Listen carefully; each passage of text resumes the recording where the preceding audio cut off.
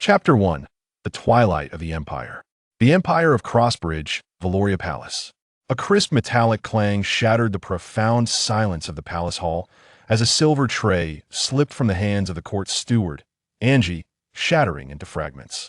Her countenance, typically composed and dignified, now radiated shock and elation. The Emperor has awakened. Her voice trembled, a blend of dreamlike disbelief and the eruption of long-suppressed excitement. Quick, instantly notified Dr. Molina and Lord Winston.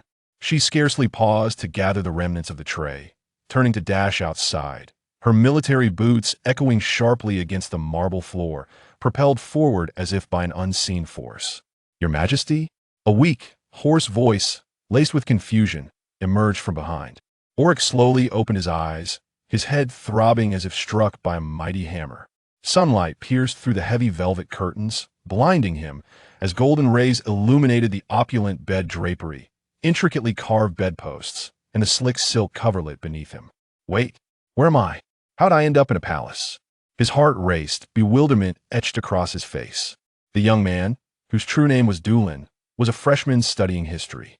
Just moments ago, he had been fervently working on his final paper in his dormitory, battling fatigue from an all-nighter, and then, in the blink of an eye, he found himself here. Before he could fully comprehend his surroundings, a torrent of overwhelming memories surged through his mind, inundating him like a tsunami.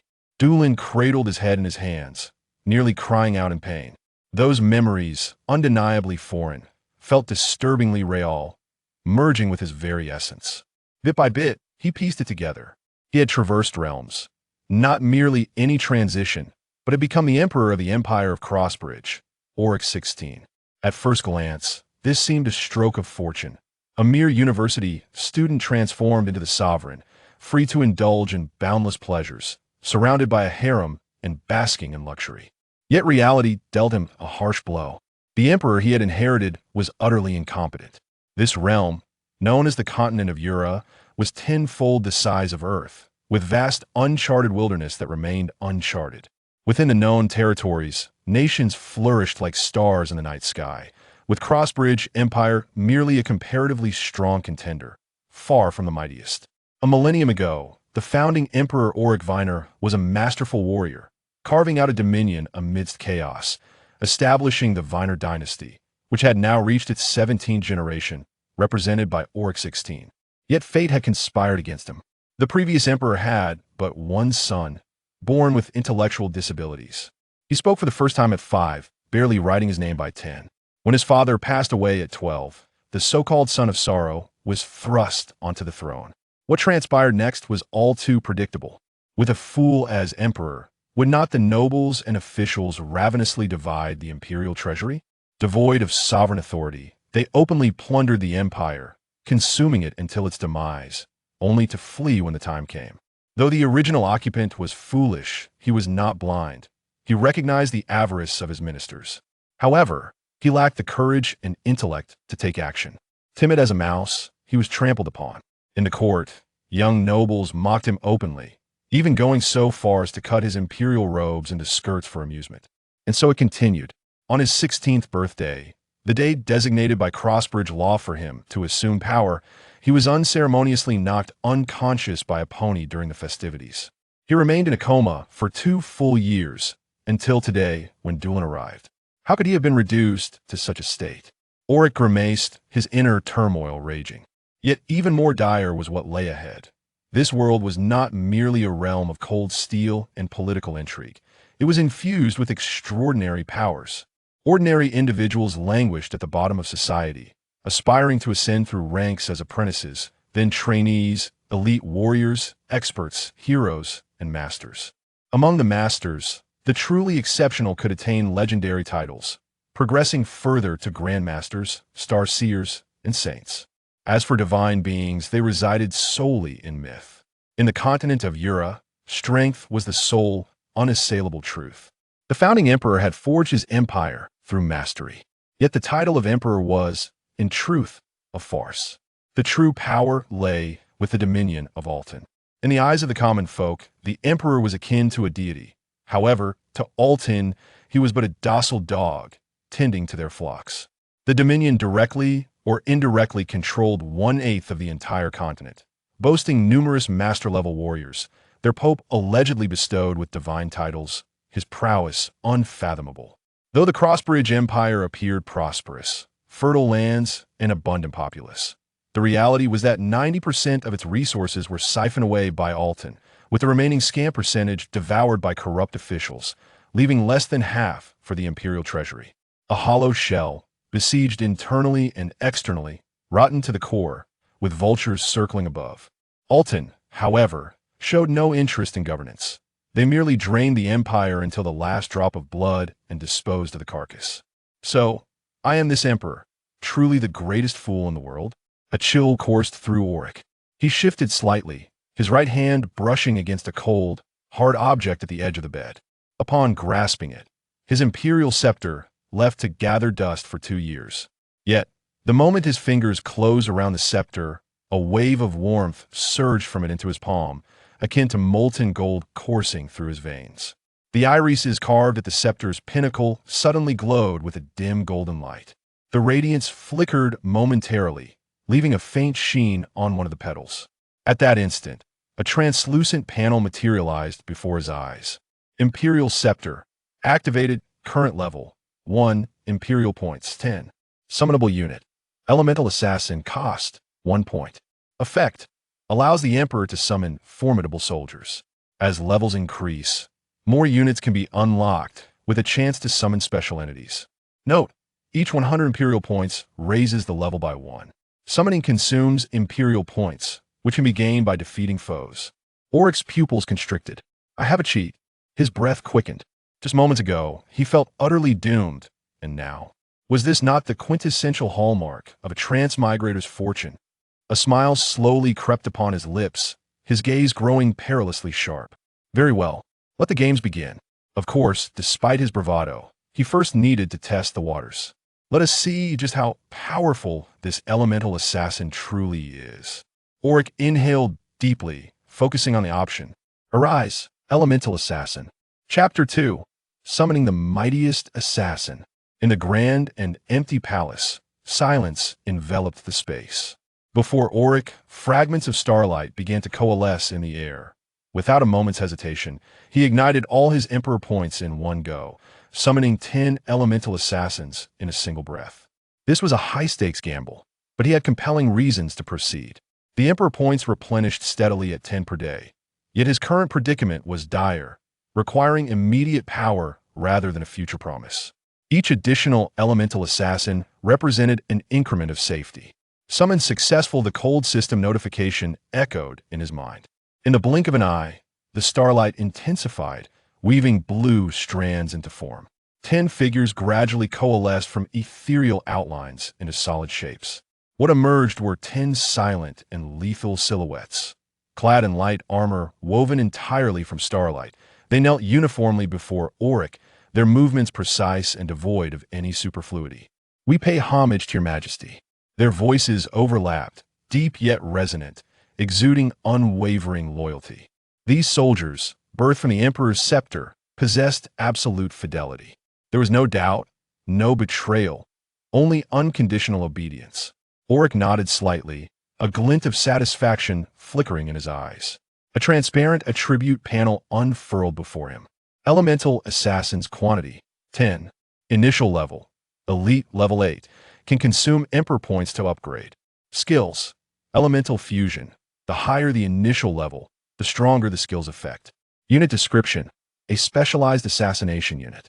Capable of fusing with surrounding elements, they can almost guarantee a kill against targets below expert level, with a reasonable chance of success against expert level foes.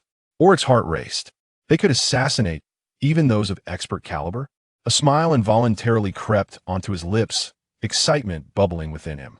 Even more astonishing was the potential for their levels to rise further.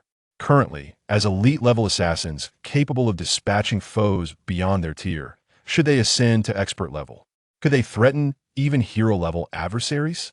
At that point, what would Orton's theocracy have to fear? Demonstrate your power, Orrick commanded coldly. No sooner had the words left his lips than the 10 elemental assassins vanished in an instant. Silent as shadows, they left no trace, save for a gentle breeze that grazed Orrick's cheek. Invisibility. No wonder they can kill beyond their tier. He narrowed his eyes, astonishment evident within them.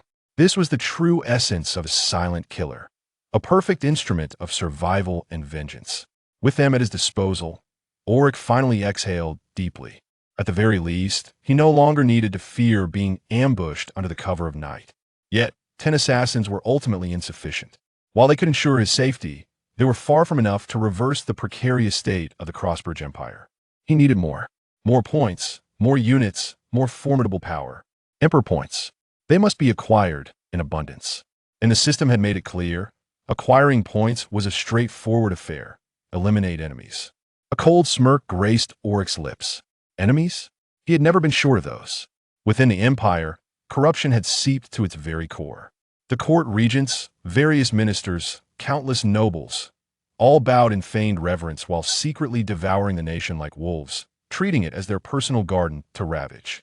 Even in the imperial capital, gangs and underground factions roamed freely. Hundreds of criminal organizations intertwined, their roots deeply embedded in every inch of the Empire's soil. They feigned deference, sweetly calling him Your Majesty. Yet behind closed doors, they plotted the Empire's ruin. Beyond the Empire's borders, rival nations eyed them hungrily. Mercenary bands, commercial guilds, and trade consortiums circled like vultures, waiting to partake in the spoils. And the most formidable adversary of all, the Orrick theocracy. Ironically, the very survival of the Crossbridge Empire hinged on the protection of Orrick. Without that shadow looming over them, they would have long been devoured, leaving no trace behind. Orrick's scorn deepened.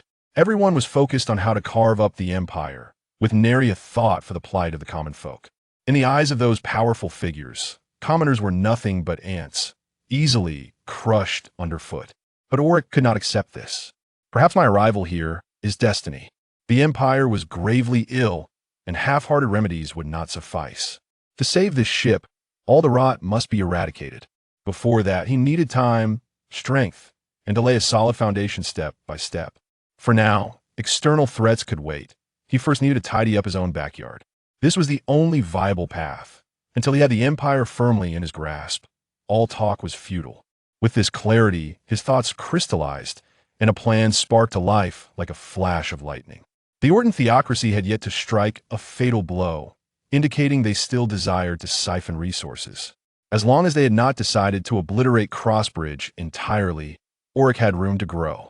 At present, there was but one priority: amass Emperor points frantically, as many as possible. As for the 10 assassins, they were sufficient for the time being. After all, the Empire had relied on mercenaries for years, and the strongest he could muster barely reached the pinnacle of elite level. His assassins not only matched that level, but far surpassed those mercenaries in lethality. Just as Orrick pondered his next course of action, hurried footsteps echoed from outside. The chamber door swung open, revealing Angie. Following her was an elderly gentleman with silver hair and keen eyes, exuding a gentle smile, alongside an elegantly robed healer, Dr. Molina. Upon seeing Orrick standing by the bedside, Angie's eyes widened in shock and delight. "Your Majesty, you're up. Quick, let Dr. Molina examine you. Please lie down and don't move, all right?" Her tone was soft, reminiscent of coaxing a child. Orrick's lips twitched. Does she see me as a 3-year-old? Yet considering the illustrious history left by his predecessor, her assumption was understandable. He straightened his back and cleared his throat. "I'm fine. Tell Dr. Molina to leave." Angie froze in place. This was the first time she had heard the Emperor speak in such an authoritative tone, entirely unlike the stammering, timid youth she once knew. She stood there, momentarily stunned. Orrick narrowed his eyes. "What? Is my command no longer binding?" Startled, Angie quickly lowered her gaze. "And no, Your Majesty, I obey." She hurriedly escorted the bewildered doctor out, leaving only the elderly gentleman behind. The old man scrutinized Orrick intently. When did His Majesty change so drastically? The timid youth who once feared his own shadow had vanished, replaced by a young man whose gaze was sharp enough to deter anyone from looking directly at him. Those eyes were the true eyes of an emperor. As the elderly man assessed Orrick, too, scrutinized him in turn. William Winston, the secretary of the Crossbridge Empire, a pillar of the royal faction. The empire had endured in recent years largely due to his considerable contributions, in the inherited memories. This individual stands as one of the few whom the former Emperor Orrick XVI truly entrusted. During the 2 years of the emperor's coma, it was this person, in the capacity of regent, who valiantly upheld the integrity of the realm, painstakingly stitching together a nation on the brink of disintegration to its current state. William Winston, Orrick spoke with a calm demeanor. It has been a long time. The elder was momentarily taken aback, then bowed deeply in respect. The awakening of your majesty is a blessing for the empire. We had long since lost hope. May the Crossbridge be spared from ruin. Orrick nodded slightly, forgoing pleasantries and addressing the matter at hand, his voice icy and authoritative. William, provide me with a detailed report on the current state of the empire. Chapter 3. Surrounded by enemies, William slowly raised his head, his aged eyes squinting slightly as he gazed at the young emperor before him. Orrick's physique remained frail, appearing as though a mere gust of wind could topple him, yet there was not a trace of weakness in his gaze. His eyes shone with the intensity of a hawk, sharp and resolute. He clutched tightly the scepter of the Crossbridge throne, a supreme token symbolizing the empire's authority. In that moment, the scepter seemed to radiate an unprecedented majesty, awakening the very air within the grand hall with its imperial aura. William's heart jolted. He was no ordinary man. He was the Secretary General of the Empire, seasoned by the tempests of politics. Yet at this moment, before his emperor, he felt an unprecedented sense of oppression, heavy enough to stifle. What on earth had transpired, Your Majesty? A fleeting doubt crossed his mind. But decades of political experience had honed his survival instincts to a razor's edge. He swallowed all his questions. An emperor may harbor secrets. An emperor may change. And he had no right to inquire. Thus, he lowered his voice and reported steadily, Your Majesty, the state of the empire is dire, particularly of late. Gangs run rampant in the capital, and the common folk suffer immensely. The Minister of Police has repeatedly requested funding, yet no improvements are evident. Comparatively, other regions have not seen significant changes since the incident involving Your Majesty. Orrick nodded slowly. It was indeed as he had surmised. Before the last drop of blood could be wrung from Crossbridge, the theocracy of Alton would never permit any external forces to intrude. However, his gaze fell upon William, and he discerned another truth. Without this elderly man's steadfast support over the years, the empire might have long since crumbled. Compared to the tall and imposing figure he remembered, William had now withered, his back slightly hunched, and his hair had turned even whiter than before. More evident was his aura. Once an expert in his prime, he had languished over the years, now inferior even to the elite assassins he had recently summoned. The implications were clear. This man had sacrificed his future and cultivation for the sake of this crumbling empire. Orrick sighed softly within. After a lengthy pause, he finally spoke. William, you have toiled greatly these years. He tightened his grip on the scepter, his voice suddenly heavy with gravity. Tell me, among the ministers in the parliament, who remains trustworthy? William's expression shifted abruptly. He straightened his posture, gravely asserting, Your Majesty, the Winston family will always stand with the royal family. You need not worry. Rest assured, Orrick replied calmly. I have never doubted the loyalty of the Winston family. He turned, gesturing to the immense map of the Crossbridge Empire adorning the hall's wall. Its once glorious territories now marred with cracks. You see, Crossbridge weakens day by day. We cannot merely stand by and watch it decay. We must take action. We must instigate change. He inhaled deeply, his eyes glinting coldly like blades. So tell me, apart from your family, whom can we trust? I refuse to be the last emperor of the Crossbridge Empire. William froze, disbelief etched on his face as he regarded Orrick. Had His Majesty seen through everything long ago? Moreover, did he genuinely wish to instigate change? A sharp pang pierced the old man's chest, and his eyes brimmed with warmth. For countless years, he had privately fantasized about the empire reclaiming its former glory. Yet, reality was merciless. Merely keeping this dilapidated vessel afloat had drained all his vigor. Revival? Transformation? Utterly impossible. What was done could not be undone. The empire had already entered its twilight.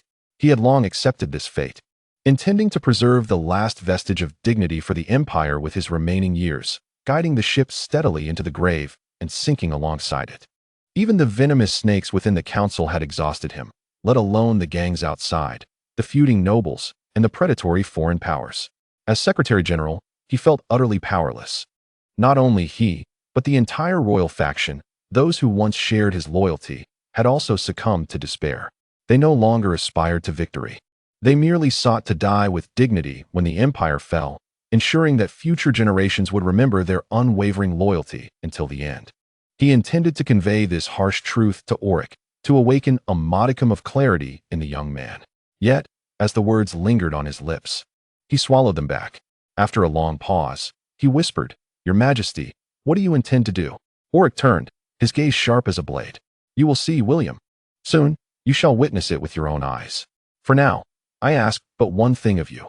Tell me, who still stands with the Viner dynasty?" William remained silent for a considerable time, contemplating carefully before he spoke.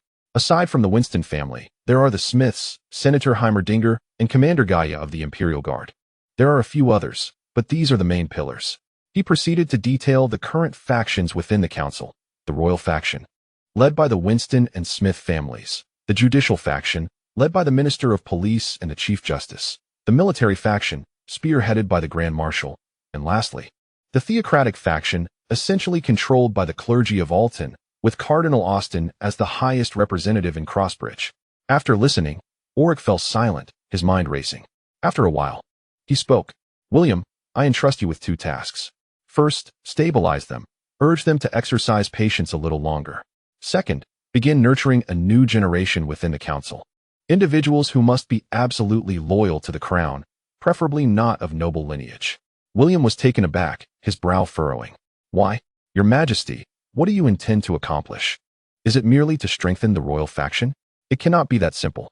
His political instincts, honed and acute, immediately alerted him that such a move would undeniably provoke wariness and hostility from all other factions. Once they perceive a threat, they are highly likely to unite and crush the royal faction, with dire consequences to follow. He hesitated for a long time, but eventually spoke cautiously. "Your Majesty, do you wish to exert pressure upon them, allowing them to once again feel the weight of imperial authority? If so, one must proceed with caution. Their strength is formidable. If cornered, they may unleash chaos." Orrick inwardly scoffed. "I have witnessed this historical cycle 1,000 times and understand it better than anyone. Furthermore, this time I possess the system. Even the so-called masterful Cardinal Austin does not intimidate me. Masterful? Merely that. I simply require time. Once I have grown, all shall be swept into the dustbin of history." "William," Orrick finally spoke, his voice as cold and unyielding as iron, "you need not concern yourself with these matters. Just ensure you accomplish what I require of you." William wished to offer further counsel, but upon meeting Orrick's gaze, burning with imperial authority, his remaining words lodged in his throat. He found himself unable to persuade further. Ultimately, he could only bow his head and withdraw. As he reached the door, Orrick's voice resonated once more, powerful and echoing throughout the grand hall, as if swearing an oath to the heavens. "William, grant me but a little time. The magnificent empire of the Crossbridge shall ultimately regain its former glory." Chapter 4. The calm before the storm. Upon leaving the Valoria Palace, William did not return home. He made his way directly to the Smith family, unwavering, burdened by an overwhelming sense of urgency. The astonishing transformation within Orrick, coupled with the perilous task assigned by the Emperor, was a weight he could not bear alone. He needed to consult the Smith family. Silence returned to the palace. In the vast hall, only Orrick remained, the desolate echoes serving as a reminder that the empire stood on the precipice of disaster. Yet, Orrick did not allow himself to remain idle. He pulled forth the stack of reports recently submitted by William, spreading them out on the table, scrutinizing each one with piercing eyes. Soon, he discerned the underlying issues. The most frequently reported problem across the regions was the rampant gang activity, with cities being thrown into turmoil by these lawless entities, leaving the populace in despair. Local police departments had attempted crackdowns, yet time and again, their efforts yielded no success. Consequently, they naturally presented their reports to Parliament, lamenting and clamoring for treasury allocations, claiming they required personnel and resources to eradicate the gangs completely. Orrick's jaw tightened. One need not be particularly astute to recognize this as mere sleight of hand. Even if the treasury did allocate funds, how much would genuinely be directed toward the cause? The bulk would surely be pocketed first. As for those gangs, Orrick suspected many were nurtured by these very officials, a detestable swarm of parasites. He clenched his fist, his knuckles turning white. However, two other matters within the reports caught his attention. The first was regarding his marriage. His fiancée, Josephine of the Tasher family, is renowned throughout the empire as an exquisite beauty, a dream for countless noble youths who aspire to wed her. The Tasher family is one of the most powerful clans in the Crossbridge, and by all accounts, their union should have been arranged long ago. Yet, when Orrick first arrived in this world, the former emperor lay in a comatose state. The Tasher family evidently had other plans, leading to a series of postponed wedding dates. Orrick's lips twitched slightly. Others might envy him for the prospect of marrying such a stunning beauty, but in his memories, Josephine was merely a snot-nosed little girl frolicking in the palace gardens, hardly the dazzling noble flower she was made out to be. Frankly, he cared not at all. However, there was a second matter that weighed heavily on his mind, one of great consequence concerning the imperial capital of Ailander. Reports indicated the emergence of a peculiar gang known as the Black Fish Gang, distinct from ordinary street thugs, as it included awakened individuals. Once they established their foothold, the Black Fish Gang spread like a plague. Engaging in extortion, bullying the weak, and practicing usury, they drove families to the brink of despair. Men unable to repay their debts were sold into slavery, while women were dragged into their dens and taverns, reduced to mere playthings for amusement. Most appalling was their establishment of the only tavern in Ailander that welcomed orcs, a place infamous for its debauchery. There, they served human flesh as a delicacy for the orcs, and the source of this meat was a topic that none dared to speak of aloud. Orrick trembled with fury, his fists clenched so tightly that his nails dug into his palms. Beasts, this was worse than the actions of mere beasts. Yet, amidst his seething rage, a sliver of calm remained within him. The audacity of a gang harboring awakened individuals, and right in Ailander, was indeed suspicious. It is worth noting that the capital is directly overseen by His Eminence, the Cardinal Austin, the highest cleric of the theocratic nation. How could awakened individuals brazenly infiltrate a gang without his notice? Was there a greater power backing them? If so, which faction could it be? Orrick narrowed his eyes. It mattered not who was behind it. Those who dared to sow chaos in his capital would be uprooted without exception. He rose abruptly and strode towards the palace walls. Standing atop the towering battlements of Valoria, he gazed intently across the inner city, his sight piercing through to the outer city where the gang had taken residence. His voice then sliced through the night air like a drawn blade, imbued with the undeniable authority of an emperor. Annihilate the Black Fish Gang with the most ruthless methods. Flay them alive, stuff their skins with straw, and display them upon spears throughout the city for all to witness. As his words echoed, the assassins sprang into action. 2 remained by his side as guards, while the other 8 vanished into the shadows, disappearing like morning mist. The command had been issued. The hunt had commenced. Yet, Orrick's thoughts did not waver. The gang has developed to such an extent that it is evident someone is backing them. The police chief's acceptance of bribes is practically a foregone conclusion. Moreover, this police chief is no ordinary official. He is one of the closest confidants of the war minister. Knock. This raises the question, does the shadow of the Black Fish Gang extend all the way to the minister himself? Orrick clenched his teeth. Meanwhile, at another location within the city, the headquarters of the Imperial Guard, Commander Gaia wore a grim expression. After a prolonged silence, he turned to his deputy and spoke. Harland, intelligence indicates that gang activities in the outer city are becoming increasingly rampant, particularly the Black Fish Gang, whose malevolence grows bolder by the day.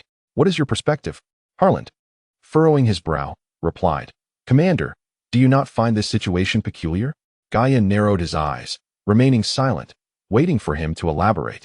Harland leaned in, lowering his voice with palpable tension.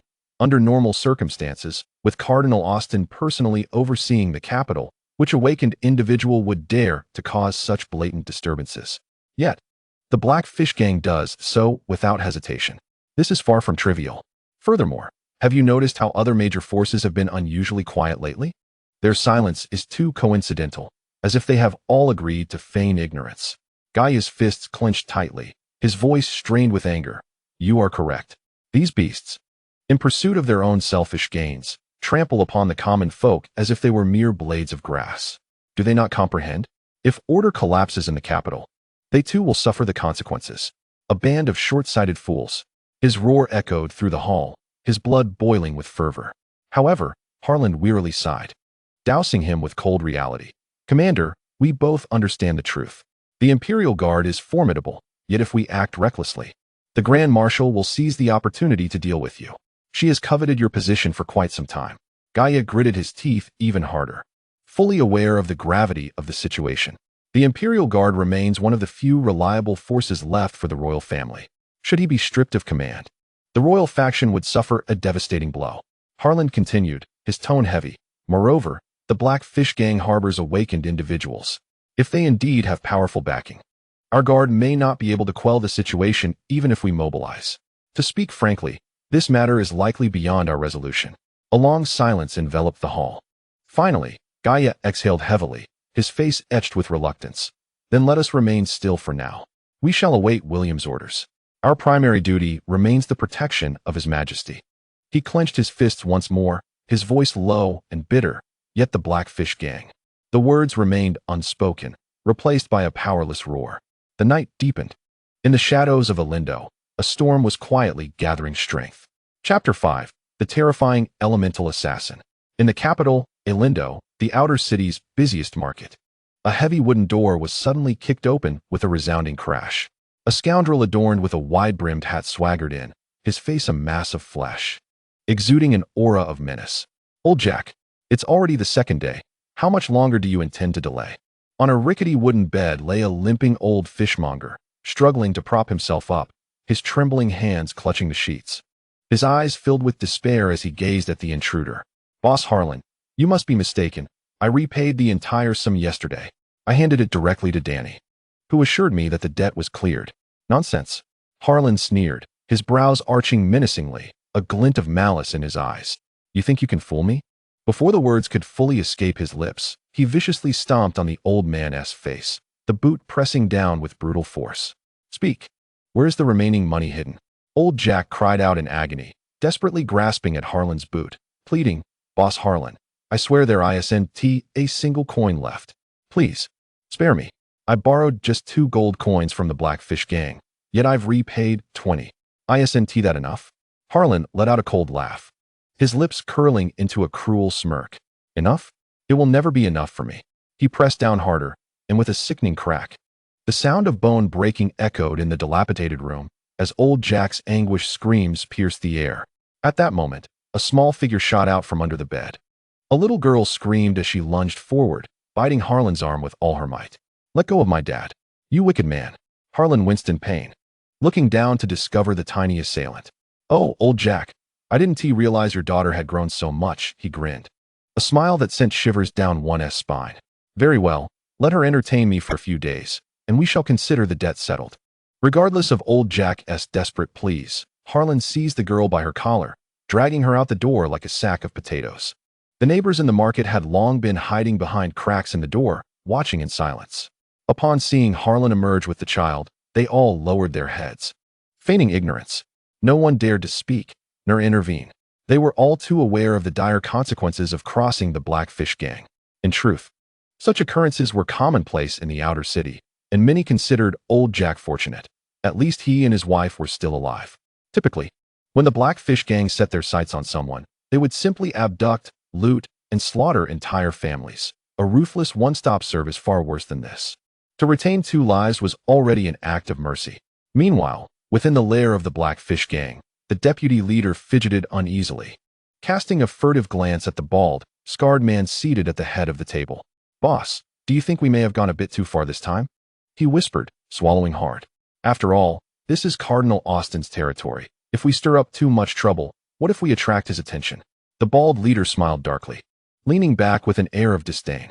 What is there to fear? Our people embedded here are more than prepared. Do you think he is unaware of Austin? He scoffed coldly. Either he had already reached an agreement with Cardinal Austin, or Cardinal Austin himself was an integral part of the plan. Moreover, if they truly intended to eliminate us, how would they continue to extract funds for security from the treasury in the future? The vice leader's expression remained tense, his eyes betraying profound concern. Boss, I fear that once they have exhausted our worth, they will unceremoniously cast us aside, leaving us to our fate without anyone to care. The bald man's smile faded, his gaze darkening. He was no fool. He shared the same apprehension. However, before he could voice his thoughts, a disdainful chuckle echoed from the entrance. Bennett, you overthink things. The voice was youthful and clear, dripping with unabashed mockery. The onlookers recoiled like startled pigeons. No wonder they lived in constant fear. The grand doors creaked open. 3 figures strode in, adorned in sumptuous silk robes, exuding an aura of noble elegance. Yet the invisible pressure they radiated weighed heavily upon the gathered crowd, rendering them breathless. "Master, what brings you here in person?" The bald leader and the vice leader immediately fell to their knees, their foreheads nearly kissing the ground. These 3 individuals were shrouded in mystery. Yet their aura of awakened power was terrifying. Even the notorious leaders of the outer city dared not breathe loudly in their presence. The swift rise of the Black Fish Gang, seizing territory and engaging in plunder, was entirely reliant on the backing of these 3. The youth with chestnut hair, handsome yet aristocratically aloof, spoke with a chilling tone. "Your task is simple. Incite chaos, turn the outer city upside down. When the time is right, you shall be allowed to depart." He waved his hand nonchalantly, his tone imbued with an undeniable authority. "Obey, and you shall be rewarded. Disobey, and you know the consequences." The bald leader hastily offered a smile, nodding fervently as if pecking at grains. Yes, master, rest assured, we will comply." The youth's lips curled in a smirk, arrogance radiating from him. It was this very haughty demeanor that further rendered the leader submissive, like a dog. He was not an ally. He was the master, and they were mere hounds. "From now on, escalate your actions," the youth continued. "The greater the turmoil, the more the treasury will bleed, and military funds will be released. The secretary is aging, and will not last much longer. Once the empire falters, he will have no choice but to carve flesh from the palace. At that point, the royal family will be left gasping, awaiting collapse." The bald leader chuckled nervously, eager to pledge his loyalty. Indeed, master is right. We have already dispatched people to work on it, and results will come soon. Please trust us, we will not disappoint you." The youth's lips curled slightly upward. The royal family was finished, merely a plaything upon the table. The longer they could toy with it, the more amusement it would bring. The bald leader was about to flatter him further when, at that moment, a whisper of wind suddenly swept through the hall, so faint it was almost imperceptible. In the blink of an eye, the vice leader's head soared into the air, blood spraying forth, staining the ground a deep crimson. The entire hall froze in an instant, every face turning pale with terror. What would have happened? The bald leader's eyes widened, his breath caught in his throat. The hall was empty, devoid of shadows, assassins, or anything at all. Yet the vice leader lay lifeless. A second gust of wind swept through, and the awakened one with chestnut hair froze abruptly, terror igniting in his eyes. "An assassin!" he roared, his wrist crackling with lightning, arcs of energy dancing wildly, illuminating the hall in a ghastly white. He lunged forward, intent on seizing the nearly imperceptible shadow. But as he took a single step, a chill coursed through his leg, a cut as fine as a hair. Agonizing pain followed. "Ah!" He screamed in agony as he collapsed, his leg severed at the thigh, blood gushing forth and staining the ground. The 2 other awakened ones were thrown into chaos, flames and frost swirling dangerously in their hands.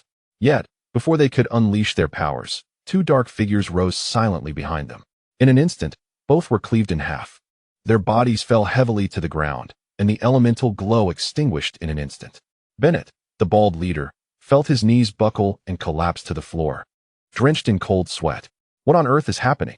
His mind was a blank slate. There were no assassins, nothing in the hall. Yet the vice leader was dead. 3 awakened ones slain, all within mere moments. This was no human, this was a ghost. A silent, shadowy specter. The instinct to survive propelled him to scramble to his feet, desperately rushing toward the exit. But after just 2 steps, a silver flash zipped before his eyes. A dagger pierced precisely through his right eye, emerging from the back of his skull. His body convulsed once before crashing heavily to the ground. The lair of the Black Fish Gang fell into a profound silence once more, save for the unseen assassin, whose footsteps were as light as the wind, seamlessly melding into the night. Chapter 6. Ascending 9 levels in one breath. In the blink of an eye, the room had transformed into a sea of blood. Apart from those few awakened ones, the entire Black Fish Gang had been mercilessly slaughtered. It was a one-sided massacre, executed with such swiftness that it ended in mere moments. The battle never truly having begun before it concluded.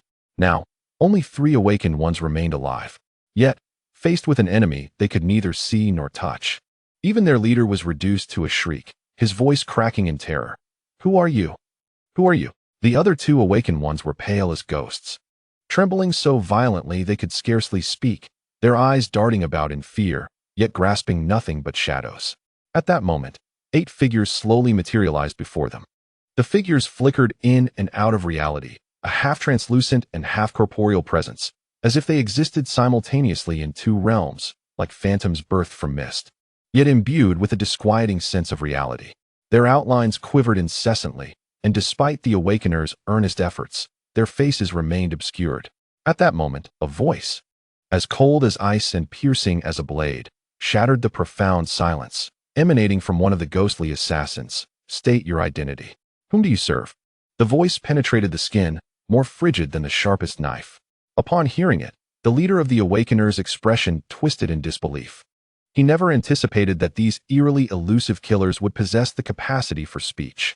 He had initially presumed these spectral beings to be mere puppets crafted by some alchemical master. Yet now, terror gripped him as he realized they were not puppets, but living beings.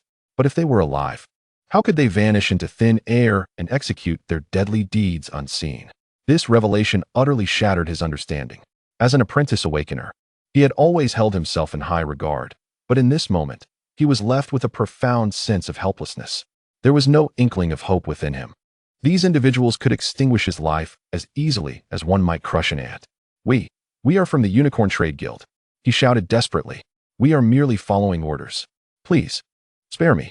The assassin's voice rang out once more, merciless as an icy blade. So, you admit that the disturbances in the outer district are orchestrated by the Unicorn Trade Guild? At this juncture, the Awakener had completely unraveled, his will disintegrating like rotting wood. And he divulged all he knew. No, it is not solely the Unicorn Trade Guild. Our operations in the outer district are in collaboration with the city's police department. I have revealed everything. I implore you, grant me my life. However, the elemental assassins displayed no interest in his pleas for mercy. Their sole duty was to extract the intelligence desired by their master. Once the information was secured, one of them slightly tilted his head and coldly commanded, in accordance with the master's orders, eliminate them all. The Awakener's pupils constricted. A master? In an instant, a buzzing filled his mind. Wasn't he the current emperor of the Crossbridge Empire, that incapacitated fool? Could it be that these terrifying specters were his subordinates? Before he could fully process the thought, his body was abruptly lifted off the ground, a searing pain tearing through his neck. Looking down, he saw blood gushing from his throat like a fountain. No, please, he uttered in a muffled whimper. In response, only the chilling sound of a blade being drawn echoed, crisp and unrelenting in the night. No one, absolutely no one, could have foreseen such a brutal and bloody massacre occurring within the lair of the Blackfish gang. The screams and desperate wails reverberated throughout the courtyard for a full half-hour, rising and falling, until they gradually faded into silence. Once the deed was done, the elemental assassins methodically dragged in a cart full of straw, silently and systematically executing the remaining orders of their master. Once their tasks were completed, the Blackfish gang stuffed the dismembered bodies, grotesquely mutilated, with straw, preparing to display them at the highest point of the city wall as terrifying scarecrows. Within the palace of Valoria, perched atop the towering walls, Orrick gazed into the distance, holding his scepter. At this moment, the elemental assassins should have already made their move. If all proceeded smoothly, the Blackfish gang would soon be eradicated from existence. As these thoughts crossed his mind, a cascade of luminous notifications suddenly erupted before him. Emperor points. 10 Emperor points. 10 Emperor points. 10. The notifications continued to flood in like a torrential waterfall, causing Orrick's eyes to gleam with astonishment. Indeed, the elemental assassins had succeeded. Moments later, the alerts ceased. Orrick glanced at his current total of Emperor points, a staggering 120. The task was utterly complete. He was astounded by the speed of it all. Merely 2 or 3 hours had elapsed since he had issued the order. Just locating the Blackfish gang stronghold would have consumed considerable time, yet the mission had concluded. The efficiency was nothing short of frightening. Moreover, this was merely the result of 8 elemental assassins. Orrick's throat tightened as his mind spiraled into unbidden fantasies. What would it be like if their numbers multiplied 10-fold, 100-fold, 1,000-fold, or even 10,000-fold? The mere thought left his lips parched. What he did not realize was that the true efficiency of the elemental assassins exceeded even his wildest imaginations. From the moment they locked onto their target to the annihilation of the entire Blackfish gang, the entire operation took less than an hour. The remainder of the time was spent meticulously following orders to skin the victims alive and stuff their corpses with straw. At that very moment, Orrick suddenly felt something within him awakening. His combat prowess surged. A wave of intense warmth erupted from his chest, rapidly coursing through his limbs. Instinctively, he clenched his fists, acutely aware of the power surging through his veins. Ninth tier. He widened his eyes in disbelief. He had never anticipated that the actions of his assassins would also elevate his own strength. Only those who can sense the existence of energy are deemed to have truly crossed the threshold between mere mortals and awakened beings. And now, Orrick felt it distinctly. Though the energy was still faint and diminutive, it undeniably resided within his chest, akin to a flickering flame, propelling him to the threshold of the ninth tier. This was utterly extraordinary. Just moments ago, he had been an ordinary individual, powerless and unassuming, and in the blink of an eye, he had transformed into an awakened being. Then, another notification illuminated before him. Alert! Your strength will increase alongside the units you command as they eliminate enemies. Is it truly so? Orrick murmured to himself, momentarily taken aback, before an uncontrollable smile crept across his lips. Under normal circumstances, for an awakened being to elevate their level, they would endure years of arduous training, with countless individuals growing old in pursuit of just a modicum of energy. Alternatively, they might rely on fortuitous encounters with divine artifacts or rare treasures to break through. Yet, nearly everyone chooses the first path, enduring hardships and toil, because reliance on external forces ultimately proves unreliable. However, Orrick, for reasons unknown, has inexplicably embarked upon a third path. He need not lift a finger or engage in grueling training. He simply instructs his assassins to carry out killings, and his power ascends effortlessly. The presence of 8 elemental assassins brings forth such bountiful rewards. Should his army swell to thousands or even hundreds of thousands in the future, would he not become invincible? This thought ignited a fervor within him, his blood boiling, heart racing, and chest heaving, unable to suppress the smile that danced upon his lips. In this moment, Orrick had never felt such exhilaration. His gaze fell once more upon the ever-increasing Emperor points, his eyes ablaze with fervor. Chapter 7. The royal guard most were oblivious to the encroaching darkness, as the weight of night gradually enveloped the imperial capital.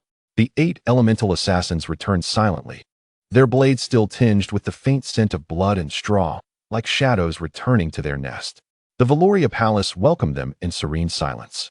Orrick summoned the panel of his assembled troops, and luminous words materialized before his eyes. Elemental assassins, quantity, 10. Initial level, elite level 9, can consume Emperor points to further enhance level.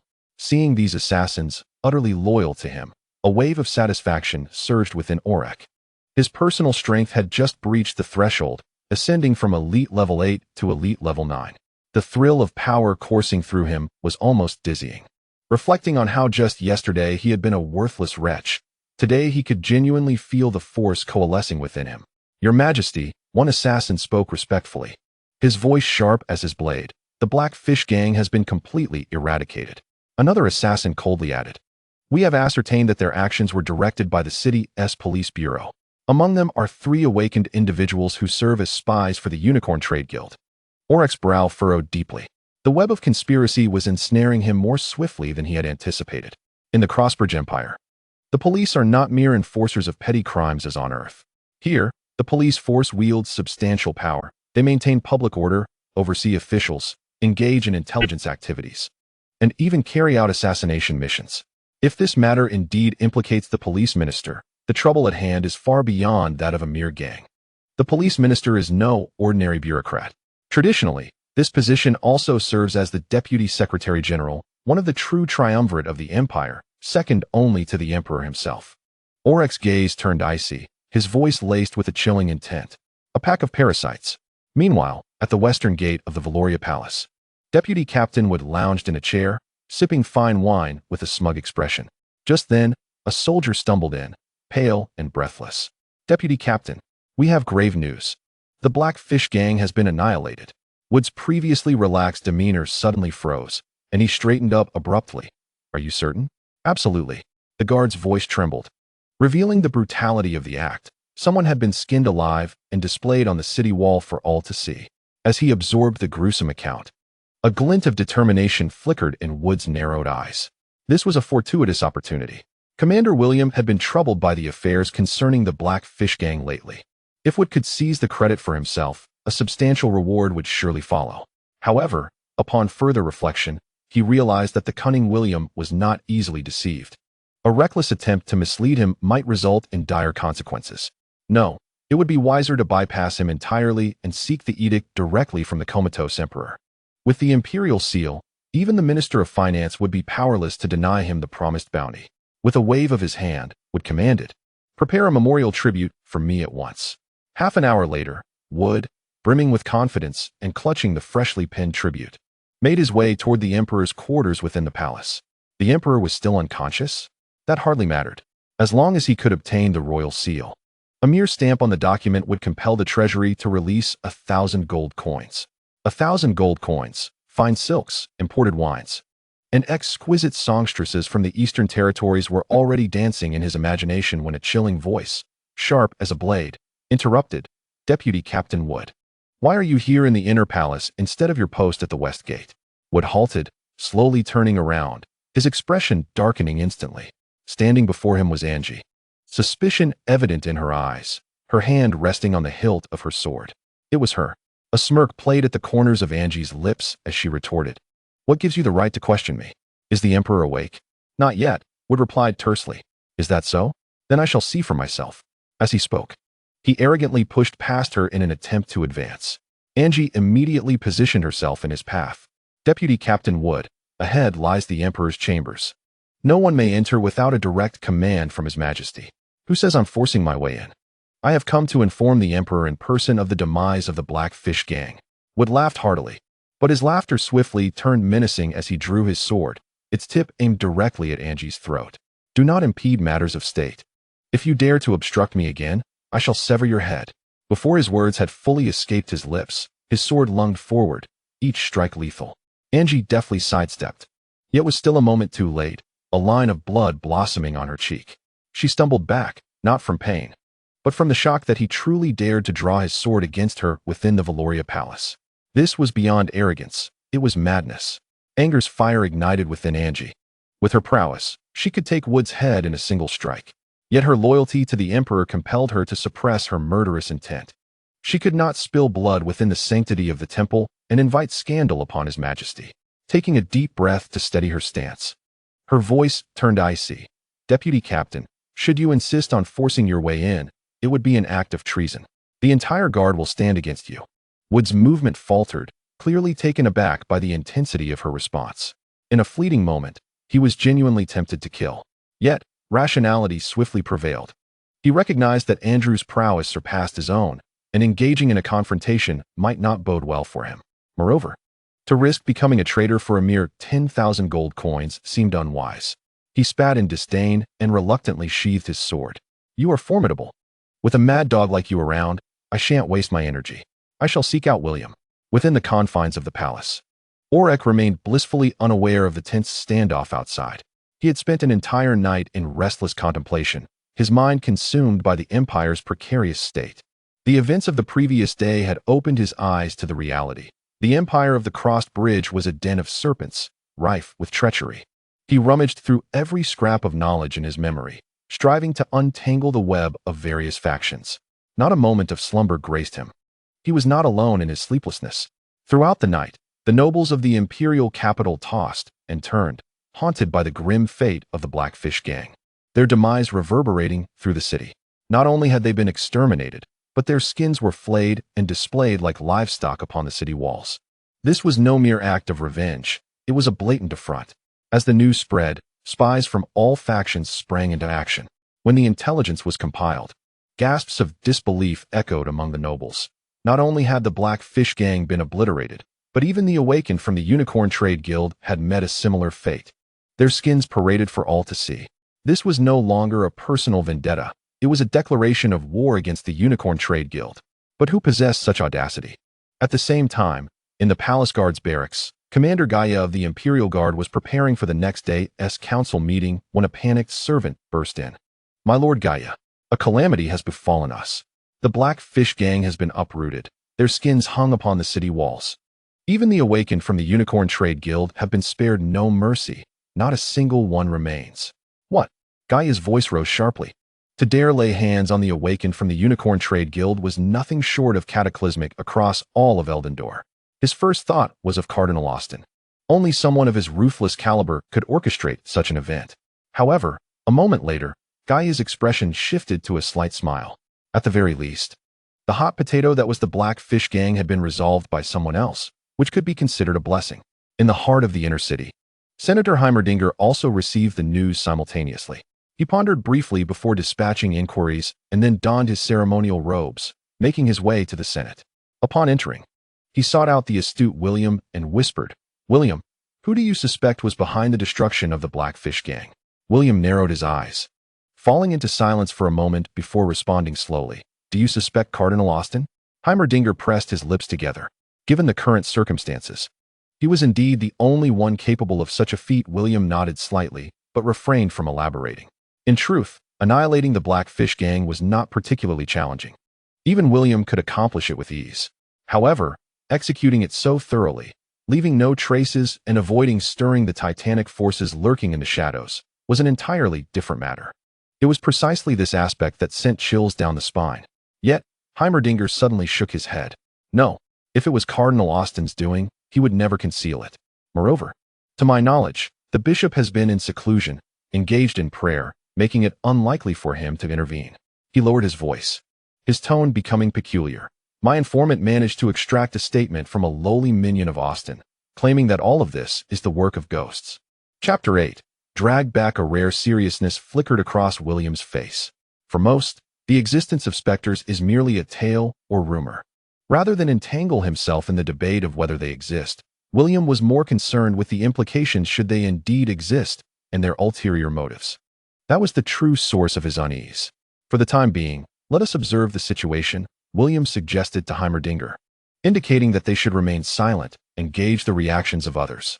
After a moment, he seemed to recall something and added, "There is another matter you may not yet be aware of. His Majesty has finally awakened from his long slumber, albeit with a rather peculiar temperament.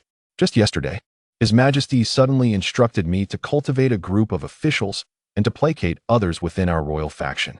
Heimerdinger's interest was piqued. So His Majesty wishes to strengthen our influence?" William shook his head, his expression grave. "I cannot articulate it clearly, but I sense a change in him since his awakening. What do you think, Heimerdinger?" After a moment's contemplation, Heimerdinger replied calmly, "Since it is His Majesty's command, we shall comply. Moreover, we do indeed need to bolster our strength." Within the Valoria Palace, Orrick opened his eyes, and today's allocation of 10 imperial points had arrived. He had no intention of saving these newly acquired points and promptly summoned 10 elemental assassins. In a flash of light, the 10 assassins materialized before him. However, unlike the previous day's batch, this time the newly summoned were merely elite level 8, while the 8 who had executed the previous mission had ascended to elite level 9. With this augmentation of strength, Orrick felt considerably more assured. At this pace, it would not be long before he commanded a truly formidable army. Yet, he still deemed their levels too low and resolved to find a way to upgrade the imperial scepter. Having made up his mind, Orrick instructed the assassins to conceal themselves. Today was the day of the court assembly, and he intended to make an appearance, allowing the various factions to witness him while also observing their reactions. However, as he prepared to depart, he discovered that Angie was missing. How strange. Wasn't she always by his side, shadowing him like a specter? He stepped out of his chamber and looked around, yet no sign of her was in sight. Furrowing his brow, he immediately commanded his guards to find her. Moments later, Angie appeared, but she kept her head lowered, as if afraid of being discovered. "Your Majesty, did you call for me?" she inquired softly. "Come with me to the court assembly," Orrick replied casually, but he instantly noticed her unusual demeanor and frowned. "Look up." Angie's complexion paled slightly, yet she dared not disobey, slowly raising her head. When Orrick saw the fresh crimson scab on her face, his expression darkened instantly, and a fire of fury ignited in his eyes. "Speak. Who did this?" "Your Majesty, it is nothing," Angie murmured, lowering her head once more. What do you mean by nothing? Are you defying the decree? Orrick's voice was cold and unyielding, imbued with the undeniable authority of an emperor. Angie, with no choice, whispered back, "Your Majesty, please do not be angry. Yesterday, I offended Captain Wood, and it was my fault." She wished to keep the matter contained, aware that the emperor had only just awakened and bore a heavy burden. She did not want to add to his troubles. However, upon hearing this, Orrick's gaze sharpened dangerously. Captain Wood of the Royal Guard was also a confidant of the Minister of War, Nock. The Minister of War wielded command over military operations and campaign strategies. Although he often clashed with the Grand Marshal, he maintained a close alliance with the Minister of Police. His status, slightly inferior to that of the Minister of Police, was nonetheless far beyond Orrick's capacity to challenge at present. In plain terms, even if Wood were to kill Angie on the spot, the Emperor could only watch helplessly. This was the predicament of the royal family. No wonder Angie wished to conceal this, not wanting to place him in a dilemma. But the situation had changed. "Rise. I am aware you have suffered greatly," Orrick spoke softly. Angie was taken aback, her usually haughty visage revealing a flicker of grievance for the first time. She had not anticipated the Emperor's understanding, nearly moved to tears. Orrick could easily envision the extent of her humiliation from the previous day. Merely contemplating it ignited a fierce blaze within his chest. Angie was his personal guard, and her disgrace was akin to a slap in his own face. Did they truly believe he was still the weak, easily bullied emperor of old? Damn it, did they think him so trifling? "Come with me," Orrick commanded coldly, leading Angie and the guards directly towards the western gate of the palace. This gate happened to be under Wood's watch. "Your Majesty, perhaps we should reconsider," Angie suggested quietly. "Silence," Orrick rebuked. Under his lead, they swiftly reached the western gate. Wood, the gatekeeper, immediately noticed Orrick, stunned. "The Emperor has awakened? Captain Wood of the Royal Guard pays his respects to your Majesty." Wood hurriedly knelt. Orrick regarded him coolly, swiftly discerning the other's prowess. No wonder he had ascended to the rank of deputy captain. He was indeed of elite caliber, first tier. "Remain kneeling," Orrick instructed blandly. Wood furrowed his brow, yet dared not act out within the palace and complied. "Wood, you have intruded upon my private quarters and laid hands upon Angie. Is this true?"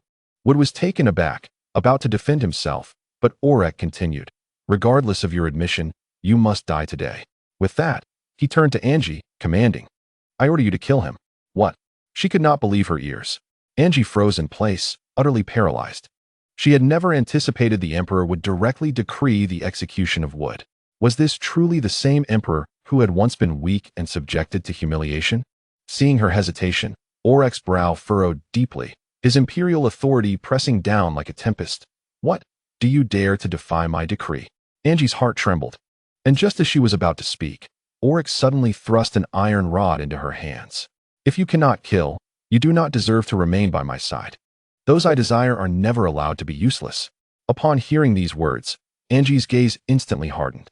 She took hold of the iron rod and raised it high. "Angie, do you dare strike me?" Wood exclaimed in disbelief, his voice echoing. The iron rod came crashing down heavily. Chapter 9. Drag him away.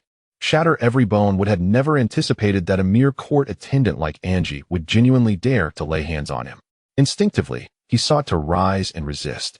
However, before he could act, Orrick's icy voice doused his rebellious spirit like a bucket of cold water. "If you dare to resist, I will annihilate your entire lineage." These words rendered Wood frozen in place, his body stiffening, his mind blank, as a sudden terror seized his heart. In that fleeting moment, Angie's iron rod struck fiercely against his thigh. A heart-wrenching scream erupted from Wood's throat, his body convulsing violently from the excruciating pain. Yet, Angie hesitated. She was acutely aware of Wood's sensitive status and felt a deep-seated fear regarding the consequences. Her gaze turned towards Orrick, pleadingly. However, what she beheld was the Emperor's merciless gaze, sharp as an icy blade. That glance sent a chill down her spine. In that instant, she comprehended his intent entirely. With gritted teeth, Angie raised the iron rod once more, this time aiming for Wood's head. Wood sensed the breath of death. Fear erupted within him like a volcano, tearing apart his remaining composure. "Do you dare to kill me? I will surely destroy you," he roared, his voice shattering with terror. In a frenzy of despair, Wood twisted his body, narrowly evading Angie's lethal strike. His hand instinctively drew the sword from his waist, and with a furious cry, the blade carved a deadly arc towards Orrick's head.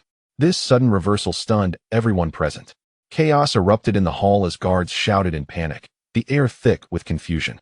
Angie and Orrick's other attendants snapped back to reality, their first instinct being to protect their emperor. Yet, they overlooked a crucial fact. Wood was an elite warrior. When he struck with all his might, his speed was astonishing, far surpassing their ability to intercept. Even Angie, positioned closest, realized she was a moment too late. Her eyes widened in horror. "Your Majesty, be careful." However, Orrick remained unmoved. From beginning to end, he stood his ground, not retreating even a single step. There was no trace of fear on his face, only a cold, disdainful smile playing at his lips. At that precise moment, a gentle breeze swept past Wood's back. In the next instant, his limbs contorted at strange angles, bones snapping in succession with a resounding crack. Wood let out a chilling scream that echoed throughout half of Valoria Palace, sending shivers down the spine. How audacious it was for the Whitlock family to dare raise a sword against the Emperor. Orrick's voice was as cold and authoritative as thunder. "Guards, break his bones, flay his skin, and return his mangled remains to the Whitlock family. I demand an explanation for this affront." Simultaneously, he commanded the Imperial Guard to surround the Whitlock estate. "No one shall enter or exit without my command." Angie stood frozen in shock, her eyes wide with disbelief. She could scarcely comprehend what she had witnessed. Never had she imagined her emperor would transform into such a fearless, imposing, and ruthless figure. The cowardly and ineffectual man she once knew seemed utterly vanished, replaced by a completely unfamiliar persona. After a brief moment of distraction, Angie's heart raced, a new light flickering in her gaze as she beheld Orrick. Respect, awe, and even admiration were unmistakably etched upon her features. Yet, questions still lingered in her mind. Who had struck just moments ago? Who had so effortlessly neutralized Wood's lethal blow? Angie had seen nothing but a whisper of wind, and Wood had crumbled into ruins. This astonishing power sent tremors through her being. "Long live your Majesty," Angie cried, bowing deeply. Her voice trembled with excitement, tinged with the threat of tears. For years, she had served Orrick, enduring countless humiliations. She had swallowed her pride time and again, convincing herself that the Emperor's weakness left her no choice but to endure. But this time was different. Her Emperor had risen, not only standing up for her, but punishing those who dared to harm her. His wrath was for her sake. For the first time, Angie felt her long-frozen heart begin to thaw, warmth flooding into a place she believed long dead. Yes, her emperor had changed. Yet perhaps this transformation was not a misfortune. Outside the western gate, several imperial guards pinned Wood to the ground. Under Orrick's frigid gaze, they raised heavy hammers and struck fiercely at Wood's legs. The sharp crack of shattering bones mingled with the splatter of blood and flesh. As Wood's thigh was reduced to a pulpy mass, Wood screamed again, his voice tearing through the air, his face contorted in agony, eyes bloodshot with deep-seated hatred directed at Orrick. Those soldiers who had once been comrades to Wood averted their gazes, fear gripping their hearts. They trembled, terrified of being caught in the crossfire of Orrick's wrath. The hammer fell again and again, each strike shattering a bone. Wood's body convulsed violently, his limbs utterly destroyed, reduced to fragments. The scene was gruesome and brutal, sickening to behold. Even the soldiers carrying out the orders felt their stomachs churn. Yet, beneath Orrick's piercing gaze, no one dared hesitate or plead for mercy. At last, as Wood was reduced to little more than a battered shell, a figure emerged from the distance. Tall and broad-shouldered, he exuded an air of authority, accompanied by a retinue of over a dozen guards. The soldiers immediately halted their actions, recognizing the newcomer without hesitation. It was none other than Nock, the Minister of War of the Crossbridge Empire. Nock's icy gaze swept across the scene, landing upon the soldier still clutching the iron hammer. With a brief gesture, he commanded the soldier to withdraw. Yet, the soldier hesitated, turning to cast a doubtful glance at Orrick, who stood with his back to the crowd, radiating an overwhelming aura of control. Nock's expression darkened. His eyes shifted to Orrick, scrutinizing him for a prolonged moment, before signaling his subordinates to approach in an attempt to lift Wood from the ground. As salvation appeared, Wood's fading consciousness sparked with hope. Like a drowning man grasping for a lifeline, he hoarsely cried out, "My lord, save me."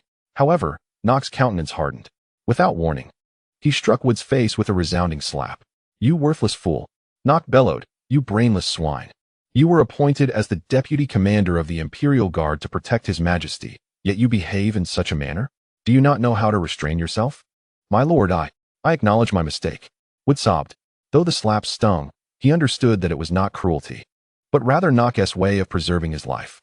Thus, Wood chose silence and endured the pain. Nock snorted disdainfully as he strode toward Orrick, offering a perfunctory bow. His demeanor was respectful yet devoid of sincerity. I pay my respects to your majesty, he declared. Orrick remained unresponsive, a faint smirk of derision playing at the corners of his lips. In truth, he had anticipated this moment. He knew that once Wood fell, Nock would not remain idle. Yet, unbeknownst to Nock, Orrick had deliberately spared Wood's life to ensnare him. The Minister of War, Nock, was, in fact, a loyal subordinate of the Minister of Police.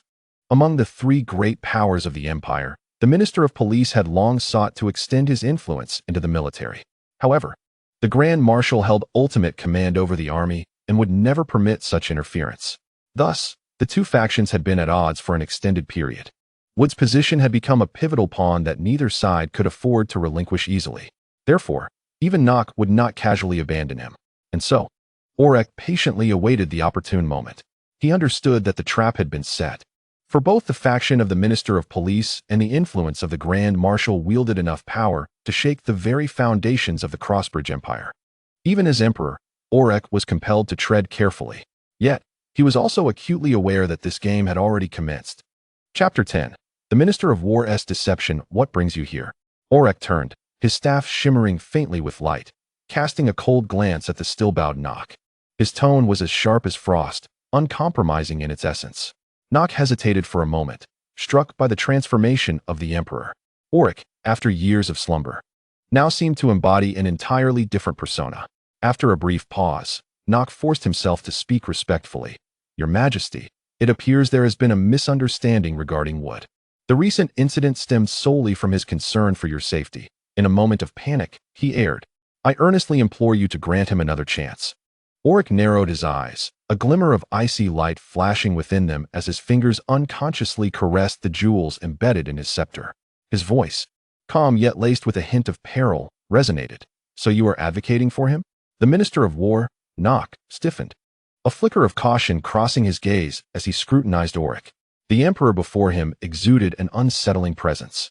This man was no longer the feeble ruler of years past. The current Orrick was composed, even radiating an oppressive aura that stirred a profound unease within Nock's heart. Your Majesty, Nock finally spoke again. Wood has been unwaveringly loyal to you throughout these years. His recent actions were merely impulsive. I beseech you to grant him another opportunity. I assure you that I will personally restrain him and provide you with a satisfactory explanation. At these words, Orrick internally scoffed. Loyalty? That man had drawn his blade, nearly striking me, and yet you proclaim him loyal? Merely an error born of impulse. Do you truly consider me a fool? Orrick's displeasure deepened. A mere Minister of War dared to lecture him, as if he were some naive child. Do you know who I am? Do you recall who established this empire? You need not intervene in this matter, Orrick said coldly. Wood's attempt on my life has already earned him a death sentence. Do you intend to defy my command? This so-called ineffectual emperor had the audacity to confront him? A flicker of displeasure crossed Nock's face, but he quickly concealed it. Your Majesty, I urge you to reconsider. Wood has consistently demonstrated his loyalty to you. Should you deal so harshly with him, do you not fear it will chill the hearts of your subjects? My words are only for your benefit. Orrick nearly laughed. For my benefit? His statement was a blatant threat, though Nock's tone was respectful.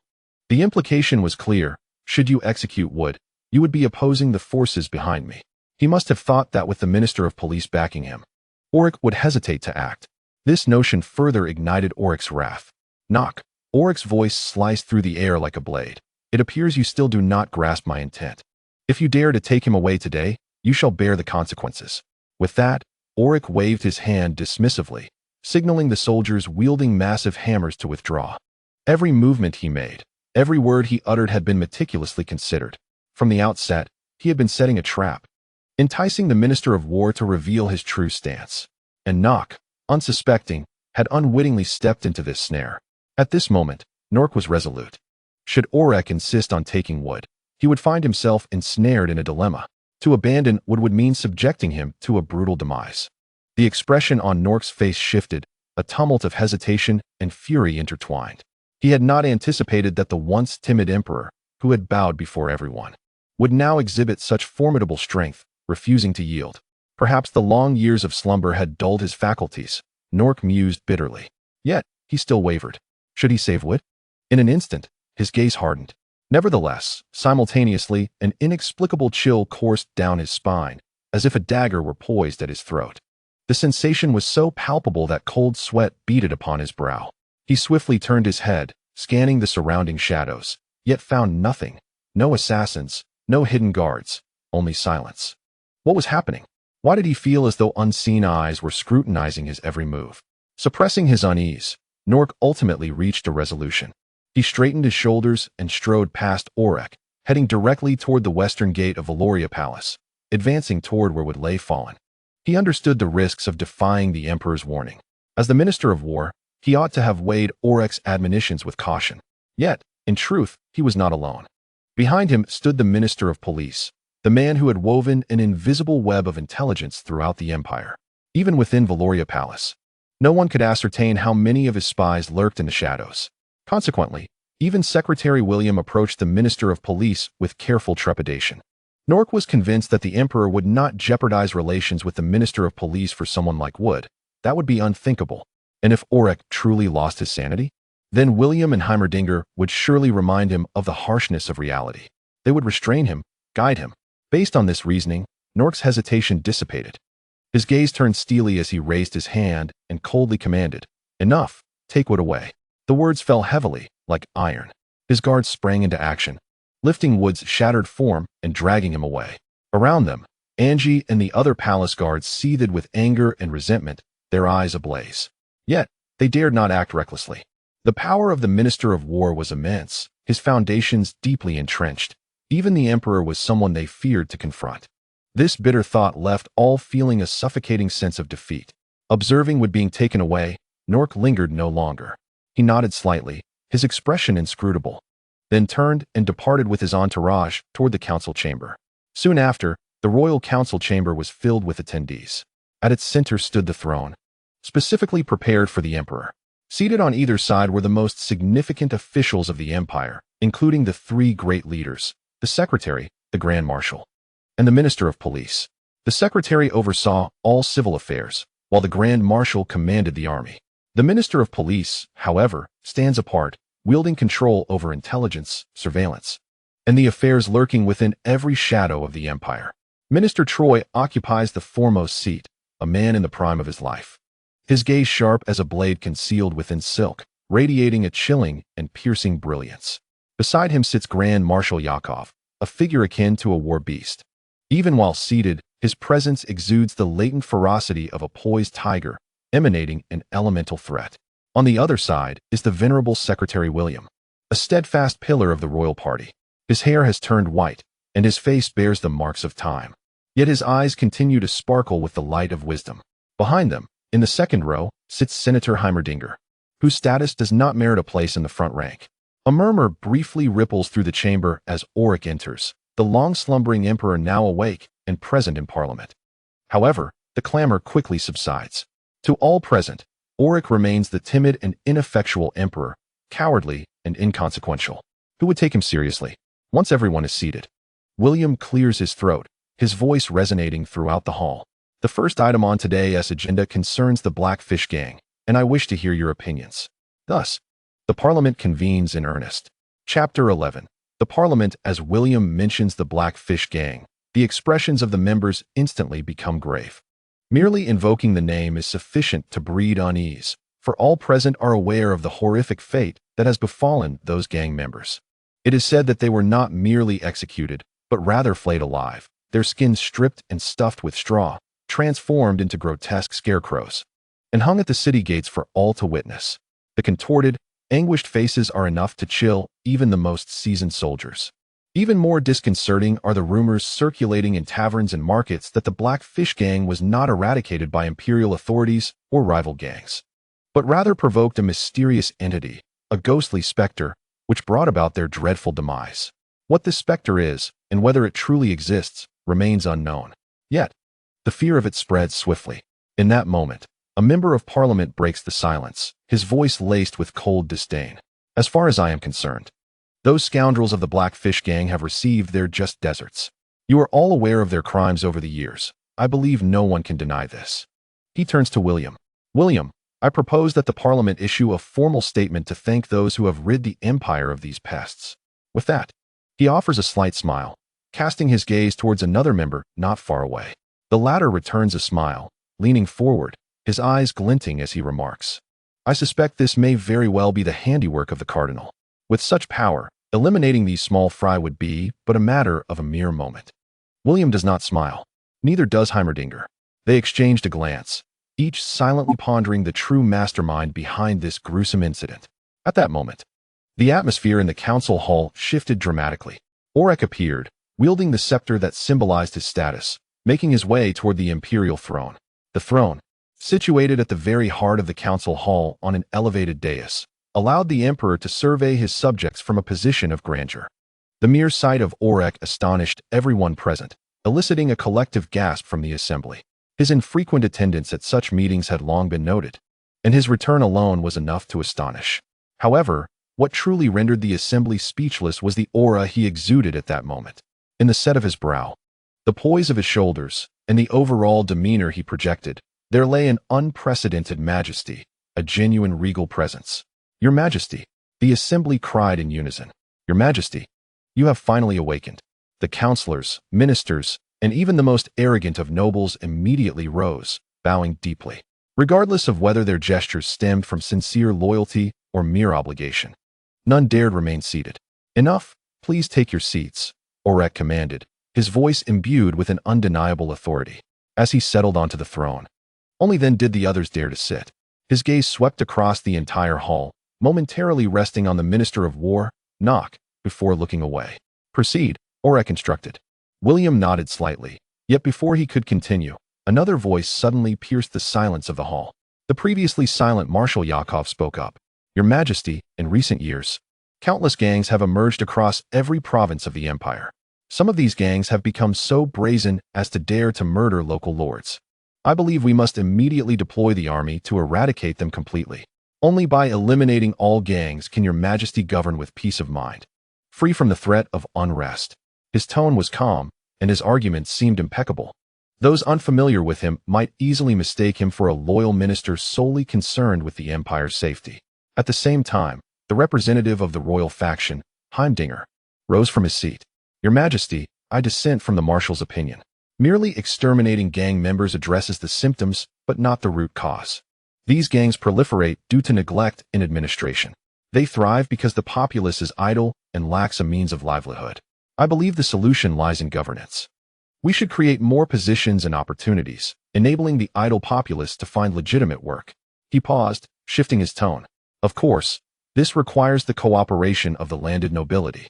For if they proclaim themselves the lords of their lands, they bear the responsibility of protecting the people within their territories. Orrick immediately grasped Heimdinger's insinuation. The Empire was currently beset by internal strife and external threats. If he could use the pretext of quelling the gangs to keep the nobles occupied with this matter, it might buy the Empire some time. More importantly, suppressing the gangs necessitates the military. Should the Imperial Central Army be deployed, the already strained treasury would face further collapse. However, compelling the feudal nobility to take action would allow the Empire to conserve both strength and funds. Before Heimdinger could elaborate further, Yakov interjected sharply. Heimdinger, you have never commanded troops in battle. You simplify matters excessively. If the nobles divert their forces to quell the gangs, our covetous neighbors will undoubtedly seize the opportunity to strike. Should we lose territory as a result, Heimdinger, can you bear the weight of such a responsibility? Heimdinger was taken aback. He had not anticipated such a retort from Yakov. He opened his mouth to argue, but was interrupted by the voice of Orrick. In that case, let us proceed as the Marshal suggests. The words reverberated like thunder. Both William and Heimdinger stiffened, their faces paling. Instinctively, they opened their mouths to protest. But Orrick raised a hand, silencing them instantly. Enough, this matter is settled. Across the hall, Yakov blinked in surprise. He had not expected the Emperor to acquiesce so readily.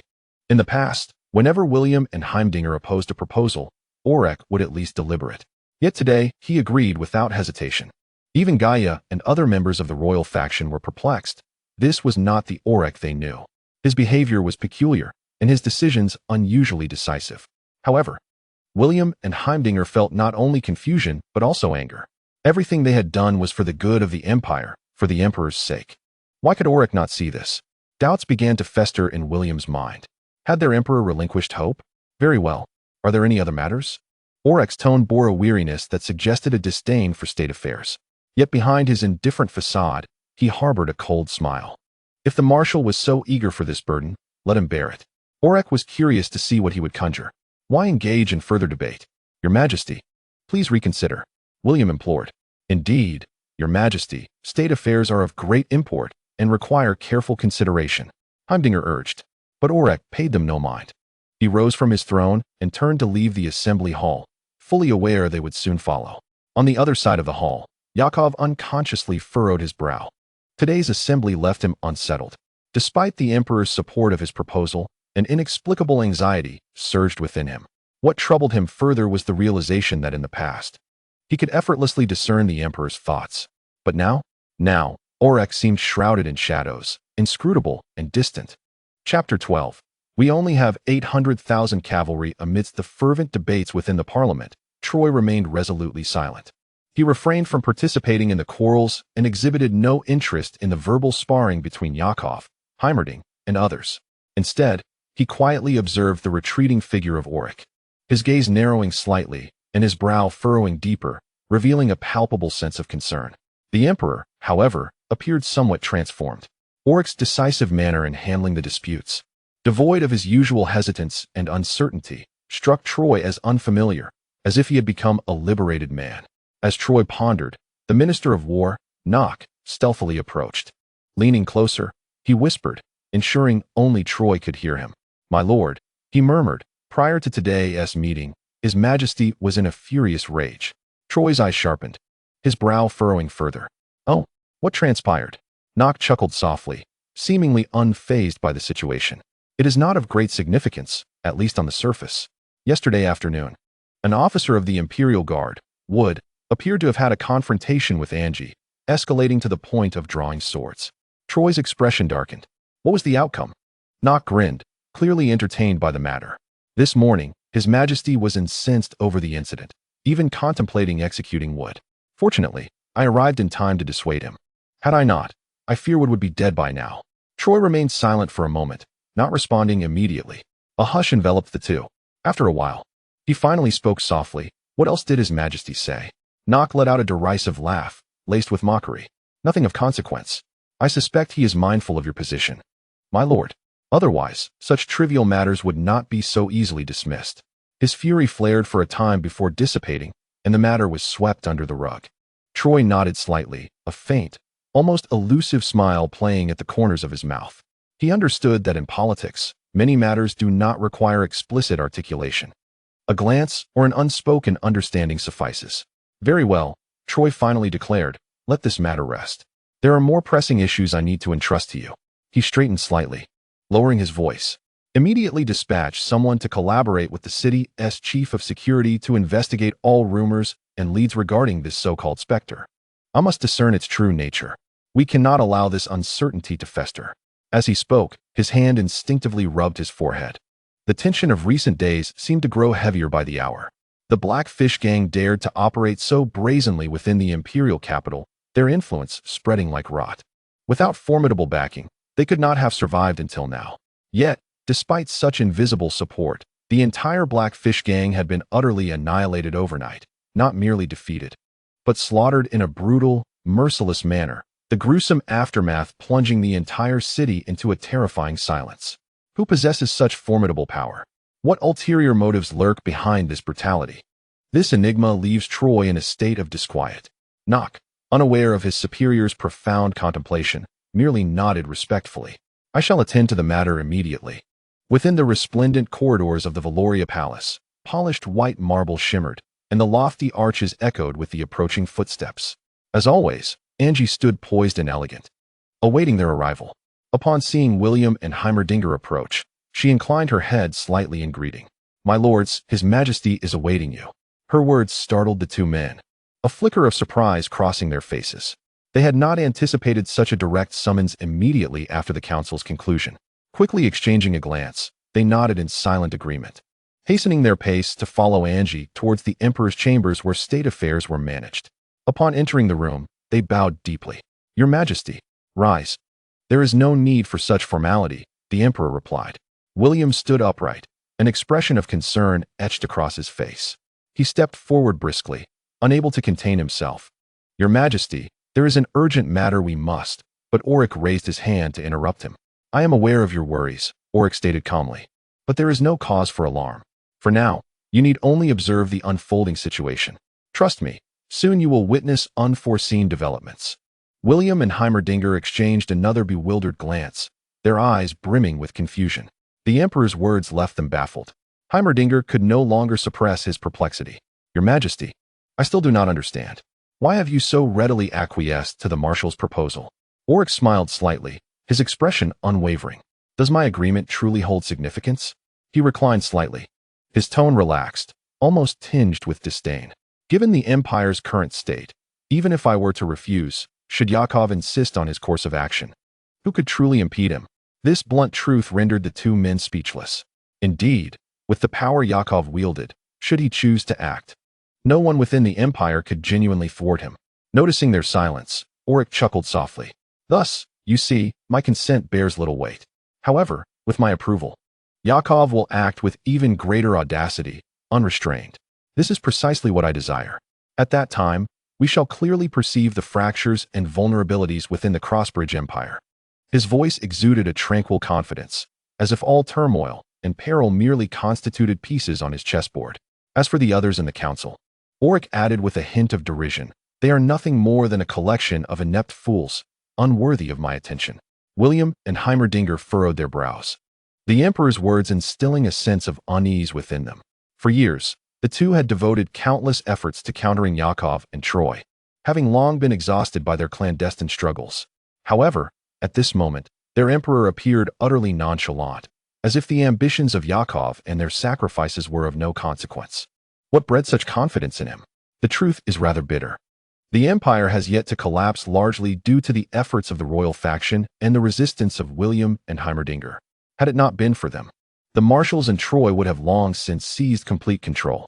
Yet, Orrick seemed to disregard all of this entirely, as if it were unworthy of mention. He had transformed into a different person, no longer the indecisive monarch they once knew, but rather a stranger brimming with inscrutable assurance. This transformation instilled a profound sense of unease within them. "Your Majesty," Heimerdinger finally spoke, his voice low and tinged with concern. "What exactly are your intentions?" Orrick hesitated for a moment before deciding to share a fragment of his thoughts. "William, Heimerdinger, you are my most trusted confidants. Therefore, I implore you to trust me in return. Return and await in silence. Tomorrow, everything will become clear." His words were intended to be reassuring, yet they had the opposite effect. The unease in their hearts deepened. Reluctantly, they bowed and withdrew, their minds heavy with lingering doubts. They began to question whether the Crossbridge Empire was indeed on the brink of collapse. If even the emperor could act so recklessly, perhaps redemption was beyond reach. Could Orrick truly effect any change? They were deeply skeptical, for he was not the great Orrick I who had forged the empire, but rather a young, untested ruler surrounded by adversaries. Just as they prepared to depart, Orrick's voice resonated once more. "Ah, William, there is one more thing." William turned back. "Yes, Your Majesty? Honestly tell me, how many loyal troops remain to the crown?" Without hesitation, William replied, "The Imperial Guard remains steadfast, numbering around 100,000. Additionally, approximately 20,000 from other forces are still trustworthy. Furthermore, stationed outside Aelander are the Imperial Knights, about 800,000 cavalry. They are the last true bastion of the Empire." Orrick's brow furrowed. Only 800,000. This figure fell far short of his expectations. For an empire spanning over 300 provinces and housing thousands of great cities, such a military force was indeed negligible. He understood well that Yakov alone commanded at least 2 million soldiers. Moreover, the great nobles, each with their own fiefs and private armies, could each muster at least several million trained warriors. This was a harsh reality. Yet, Orrick inhaled deeply and exhaled slowly, his voice calm. "Very well, William, Heimerdinger. Return and await my command. When the time comes, act strictly according to my instructions." The two ministers bowed once more, their hearts brimming with uncertainty, and then they withdrew.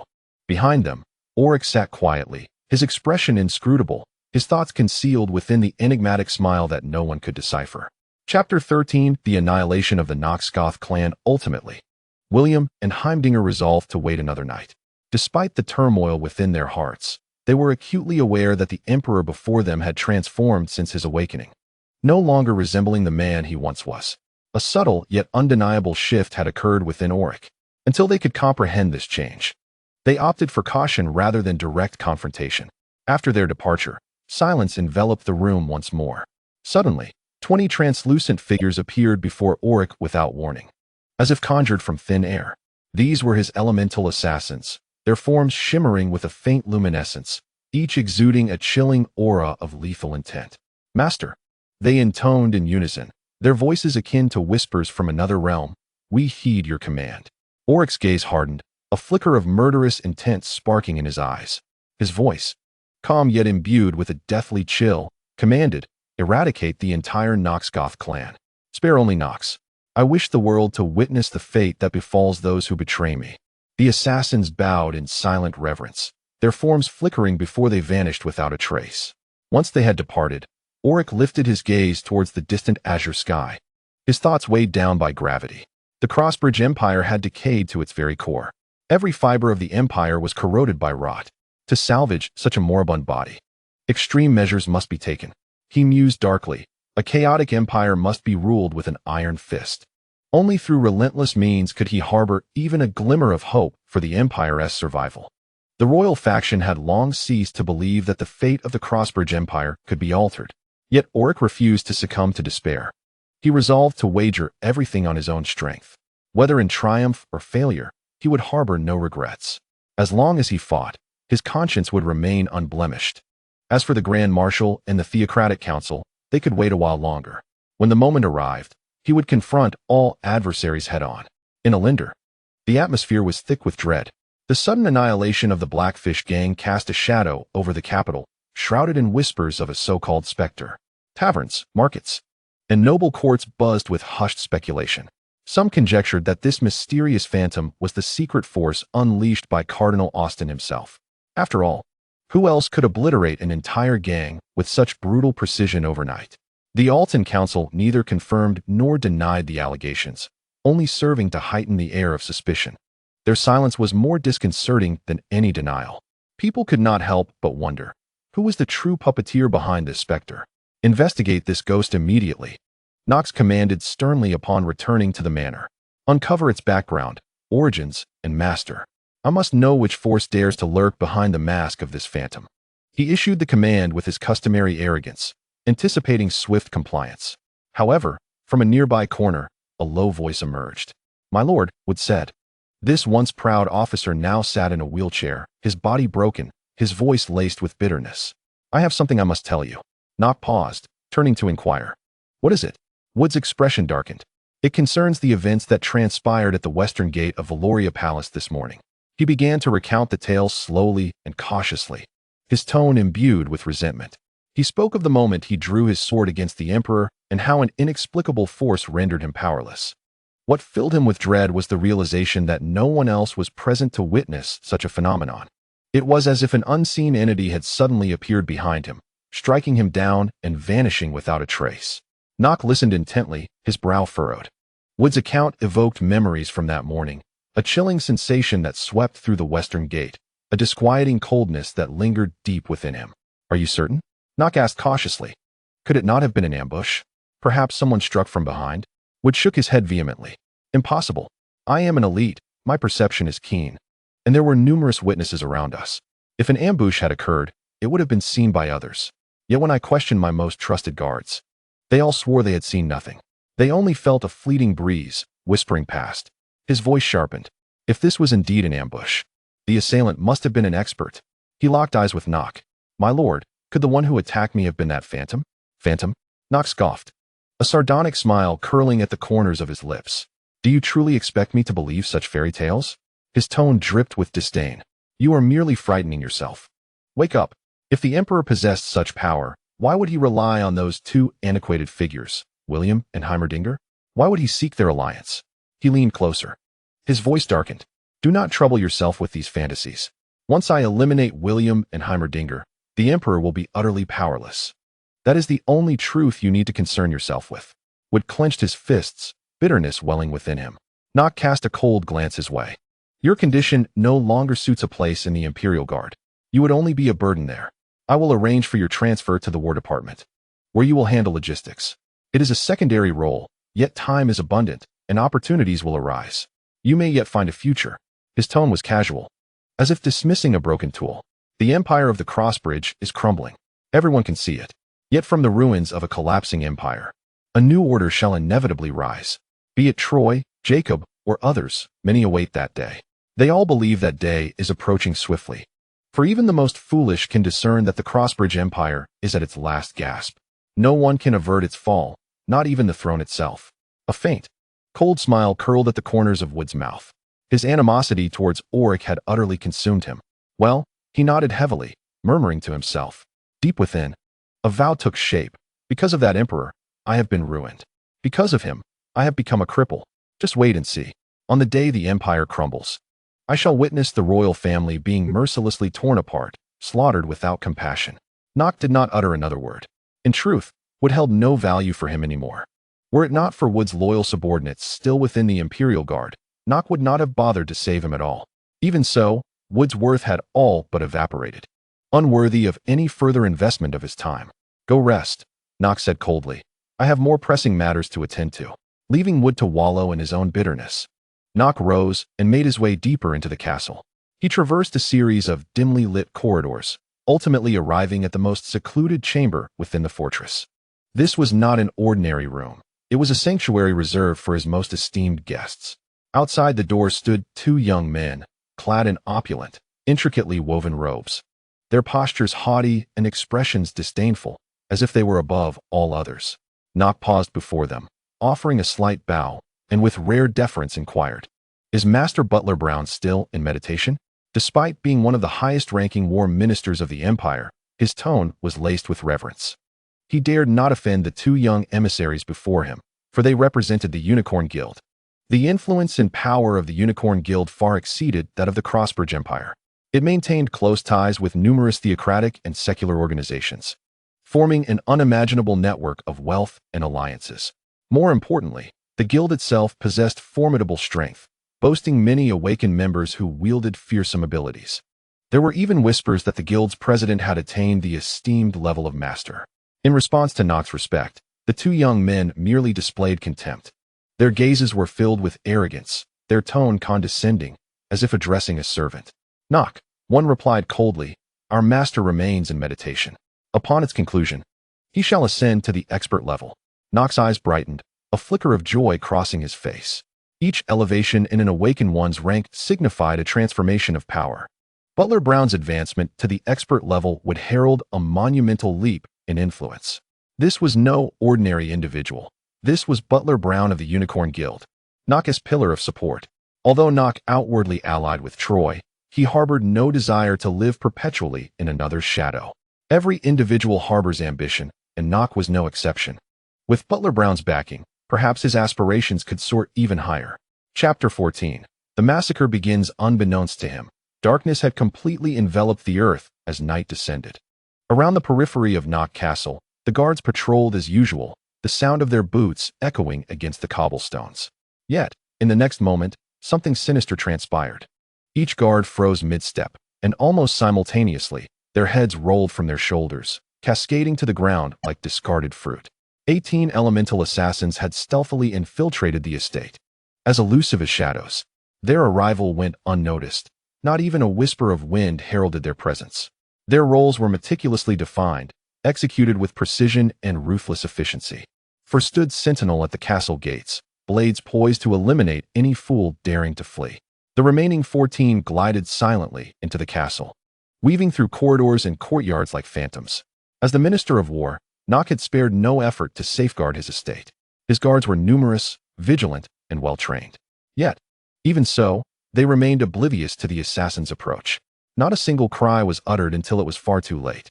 In the concealed corners of the night, countless guards fell where they stood, silently dispatched. One by one they succumbed, their blood spreading across the stone floor in dark pools. No alarm bells rang. No clash of steel echoed. Only the silent thud of bodies testified to the massacre. 10 minutes elapsed before the stillness was shattered by a piercing scream. The wail reverberated through the castle hall, tearing apart the facade of safety. The castle's inhabitants, servants, attendants, and Nock's kin finally grasped that something dreadful and profoundly amiss had transpired. However, by the time they realized, it was already too late. The guards had vanished, each one slaughtered, their bodies grotesquely arranged in horrific shapes.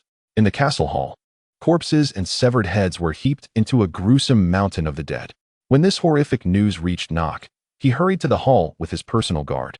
Upon beheld the dreadful sight of that mountain of slaughter, the lifeless faces of his guards twisted his expression into one of anguish.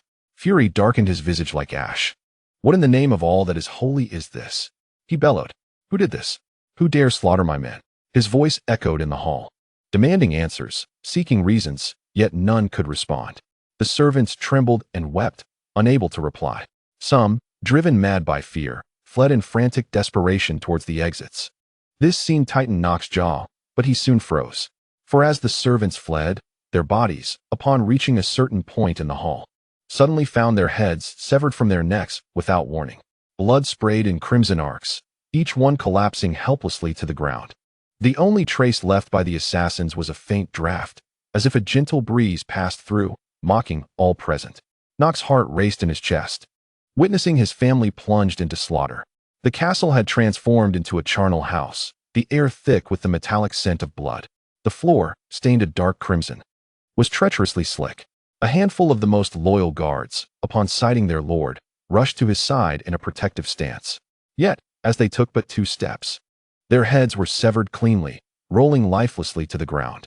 "It was the wind," Nock whispered, his pupils constricting in sudden realization. He finally discerned the pattern, the fleeting signs that eluded him. It was not the blade, but rather the air's movement, sharper than steel. His instincts screamed, and in that very moment, he awakened the latent energy within him. He was no stranger to blood, from an ordinary soldier to the minister of war. He had traversed countless corpses through slaughter and cunning. He feared not death, nor would he retreat. With a roar, he stepped out of the hall, determined to pursue these invisible assassins. However, as he entered the courtyard, his breath caught in his throat. Before him lay devastation. Scattered across the ground were the lifeless bodies of his kin. His wife, concubine, children, siblings, even his aged parents had all been beheaded. Their forms lay in pools of blood, faces frozen in terror. Nock's body trembled violently. Anguish and fury intertwined like fire and poison, engulfing his soul. His jaw clenched tightly. His visage contorted in rage, transforming into a mask of pure madness. Surrounding him, the remaining guards huddled closely, pallid faces scanning every shadow. "My lord, are you unharmed?" One guard inquired, his voice quaking. "Who did this?" Another shouted. Nock's throat erupted in a searing roar, hoarse yet brimming with uncontrollable wrath. "It is the specters. It must be them. They are formless and invisible, yet they kill with abandon. We have lost too many to these phantoms." His fury erupted uncontrollably. "This is the so-called ghost," he bellowed, drawing his sword and swinging with all his might. The blade tore through the air, unleashing a torrent of sword energy. The air surged across the courtyard, sweeping past walls and statues. Nock's strategy was simple.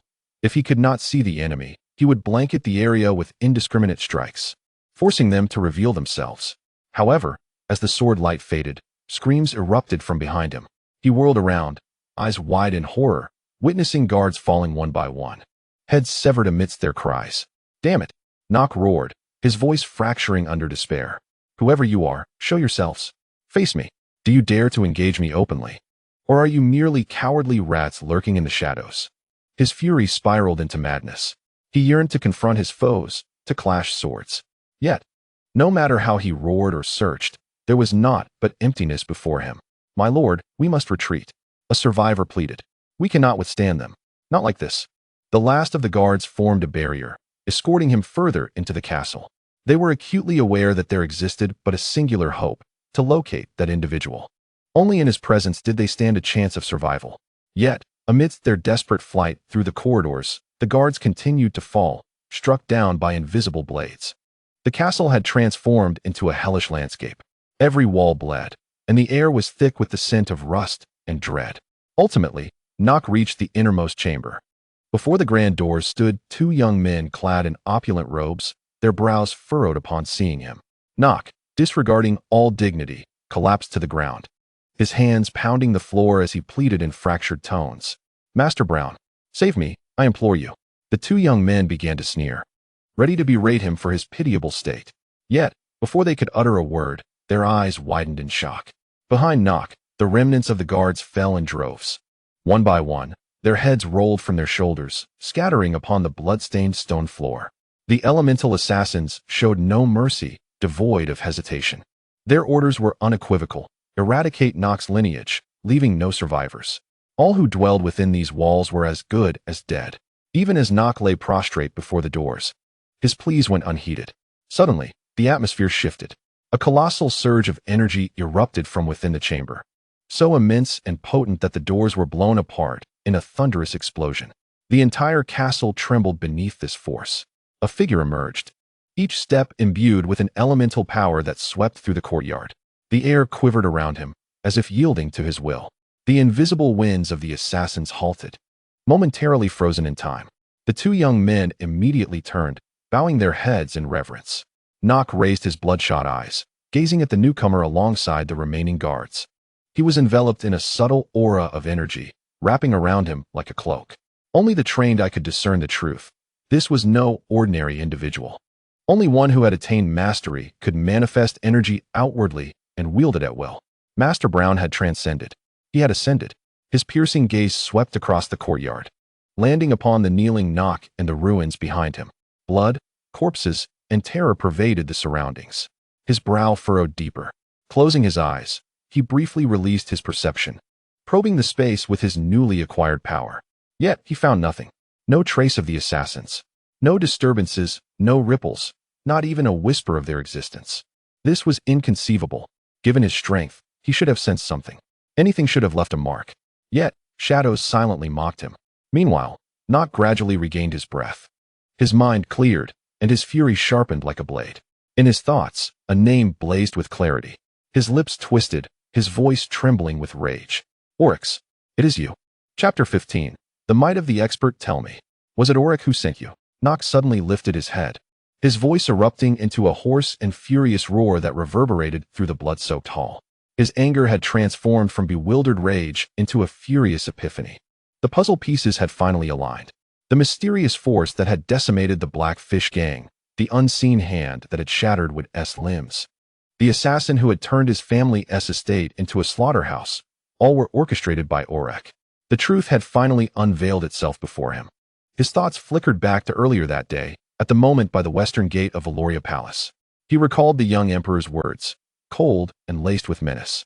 He had once thought Orrick's fury to be the impotent wrath of a monarch, a lion roaring in vain. But now he realized the true jest had been played upon him. The genuine fool was he. Orrick, the seemingly indecisive and unremarkable emperor of the Crossbridge Empire, had been concealing his formidable power under the watchful eyes of all, deceiving everyone. He had feigned the role of the weak while secretly wielding a terrifying force capable of altering the kingdom's fate. How absurd, how blind he had been. He had once believed the most dangerous individuals in the empire to be Yakov, the Grand Marshal, or Troy, the weaver of intricate political webs. Yet, the true wolf had always donned sheep's clothing, patiently awaiting the opportune moment. But what of it? Even if Orrick possessed such dreadful power, what could it change? The empire was crumbling, disintegrating like a decayed edifice. Regardless of the emperor's struggles, the outcome would be the same: destruction and dust. As Nock's thoughts were consumed by rage and despair, the elemental assassins adjusted their positions. They too sensed the suffocating aura emanating from Master Braun. This was the oppressive presence of an expert-level awakener. His existence weighed upon them like a mountain. The disparity compared to the elite level was as vast as night and day. Yet, the assassins did not waver. Their faceless discipline remained unyielding. 5 assassins silently glided towards Master Braun's back, their movements so slight they seemed to meld with the night. The others spread outwards, weaving an invisible formation that cloaked the battlefield in a silent threat. A gentle breeze brushed through. The 2 surviving guards of Nock stiffened, as if touched by an unseen blade. In the next instant, Their heads soared into the air, blood spraying upon the stone floor. But at that very moment, Master Braun moved. No one witnessed from whence his weapon came, yet suddenly, a gleaming long sword appeared in his grasp. He raised the sword casually, his form blurring. In an instant, he stood beside the fallen guards, the blade tracing a deadly arc of light. The surge of sword energy erupted, dense and relentless. The space ahead was ensnared by a web of sword light, as if an invisible net enveloped the entire courtyard. The two assassins were compelled to retreat, their figures revealed as they struggled to fend off the deluge of sword strikes. For the first time, the crowd beheld the phantoms that had plagued the Empire. The sight froze their blood. They were not human, nor were they flesh and blood. They were soulless constructs, clad in armor, their faces obscured, their movements eerie and mechanical. Nock's jaw nearly dropped. The truth struck him like lightning. These were not flesh and blood assassins, but terrifying puppets. Minter Brown's eyes narrowed, shock flickering across his stern visage. Puppets were not unfamiliar to him. Numerous organizations employed them, some even specialized in the study of puppet creation, with rumors of a guild wholly dedicated to the art of puppetry. Yet these puppets were unlike any he had ever encountered. Their ability to conceal themselves so thoroughly, to move with the lightness of a breeze, and to strike with the stealth of a whisper was astonishing. Even the seasoned Minter Brown felt a tremor of shock. It seemed the Emperor of the Crossbridge Empire was not the fool he pretended to be, Brown mused coldly, astonished that mere puppets could withstand my onslaught. Were this to be revealed, none would believe it. Two constructs capable of resisting an expert's ferocious assault. A flicker of interest ignited in his eyes. I wish to see what secrets you harbor. With a disdainful snort, he swung his sword once more. The steel blade rang out, his energy surging. This time, he no longer held back. His full power unfurled. An internal torrent of energy erupted, coalescing into countless invisible lines of force that spread across the battlefield, resembling the strings of a colossal invisible instrument. His long sword transformed into starlight, scattering into myriad twinkling fragments. Within the web of energy lines, the sword fragments darted with astonishing speed, glimmering with a remarkable brilliance. With but a single sword, Minter Brown wove a net of blades. The air was thick with murderous intent. Gasps of astonishment erupted from the survivors. Nock's guards stood frozen, awestruck. They were witnessing true power for the first time. Is this what it means to be an expert? One murmured, his voice trembling. The two young members of the Unicorn Guild sparkled with barely contained excitement. Their gazes filled with longing. This was the power of their mentor, the future they had always dreamed of. But suddenly, Minter Brown's assault faltered. His body stiffened. His brow furrowed. A wave of lethal intent surged from behind him, sharp as a dagger poised against his throat. Instinctively, he turned, his longsword swiftly raised behind him. Sparks flew as metal clashed, the sound of thunder reverberating through the air. A dagger lunged forth from the shadows, only to be thwarted at the last moment. He had not fully turned when a gentle breeze swept in from the front. Two young individuals cried out in terror, "Master! Behind you!" Minter Brown smirked coldly.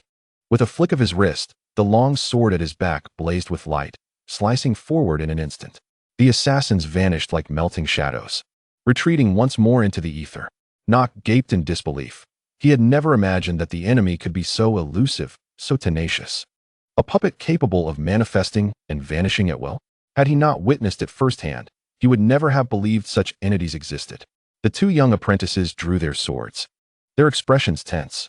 These constructs were perilously dangerous. They could not remain idle while their mentor fought. Just then, their peripheral vision caught a shadow moving behind Minter Brown. "Master! Behind you!" they shouted in desperation, rushing forward. Minter Brown's expression shifted, his voice crackling like a whip. "No. Step back." The pair froze, bewildered. Why such urgency? Then, an eerie sensation seized them. The world tilted. Their bodies felt as though they were levitating. As they glanced down, they beheld their own headless corpses slumped upon the ground. In that fleeting moment, comprehension eluded them. It wasn't until the dreadful truth struck that terror surged within. That was their blood, spilled upon the stone. That was their flesh, helplessly crumpling. They were dead. Two apprentice awakeners had been slain in an instant, without a chance for defense. The courtyard fell into a profound silence, enveloped in dread. How many puppets lurked in the shadows? How many blades hovered in the air, poised for the next strike? The survivors felt an overwhelming weight of despair. No one could escape the thought. Death was omnipresent. No one knew who would be the next to fall. Chapter 16. Nock went mad. I truly underestimated you. Minter Brown's brow furrowed, fury boiling within him. The deaths of his two students ignited a rage he had not felt in years. They were not merely apprentices. They were his disciples, a testament to his standing within the Unicorn Guild. Yet, they had been slaughtered before his very eyes like cattle. How dare these puppets? How dare the unseen manipulator act with such audacity? Did this shadowy puppeteer not grasp the gravity of his actions? Did he not fear the wrath of the Unicorn Guild? Very well, having chosen this path, Minter Brown would show no mercy. He gripped his long sword tightly, inhaling deeply. Though his awakening talent lay in weapon manipulation, his family had passed down the art of swordsmanship for generations. He did not forsake tradition. Instead, he fused it with his own abilities, creating a fearsome amalgamation of steel and strength. This fusion allowed him to transcend his peers and secure a seat among the guild's stewards. Now, he would unleash this power with all his might. Behold, he growled, his voice deep and laden with the promise of death. This is your death sentence, Master Brown roared, adjusting his stance to wield his long sword horizontally. The air trembled. The shadow of his sword blurred, splitting into countless phantoms, each trailing a luminous glow. Sword technique, purgatory of the blade. A torrent of energy surged forth from the sword's blade. It shone a fiery crimson, as if molten fire had been infused into its core. With each swing, the sword's aura surged like a tide, coalescing into a sea of scarlet blades. This energy conjured a hellish spectacle, an endless purgatory of the blade, its red light flickering with lethal intent. In the blink of an eye, this inferno expanded outward, engulfing half the castle. The walls shattered under the impact, furniture splintered into fragments, and statues were reduced to dust. This force of annihilation spared neither friend nor foe, obliterating everything in its path. Some guards, unable to escape, were tragically caught in the storm, torn apart in an instant, reduced to mere shreds of flesh. Yet, the elemental assassins remained unperturbed. They retreated in unison, their movements cold and methodical. They did not confront the tempest head-on, knowing such an approach would be futile. Even for them, the might of the purgatory of the blade was overwhelming. Their strategy was one of patience, evading the searing flames, waiting for the fire to extinguish itself. A glimmer of murderous intent flickered in Master Brown's eyes. He pressed on relentlessly, wielding his sword time and again, each strike unleashing waves of destruction. He aimed to force these shadows into the light, stripping away their disguises and mercilessly slaying them. Yet, the assassins remained concealed in the darkness. Despite his expertise, even his perception could not pierce their concealment. That was their advantage, silent and invisible, unless one achieved hero status, unless the very essence of the soul underwent transformation. No one could fully unveil the veil of the elemental assassins. Even so, they dared not confront him directly. The chasm between elite and expert was as vast as heaven and earth. The energy they could manipulate, the laws they could distort, the magnitude of their power were incomparable. Thus, they waited, lurking in the shadows, poised for action. Master Brown's fury propelled him further. The more energy he poured in, the slower his movements became. The air around him thickened with the density of sword energy. The ground trembled under this immense pressure. Yet, still no assassin revealed themselves. No figure was forced into the open. Still hiding, are we? Cockroaches in the sewers. He spat, his laughter dark and piercing. He roared once more, bringing his sword down in a devastating strike. The longsword unleashed catastrophic power. In an instant, the world seemed to dim, and the darkness within the castle deepened further. The wave of sword energy surged outward, transforming into a scarlet circle of death that enveloped the entire castle. Just then, a disturbance arose. 4 assassins materialized behind him, their daggers glinting as they aimed directly for his spine and throat. Curse it, Minter Brown cursed, instinctively tightening his muscles. He twisted to evade the fatal blow, the dagger grazing his robe. Yet the assassins did not relent. Instead, they pressed forward, their attacks ruthless and precise, each strike targeting a vital point. Nock and the few remaining guards stood frozen, their faces etched with terror. This was the formidable backing of Minter Brown, expert awakeners, a force they believed to be insurmountable. Yet at this moment, he found himself retreating, driven to desperation by mere puppets, his pride shattered into pieces. How many of these puppets were there? 4? 10? 50? Nock's mind was a tumult of confusion. Emperor Orrick had secretly forged this army. A man they all deemed weak and ineffectual harbored an arsenal beyond imagination. When had he accomplished this? How had he concealed it, even from Archbishop Austin? Was everything a facade from the very beginning? Knock's blood turned to ice. Minter Brown, too, felt an incredulous sting.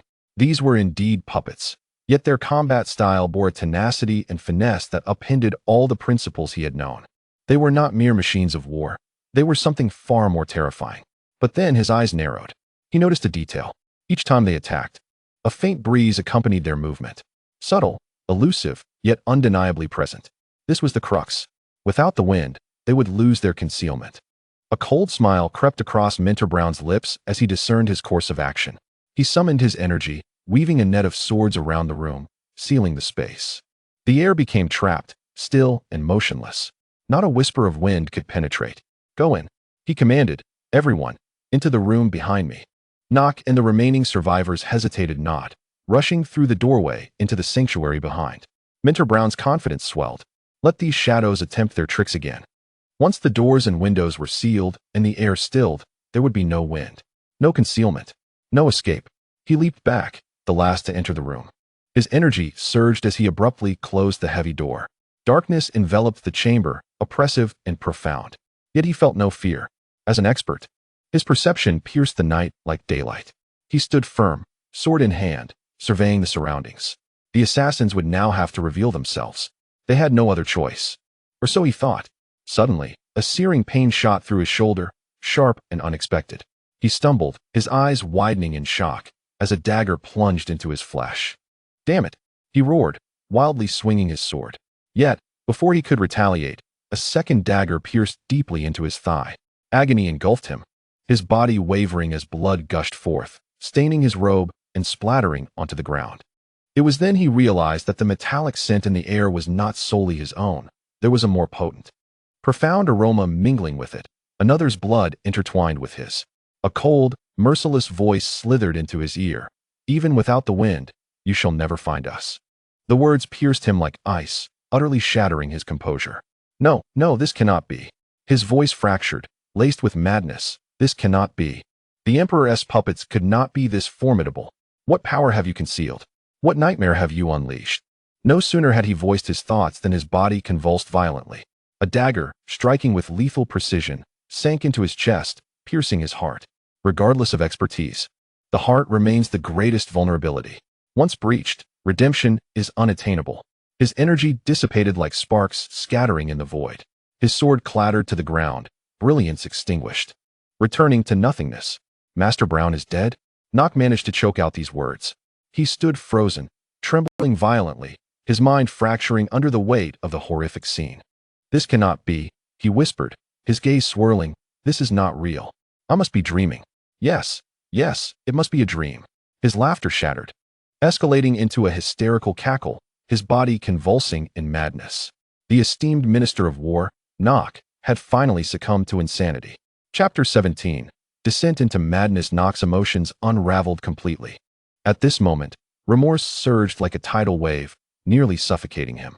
Had he known of the Emperor's clandestine, terrifying power, why would he have risked everything to save Wood?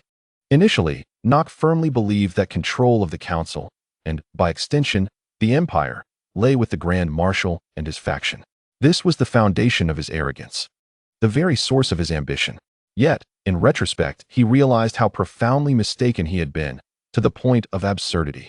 The Emperor's words outside Valoria Palace still echoed in his ears. "If you take him today, you must bear the consequences." So this was the true meaning of that statement. Is this what it truly means to bear the consequences? What a merciless emperor. How cruel, how cold-blooded.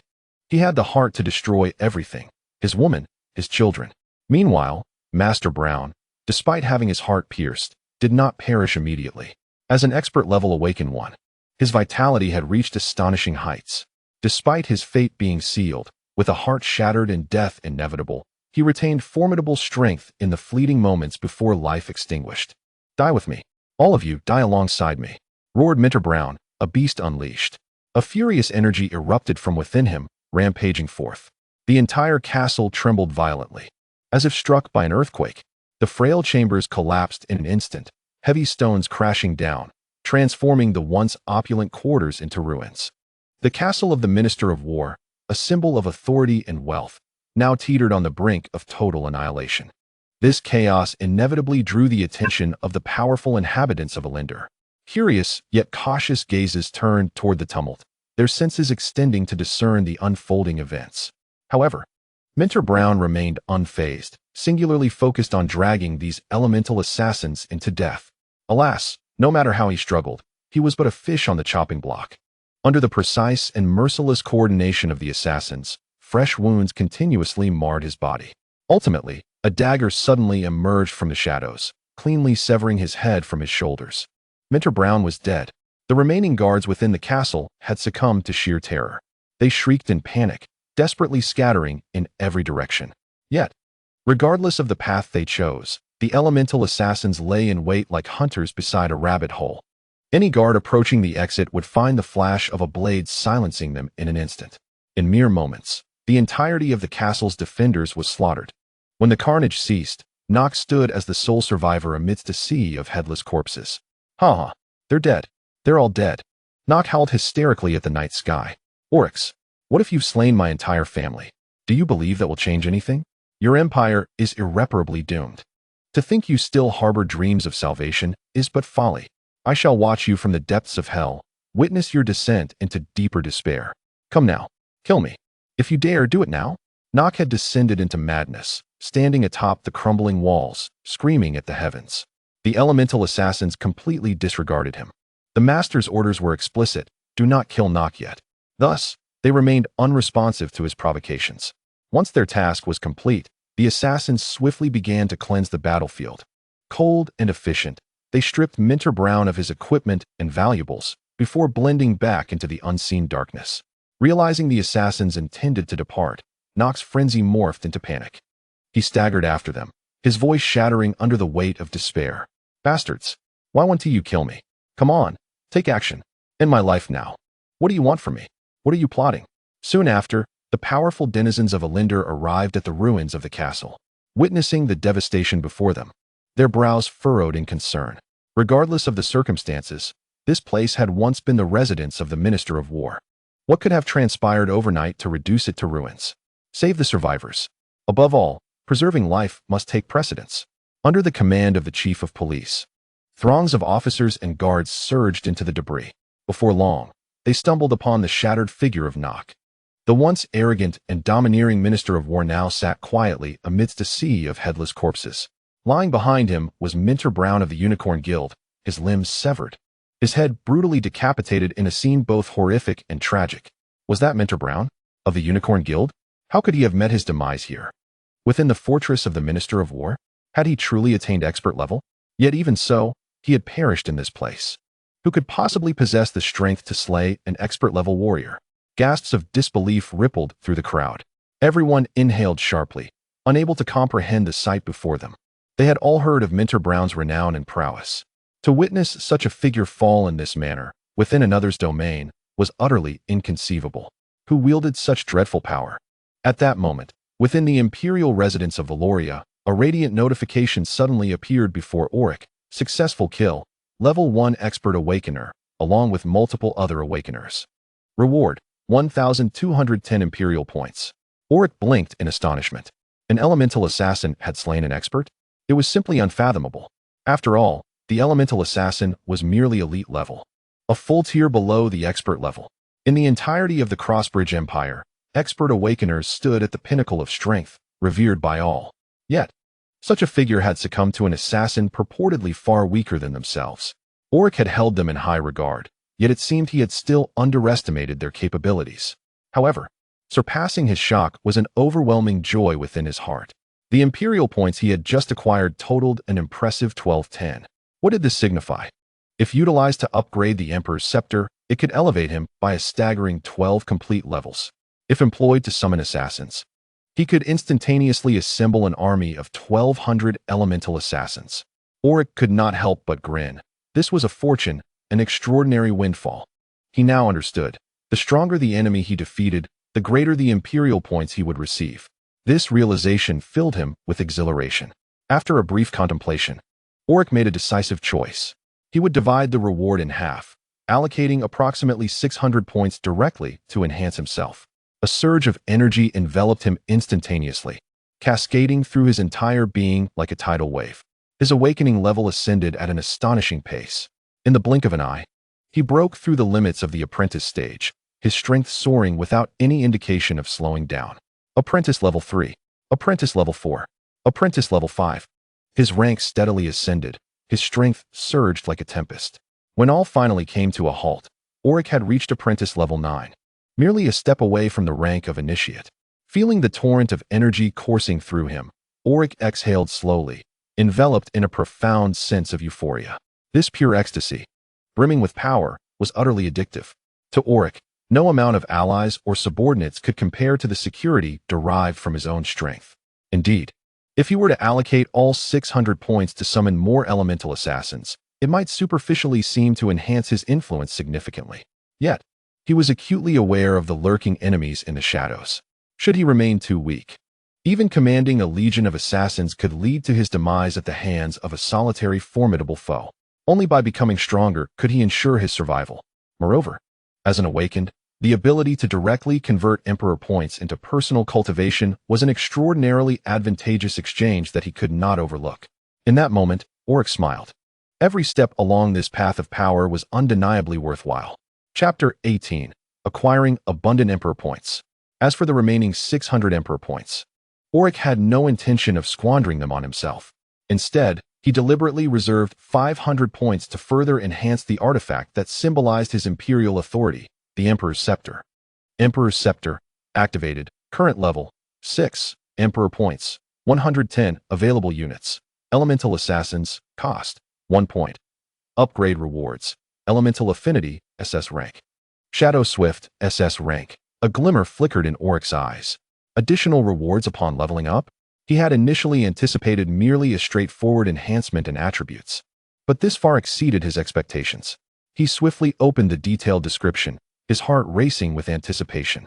Elemental Affinity, SS rank. You now possess the elemental affinity of the elemental assassins. You can merge with the elements themselves. The Emperor's breath hitched, his heart skipping a few beats, a blend of shock and exhilaration washing over him. Good heavens, the Emperor's scepter was astonishingly powerful. It had directly bestowed upon him the ability of elemental affinity. He understood all too well why elemental assassins instilled fear upon the battlefield. Their greatest advantage lay in their seamless integration with elemental forces, allowing them to meld into flames, winds, or shadows, rendering them nearly undetectable. This was the reason they could silently eliminate awakened ones. And now, Orrick had inherited this very ability. With a mere thought, he activated this power.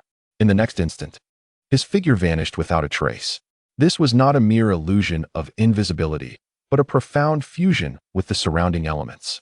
To him, it felt as though he remained firmly planted in place, unchanged.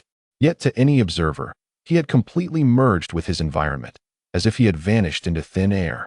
This sensation was exquisite, akin to stepping into a higher plane of existence. Orrick chuckled softly, recognizing the extraordinary nature of his newfound skill. He then examined the second reward, Shadow Exchange. SS level, instantly swap positions with any elemental assassin under your command. The Emperor was momentarily taken aback, his breath catching once more. Subsequently, an overwhelming excitement ignited in his eyes. Shadow Exchange was undeniably a divine skill for self-preservation. If a lethal strike were to come that could not be evaded or resisted, he could instantly exchange places with an assassin, thereby escaping peril in an instant and allowing his loyal subordinate to bear the brunt of the attack. Today was indeed my fortunate day. Orrick could not help but feel that fate was smiling upon him. At that moment, a sudden gust of wind swept through the courtyard. 20 elemental assassins emerged from the shadows, materializing before him. However, their forms were far from pristine.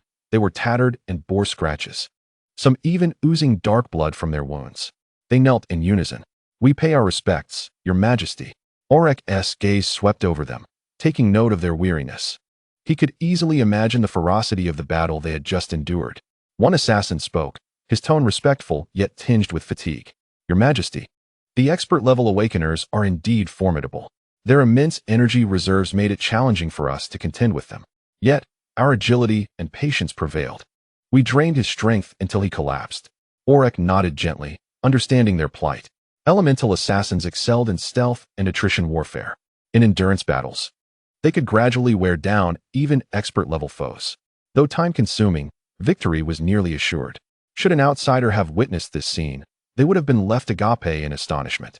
The Emperor had, without lifting a finger, vanquished an expert-level awakener through the terrifying cooperation of his subordinates. Moreover, this was not achieved through an equal contest, but rather through a cross-level kill. Such a feat was considered nearly impossible among awakeners. The disparity in power between each major tier was akin to a chasm between heaven and earth.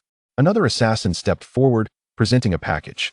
Your Majesty, this contains the belongings of the expert-level awakener we eliminated.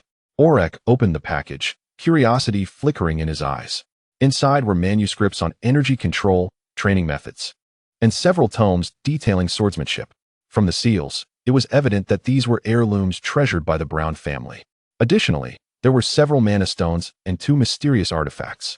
A satisfied smile curled at the corners of the Emperor's mouth. Excellent, this is precisely what I require. In this world brimming with supernatural forces, Orrick had longed to grow stronger. Yet, his court and subordinates, to be frank, were lacking in capability. Even his most competent aide, William, had only attained expert status by leveraging the resources of his noble family. His prowess was shallow, far from comparable to that of a master like Mentor Brown, who had honed his strength through real combat experience.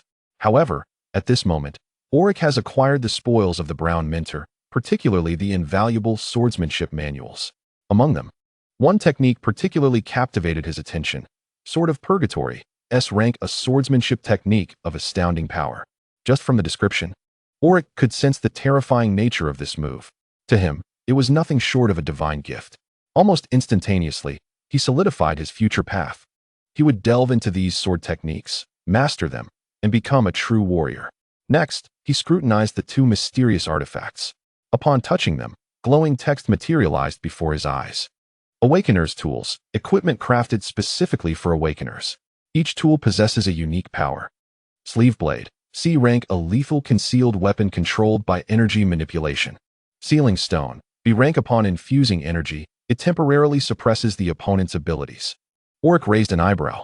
This expert awakener was indeed well prepared. If he could survive to activate these tools, the outcome of the battle might have been drastically different.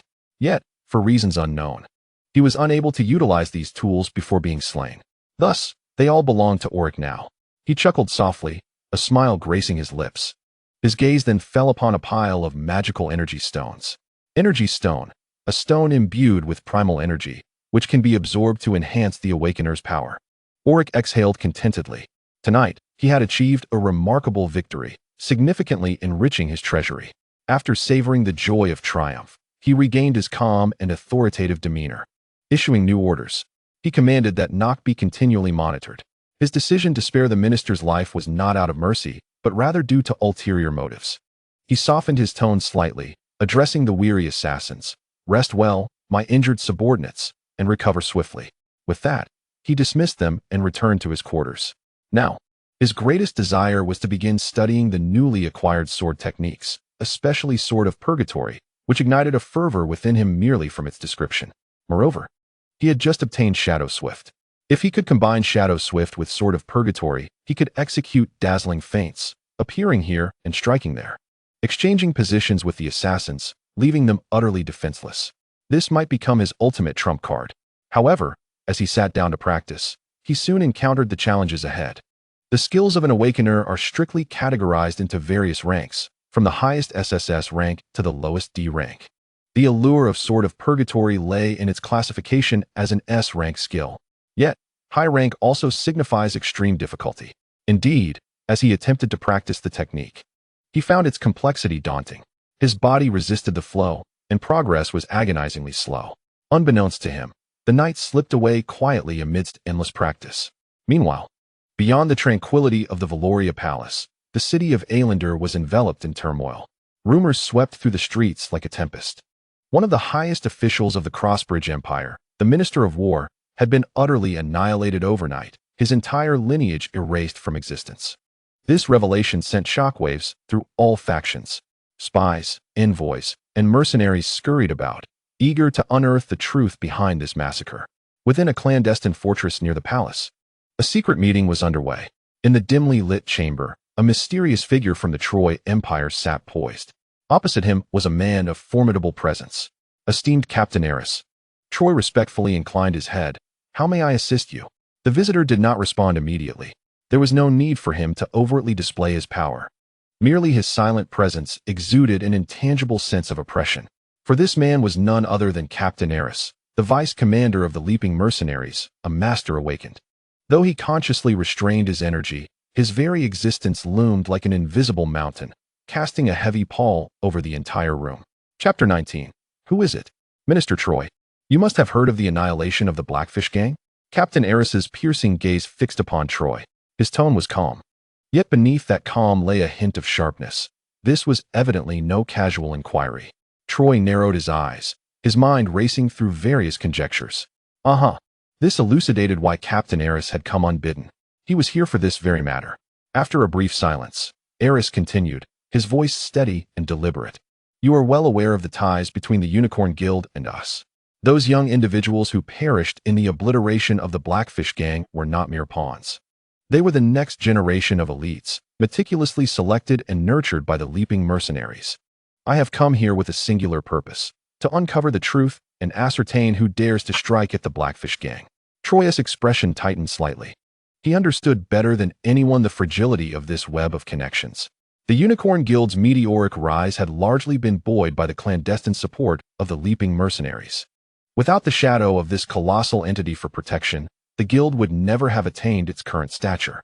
Yet, their relationship was not merely hierarchical. It was a complex alliance woven from shared interests, secret agreements, and common adversaries. Thus, the fallen youths, although nominally affiliated with the Unicorn Guild, were in truth disciples of the mercenary group, precious assets, imbued with great expectations. Eris's motives were clear. If anyone dared to target the awakened nurtured by the Guild once, who could guarantee they would not strike again? If the enemy still lurked in the shadows, the entire Leaping Mercenaries would find themselves in a precarious position. However, Eris refrained from voicing another lingering concern. A more sinister possibility quietly gnawed at his mind. Could this be the machination of Cardinal Austin of the Holy State of Alton? For throughout the empire of the Crossbridge, no figure instilled greater fear in mercenary bands than this cardinal. The formidable might of the Holy State of Alton far surpassed theirs. Even the renowned Leap Mercenary Corps appeared diminutive in its presence. Should this indeed be the handiwork of Austin, the ramifications would be unfathomable. Thus, this matter must not be allowed to fade into obscurity. A thorough investigation is imperative, to be conducted with utmost caution. After weighing the situation, Troy finally broke the silence. He articulated the fragmented intelligence he had gathered. As far as I know, the perpetrator of the Blackfish Gang is a scepter. He leaned forward, lowering his voice further. At least, that is what the witnesses have claimed. Strangely, there has been no response from the Cardinal's side. Austin has not made an appearance, nor have his agents stirred. Personally, I find it improbable that they are involved. A specter? Eris furrowed his brow, a peculiar expression flitting across his face. Even he, having endured years of bloody existence, had never encountered a genuine specter. Are you certain it is a specter? These reports come from my informants, who have interrogated several witnesses, Troy replied gravely. Whether the assailant is truly a specter or merely an assassin in disguise, I cannot assert. However, I have commanded close surveillance of all activities within the city of Elinder. You will be notified at the earliest opportunity should new information arise. Eris nodded slightly, though his brow remained furrowed. Just as he was about to speak, the door was abruptly thrust open. A soldier hurried in, his armor clanking with each step. The emblem of the Leap Mercenary Corps gleamed upon his chest. He knelt before Eris and Troy, saluting in a formal manner. Deputy Commander, urgent matters. Eris's brow furrowed even tighter, his tone sharpening. What is it this time? Speak clearly as to why you are in such a panic. The soldier took a deep breath. Last night, a massacre occurred at the castle of Minister of Warnock. It was an unimaginable slaughter. Every soul within the castle was beheaded. Not a single one was spared. His next words struck like thunder. Even Master Brown of the Unicorn Guild was captured. His limbs were severed, and his body was dismembered into a pitiful semblance of life, dying in agony. What did you say? Eris sprang to his feet, shock flashing across his countenance. Though Master Brown had long been more of an adversary than an ally, representing another faction within the guild, his brutal demise was nonetheless shocking news. Troy also abruptly rose from his chair, his complexion pale and his face a mask of disbelief. The Minister of War holds one of the highest positions in the Empire, and Nock, his loyal deputy, was annihilated overnight? This is utterly extraordinary. A blatant provocation against the Empire itself. Who would dare to act so recklessly? Thoughts swirled in Eris's mind, his brow furrowing deeper as he muttered to himself. This is illogical. Despite Brown's numerous shortcomings, he was by no means a weakling. His strength was considerable, otherwise he would never have ascended to the rank of Minter within the Unicorn Guild. If I recall correctly, he was merely a step away from achieving expert level. Yet, such an individual has been slain, reduced to a mutilated corpse? Do you know who was responsible? The soldier shook his head, his expression grave. We have yet to uncover any trace of the murderer. I personally examined the scene. The entirety of this affair is exceedingly strange. There are no enemy corpses, no signs of a retreating force.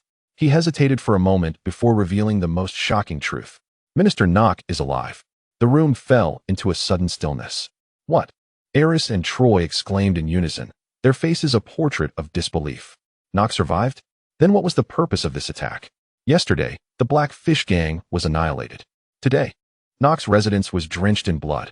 Yet, no one knows who the enemy is. No one knows their intentions. Who possesses the capability to silently eliminate an expert-level awakener without leaving a trace. Eris's jaw tightened, his voice turning icy. We must uncover the truth. At any cost. We must unveil what lies beneath. Meanwhile, at the residence of Grand Marshal Yakov, the atmosphere was equally heavy. Yakov reclined on a broad leather sofa, the porcelain cup of coffee in his hand untouched. His eyes were darkened, and his countenance serious. Reports had reached him. Nock's stronghold had been obliterated. Nock was never truly one of his own. In fact, the Minister of War frequently obstructed Yakov's plans and sabotaged his endeavors. When the initial news arrived, Yakov's first reaction was one of grim satisfaction. An obstacle had been removed. However, upon hearing that even Minter Brown had fallen, dismembered like livestock, his expression hardened. This was not a mere familial feud. Someone was conveying a message. A being on the brink of expert-level prowess had been silently eradicated, while the perpetrator audaciously affronted the Unicorn Guild simultaneously. Who was stirring such tumult? Various possibilities raced through Yakov's mind. Was this the handiwork of the theocracy of Orton? Could it be the scheme of the formidable Cardinal Austin? Or was there another force manipulating events from the shadows? What troubled him most was that Nock had been spared. This detail twisted the entire enigma into something incomprehensible. Why allow the minister himself to live? Why massacre everyone else, yet deliberately let him survive? The more Yakov pondered, the darker his mood became. Track down the murderer, he commanded, his voice low and as firm as iron. I demand answers. I wish to unveil their origins. He gently set down his cup, producing a faint clink, and added, furthermore, dispatch someone to Talus Academy. Inquire if their scholars have discerned the hidden truths behind these events. An underling promptly vanished to execute the order. Yakov reclined on the sofa, his gaze drifting towards the distant horizon, his eyes narrowing into slits. So, yet another player has entered the fray. Someone yearns to partake, to claim a portion of the Empire's banquet. The storm has merely begun. Yet this question reverberated throughout the Empire, in the court, in the guild halls, in the mercenary camps, and in the whispered shadows. Who could it be? Chapter 20. Reactions from all sides. Winston Family Manor. William had not slept a wink throughout the night. He tossed and turned, burdened with heavy thoughts. The future of the Empire loomed over him like a great mountain, but what troubled him more was the young Emperor Orrick. Would this nascent ruler make an irrevocable and rash decision? The Winston family had remained steadfastly loyal to the royal bloodline for generations. This loyalty burned fiercely within William's heart. He had sworn to protect the throne and shield the emperor from both overt and covert threats. Yet, in recent years, this burden had become increasingly unbearable. He felt his once formidable strength waning, insufficient to safeguard all that he cherished. Amidst this turmoil, a breathless servant burst into the room, his face ashen. "My lord." The servant stammered, "We have just received urgent news. Minister Nock's entire family has been exterminated. They were all slaughtered. It is said that the castle ran red with blood." These words struck William like a thunderclap. He froze, disbelief etched on his face. Ailander was renowned for its impregnable defenses, and Nock's castle, as the minister's stronghold, was guarded by elite troops and powerful awakened beings. The very notion that such a fortress could fall, that an entire noble family could be annihilated overnight was utterly inconceivable. Who possessed such power? William's mind was a whirlwind. Who could wield such strength and cruelty, capable of striking with such merciless ferocity? Then, a memory surfaced, and William's complexion turned pale. So you must trust me. Remain quiet and wait. By tomorrow, you will have answers. These were the very words spoken to him by Emperor Orrick just yesterday. Had His Majesty foreseen all of this? Was the Emperor, in fact, the architect of this bloody purge? William's chest constricted, shock rendering him momentarily breathless. However, before he could speak, the servant hurriedly added, "My lord, it is not just Minister Knock's family. I have heard that the Unicorn Guild's master, Brown, has also been captured. It is said he was brutally tortured, limbs severed, reduced to a pitiful husk before being slain." What?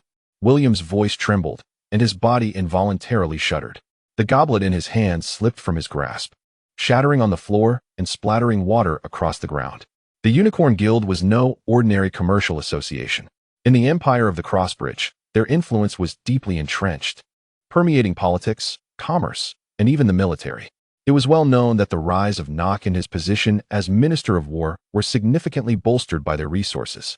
William was acutely aware that his mentor, Brown, had taken residence in Knock's fortress. The man had been in seclusion, meditating in preparation for a pivotal moment of expert-level breakthrough. Yet now, this seemingly boundless potential expert was slaughtered like a mere dog. The sheer power of the assailant sent chills through William's very core. If such a formidable individual could be so easily eliminated, what dreadful might lay beneath their strength? Could this truly be the Emperor's doing? William wished to refute this notion.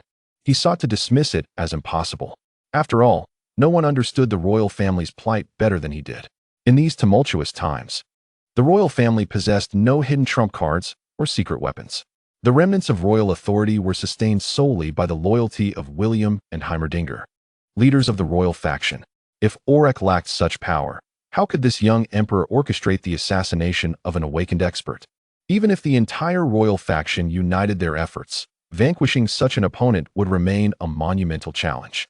Meanwhile, William's steadfast ally, Heimerdinger, heard the same horrifying news.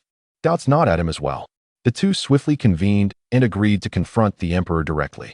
They would journey to Valoria Palace, demanding an explanation.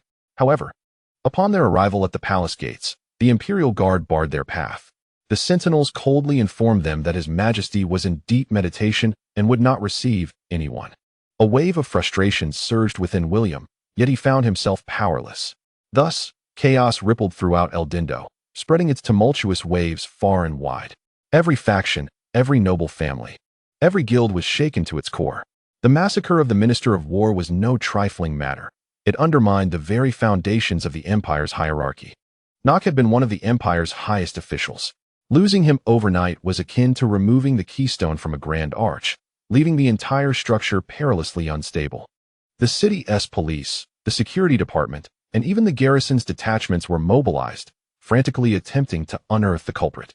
Yet, despite scouring every lead, they found nothing. The assassin left no trace. By the following morning, the news spread uncontrollably. From the halls of nobility to the bustling markets, it ignited like wildfire across the empire. In taverns and squares, both peasants and merchants whispered in terror. To the common folk, the Minister of War was an untouchable figure, a titan of authority. Yet now, he and his entire family had been erased overnight, as if commanded by the gods themselves. Who could wield such power? What force can descend so suddenly and silently? The city buzzes with speculation. Fear grips the hearts of many, for if even such a formidable figure can fall, what safety can ordinary people claim? Wood, a newly appointed junior officer in the War Department, is among those most profoundly affected. He lies awake throughout the night, trembling in dread, his mind haunted by a terrifying premonition of the truth behind the massacre. Alone, he questions the true culprits of the slaughter. If his suspicions are correct, then the Emperor himself poses a danger far greater than anyone imagines. His thoughts repeatedly return to the chilling encounter he witnessed outside the western gate of Valoria Palace. Goosebumps rise on his skin, his body shakes as if the winter's chill has seeped into his bones.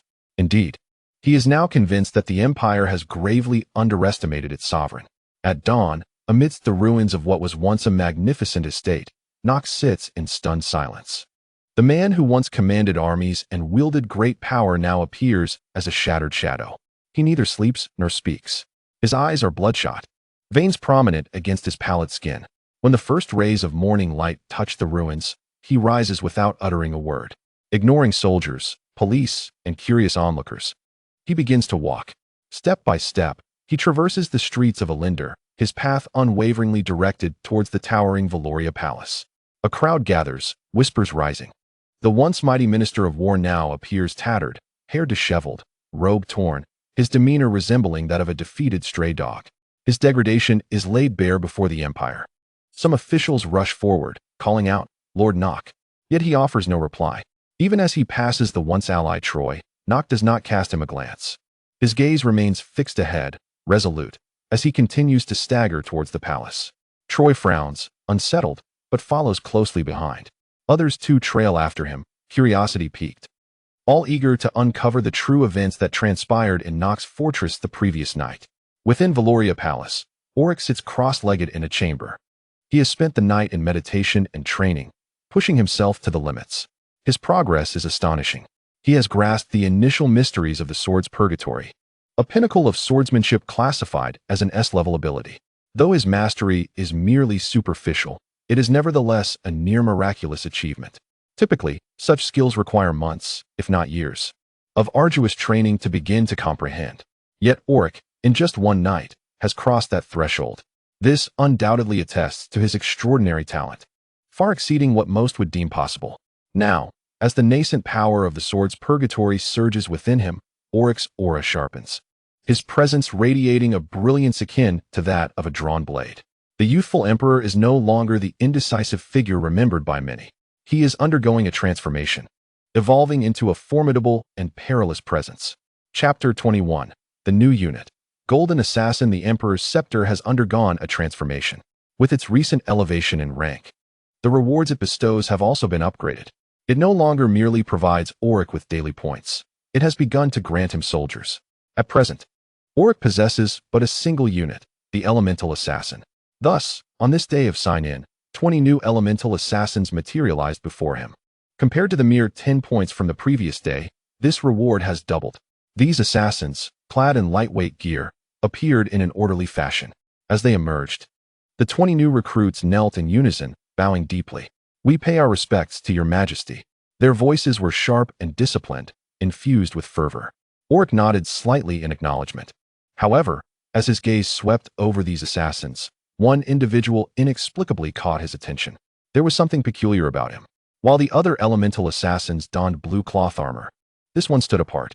His armor gleamed with a golden radiance. It was not fabric, but a lightweight metallic armor, shimmering like sunlight upon steel. Orrick's focus sharpened. His intuition suggested that this was no mere coincidence. Without hesitation, he summoned the attributes panel of this entity. Special Unit, Golden Assassin Rank, Expert Level. 1 Unit Description, a unique entity within the Elemental Assassin category. Possesses triple attack and defense power. Capable of short-duration flight. Can seamlessly merge with elemental energy. Extremely low probability of assassinating hero-level opponents. Quantity, 1. He held his breath. This was no ordinary soldier. A quick glance at the other units revealed, Elemental Assassin Rank, Elite Level, 9. Quantity, 39. Orrick's heart raced with astonishment. My goodness, how incredibly fortunate am I. Merely the second day following the scepter's upgrade, and I have already summoned a special unit. Moreover, this is not just any special unit. It is an expert-level warrior. He could scarcely believe his luck. In the Empire, expert-level awakeners are esteemed figures. Discovering a living, trained expert-level warrior is akin to finding a pillar of support for the nation. Even an expert level 1 is a person of unparalleled strength and authority. Now, Orrick possesses such a warrior as a loyal subordinate, utterly obedient to his will. The corners of his mouth lifted slightly, revealing a hint of a satisfied smile. Although the Golden Assassin is technically a special evolution of the Elemental Assassin, it retains the most fearsome attributes of an assassin, along with the ability to merge seamlessly with the surrounding elements. Orrick contemplated the notion that this seemingly cheating ability rendered the Golden Assassin's actual combat prowess capable of rivaling, or even surpassing, opponents 1 or 2 levels above him. What quickened Orrick's heartbeat was the final phrase in the description, a minuscule probability of assassinating a hero-level powerhouse. This statement lingered in his mind like a forbidden promise. Indeed, while the odds were slim, the possibility existed, suggesting that it was not entirely implausible. The hero level represented the zenith of mortal warriors, with fewer than 10 living individuals in the entire Crossbridge Empire having attained such a pinnacle. The emergence of this golden assassin had far exceeded Orrick's expectations. The reward he received today left him profoundly shaken. After a lengthy silence, he finally spoke. "From this day forth, you shall be the commander of all elemental assassins." The golden assassin placed a hand over his heart and bowed, declaring, "As you command, your majesty." Satisfied, Orrick waved a hand to disperse the gathered troops, who vanished one by one, returning to the realm from whence they came. He then turned and departed the room, making his way to the royal conference hall convening that day. His loyal attendant, Angie, followed closely at his side. She moved with graceful poise, though her voice carried a tone of conspiratorial significance. "Your Majesty, last night, Lord William and Lord Heimerdinger arrived at the gates of Valoria Palace seeking an audience. However, as you were in meditation, we denied them entry." She hesitated momentarily before continuing, her gaze briefly flicking to Orrick's expression. "Moreover, there has been significant upheaval at Minister Nock's castle. His entire family has been slaughtered, leaving only Nock alive. Additionally, the mentor of the Unicorn Guild, Brown, also perished there." Angie recounted the bloody details of last night's events in Alinder while discreetly observing her sovereign, attempting to gauge his reaction. An increasingly potent suspicion gnawed at her. Everything about Orrick had changed. His demeanor, the power he exuded, the calm authority in his words suggested he was no longer the emperor he had been not long ago. Were these sudden massacres of formidable enemies not his doing? Her heart raced as she awaited his response. Yet Orrick merely acknowledged her with a nonchalant reply, his expression as tranquil as ever, as if the news were but a gentle breeze. Angie's composure was on the verge of shattering. Deep within, she trembled. Indeed, she mused, all of this must have been orchestrated by His Majesty. The thought filled her with dread yet reverence. For if the Emperor could so easily eliminate an expert-level awakened being, then the extent of his power was beyond anyone's imagination. In the conference hall, Orrick sat upon the central throne reserved for the Emperor, his grip firmly clutching the scepter. To an outsider, it might appear merely a symbol of sovereignty. However, for Orrick, it represented far more than that. This is his secret weapon, the instrument of his fate reversal. One by one, the officials entered the hall, bowing deeply. "We pay our respects to your Majesty." Their voices resonated with reverence, harmonious and unified. Yet, one figure stood tall, unbowed, Minister Nock. His bloodshot eyes brimmed with wild hatred, fixated on Orrick, as if his gaze could pierce steel. Orrick sat upon the throne, unflinchingly meeting that gaze. His expression remained indifferent, aloof. To him, Nock was merely a subject daring to defy imperial authority, an arrogant individual who fancied himself above the empire's power. Such hubris could only lead to one inevitable conclusion. If you refuse to acknowledge your emperor, Orrick coldly contemplated, then you must face the consequences. The seasoned officials quickly sensed the palpable tension in the air. Many shifted uneasily in their seats, their eyes darting between Nock and the emperor. A storm was brewing. Suddenly, Nock's hoarse voice shattered the silence. "It is you. I knew it was you." His words echoed through the hall like a curse. His chest heaved with rage. "Orrick, why are you so heartless?" A gasp rippled through the hall. The officials froze, their faces etched with disbelief.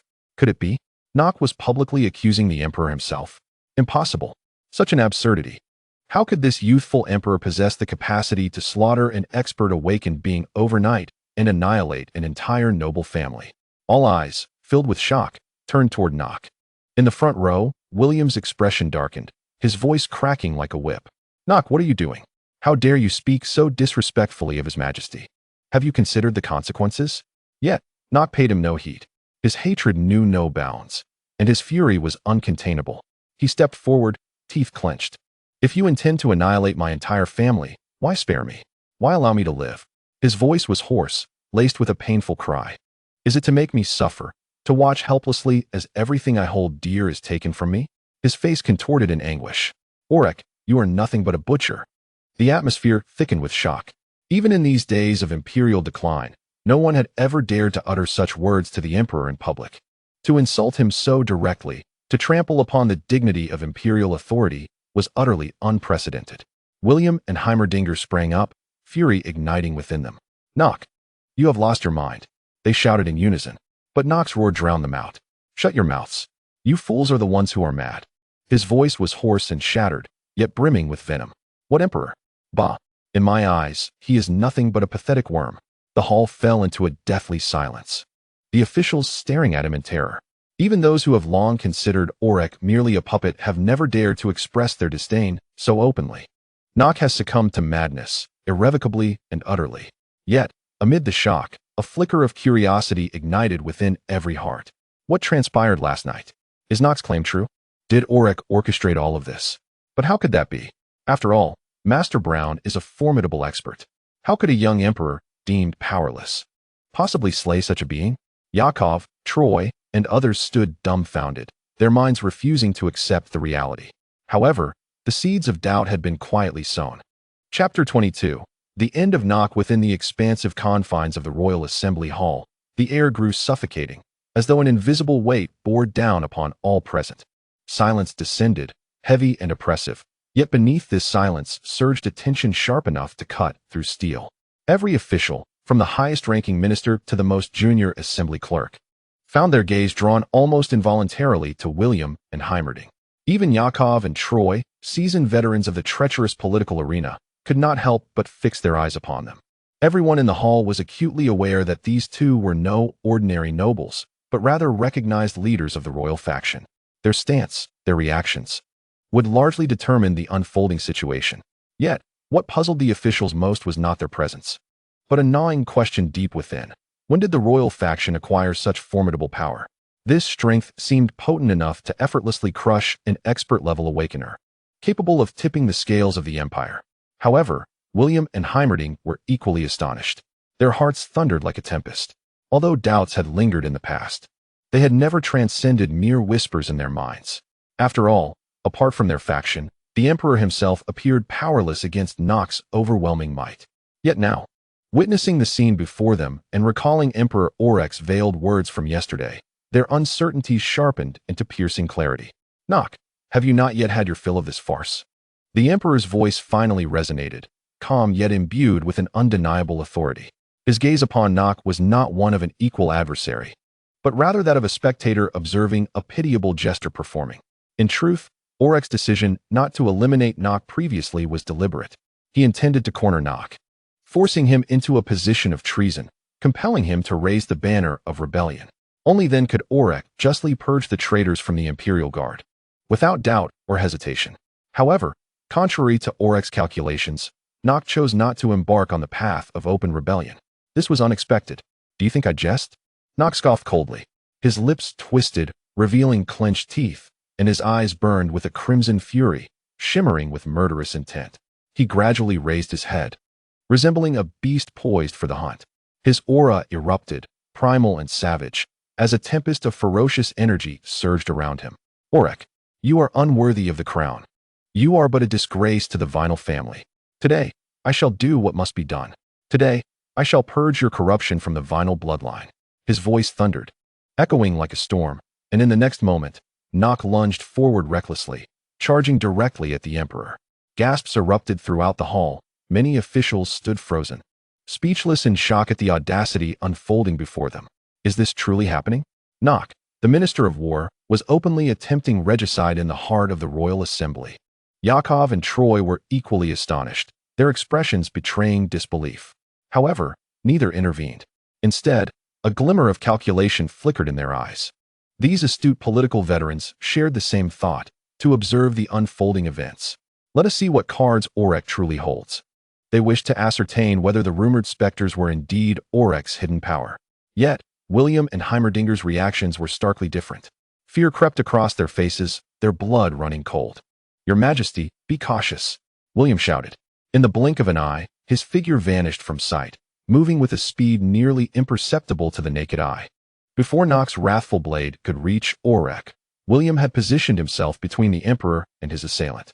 His fist, imbued with overwhelming force, struck Knock's chest with a resounding impact. A thunderous noise erupted as Knock was flung backward, crashing heavily onto the floor of the assembly hall. In that same instant, Heimerdinger also surged forward.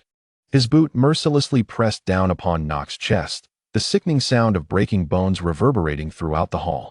The chamber trembled at this devastating sound, sending chills down the spine of every listener. Meanwhile, Gaia and a cadre of loyal officials hastily rushed to the Emperor's side, forming a protective barrier around him. The royal assembly descended into chaos, the once solemn hall transformed into a tumultuous scene. From outside, the Imperial Guard surged in, their armor clanking as they swiftly encircled the fallen Nock in an iron ring. Even while pinned to the ground, bones shattered, Nock managed to muster a twisted smile. "Orrick," he spat, his voice hoarse yet laced with venom. "You are fortunate to have a pack of loyal hounds by your side. Take one more step, and I shall personally end you. Take one more step, and I shall exact vengeance for my family." Flames of fury ignited on William's face, his expression dark as a storm cloud. He glared at Nock, his fists trembling, an overwhelming impulse driving him to bring this to an end. He raised his hand, ready to deliver a fatal blow. Yet Orrick, seated high upon the throne in the grand hall, gently raised a hand, a silent command. William froze, suppressing his fury as he unclenched his fists. His gaze, as cold as tempered steel, proclaimed the verdict. "Nock, daring to attempt regicide within this hallowed council chamber, you are undoubtedly doomed. Yet, this is not for me to decide. His Majesty shall render judgment upon you." At these words, all eyes turned toward Orrick. The Emperor remained poised upon his throne, calm as a mountain, unperturbed by the tempest around him. He grasped tightly the scepter, a symbol of imperial authority. His expression betrayed not a hint of wavering, as if Nock's assassination attempt were but a mere breeze. No ordinary man could maintain such composure in the face of death. The conclusion was evident. Orrick had anticipated this outcome long ago. The officials, like a tranquil lake disturbed by a stone, felt turbulent emotions within: fear, admiration, and unease. William spoke again, his voice resonant and resolute. "Your Majesty, Nock has committed treason." He raised his hand against the crown. "Such a man deserves only the gallows." Heimerdinger and Gaia echoed his sentiments. "Please, Your Majesty, condemn him to execution." Troy, ever the politician, finally stepped forth. He understood that Nock had no path to redemption. Regardless of the Minister of War's past utility or the countless tasks he had accomplished for Troy, in this moment, his worth had evaporated. Sacrifice was unavoidable. "I too support the gallows," Troy declared solemnly. "A man entrusted with the mantle of Minister of War who betrays the crown must not be forgiven." Yakov's lips curled slightly, tinged with sardonic amusement. For over a decade, Nock had been Troy's unseen dagger, executing innumerable assignments. Yet now, Troy cast him aside without hesitation. "How cold," Yakov mused, "truly cold." William and Heimerdinger shot sidelong glances at Troy, their eyes flickering with disdain. Nevertheless, Nock himself seemed unfazed by the capricious undercurrents. Crushed beneath Heimerdinger's boot, his bones shattered, he could no longer resist. Yet, his eyes, those burning eyes filled with hatred, remained fixed upon Orrick. "Orrick," he bellowed, "even if you kill me, what will change? The empire of the Crossbridge is finished. Do you hear me? Finished. Do you think you can alter its fate? You are deluding yourself. You cannot change anything. You are the sinner of the Vinyl family, the grave digger of the empire. I swear your death shall be more wretched than mine. Your suffering will eclipse my own 1,000-fold. Kill me. Do it. If you dare, end me." His words dripped with venom and provocation, a final challenge to the emperor. The officials in the hall exchanged anxious glances. Some appeared pale. Others furrowed their brows. Yet, Orrick remained unperturbed. His expression remained tranquil, even serene, though a flicker of shadow danced within the depths of his eyes. He was acutely aware that Nock's accusations were not entirely unfounded. The empire indeed teetered on the precipice of decline. But what of it? If one does not endeavor, if one does not exhaust every ounce of strength to resist, how can one ascertain the outcome? At last, Orrick's voice shattered the silence. "Since you yearn for death, I shall grant it to you." He paused momentarily, his tone as frigid as ice. "Guards, break every bone in his body. Skin him alive. Understand this. He is not to die until the skinning is complete." This command fell like a blade, merciless and unyielding, sealing Nock's fate before all witnesses. Chapter 23. The fearful courtiers within the Grand Royal Assembly Hall. The atmosphere descended into a suffocating silence. The entire chamber lay eerily still, as if entirely cut off from the outside world. Among the assembled ministers, the faces of Yakov and Troy instantly grew grave, ashen as death. Was this truly the emperor they had once known? The ruler who had been timid, indecisive, and fearful of conflict? Why had he transformed into such a ruthless and decisive figure upon awakening from his recent slumber? Even William and Heimerdinger, longtime leaders of the royal faction, felt a profound shock within. They could scarcely believe their ears. Before Nock was to be skinned, he was not even permitted to die. Such cruelty was almost unimaginable. Two imperial guards swiftly approached, seizing Nock by the arms, preparing to drag him away. However, before they could act, Orrick's cold and authoritative voice reverberated within the assembly hall. No need to take him outside. Execute him right here in this royal assembly hall. Since all present disdain him, let us witness his end together. The emperor's merciless command rendered the ministers pale with fear. A subordinate of Troy trembled as he stepped forward, bowing and saying, "Your Majesty, perhaps we could." Orrick's gaze, sharp as a blade, fell icy upon the man. "What? Do you wish to carry out the execution yourself?"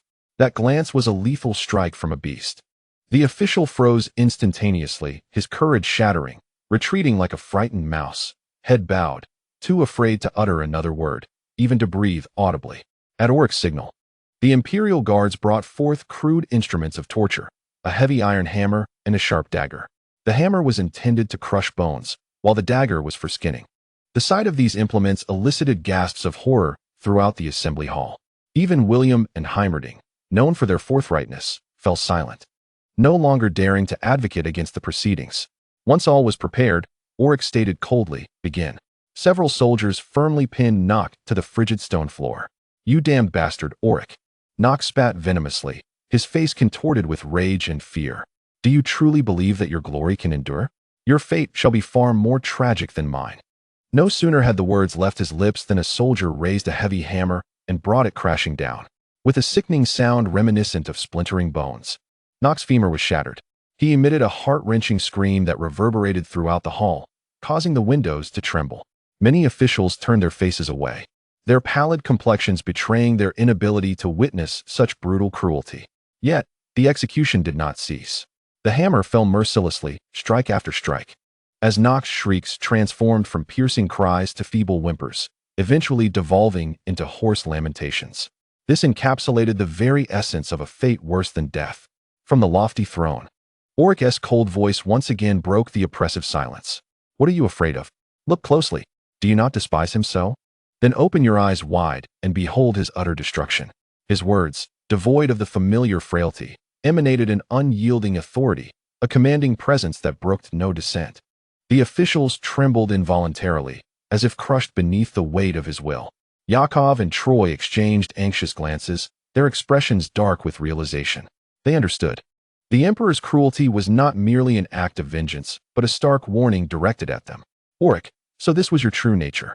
We had consistently underestimated you." The execution persisted for a full 2 hours before Nock's cries finally subsided. At last, Orrick spoke once more, his tone eerily calm, as if nothing had transpired. "Enough. Today's discussions are concluded." For the other officials, this felt akin to a merciful reprieve from the emperor. They hastily rose, bowing in deference, nearly fleeing the assembly hall, eager to escape the brutal shadow that loomed within. How had the emperor they once perceived as weak transformed into such a fearsome and unyielding ruler? Among those present, the most terrified were the trusted aides of the Grand Marshal and the Minister of Police. For years, they had endeavored to appease their benefactors by sacrificing the empire's well-being and undermining the imperial authority. To them, the seemingly feeble emperor had been inconsequential, barely worth mention. Yet now, they were gripped by a chilling realization. The emperor was far from weak. He was a calculating and ruthless sovereign, wielding terrifyingly brutal methods. Fear permeated their very bones. Whispers of treachery and guilt lingered in their minds. If Nock could fall so tragically, who would be next? One official, Blake, a mid-level administrator in charge of interrogations within the police department, returned home unable to shake off the grip of terror. His hands trembled as he attempted to steady a glass of water, his face pale and devoid of expression. He had witnessed countless scenes of brutality throughout his career, torture, screams, shattered bodies, none of which were foreign to him. Yet, the horrors he had beheld today under the emperor's command sent a chill deep into his soul. The harrowing scene of Nock being flayed reverberated through the hall, his anguished cries indelibly etched into Blake's mind, refusing to dissipate. Nock's dying words echoed in his ears, vehemently asserting that the Emperor had annihilated his castle and slaughtered his family. Was it truly Orrick who orchestrated such devastation? If so, the Emperor was even more terrifying than Blake had ever imagined. If an expert like Minter Braun had fallen during that massacre, what chance did a mere official like Blake stand if the Emperor turned his gaze upon him? He endeavored to solace himself, yet unease gnawed at his soul. How could Orrick cultivate such clandestine power without anyone's knowledge? Why did he choose not to refute the accusations today?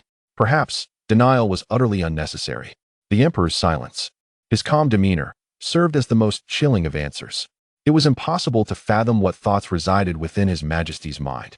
Meanwhile, within the grand stone steel fortress outside the city of Alinder, Grand Marshal Yakov sat in solitary silence, puffing on his pipe, his brow furrowed with agitation.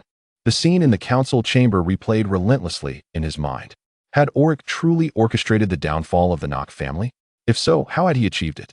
Yakov was acutely aware of the true strength of the royal faction. He had clashed with William and Heimerdinger for years, well aware of their resilience. Yet he understood that their faction lacked such formidable power. If not them, then who could it be? If it were the Emperor? How had he managed to conceal such might until now? One thing was certain. This enigmatic power must be thoroughly investigated. For the sake of the Empire and his own survival, Yakov had to uncover the truth. He commanded his subordinates to broaden the scope of the investigation, then retreated to his study, hastily penning a letter, sealing it with red wax, and entrusting it to a confidant for delivery. Simultaneously, within a clandestine courtyard in the city of Alinder, William, Heimerdinger, and several ministers of the royal faction gathered in secret. The atmosphere was tense, their voices low and urgent. Never had they anticipated the Emperor's resolute decisiveness. Indeed, such determination was unprecedented. They may have all underestimated him. Amidst the murmurs, William finally spoke, his tone steady. A few days prior, His Majesty had instructed me to focus on cultivating more officials loyal to the royal faction. Now, with the execution of War Minister Nock, I can assert with certainty that this is no mere coincidence. The ministers exchanged glances, gradually grasping the implications. The Emperor's actions were not just a punishment for Nock, but a meticulously crafted strategic maneuver. However, one minister whispered, "There is still something peculiar about this. Did His Majesty truly orchestrate the massacre at Nock's castle?" "It is not impossible," another responded. "Did you not see how resolute Nock was in his accusations today? He must know something." Thus, fear and suspicion began to spread throughout the empire. Officials are filled with trepidation, and clouds of suspicion linger among factions, while behind this turmoil, the Emperor's newly revealed ruthlessness looms ever larger like a shadow. Chapter 24. Attitudes of various parties after a protracted and fervent discussion. Members of the royal faction failed to reach a definitive conclusion. However, in another sense, they found common ground, regardless of whether this matter genuinely pertained to His Majesty. It presented an opportunity for the royal party. Regardless of the truth, they could leverage this situation to bolster their own strength. Consequently, their preparations commenced forthwith. To exercise caution, William further issued directives. "I shall personally investigate the true circumstances of His Majesty with Heimerdinger. As for the Grand Marshal and the Minister of Police, you must assign personnel to closely monitor their movements." His expression grew grave as he continued. "His Majesty's methods this time are anything but benign. I fear they may cultivate dangerous thoughts." The incident involving Minister of War Nock swept through households like a tempest. Even the ordinary citizens of Irondor began to hear whispers of it. Their reactions were tinged with shock. After all, for a long time, the image of Emperor Orrick as cowardly and weak had become deeply entrenched. But now, this emperor had resorted to such hardline measures. Whispers filled the streets. The political climate of the capital was poised to become tumultuous. The empire was already in a state of decay. The so-called prosperity was merely superficial. Perhaps soon, the Crossbridge Empire would fade into history. Maybe a change of dynasty would not be entirely unwelcome. Even the common folk could, in their simplistic manner, perceive the underlying reality. They understood the true state of the empire. Aside from the superficially stable capital of Irondor, most provinces had long since descended into chaos. Countless factions, like bloodthirsty sharks, fought for their interests amidst the turmoil. No one paid heed to any edicts emanating from the court of Orrick. For the Crossbridge Empire, Only Irondor still bore the gilded mask of imperial prosperity. Yet now, even that mask seemed on the verge of shattering. Clover Auction House, in the southern part of Irondor. Within the most opulent private chamber of the Clover Auction House, two figures were partaking in afternoon tea. The auction house president Kafka and the patriarch of the Kazek family. Snow. Behind them, several young members of the new generation stood respectfully, serving their elders. At last, Snow broke the silence, his tone tinged with unease. President Kafka. What is your perspective on this matter? Kafka calmly lifted his teacup, taking a small sip before responding with composure. This matter is of little consequence. Snow furrowed his brow. What do you mean by that? Kafka set down his teacup and replied serenely. The Empire is beyond redemption. You know this better than I do. Although the Emperor's actions are surprising, they cannot alter the inevitable outcome. Snow's frown deepened, lines forming on his forehead. Do you believe the Emperor is attempting to instigate change? Is he striving to salvage this empire, which is languishing in its twilight? Kafka chuckled softly. If it were not for the salvation of the Empire, why would he incite such a senseless tumult? He took another sip of tea, a hint of detachment gracing his demeanor as he continued. However, I must concede that he possesses greater clarity than his predecessors. Had he been born 2 centuries earlier, perhaps, just perhaps, he could have reversed the tide and rewritten fate. He sighed. Alas, he was born too late. The trends are set, and the conclusion is inescapable. No emperor's resolve can stem the torrent. Perseverance is futile. A glimmer of insight flickered in Kafka's eyes as he added, I suspect His Majesty has already discerned this truth. His sole desire now might be to ensure the empire does not crumble under his reign, to prevent history from cursing his name as the monarch who destroyed the Crossbridge. Voices of the younger generation. Upon hearing these words, the young girl standing nearby could no longer conceal her inner discontent. A spark of youthful defiance danced in her eyes. Uncle, must it truly be so? From your words, this young emperor seems quite remarkable to me. He knows the outcome is predetermined, yet refuses to yield. Her brother interjected, his tone cold and disdainful. Sister, you are far too naive. In such a vast predicament, not even a masterful stronghold could alter the course of fate. What can one emperor accomplish? His gaze darkened as he elaborated. The theocracy of Olton clings to the Crossbridge Empire like a parasite, draining its final lifeblood. After years have passed, how much vitality remains in the empire? Destruction is merely a matter of time. Were it not for the theocracy's interference, the empire would have long been devoured by internal and external foes. In such circumstances, what change can a single emperor bring? The girl fell silent. Yet the admiration in her eyes did not wane. Anyone with eyes could see. The Crossbridge Empire is gravely ill. Unless divine intervention occurs, salvation is hopeless. The girl murmured softly. Then is this young emperor not a tragic figure? He is of my age, yet dares to challenge destiny, even knowing death awaits. I find that commendable, her brother scoffed openly. Commendable? Perhaps. But can admiration combat fate? The decline of the empire is a foregone conclusion. This is his destiny as emperor, leading the empire into decay. The weight of inevitability even stifled the hopes of youth. Snow turned once more to Kafka, a glimmer of respect crossing his features. Indeed, the 4-leaf clover auction house conceals extraordinary talents. Pray tell, do you intend to depart from Aelander? Kafka chuckled lightly, shaking his head. For the 4-leaf clover auction house, the rise and fall of the empire is but the changing of the seasons. Regardless of which banner flutters atop the city walls, our business shall continue. Sapphire Bank. Meanwhile, in the radiant heart of Aelander stood the Sapphire Bank. Within its uppermost floor, in a room more opulent than many royal halls, sat the branch manager, Josephine. She languidly reclined on the velvet sofa, elegantly sipping tea, her demeanor a blend of leisure and allure. Through her half-closed eyelids, she gazed toward the sky, then cast her eyes upon the distant silhouette of the Valoria Palace. She murmured to herself, should the empire of the Crossbridge collapse now, it would indeed be troublesome. Yet, she understood that the outcome was beyond her control. Largely, it hinged on the will of Cardinal Austin, whose presence loomed over the fate of the empire. A thoughtful smile played upon Josephine's lips as she picked up a quill from the table, casually inscribing a few lines on a piece of exquisite paper. She then gently tapped the ornate tabletop, summoning a servant. A staff member hurried in, bowing deeply.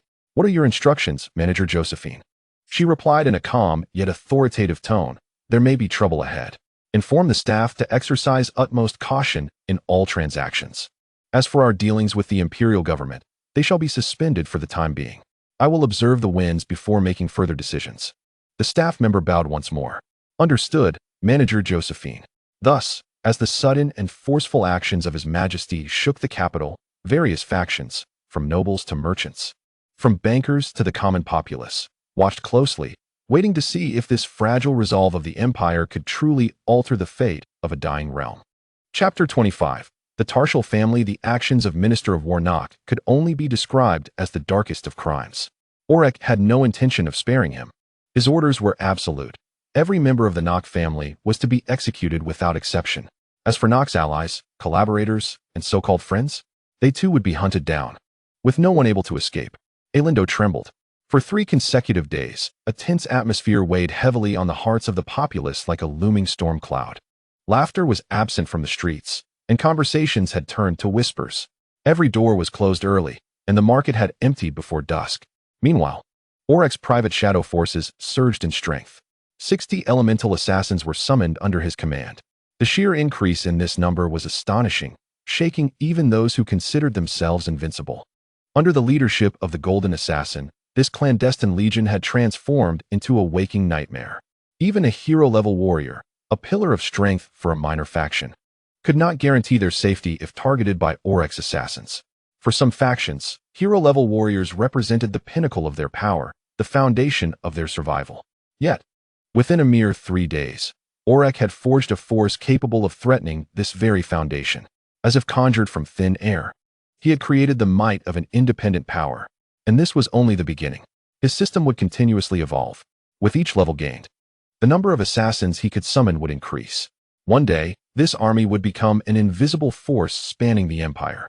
This thought filled Orrick with a cold, steely confidence. Standing silently upon the walls of the Valoria Palace, he gazed down at the countless lights dotting the capital, resembling fallen stars. Each light represented a family. Each light was a reflection of his subjects. They were his people, and he vowed, regardless of the cost, to protect them. Behind him, Angie watched intently. Her eyes widened. Her heart raced as she beheld his tall, resolute silhouette framed against the night. Her emperor had transformed. The world knew the empire was in decline. It was common knowledge. Yet, Orrick chose to swim against the current, to confront the world itself. For the still youthful Angie, this was mesmerizing. What girl would not admire a man who dared to defy fate, unwavering even in the face of despair? "Your Majesty," she spoke softly, "I may be weak, perhaps unable to offer you much assistance, but I shall forever stand by your side." Her words, gentle yet imbued with resolute strength, conveyed her understanding of the implications of his actions. By dismantling Nock and his family, Orrick had summoned chaos upon the empire. Turmoil was inevitable. Confronted with such a tide, she felt powerless. Yet, she could remain by his side, loyally serving him. If one day her body were needed to shield him from death, she would not hesitate to sacrifice herself. If she could secure even a moment more of life for him, she believed her existence would hold meaning. Orrick nodded slightly, his expression serene, his gaze still fixed on the horizon. No one could decipher the thoughts swirling within him. After a long pause, his voice shattered the silence. "Send word to the Tarshal family. I shall visit them personally." Angie bowed deeply, hastening to execute his command. Meanwhile, Orrick summoned the elemental assassins. "Dispatch observers," he commanded. "Jakov and Troy. I wish to know every movement, every utterance. Report everything to me." For Orrick, the elemental assassins were far more than mere killers. Their greatest advantage lay not in their hidden daggers, but in their ability to blend seamlessly with the elements themselves, traversing shadows and walls unnoticed. Even expert warriors could not perceive their presence. Only those who had reached the heroic tier, with auras that radiated, might catch a glimpse of them. Even then, the likelihood of detection was exceedingly slim. Before Orrick, secrets had no refuge. Everyone harbored hidden matters, but with his assassins, Orrick could unveil all. This was the true terror of the elemental assassins. Assassination was merely a superficial aspect of their utility. With them, Orrick dreamed of casting his shadows across the entire Crossbridge Empire. Every action, every whispered word, every betrayal would escape not his keen gaze. A faint smile graced the corners of his mouth. "It is time," he murmured to himself, "to meet my queen." At the opposite end of the capital, Within the grand fortress of the Tasher family, a stronghold nearly rivaling the Valoria Palace in its magnificence, the patriarch and elders convened for a grave assembly. The air in the meeting room was thick with solemnity. "Pray tell," one elder inquired, "do you believe the plight of the Nock family is truly orchestrated by the emperor?" Another nodded gravely. "It is highly plausible." He recalled the scene in the royal council chamber, remembering the venomous gaze Orrick cast upon Nock. The hatred was palpable. "If this is indeed the case," a third elder whispered, "we shall find ourselves in dire straits. The Unicorn Guild will not swallow this humiliation. Should they discover the Emperor to be the puppet master, they will assuredly take action against him." A moment of silence enveloped the room before another voice emerged. "What matters now is not conjecture. We must ascertain the extent of Orrick's power. We cannot afford to underestimate him." The elder hesitated before adding, "There is another piece of intelligence from the theocracy of Alton. A prodigy has emerged, known as Seiko. The church has commenced training him with utmost priority." The atmosphere in the meeting room grew heavy. "Seiko? Impossible. How could he have risen to such heights?" questioned another. "Have you forgotten?" came the reply. "He once came here, seeking to fulfill his betrothal to Josephine. And we cast him out. We humiliated him before the entire family, showing him no courtesy." The elders shifted uneasily as that memory, a wound they had nearly buried, now returned with a sting. The first elder to speak resumed in a hushed tone, "I have heard that in merely 6 months, Seiko has elevated his prowess to that of an expert. 6 months. Such rapidity is nothing short of monstrous, a true genius." A profound silence fell over the assembly. They were reluctant to admit it, but their judgment had been flawed. Fear silently crept into their hearts. Yul Tasher, the family patriarch, furrowed his brow deeply. Among all present, he understood best what Seiko's ascendance meant for the family. Yet the past was immutable. The rejection had been absolute. The bridges had been irrevocably burned. At the time, Seiko's engagement to Josephine had seemed laughable, an affront to their noble lineage. Rejecting him had appeared not only justifiable, but perhaps even right. However, the cruelty of their dismissal had been their true error.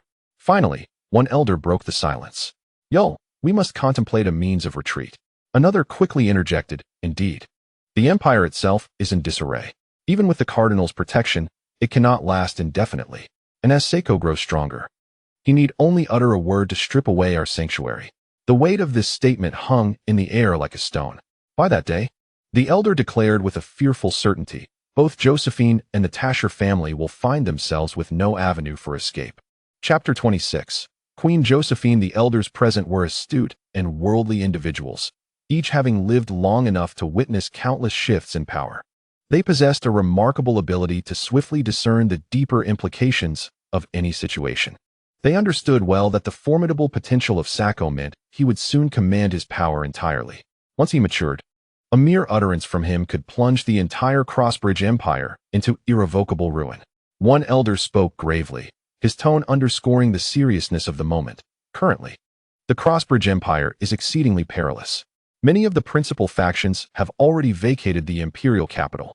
Another elder added, "Should our Tashel family also consider departing? Perhaps a complete withdrawal from this tumultuous land is the wisest course of action.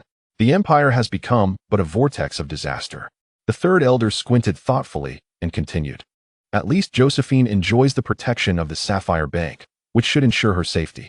Yet, our Tashel family has no reason to sink alongside the empire. Indeed, this empire has reached its terminus, its decline irretrievable. If Sacco unleashes his vengeance, what awaits us all is not merely greater misfortune, but potentially the utter annihilation of all who stand on the wrong side." Thus, the most prudent course of action seemed glaringly apparent: to distance themselves from the Crossbridge Empire before calamity struck. The head of the Tashel family, Yul, furrowed his brow, his face a canvas of hesitation and uncertainty. He too had to weigh the potential benefits and risks of this choice meticulously. Sometimes, evading danger is not a true solution. Fleeing only serves to render one weaker, inviting the assault of other predators. As his thoughts swirled, an urgent voice from a servant outside the council chamber interrupted, "My lord, His Majesty the Emperor has arrived at the Tashel family." This announcement stunned those present. Yul exchanged glances with the other elders, their eyes brimming with confusion. Why would the Emperor personally visit the Tashel family at such a critical juncture? After a brief silence, Yul finally replied, "I understand.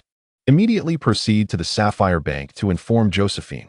instructing her to return and join us in welcoming His Majesty. The servant promptly bowed and departed.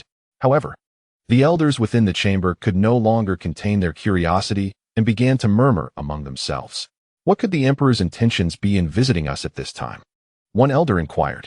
This question lingered in the minds of each elder. Yul raised his hand with authority, stating, regarding Sacco, I implore you to maintain strict confidentiality for the time being. As for the true purpose of His Majesty's visit, I believe we shall soon learn it from his own lips. He paused, surveying those present. The emperor's arrival may not be a misfortune for us. It could present an opportunity to witness firsthand what position he truly holds. News of Emperor Orrick's visit to the Taschel family spread swiftly. The entire family was immediately engulfed in a flurry of activity. The servants hurriedly arranged the castle's grand hall, while the elders meticulously groomed themselves and adjusted their attire. Each corridor suffused with a palpable sense of anxious anticipation. Meanwhile, Josephine, engrossed in her affairs at the Sapphire Bank, received the news. After a brief moment of contemplation, she set forth to return to the family estate. As preparations reached their zenith, the distant rumble of wheels rolling over cobblestones echoed from outside the castle gates. The carriage of Emperor Orrick had finally arrived, halting before the ancestral entrance of the Taschel family castle. As the carriage door swung open, a tall, imposing figure emerged, the Emperor Orrick. His presence was awe-inspiring, with sharp brows and piercing eyes, exuding a commanding aura that was impossible to overlook. As the patriarch of the Taschel family, Yul was the first to approach, bowing respectfully. Your Majesty, your presence at the Taschel family estate is our utmost honor. The emperor's response was succinct yet laden with significance. The glory of the Crossbridge resides with you. His voice was calm, almost indifferent, yet the weight of his words rendered the entire courtyard silent. Subsequently, Orrick's gaze shifted towards Josephine. Standing amidst the crowd, she radiated elegance and nobility. Adorned in a gown that accentuated her statuesque figure, her alabaster neck was graced with a magnificent necklace encrusted with jewels. Her sapphire-like eyes sparkled with clarity, and her golden, wavy hair cascaded over her shoulders like beams of sunlight. Yet, what captivated more than her beauty was the unique essence she exuded, a mysterious quality that set her apart from the typical noblewoman. Unlike those whose grandeur was merely superficial, Josephine's allure conveyed a profound and enigmatic depth. Orrick could not help but feel a surge of admiration. He had once deemed Angel to be among the most beautiful women he had encountered, but standing before Josephine, he realized she eclipsed Angel not only in appearance, but also in demeanor. Josephine's charm was undeniable. She truly lived up to her reputation as the most renowned beauty of the Crossbridge Empire. More importantly, she was the uncrowned queen of the empire. A smile of satisfaction crept into Orrick's heart, accompanied by a hint of pride. Indeed, his future wife, without a doubt, possessed a beauty that met the emperor's lofty standards. For Orrick, being an emperor was not solely about wielding power and authority. Beauty and companionship were pleasures he deemed deserving. With Josephine by his side, he felt he was finally embodying the image of a true sovereign. Your Majesty, please follow me, Yul said, gesturing for them to proceed. Orrick nodded slightly and entered the castle hall, with Yul leading the way. Josephine followed closely, her gaze contemplatively resting on Orrick's retreating figure. The elders trailed behind, maintaining a respectful distance, none daring to walk alongside the emperor. Soon, they entered the grand reception hall of the Taschel family. Orrick's eyes swept across the gathered elders. Their postures were respectful, their words measured, yet Orrick could discern the artifice behind their facade. Their submission is merely a facade of politeness. After all, the Taschel family stands as one of the most illustrious noble houses within the empire, endowed with substantial resources and influence, even extending its reach beyond the empire's borders. Yul, a masterful warrior, is perceived as formidable in the eyes of ordinary folk. The elders present are predominantly of elite caliber, equally impressive in strength. In times past, such power would have commanded respect, even warranting the emperor's favor. However, for the current Orrick, their might appears trivial, and he feels no compulsion to seek their allegiance. The silence thickens with gravity. At last, Yul breaks the stillness with a cautious tone. Your Majesty, what brings you to the Taschel family today? Orrick's lips curve slightly, his gaze shifting back to Josephine. I have merely come to visit the queen. Josephine lowers her head slightly, revealing a serene smile. Your Majesty, I appreciate your concern. As she speaks, her sapphire-like eyes scrutinize him closely. She is already aware of the demise of the Nock family, the Minister of War. And as the steward of the Sapphire Bank, she has even orchestrated certain arrangements behind the scenes. Yet, what truly perplexes her is the transformation before her. Why has the once weak emperor become so utterly resolute, as if he were an entirely different person? Why is he stirring such turmoil in the imperial capital? What is his ultimate aim? Orrick's calm voice interrupts her reverie. I have begun preparations for the queen's coronation.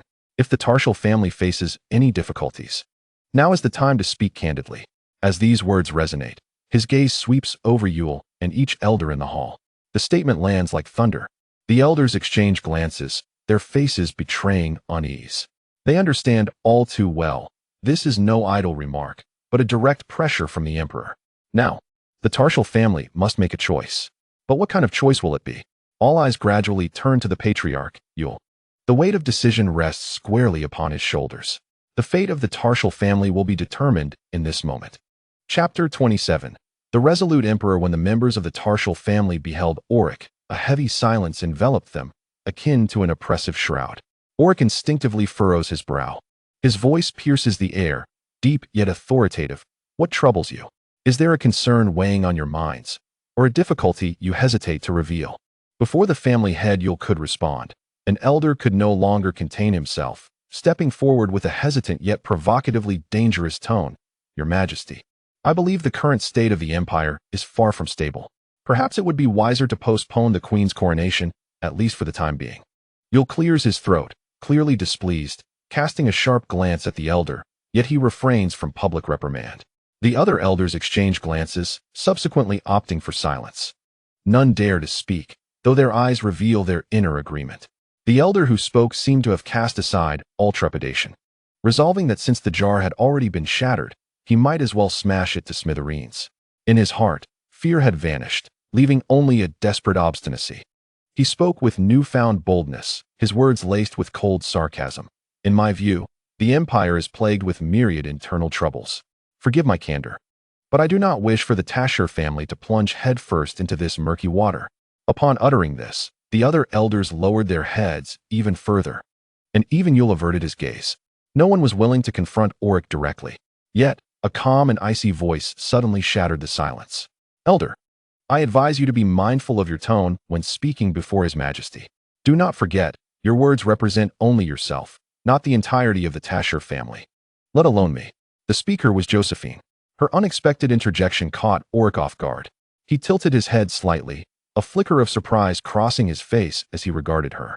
At that moment, the political landscape of the Crossbridge Empire had become starkly clear.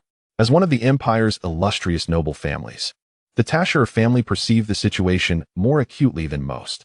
However, what Orrick could not comprehend was why the Tashur family was so insistent on binding themselves to the royal family through marriage. What greater scheme lay hidden behind their actions? Just moments ago, Orrick had confirmed one thing. The Tashur family was preparing to abandon ship. This was hardly surprising. Any discerning individual could see that Orrick's chances were slim, his position precarious. The empire was teetering on the brink of collapse. Yet, Josephine not only did not distance herself from him, but openly aligned herself with him. Why? Was she captivated by his demeanor, his charm, or that regal aura he exuded? Orrick nearly burst into laughter. Absurd. Nevertheless, he privately acknowledged that he did indeed present a rather handsome figure standing there. Josephine turned to Orrick, respectfully lowering her gaze. Please forgive them, Your Majesty. Orrick maintained his composure, his gaze cold yet steady. I understand. The Tashur family doubts my ability to protect you. This blunt declaration struck like thunder. Yule flinched, a look of panic flashing across his face as he hurriedly replied, Your Majesty, we harbor no such intention. Orrick narrowed his eyes, a glint of cold steel within them. I know there are hidden forces manipulating everything behind you, but I do not care for that. What I will not tolerate is your questioning of my strength. As his words fell, a chilling aura swept through the room. In an instant, everyone except Orrick and Josephine felt an oppressive, lethal presence bearing down upon their bodies and souls. It was the sensation of standing on the precipice of death, as if the slightest misstep would result in their lives being instantly extinguished. This was no mere illusion. Someone was deliberately exuding murderous intent, allowing them to vividly sense the breath of death. Yule, as the only high-ranking powerhouse of the Tasher family, was the most profoundly shaken. His senses screamed as he perceived the multitude of lurking threats surrounding him, dozens, perhaps even hundreds. Yet, despite his utmost efforts, he could not pinpoint the locations of these menacing presences. What could this mean? The elders' faces turned ashen, their panic evident as they scanned their surroundings for concealed foes.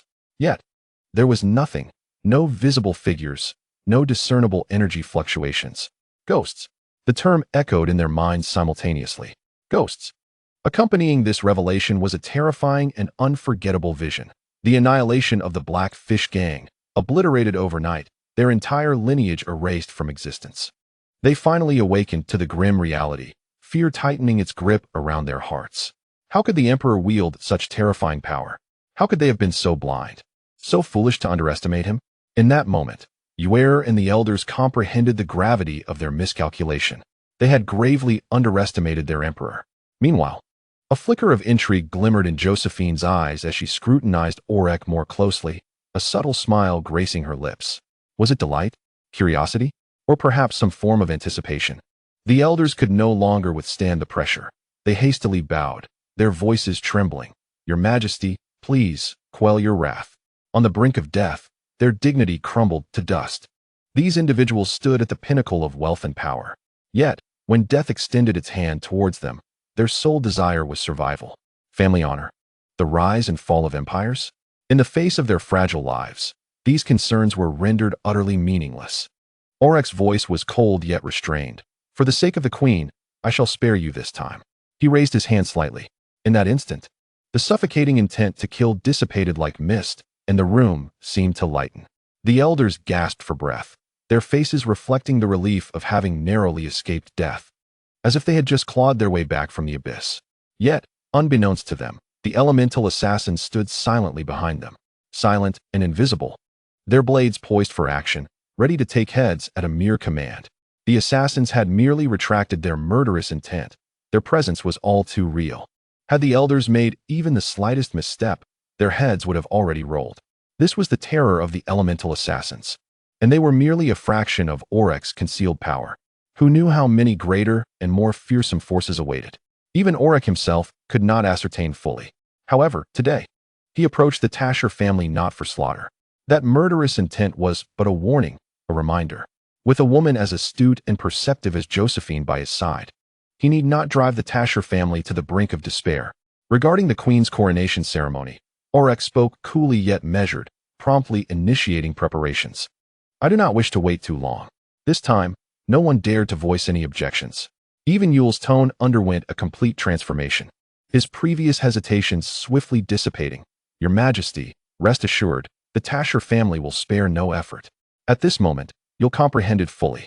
The Emperor's visit today was not merely to advance the Tasher family's interests. It was a display of power, a warning, a proclamation. The magnitude of this power far exceeded their previous imaginings. After a moment's contemplation, Yule spoke again, his tone more cautious. "Your Majesty, there is one more matter to report. It is rumored that several factions within the capital are preparing to depart. If it pleases your Majesty, I could negotiate with them on your behalf. If we could win them over, their strength could serve your Majesty well. Their resources should not be underestimated." A cold smile crept across Orrick's lips. It seemed that some factions were unwilling to stake their lives in support of him and were preparing to abandon the empire. To win them over would mean paying a price and making concessions. If even a high-level powerhouse like Yule could sway them with words, how formidable could their strength truly be? Useless, worthless. Orrick nearly laughed aloud. They were but refuse, hardly worth mentioning in his eyes. If they wished to depart, then let them go. His voice was remarkably calm, his tone indifferent, as if discussing dust carried away by the wind. To him, these so-called factions held no significance. In that moment, the Tasher family finally began to grasp the truth. This emperor was not a feeble survivor. He was resolute, unyielding, and merciless, a ruler who would not bow to fate, but rather compel the world to submit to his will. Chapter 28. The Imperial Knight Yule and the elders of the Tasher family were utterly astonished by the news they had just heard. Any faction worthy of being called a true power would, at the very least, have a master-level powerhouse to oversee it. This was the minimum standard for survival and influence. Such factions would typically be courted and recruited by leaders like Yakov and Troy. Yet now, His Majesty the Emperor seemed to entirely disregard these factions. Did this imply that the Emperor was indifferent to such forces?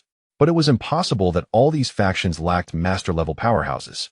Did the Emperor mean that their strength was utterly inconsequential? Or had the power he commanded grown sufficiently formidable to completely overlook these factions? A glimmer of light flashed in Josephine's eyes at that moment, as if a beacon had ignited deep within her soul. Orrick glanced at her, his tone calm and steady. "Josephine, grant me a little time. I will prove to you that the Crossbridge Empire will not fall easily. Perhaps others will not believe me. But I do not care. I only wish for you to believe in me." The sincerity in his gaze touched the softest part of her heart. In truth, Orrick and Josephine had known each other since childhood, their bond remaining close and unbreakable.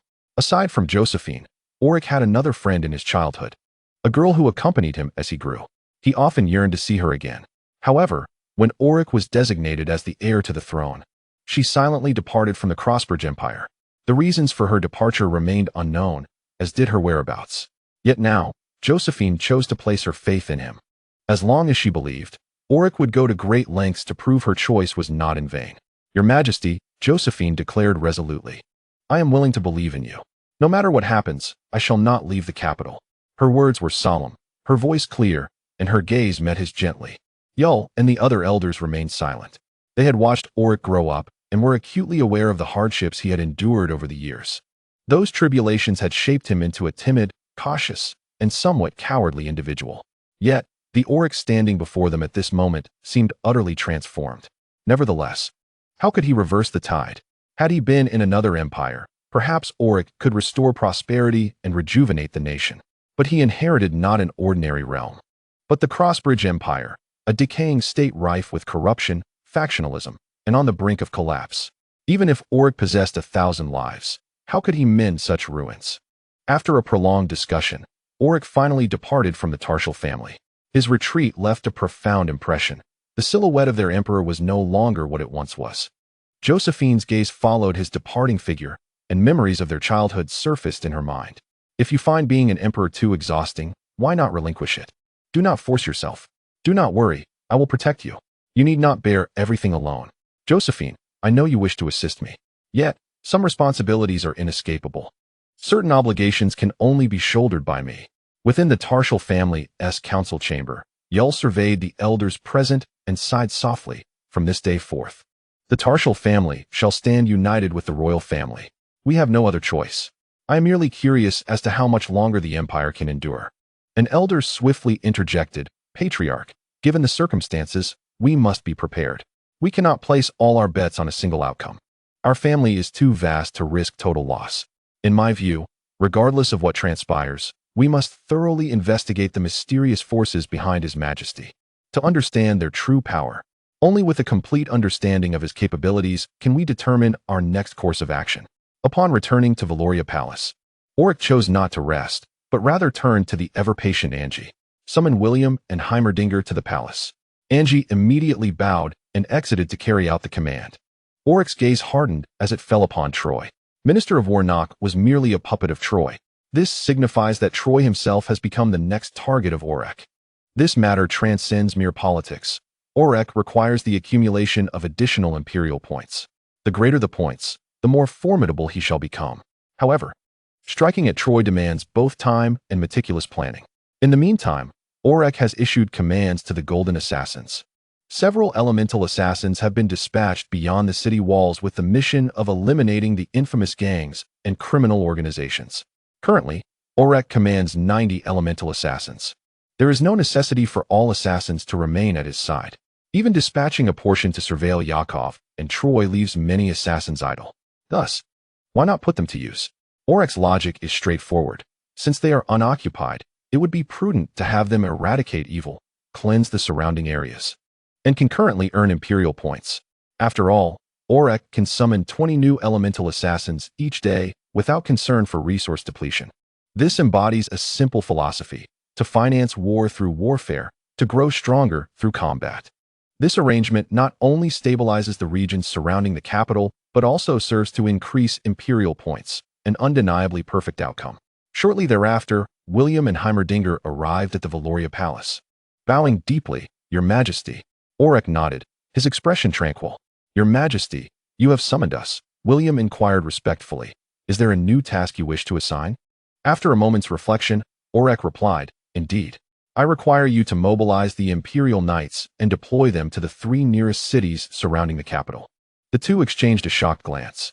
"Your Majesty," Heimerdinger cautiously remarked, "such a large-scale mobilization of the Imperial Knights will inevitably incite unrest among the other 2 great families.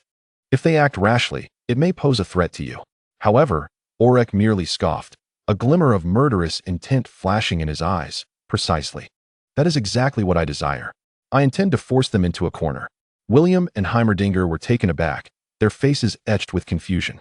Orrick continued, his tone calm, yet imbued with steely resolve. "If I do not drive them to desperation, what reason do I have to annihilate them?" The two finally comprehended. This emperor intended to take direct action against the Grand Marshal and the Minister of Police. He aimed to compel them into a hasty response, thereby revealing their hand. Should the mysterious power of the War Minister's faction truly rest within Orrick's grasp, it would constitute a flawless strategy to push them to the brink of endurance, force their hand, and then shatter them. Before the Altan theocracy fully withdraws its support, Orrick would strike preemptively. He would not await the tempest. He would become the tempest itself. Chapter 29. Conspiracy and Shame. William and Heimerdinger exchanged a knowing glance. In the brief silence, both silently calculated, weighing the feasibility of their present course of action. They understood well that the fate of the empire hung by a thread. Every decision must be pondered with utmost care. After a brief silence, William broke the stillness, his tone both cautious and resolute. "Should your Majesty wish to mobilize the Imperial Knights, I harbor no objections. However, according to your orders, relocating the knights to the 3 cities surrounding the capital will require at least half a month." He leaned slightly forward, seemingly to underscore the urgency of the matter. "Thus, the questions we must consider are not solely about how to mobilize the knights, but also how to ensure the security of Valoria Palace within these 15 days. Half a month is ample time for myriad unforeseen events. Although what has departed from the Imperial Guard, there remain too many individuals within the Guard whose loyalty is questionable. This issue must also be resolved." Half a month. Seated upon the throne, Orrick rubbed his nose. His eyes narrowed as thoughts surged within him. Were it not for the uncertainties, he estimated that within these 15 days, he could summon at least 300 elemental assassins. Furthermore, with the addition of his golden assassins, as long as the Cardinal Austin refrained from direct intervention, Orrick himself would remain unscathed. This notion bolstered his confidence, prompting him to speak. "You need not worry about the safety of Valoria Palace. I have made arrangements. What I require of you is to swiftly gather and organize all details regarding Yakov and Troy. I demand a comprehensive report to be presented immediately." William's expression became complex. He hesitated for a moment, brow furrowed, his heart intertwined with compassion and guilt. "Your Majesty," he said slowly, "to see you bear such a heavy burden deeply pains me. I hope we can alleviate some of your pressure. Though we are aged, we are not without use. There remain many matters in which we can serve." In William's eyes, the emperor was merely in his early 20s. Were he an ordinary man, that age should be brimming with youthful pride. Were he a noble youth, he would be surrounded by admiring maidens, tossing handkerchiefs and casting affectionate glances. Yet Orrick was neither an ordinary man nor a typical noble. Born into the Viner family, he bore the weight of a ruler's bloodline. From the moment of his birth, fate had entwined him with the burdens of the empire. And now, this was a declining empire, a youth yet to reach adulthood, compelled to be interred alongside a millennium-old dynasty. Such a fate, was it not cruel? Indeed, it was cruel. William and Heimerdinger were acutely aware that this harsh reality was partly of their own making. They had guided, advised, and ultimately led to the current decline. Thus, standing before the young monarch, they were filled with shame. "Forgive us, Your Majesty," William murmured, his voice hoarse. "It is our incompetence that has led to this." Orrick straightened in his throne, his sharp gaze sweeping over the two, his brow slightly furrowed. "Our enemies are poised to strike," he said gravely. "This means that none of us can show even a hint of weakness or hesitation. Now is not the time for self-reproach, but rather for demonstrating our resolve. Our sole mission is to ensure the continuation of the Crossbridge Empire. An empire that has endured for millennia must not crumble under our stewardship. As for Yakov and Troy, In my eyes, they are merely jesters performing a farcical play." This declaration struck William and Heimerdinger like a splash of cold water, jolting them from their momentary weakness born of regret. They exchanged a glance and nodded in silent agreement. The Emperor's words served as a reminder of their more significant mission. Indeed, the Emperor must possess strategies unknown to them. At this moment, the three of them were like three grasshoppers tethered to the same string, their fates intertwined, with no retreat possible. After further discussion and clarification of their duties, William and Heimerdinger departed from the royal palace. Upon stepping out of Valoria Palace, they made their way directly to the headquarters of the Imperial Knights. The capital was a city rife with undercurrents. Outside, foreign threats loomed, and within, hidden forces whispered, schemed, and awaited their moment. William and Heimerdinger understood that they must act swiftly, striking before the enemy could adjust. 3 days later, news spread like wildfire. The Imperial Knights had begun to mobilize. Heading towards the capital, a wave of shock swept across the entire Elindo. Upon hearing the news, Yakov and Troy were taken aback. Not only they, but all factions within the capital felt a sense of unease. Even the great nobles who dominated their own territories dispatched spies to ascertain the truth. The once tranquil surface was suddenly thrown into chaos. Even the common folk sensed the unrest in the air. A blacksmith from the Imperial Knights, while hammering away at his anvil, whispered that they were the Emperor's greatest deterrent. If His Majesty were to mobilize them, the Empire might once again plunge into turmoil. His words echoed the unspoken fears of the populace. Meanwhile, within Yakov's residence, the Grand Marshal's expression darkened ominously. Even his beloved morning coffee could not provide solace. The cup remained untouched and cold. "Who can tell me," he bellowed, "what the Emperor intends with this move? If it is merely a threat, why mobilize the Imperial Knights? Their significance is not one to be trivialized." The thought that the Emperor might be leading the Empire towards mutual destruction unsettled him, but Yakov quickly steadied his mind. After all, he was the Grand Marshal of the Empire, commanding a formidable army. Panic had no place in his heart. However, Troy could not maintain such composure. Though he was the Minister of Police, his power was largely administrative, with limited actual military command. The majority of the Empire's forces were under Yakov's control. Troy feared the Imperial Knights more than anyone else, for their history traced back to the very inception of the Crossbridge Empire, beginning with the first Orrick. They had always remained steadfastly loyal to the crown, unwavering in their allegiance. They were the Empire's greatest pillar, the cornerstone of stability. For centuries, no one has succeeded in infiltrating or corrupting the Imperial Knights. This is precisely why Troy lies awake at night, his mind consumed by deepening fears. However, sitting beside him, Eris speaks in a calm and measured tone. "There is no need for such concern, Troy. In fact, this may present an opportunity." Troy's eyes immediately sparkled with interest as he leaned forward. "Eris, please assist me this time." Eris smiled faintly, neither promising nor refusing, his words flowing like silk. "The movements of the Imperial Knights will certainly unsettle your old rival, Yakov. He will be compelled to act. If you remain composed, you can watch the ensuing conflict unfold from a safe distance." He gestured slightly. "Your forces may be limited, but Yakov commands a vast army. If we maneuver wisely, the clash between the Grand Marshal and the Emperor will become irreconcilable. As both sides struggle against each other, weakening themselves, you may find the opportunity to reap the benefits." His voice lowered, laced with a conspiratorial tone. "Troy, we are partners, are we not? To be frank, I would very much like to see you ascend to the throne." Eris's words slithered into Troy's ears like a venomous serpent, both alluring and perilous. Troy clenched his fists beneath the table. The notion of seizing the throne, once unimaginable, now glimmered with a dangerous allure. Chapter 30. Cardinal Ramos to claim that Troy was entirely unmoved would be a lie. He indeed felt the temptation. However, he possessed a clear understanding of his own limitations. He recognized his own weight and comprehended how insignificant his true power was in comparison to that of the Grand Marshal or the Emperor himself. Thus, Troy forcefully suppressed the flickering flames of ambition within him, compelling himself to remain calm, masking any trace of desire on his face. "Eris," he said cautiously, "do not jest with me. I have never considered usurping the Emperor. After all, I do not yet possess such strength." Eris, seated across from him, merely smiled slightly. His tone was composed, yet his words carried weight. "The Imperial Knights are indeed formidable," Eris stated, "but their power is confined to the realm of the Crossbridge Empire. In the face of other forces in this vast world, they are far from invincible. As for us, the Elite Mercenary Corps stands ready to support you. Upon hearing this, Troy's heart raced. He could hear it, even feel it, pounding against his chest like a war drum. Support from the Elite Mercenary Corps? That was no trivial promise. It was almost laughable. Who wouldn't desire to become the master of the Crossbridge Empire? Who wouldn't dream of donning a crown and ruling the world? A glimmer of light flashed in Troy's eyes as he leaned forward slightly. Eris, if you can truly represent the Elite Mercenary Corps and extend your support to me, I will never forget this kindness. I will offer you ample rewards in return. However, a sudden and lucid thought compelled him to add, yet we must consider the stance of the theocracy of Alton.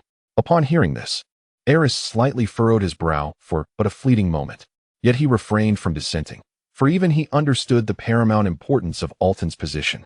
Though the Elite Mercenary Corps was formidable, they dared not openly offend such a colossal entity.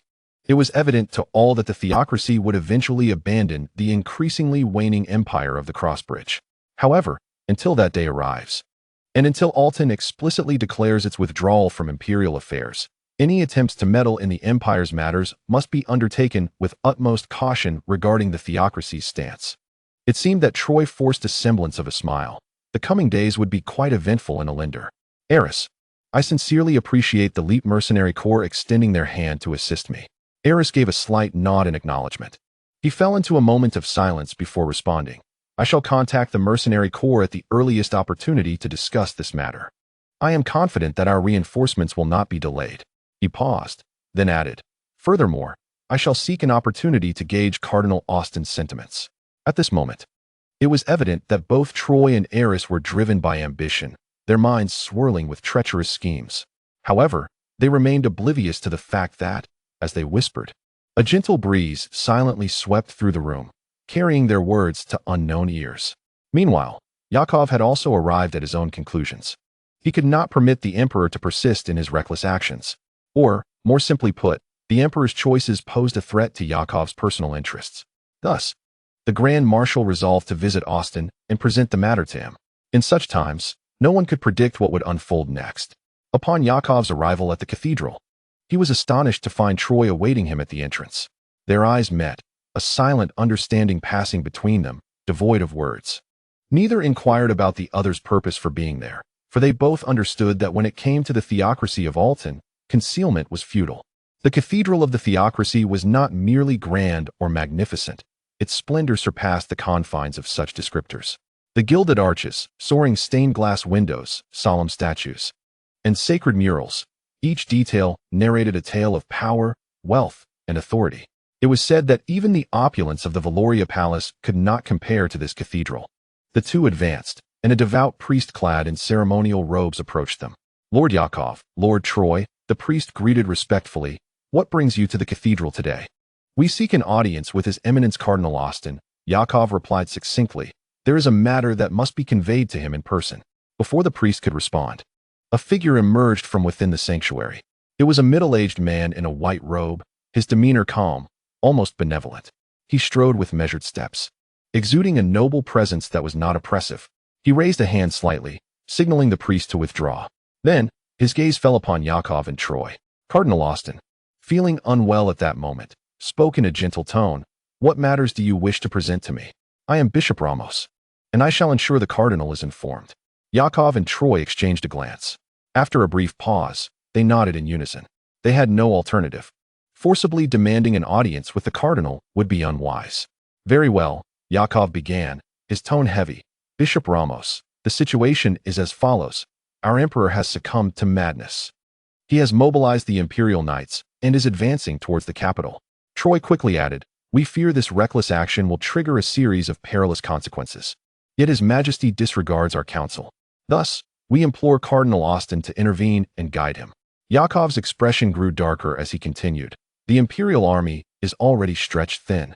If the imperial knights are diverted, a power vacuum will ensue. Should an unforeseen incident arise, it would spell catastrophic consequences for the empire. Ramos furrowed his brow slightly upon hearing this. You need not be so alarmed, he said slowly. If Orrick has chosen this path, he must be prepared to face the repercussions. Cardinal Austin is currently engaged in profound meditation and should not be disturbed for trivial matters. At present, I am solely responsible for the affairs of the cathedral. Yakov and Troy stiffened at this revelation. The cardinal was inaccessible. However, Ramos could still be influenced. Troy stepped forward swiftly, retrieving an object from his cloak. It was an energy stone, radiating a rare and pure luminescence. Bishop Ramos, Troy spoke smoothly. This is a high-grade energy stone. Its value speaks for itself. I trust you comprehend its significance. Yakov followed suit, producing a small artifact from his backpack. Bishop Ramos, he stated, this is a rare item capable of shielding its bearer from the strike of an expert warrior. I believe it would serve you better than it would serve me. Their intentions were unmistakable. A glimmer flickered in Ramos's eyes. He remained silent for a long moment, seemingly weighing his options. Ultimately, he extended his hand and accepted the two gifts.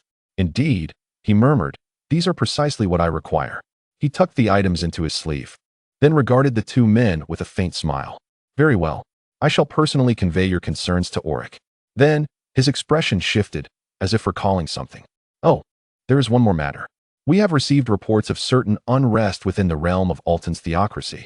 These developments may ripple through the empire of the Crossbridge. I suggest you prepare accordingly. Though he spoke lightly, both Yakov and Troy felt a jolt within. They were unaware of the specific turmoil occurring within the theocracy, but the implications were clear. The stance of Alton's theocracy was shifting, and such a change would undoubtedly unsettle the empire. Upon returning to the Valoria Palace, Orrick was engrossed in his affairs. In front of him, translucent prompt boxes appeared in succession.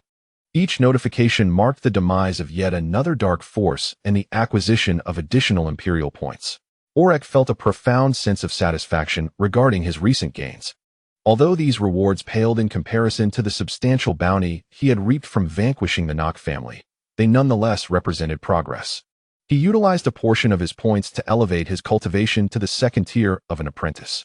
The remaining points, though insufficient for another breakthrough, were wisely retained for future use. Over the course of 3 days, Orrick's influence expanded further. He summoned an additional 60 elemental assassins to serve him. At that moment, the air shimmered, and a golden assassin emerged from the shadows, kneeling on one knee. Your Majesty, the assassin reported. I have just received word. Troy has conspired with the vice-captain of the Leaping Mercenaries, Eris, and it appears there are intentions of rebellion. The mercenary group may dispatch assistance to him. However, their true plan is to push Yakov forward to bear the brunt of your Majesty's wrath, while they observe from a safe distance, awaiting the opportune moment to profit. Furthermore, both Yakov and Troy have already made their way to the cathedral, hoping to persuade the church to intervene and obstruct your Majesty's plans. The assassin's words cut through the veil of conspiracy like a blade. The stage for Elinder was set, and the actors were in position. The impending storm was now inevitable. Chapter 31. A conspiracy to revolt the machinations of Yakov and Troy had been laid bare before Orrick. Every scheme, every concealed plan, was now laid out in its entirety. Yet, for Orrick, none of this was surprising. This was precisely the reason he had initially deployed the Imperial Knights.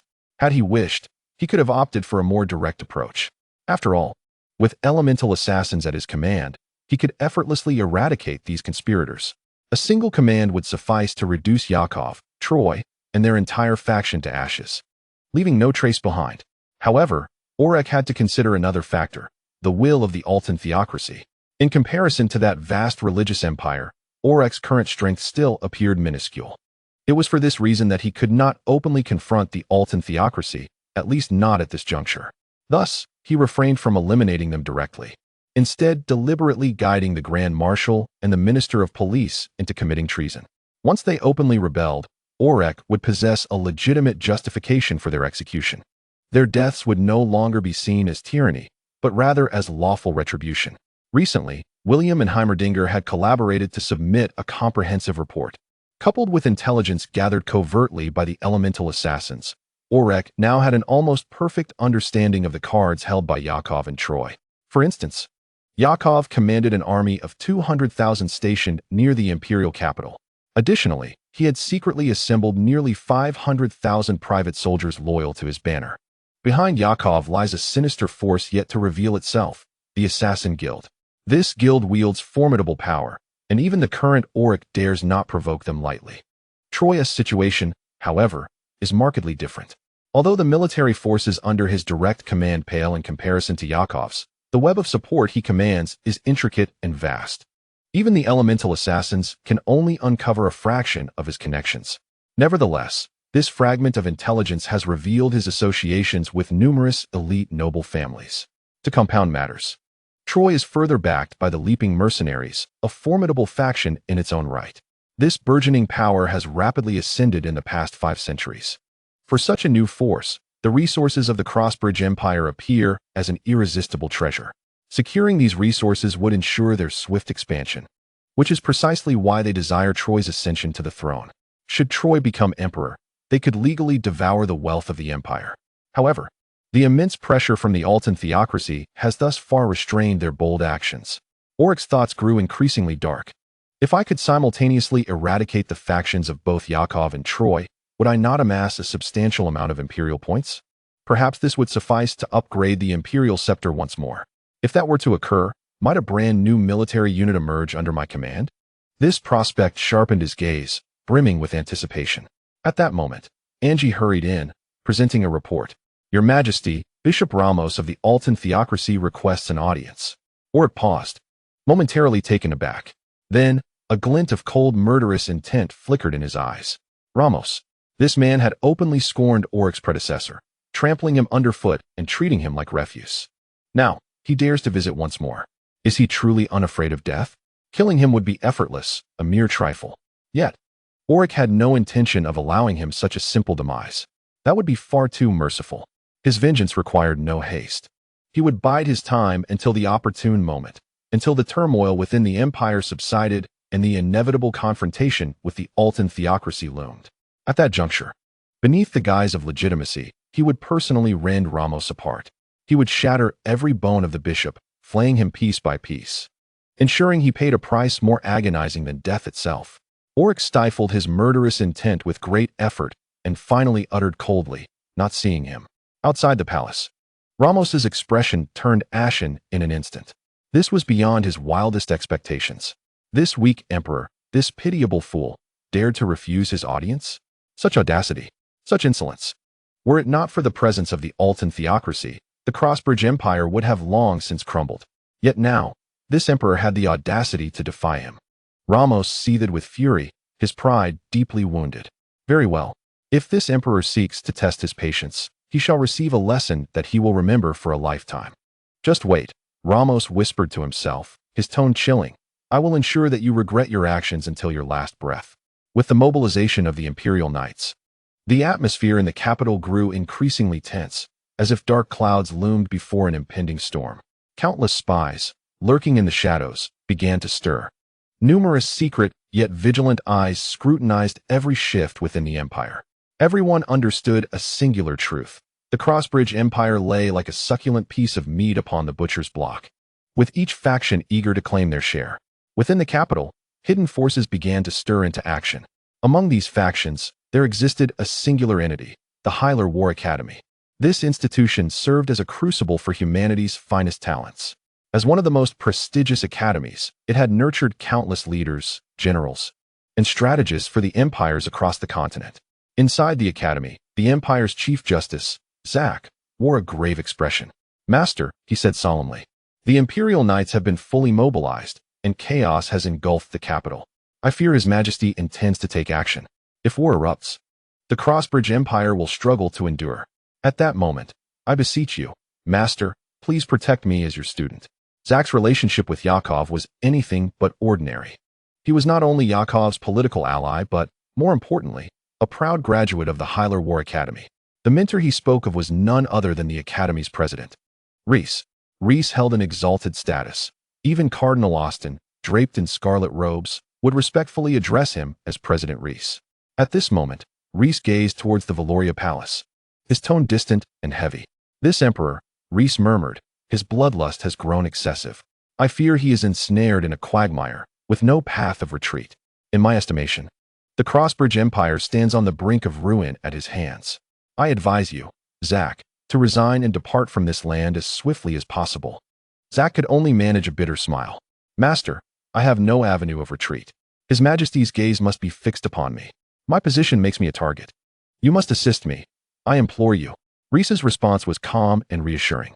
Do not worry. The academy shall shelter you, for you are my student. A bond that no emperor can sever. A trivial, soon-to-fall emperor would not dare to provoke me. Should he have the audacity to harm a student of the Hylar War Academy, he must first question whether he possesses the strength to face us. His words were not born of arrogance, but rather truth. The academy's prestige was unparalleled. Empires across the globe relied upon its graduates to govern and maintain stability. No monarch would dare to offend it.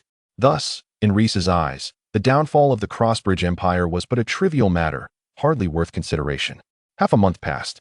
The Imperial Knights, under the command of Orrick, have taken their positions as planned. Simultaneously, Yakov and Troy are exerting every effort to deploy an array of strategies. However, the cruel irony lies in the fact that every decision they make and every plan they devise is laid bare before Orrick. Their endeavors and secrets are rendered trivial in the Emperor's gaze. The chessboard is set, and a storm is imminent. Chapter 32. The Royal Mercenaries. The Imperial Vampires. It is no exaggeration to assert that Orrick has now seized control of the entire situation. Step by step, through meticulous planning and unwavering resolve, he has dominated the Imperial capital, driving the enemy into a corner. During this time, he has summoned an astonishing 300 elemental assassins. Each of these assassins not only possesses formidable combat prowess, but, when deployed en masse, transforms into a terrifying shadow army. Today, even the most seasoned experts would find themselves easily overwhelmed by the coordinated onslaught of such numerous elemental assassins. Observing these silent killers move with ghostly precision, Orrick experiences a rare moment of solace. For the first time since ascending to the throne, he feels a genuine sense of security. His own strength has also surged at an astonishing rate. Yet, despite these advancements, Orrick's expression remains stern. Half a month ago, he dispatched 50 elemental assassins beyond the city walls. Their task was straightforward: to eradicate the illicit gangs and malevolent forces that festered in the outskirts of the capital. However, now, after 2 weeks, not a single one has returned. Instead, each day brings a steady increase in the Emperor's points. What does this signify? It indicates that even within the very heart of the Crossbridge Empire, countless dark and violent organizations continue to thrive. Even the ruthless efficiency of the elemental assassins has proven insufficient to eliminate them all within a fortnight. If the situation in the capital is thus, what of the entire empire? In the shadows of the provinces, how many factions akin to the Black Fish Gang are parasitically draining the lifeblood of the nation? This thought weighs heavily upon Orrick's heart, and a wave of fatigue swiftly washes over him. Yet, this burden does not linger for long. Almost immediately, a renewed fire of determination ignites within his chest. Just half a month prior, he had fewer than 100 elemental assassins at his disposal. Now their numbers have tripled. Given sufficient time, the eradication of these dark forces is merely a matter of course. It is not an impossibility, merely a challenge. The true priorities lie elsewhere. First and foremost, he must address the conflicts and threats within the court. Only by re-establishing the Emperor's authority can order be restored. With this resolve in mind, Orrick dedicates himself to further solidifying his foundation, continuing to invest his Emperor's points into enhancing his own strength. At the apprentice level, the most vital task is to enhance one's affinity with energy. Among the majority of awakened individuals, energy affinity is regarded as the ultimate determinant of one's future path. The greater the affinity, the farther one can traverse. This explains why Orrick, despite expending a significant amount of imperial points, remains at the apprentice level. Had he not deliberately suppressed his breakthrough, he would have ascended to the elite level long ago. However, Orrick is not content with mere advancement. His ambitions reach far beyond that. He seeks to push his affinity with energy to its utmost limits. Consequently, although he ostensibly remains at the apprentice level, in terms of actual combat prowess, he is not inferior to any elite warrior. Yet, as his affinity deepens, Orrick encounters a new obstacle. His body is no longer capable of absorbing sufficient energy from the environment to meet his needs. At this juncture, there exists but one solution: the energy stones. It is indeed ironic that he, the Emperor of the Crossbridge Empire, possesses no energy stones for his own cultivation. The thought of requesting some from the royal faction is immediately dismissed by Orrick. Such an act would tarnish his dignity and, worse still, undermine their confidence in his leadership. Then, a thought suddenly flickers through his mind. He recalls the treasure left behind by his former mentor, Brown. Among those treasures, there are indeed energy stones. Without hesitation, Orrick retrieves them and begins to draw upon their power. As he anticipated, the pure energy sealed within the stones swiftly floods into his body, which greedily absorbs it like parched earth receiving rain. His cultivation steadily ascends, progressing from apprentice level 2 to 3, and soon reaching apprentice level 4. Outside his quarters, hurried footsteps echo. Numerous palace guards scurry about, evidently attending to urgent matters. With a furrowed brow, Orrick opens the door and coldly addresses them. "What are you all so busy with?" Angie, flushed and drenched in sweat, hurriedly steps forward to respond. "Your Majesty, we are preparing supplies for the mercenaries stationed at Valoria Palace." No sooner had she finished speaking than Orrick's expression turned frigid. "Cease all activities immediately." Angie's face stiffened. She opened her mouth as if to protest, but then caught sight of the Emperor's icy gaze. Her courage evaporated in an instant, and she lowered her head, refraining from uttering another word. "Stop everything," Orrick reiterated firmly.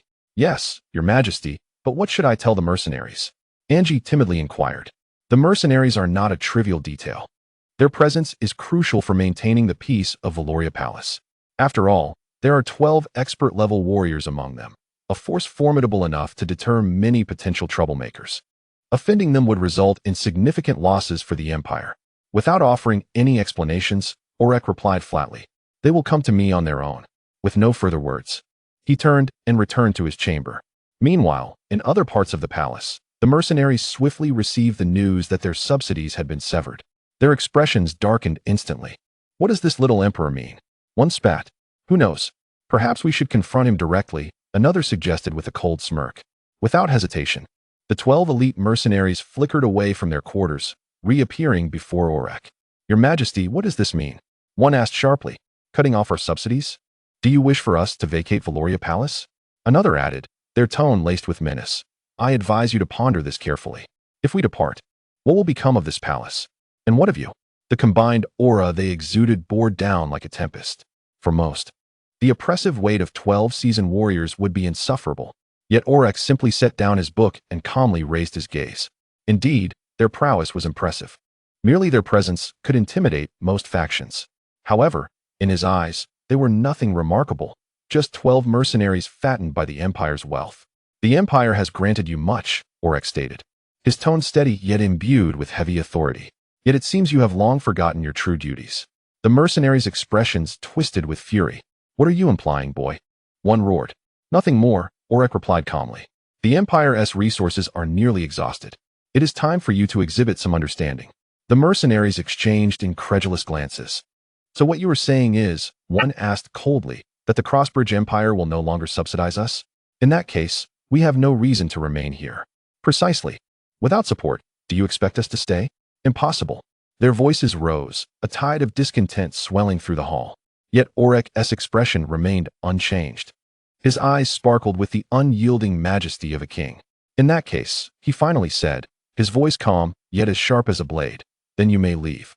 The words struck like thunder. The mercenaries froze, rendered speechless by shock. After a long pause, an oppressive silence enveloped the room. They had never once imagined that Orrick would dare to utter such words. This feeble little emperor, whom they had long regarded as a child, now commanded them to depart? Had he lost his mind? Did he not comprehend that without their presence, Valoria Palace would have descended into chaos long ago? What was he thinking? Did he truly intend to drive them away? This was preposterous. This was ludicrous. However, the frigid certainty in Orrick's eyes conveyed to them that he was indeed serious. For the first time, a chill crept up the spines of the mercenaries. Chapter 33, Leave or Die. "Orrick, are you truly going to expel us? Do you comprehend the implications of this decision?" The mercenaries voiced in unison, incredulity saturating their tones. Orrick sat upon his throne, calm and composed, his gaze unwaveringly fixed upon the assembly. He raised neither his voice nor displayed any semblance of anger. Only a sense of detached indifference permeated the air.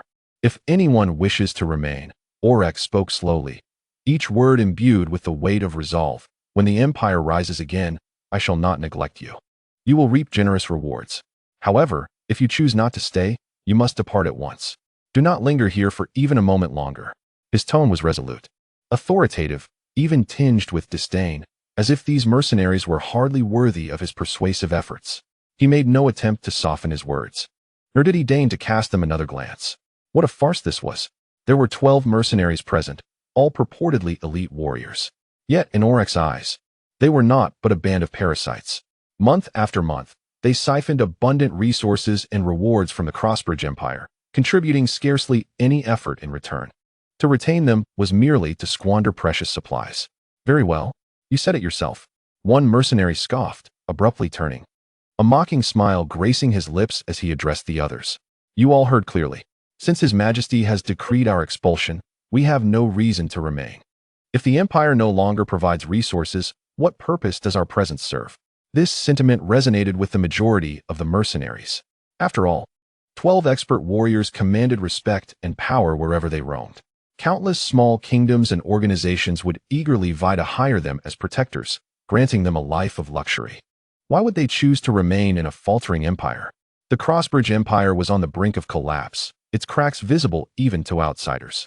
These mercenaries were not fools. Their keen eyes had already discerned the impending doom of the empire. Why entangle themselves in such a vortex? They had initially planned to linger a while longer, to extract some benefits, but Orrick's merciless expulsion made it clear that the time to depart had come. Yet, not all shared the same perspective. A man clad in scholarly robes spoke with a calm and steady tone. His Majesty Orrick faces his own challenges, which I can understand. Furthermore, I have greatly benefited from the Crossbridge Empire and feel compelled to give back. Now is the time for my contribution. Another man, gripping his long sword, shrugged nonchalantly. I can't be bothered to move again. If you wish to leave, do so. I shall remain here. Upon hearing this, a flicker of surprise crossed Orrick's eyes. 2 individuals had chosen to stay. However, this unexpected occurrence swiftly dissipated. In any case, it mattered little. Should they choose to remain, he would not reject their loyalty. Nevertheless, the remaining 10 hesitated not for a moment, turning immediately to depart without a backward glance. Orrick made no effort to persuade them to stay. He silently observed their exit, maintaining an unwavering calm. Such a scene, if witnessed by outsiders, would undoubtedly provoke immense shock. A formidable cohort of 10 expert mercenaries was so easily dismissed, as though they held no value whatsoever. Any ruler would tremble at the loss of such power. Yet, Orrick did not so much as flutter an eyelid. Perhaps wounded pride compelled one mercenary to halt before leaving. He abruptly turned, his face contorted with rage, and bellowed towards the throne. Orrick, the empire of the Crossbridge is destined for ruin. Without us, no one will even bother to collect your corpse. I swear, your end will be most tragic. His words reverberated through the hall, akin to a curse. Then, he threw back his head in laughter, filled with victorious disdain, preparing to depart. But just as he took a step, a gentle breeze wafted through the chamber. The wind was so subtle that it nearly seemed like an illusion. Yet, in that fleeting moment, a dagger found its mark, piercing his chest with precision. He froze, laughter abruptly ceasing, before collapsing to the ground. Dead. A powerful elite warrior had been slain in an instant, without a shred of resistance. The remaining 9 mercenaries stiffened, their faces draining of color, expressions taut with shock. Even the scholars and swordsmen who had chosen to stay gazed towards the entrance, their pupils constricting. None had witnessed what transpired. None had glimpsed the slightest trace of the assailant. The only memory they retained was that whisper of wind. What manner of power was this? Ghosts and assassins from ancient legends surfaced in their minds, those who could kill without a trace, leaving only the mark of death. The death of their comrade brought about immediate change. The once arrogant mercenaries now stood in silent disbelief. Their gazes shifted back to the throne, truly scrutinizing the emperor seated there for the first time. That slender, unassuming figure suddenly appeared terrifyingly cold, ruthless, devoid of humanity. They recalled the demise of the Blackfish gang, the obliteration of Minister of Warnock and his entire family. Previously, they had attributed these events to coincidence or the actions of hidden assassins. But now, witnessing this scene firsthand, they began to comprehend. Was it possible that all of this was orchestrated by the emperor? They had once believed themselves to be the empire's strongest trump card, the supreme force in Orrick's hand. Yet reality, like a bucket of icy water, awakened them to their folly. If the emperor possessed such power, what purpose did they serve? Did Orrick intend to slaughter them all? An unsettling anxiety spread among the mercenaries, their expressions growing ever darker. At this moment, Orrick finally spoke again, slightly bowing his head, his tone cold and composed. If you wish to depart, I shall not impede you. I will not compel you to remain." His voice was steady, even carrying a hint of gentleness. However, each word seemed to freeze the air around him. "But should you dare to utter insolent words in my presence, do not blame me for my lack of mercy." The fate of the man who had just fallen was a testament to the cost of arrogance. The expressions of the mercenaries darkened. One of them gritted his teeth and said, "We have underestimated you after all. But even with such tricks, what can you achieve? You cannot kill us all. You cannot hold us indefinitely." Another sneered, a glimmer of coldness in his eyes. "Little Emperor, do you not fear for your life? If you push us to our limits, you shan't live long." His words dripped with conviction. In his view, the mercenary who had just been slain had merely been careless, letting down his guard. He would not make the same error. His mental fortitude instantly tightened, fixating firmly on Orrick, ready to respond to the slightest movement. Sensing the danger, the scholars and swordsmen who had chosen to stay swiftly gathered in front of Orrick, their expressions grave as they watched the others. The atmosphere between the two factions grew suddenly tense, sharp as a blade. Yet Orrick seemed entirely unfazed. He lifted his gaze slightly, surveying the remaining 9 mercenaries with a tone that was almost dismissive, issuing his command. "Since you are unwilling to leave, then let us eliminate you all." To him, they were merely expert warriors. Did they believe themselves formidable? In his presence, they were nothing. A cold smirk curled at the corners of Orrick's mouth. At a signal, the hidden elemental assassins moved quietly. Invisible blades sliced through the air soundlessly. The 9 mercenaries were taken aback, immediately unleashing all their skills and techniques. Energy surged, abilities erupted. Yet, no matter how hard they struggled, they could not perceive even the slightest trace of the assassins. Frustration morphed into despair. Ultimately, they concentrated all their mental energy on Orrick. If they could subdue him, compel him to yield, all problems would be resolved. How could 9 expert warriors fail to vanquish an emperor? If they could seize him, everything would crumble. Thus, they lunged at Orrick. 9 figures surging towards him with frenzied energy, like a tidal wave. The hall trembled under their combined force. Their intent unmistakable, to seize control and crush the emperor with overwhelming power. Yet, before their assault could fully descend, blood was already splattered across the ground. A mercenary at the forefront had his head cleanly severed, rolling across the stone floor, leaving a trail of blood. Gasps filled the hall. In less than half a second, another head soared into the air as the second mercenary fell lifelessly to the ground. The silent assassin struck again, swift and merciless. The massacre has only just begun. Chapter 34. Plea for Mercy. In the blink of an eye, 2 expert warriors were beheaded. The swiftness of their demise, coupled with the stark display of absolute power, extinguished any lingering thoughts of challenge among the remaining 7 mercenaries. Their fleeting courage evaporated, and none dared to assault the emperor. Instead, they made the sole choice to flee. Their energies surged as they forcefully propelled themselves against the stone floor, desperately racing toward the palace's grand entrance, their minds singularly focused on survival. Yet, they overlooked a simple truth: the emperor had issued his decree. With their death sentence pronounced, how could they possibly escape? A faint whisper of wind brushed by, gentle as a murmur. Yet, where the breeze passed, another mercenary's head was cleanly severed, their body collapsing heavily to the ground. "Who is it?" A survivor screamed in terror. "Where is the enemy?" Their cries were laced with dread. Watching their comrades fall one by one with such ease, these iron-willed mercenaries, once self-proclaimed as the apex of power, found their nerves utterly frayed. They had never imagined, nor dared to contemplate, being driven into such a state of fear and despair. When did expert warriors become so fragile, so easily vanquished? It must be the wind. It surely is that wind. Time and again, the soft whisper of air echoed, each instance heralding death. The mercenaries whirled around, scanning the empty space, every nerve taut with tension. Yet, no matter how fervently they searched or how keenly they probed, they could not discern the assassin's presence. They were no longer the hunters, but the hunted. In the shadows, an invisible predator was tracking them, launching attacks with unparalleled precision. Despair etched on their faces, their eyes wide with the looming shadow of death.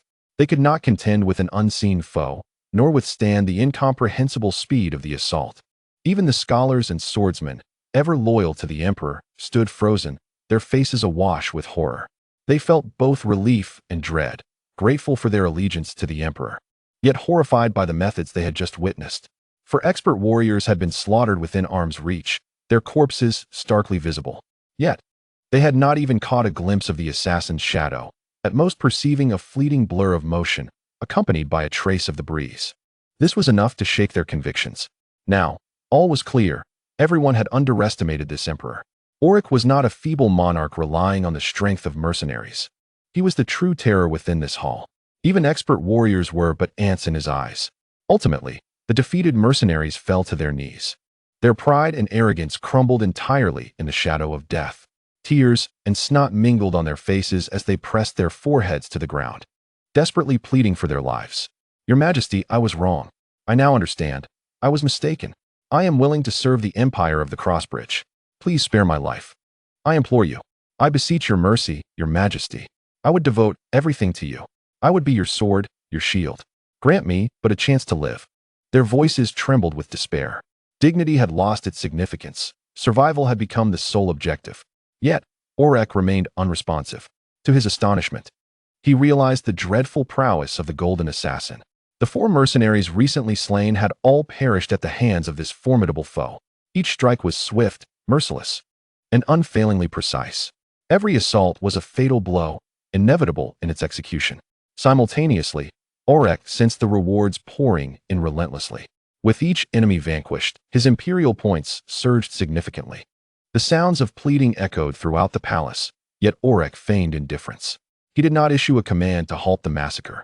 The Golden Assassin, not receiving a signal to cease, continued to fulfill its mission. Other elemental assassins remained concealed in the dark corners of the hall, biding their time. The mercenaries were blissfully unaware that over 300 elemental assassins lurked within the palace. 300 silent blades awaited Orrick's signal. Even should a hero-class warrior appear today, they would be crushed, blood flowing like a river. What hope did mere expert-level fighters possess? Did these mercenaries truly believe that their reputation as merciless blades could challenge the Emperor's authority? The slaughter persisted. One by one, the mercenaries fell. Heads rolled across the marble floor, the dull thud of bodies hitting the ground resonating through the hall. The air was thick with the stench of blood. The survivors continued their frantic pleas. They screamed, promising all their wealth, loyalty, and even their souls. But Orrick remained unmoved. His expression was as calm as stone, unbroken by sound. It was not long before, within mere minutes, the last of those bold enough to raise arms against Orrick succumbed. The scattered, severed heads bore witness to this brutal conclusion.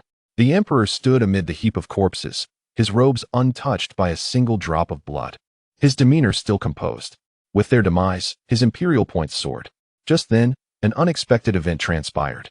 A bright notification appeared before him. His imperial points had reached 10,000. The Emperor's shop was successfully unlocked. Orrick paused momentarily, a faint smile gracing his lips. This unexpected bounty amidst the carnage had taken him by surprise. Yet he did not immediately open the shop. Instead, he turned his gaze towards the scholars and swordsmen who stood frozen, their hearts shaken by the spectacle they had witnessed. The pallor on their faces and the widening of their eyes betrayed a tumult of thoughts.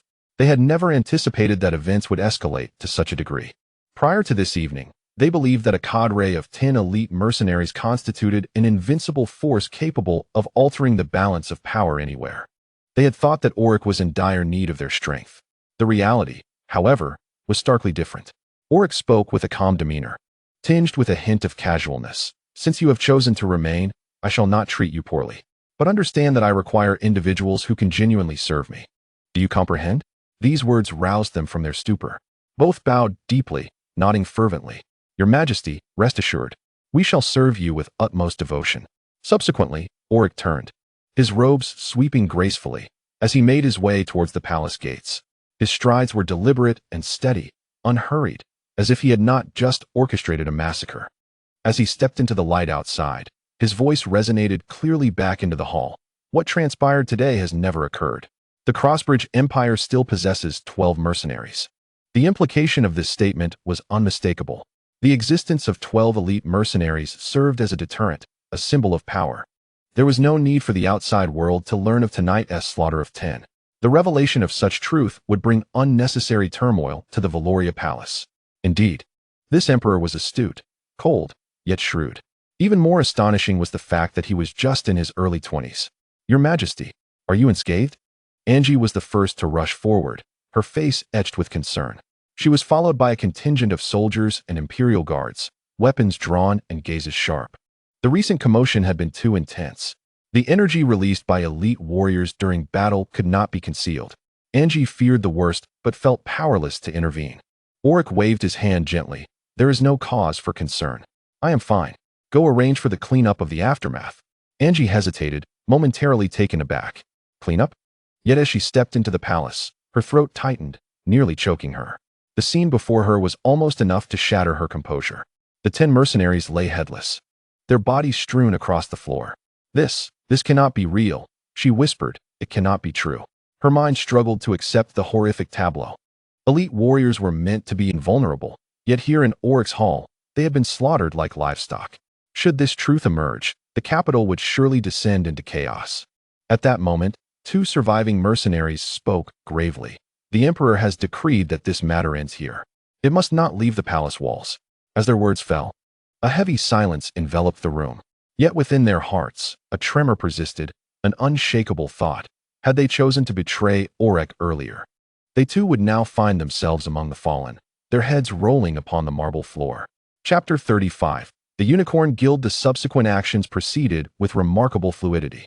Angie swiftly organized personnel to thoroughly cleanse the palace of its sanguine remnants, while simultaneously gathering the treasures carried by the 10 mercenaries. In that moment, Angie's heart soared with exhilaration. Those once haughty mercenaries were revealed to be mere shadows of their former selves. Indeed, it was the sovereign who embodied true strength. Angie mused, her admiration for the Emperor reaching a fervent zenith. Once all was arranged, she promptly made her way to the Emperor's quarters. At that moment, Orrick reclined upon the sofa. Engrossed in his panel, his points had surpassed the monumental threshold of 10,000 and continued to escalate. The power of the elemental assassin was undeniably formidable. However, Orrick recognized the necessity of enhancing his own prowess. After all, the weight of the entire nation now rested upon his shoulders. Through substantial expenditure of points, Orrick's strength further ascended. A night devoid of incident swiftly transitioned into midday. Upon concluding his meditation, Orrick found his level elevated to the 9th tier of an apprentice, a mere step away from the elite rank.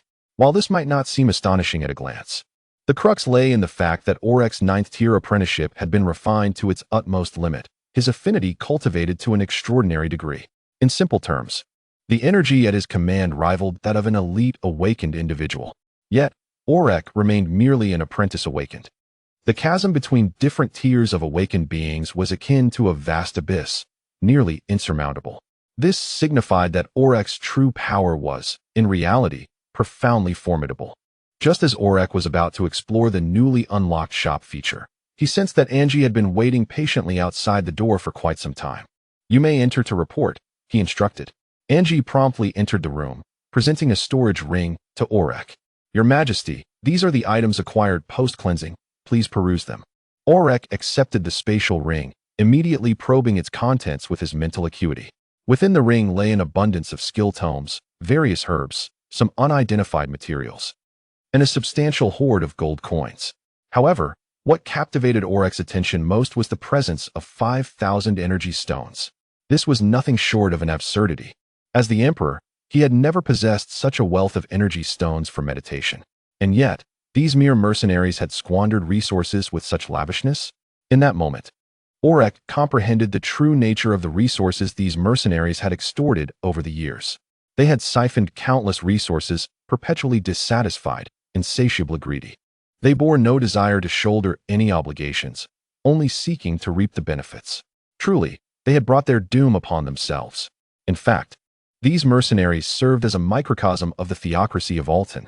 Of course, the scale of resources they demanded was incomparable to that of the theocracy itself. Considering the vast expanse of the Crossbridge Empire and the countless resources accumulated over millennia, the sheer magnitude of these assets is beyond imagination. However, these resources ultimately fell into the hands of the Alton theocracy. Presently, the Alton theocracy is even contemplating a complete abandonment of the Crossbridge Empire. It is astonishing that such a colossal empire has been entrusted to vampires. At this thought, a surge of unquenchable rage ignited within Orrick. Meanwhile, at the southern gate of the imperial capital, a caravan swaggered into a linder. They exuded a formidable presence, unmistakably signaling their affiliation with a powerful faction. And they themselves were formidable awakened beings. It was the Unicorn Guild. Soon, several factions recognized the identity of the caravan. However, they could not fathom the reason for the Unicorn Guild's presence here. Were they seeking vengeance for Minter Braun? Minter Braun, a highly promising steward of the Unicorn Guild, had met his demise in the imperial capital. Were they intentionally seeking to provoke the emperor? How would His Majesty respond to this looming crisis? With 1 9th-level expert, 1 6th-level expert, and 8 elite 9th-level members, such a caravan constituted a force that could not be disregarded. It was evident that the intentions of the Unicorn Guild were far from benign. The young emperor was on the brink of significant trouble. The arrival of the Unicorn Guild's caravan immediately captured the attention of countless factions, whether in support of the emperor, against him, or merely observing from the sidelines. All eyes were fixed upon the guild. Everyone was curious about the true intentions of the Unicorn Guild. Although they were not as powerful as the Altan theocracy, the disparity between the two was negligible. The Unicorn Guild harbored numerous hero-level powerhouses, making them an undeniable force to reckon with. Their purpose for coming to the imperial capital was straightforward: to seek justice. Yet, contrary to everyone's expectations, upon entering the city, the caravan did not head directly for Valoria Palace, but instead sought temporary lodging at an inn. The leader ordered the team to investigate the latest news in the capital, indicating that they would proceed to Valoria Palace the following morning, provided there were no anomalies. When Troy learned of the Unicorn Guild's arrival, he was elated beyond measure. His reasoning was simple: the more chaotic the situation, the better. Thus, he immediately arranged for a message to be relayed to the guild. Emperor Orrick had slain Minter Braun. Similar scenes unfolded among countless families in the imperial capital as they hastened to provide evidence, directing their accusations squarely at the emperor. Everyone wished to watch the impending turmoil from a distance, hoping to reap the benefits as a bystander. As for the Altan theocracy, Bishop Ramos had already resolved to remain uninvolved in this affair. Perhaps he would even seize this opportunity to exact revenge upon the emperor. At the Winston family estate, William was in a state of agitation. He was acutely aware of the troubles that the Unicorn Guild presented. Consequently, he swiftly decided to visit the Heimerdinger residence to discuss countermeasures. Meanwhile, at the Sapphire Bank, Josephine had resumed her duties concerning royal affairs. However, upon learning of the arrival of the Unicorn Guild, she could not help but feel concern for Orrick. In her office sat a woman of ample stature. It seemed that the Unicorn Guild truly intended to trouble your emperor this time. Chapter 36. The Power of the Unicorn Guild, What Do You Know? Josephine furrowed her brow as she gazed at the plump woman across from her. I do possess certain knowledge. It is well known that the true reason the Unicorn Guild has come to the imperial capital is the death of Minter Braun. Yet, it is less known that there are unseen forces manipulating and inciting them from behind the scenes. To put it plainly, compared to the demise of Minter Braun, the Unicorn Guild is far more interested in the means wielded by Orrick. Upon hearing this, Josephine's brow slightly creased. But the woman continued, Thus, in my judgment, the actions of the Unicorn Guild are likely a test of your Emperor's capabilities. Should they find an opportunity to destroy him, they will certainly show no mercy. Clearly, this woman's intelligence-gathering abilities surpass those of many powerful factions. Josephine was not surprised, for she was aware of the formidable force of the Black Dagger standing behind her. Many perceive the primary duty of an assassin to be that of killing. However, such an understanding is rather superficial. The true assassin prioritizes the collection of intelligence above all. It appears that all factions wish to probe the Emperor's capabilities. Indeed, your young emperor has prematurely exposed his strength. Moreover, due to his enigmatic nature, he has sparked considerable concern among many. Thus, they all seek to test him. Since you have chosen to stand by his side, I advise you to convey this matter to him. However, as your old friend, I urge you to leave the imperial capital promptly. A young emperor cannot uphold an entire empire.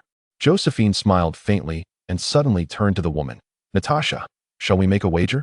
If Orrick can weather this storm, the Black Dagger must offer him some assistance. A woman in love invariably loses her judgment. Natasha sighed lightly. Yet a glimmer of interest flickered in her eyes. I understand your fondness for this young emperor, but there are matters you should perceive more clearly than I. In the face of greater currents, no one can stand in the way. So what say you? Do you dare to bet with me? Seeing Josephine's serious demeanor, Natasha chuckled softly. Very well, since you are so confident, I shall wager with you. But if you lose, The Sapphire Bank must collaborate with the Black Dagger in business. No problem. Inside the cathedral, Archbishop Ramos, upon hearing his servant's report, wore a cold smile. Orrick, did you ever anticipate that retribution would come so swiftly?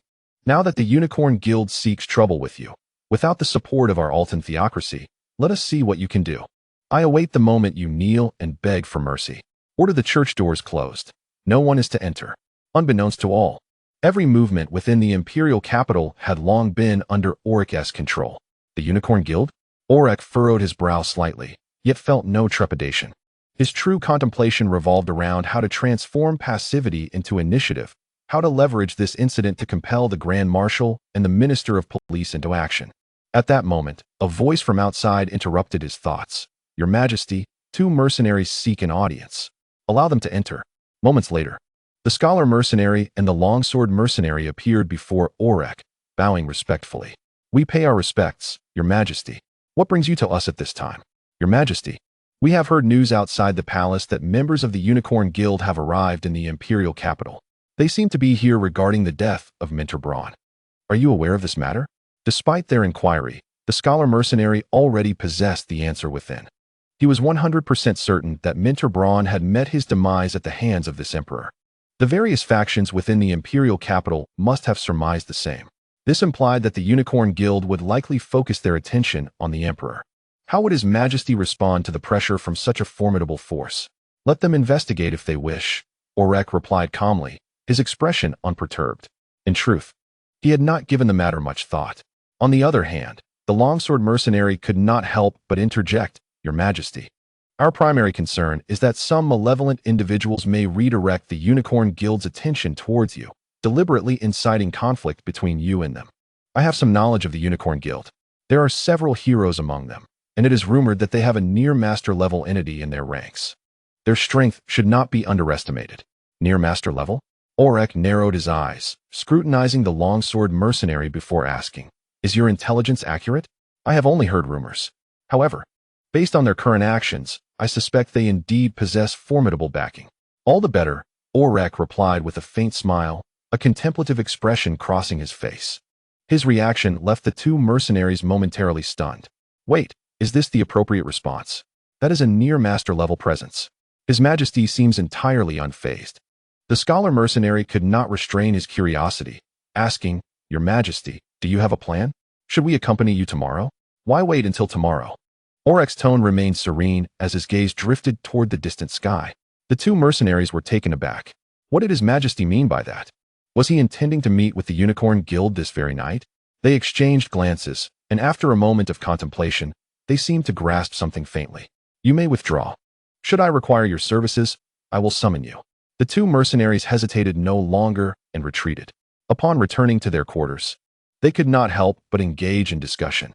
Do you think His Majesty will truly undertake the action we suspect? It is hard to say. We shall see tomorrow. For now, nothing is certain. Meanwhile, unbeknownst to anyone, that evening, a gentle breeze swept through the imperial capital, bringing with it a refreshing sensation. It is a splendid night, perfect for an early slumber. Yet, for certain individuals, once they succumb to sleep, they are destined never to awaken again. Chapter 37. An intriguing circumstance within the palace. Orrick languidly reclined on the sofa, casually activating his panel. Presently, his imperial scepter remained at level 6. After a recent expenditure, he was left with 900 imperial points. Should he choose to utilize all these points to enhance his level, he could elevate the scepter to level 36. However, what purpose does mere level advancement serve? Undoubtedly, it would increase the number of units he could summon daily. Yet, that was not the crux of the matter. Orrick believed that what he currently lacked was not quantity, but rather a more formidable army. With this thought, he instinctively glanced towards the shop interface. At present, there was but a single item for sale. Special Unit Enhancement Potion price, 4,000 points effect. Elevates the strength of a special unit by an entire major level. Note, this potion is only effective for special units. The Golden Assassin falls within the category of special units. Should its strength be elevated by 1 major level, it would mean reaching hero level 9. At this realization, Orrick could not help but gasp. Considering the Golden Assassin's current capabilities and its affinity with elemental forces, it would not be implausible to defeat enemies of a higher tier. The unit's description explicitly mentioned the probability of surpassing levels in combat. A hero level 9 golden assassin could potentially possess the power to vanquish masters of great prowess. This signified that Orrick would genuinely possess the strength to confront the Archbishop Austin clad in crimson.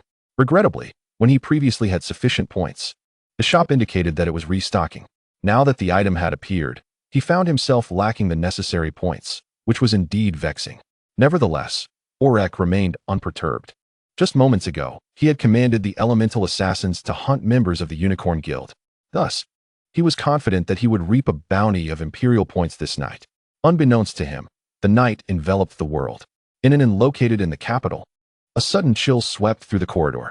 The inn's attendants swiftly gathered a pile of blankets, intending to present them to the esteemed guests from the Unicorn Guild. However, when they arrived on the second floor, every one of them simultaneously dropped their bundles to the ground. Boss, a grave situation has arisen. A grave situation? Curse that fool. What are you shouting about at this hour? If you disturb the esteemed guests of the Unicorn Guild, I shall have your head. Not that, boss. The esteemed guests of the Unicorn Guild have vanished. Their heads are all missing. Stop with the nonsense. The innkeeper bellowed, cursing loudly as he rushed upstairs without even donning his coat. What kind of jest is this? The esteemed guests of the Unicorn Guild are all extraordinary powers. How could they possibly perish? However, as he ascended to the second floor, the sight before him rendered him motionless. Blood was everywhere. Headless corpses lay scattered across the floor like discarded dolls. Most chilling of all, the severed heads bore no expressions of pain or anger. What could this signify? It suggested that they had not even comprehended the unfolding horror before their heads were severed. Ghosts. It had to be ghosts. Strangely, the number of bodies did not match with the members of the Unicorn Guild. Several were missing. What on earth had transpired? Why had he heard not a single sound? The commotion upstairs quickly attracted the attention of other guests. They made their way to the second floor, and upon witnessing the gruesome scene, their faces turned pale with terror. Damn it! Who could explain what had happened here?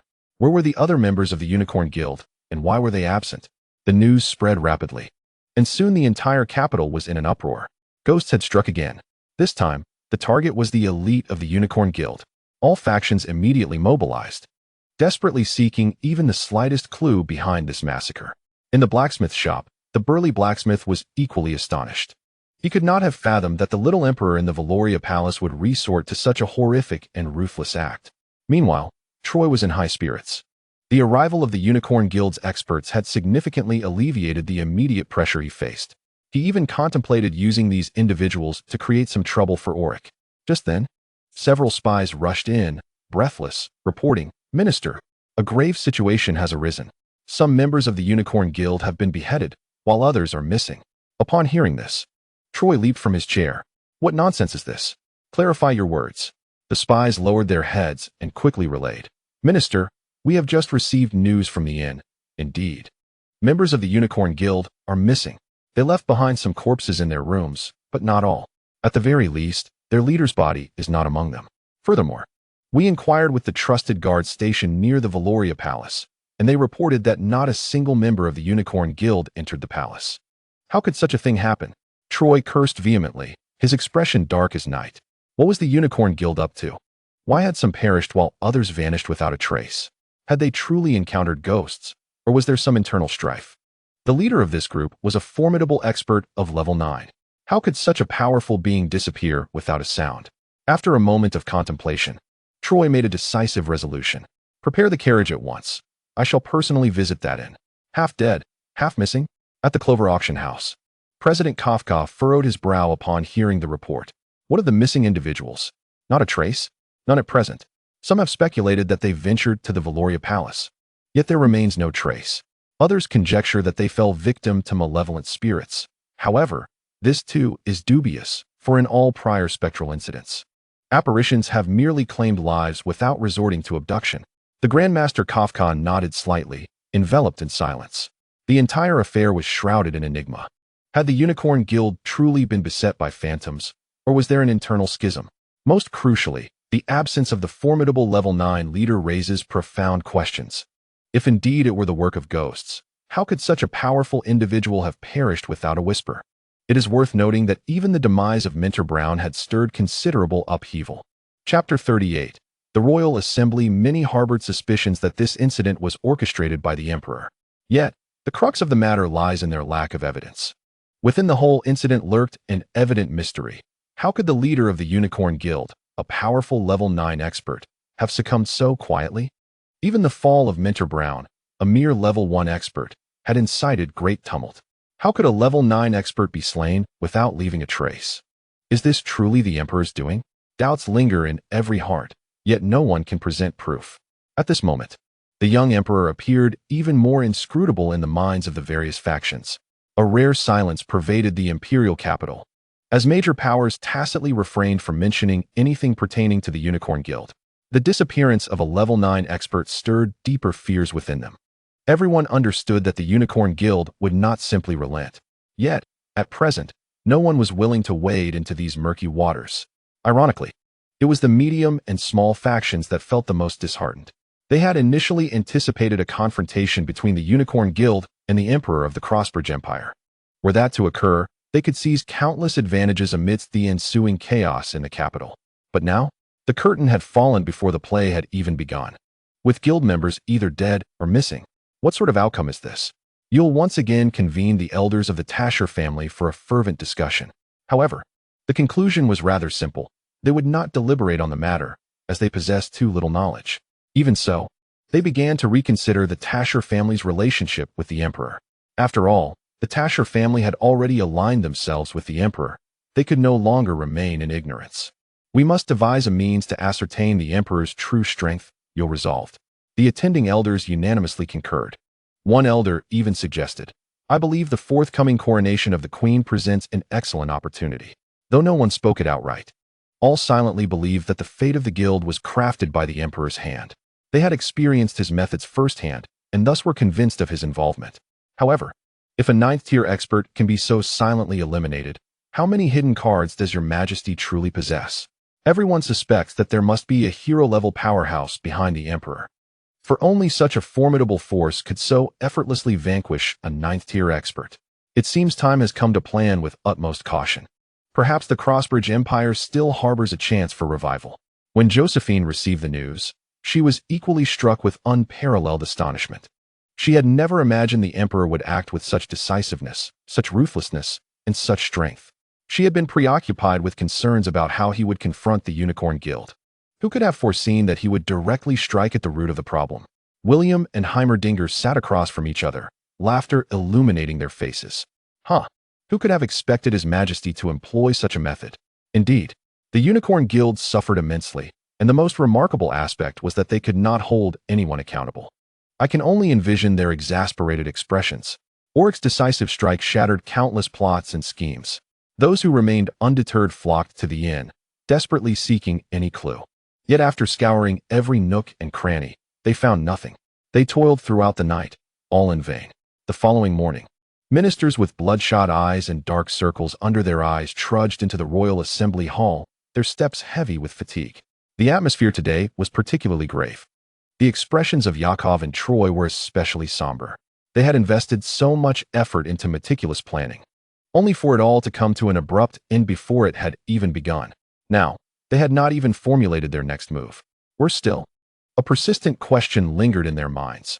Was the fate of the Unicorn Guild truly the Emperor's doing? If so, how terrifying was the power he wielded? Troy felt an unsettling tremor within him, tinged with a faint sense of fear.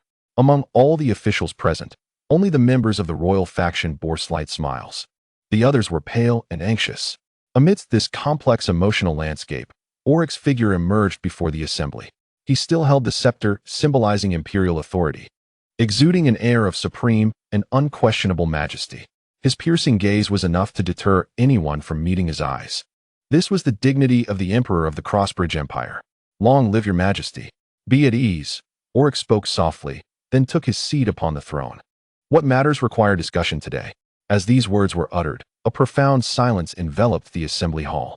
Even the officials from the Grand Marshal's faction and the police minister's faction chose to remain resolutely silent. Orrick slowly raised his head, his gaze sweeping over Yakov and Troy. Both felt a tightening in their chests, as though pricked by invisible thorns. Despite their extensive experience in political strife, They could not fathom why an instinctive fear arose within them in the presence of this young emperor. At that moment, William finally spoke. "Your Majesty, a grave incident transpired in the imperial capital last night. A portion of the Unicorn Guild's caravan was discovered lifeless in an inn, while another segment has vanished without a trace. The Unicorn Guild is of paramount importance to the Crossbridge Empire, serving as our trade partner.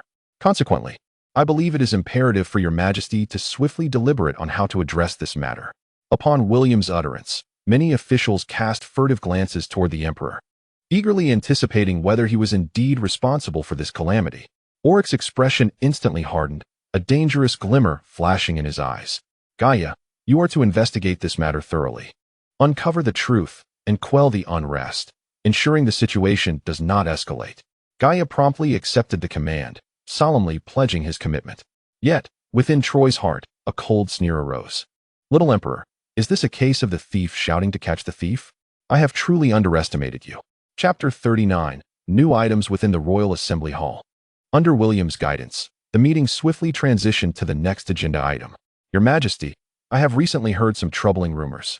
It is said that many among our officials have accepted bribes and even colluded with one another." Upon William's declaration, the officials present felt a tightening in their hearts. In the current state of the Crossbridge Empire, who among the dull-witted would forego the opportunity to line their own pockets? What William referenced was not an isolated instance, but rather a widely acknowledged phenomenon that remained unspoken.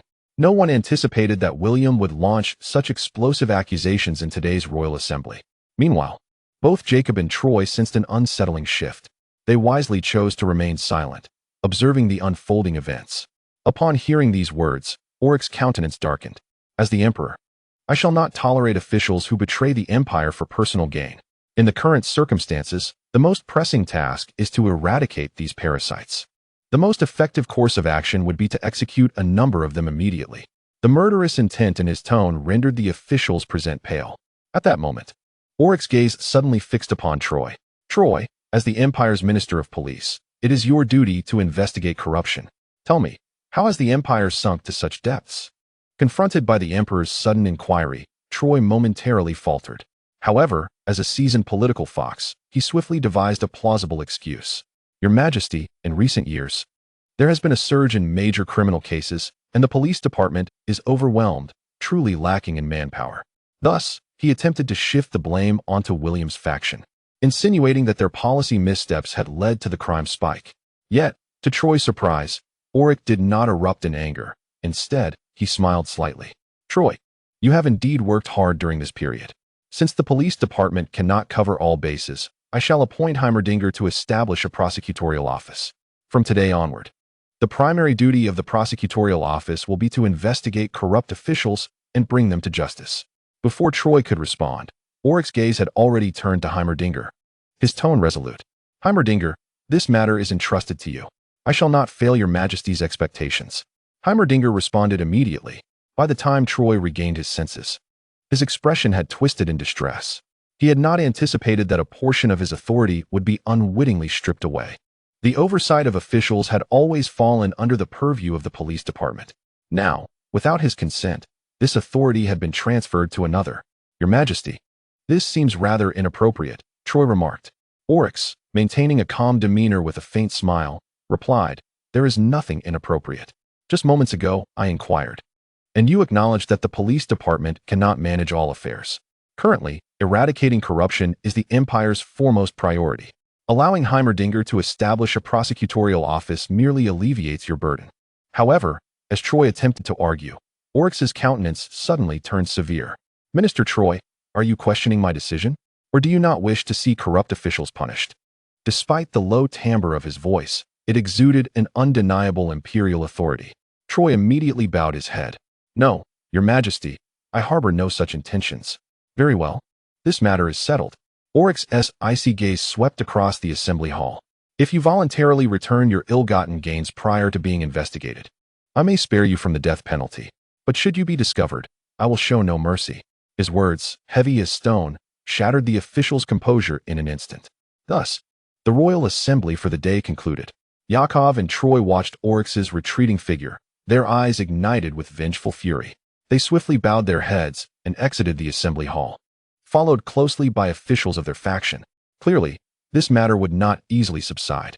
Members of the royal faction gathered together, whispering amongst themselves. Is His Majesty preparing to take action against them? Yet, the situation seemed far from straightforward. Nevertheless, was this not the opportunity we had long awaited? Despite differing opinions, they reached a consensus. Since the emperor had chosen to act, he must possess sufficient strength as a backing. Perhaps it was time for the royal faction to take the initiative. Upon returning to his residence, Orrick felt elated. Troy could never have imagined that he had fallen into a trap, powerless to resist the erosion of his authority. What thrilled Orrick even more was that his recent blow against the Unicorn Guild had yielded him 3,000 imperial points. He even contemplated establishing an intelligence and assassination agency, comprised entirely of elemental assassins. These assassins were 100% loyal and exceptionally suited for intelligence work, making them ideal candidates for such an organization.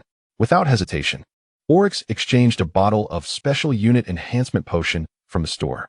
He commanded the Golden Assassin to drink it. A surge of frenzied energy surged through the air, and the Golden Assassin successfully ascended to Hero Level 9. The power it emanated greatly satisfied Orrick. Even when faced with master-level opponents, the Golden Assassin would be capable of standing its ground. At last, Orrick could temporarily set aside his concerns regarding the Cardinal Austin. With the remaining 900 Emperor points, he chose to upgrade the Emperor's scepter. The effects were immediately apparent. Upon reaching level 25, he could summon 50 elemental assassins each day. Moreover, the foundational strength of these assassins had also seen an enhancement. The newly summoned elemental assassins began at the elite level 9, while the earliest batch had already attained expert level 1. At that moment, Orrick noticed a message flashing on the shop interface. Inventory has been replenished. He promptly opened the interface and discovered an entirely new item, random unit summoning card, priced at 10,000 Emperor points. Chapter 40, The Beauty Scheme, 10,000 Emperor points. Orrick furrowed his brow slightly, but his expression soon softened. Although 10,000 Emperor points seemed substantial, upon reflection, acquiring them was not excessively difficult.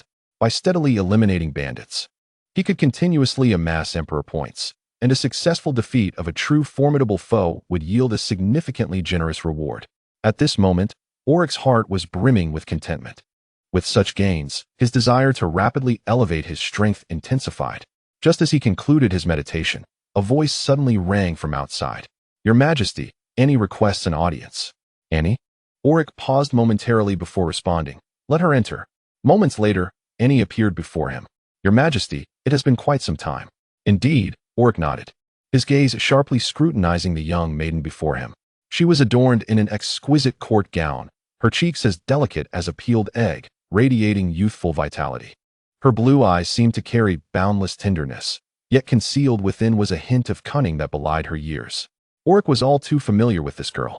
Prior to his predecessor's coma, he had once pursued Annie. However, she had been proud and aloof, regarding him with utter disdain. After multiple rejections, she had even surreptitiously administered an excessive dose of sedatives into his cup. That very drug had indirectly led to his state of unconsciousness. And now, this girl had taken the initiative to come to the Valoria Palace. Her brother was the governor of the imperial capital, wielding control over all defenses in Alinder. Yet, such a pivotal figure had not sworn fealty to the emperor. Annie's visit today was evidently at her brother's behest. "What brings you to seek me?" Orrick asked coldly, casting a fleeting glance her way. "Your Majesty, I have recently learned a dance from a foreign culture, remarkably graceful, known as the butterfly dance. I wish to perform it for you," Annie replied, casting a subtle glance at Orrick. Earlier that morning, her brother had informed her that the emperor had undergone a transformation. With his current abilities, he was poised to rank among the most powerful emperors in the history of the Crossbridge Empire. Though Annie was not entirely convinced, her curiosity had been piqued, thus prompting her visit. "Your Majesty, I implore you to grant me this opportunity. I assure you, I shall not disappoint." A flicker of interest passed through Orrick's eyes. "Very well, then, perform for me. I am eager to witness what is so extraordinary about this butterfly dance." To be candid, Orrick had been under immense pressure lately, his mind perpetually taut. With the assistance of the elemental assassin, he could finally allow himself a moment of respite. It was time to relax, let others bear the weight of anxiety. His role now was merely to await the spectacle. "Please, Your Majesty, indulge in the performance." As he spoke, several attendants swiftly brought forth instruments, refilled Orrick's goblet with fine wine, and arranged a sumptuous feast. Orrick took a delicate sip, the rich aroma enveloping his senses. Meanwhile, Annie began her preparations. As the music played, her graceful form began to sway. Every movement was precise and elegant, accentuating her exquisite figure. Already beautiful, she appeared even more enchanting in the context of the butterfly dance, resembling a butterfly flitting amidst blossoms. Quite remarkable, Orrick remarked with a glimmer of appreciation. This is the indulgence befitting an emperor. This is the life of a sovereign. As the dance concluded, beads of perspiration adorned Annie's brow. Her cheeks flushed, and her eyes glimmered with a moist sheen. "Your Majesty, I have one more dance," she whispered. "And this dance is solely for you. Then it is settled. You shall remain here tonight. Everyone else, please take your leave." The attendants complied, exiting the chamber. However, as Angie departed, she glanced back at the door, her face betraying a sense of reluctance. Troy returned home, his countenance dark as a storm cloud. At that moment, Eris approached him. What transpired at the royal council? Troy's voice was laced with palpable frustration. Orrick has resolved to root out corruption. Worse still, he has stripped me of my power and bestowed it upon that scoundrel, Heimerdinger.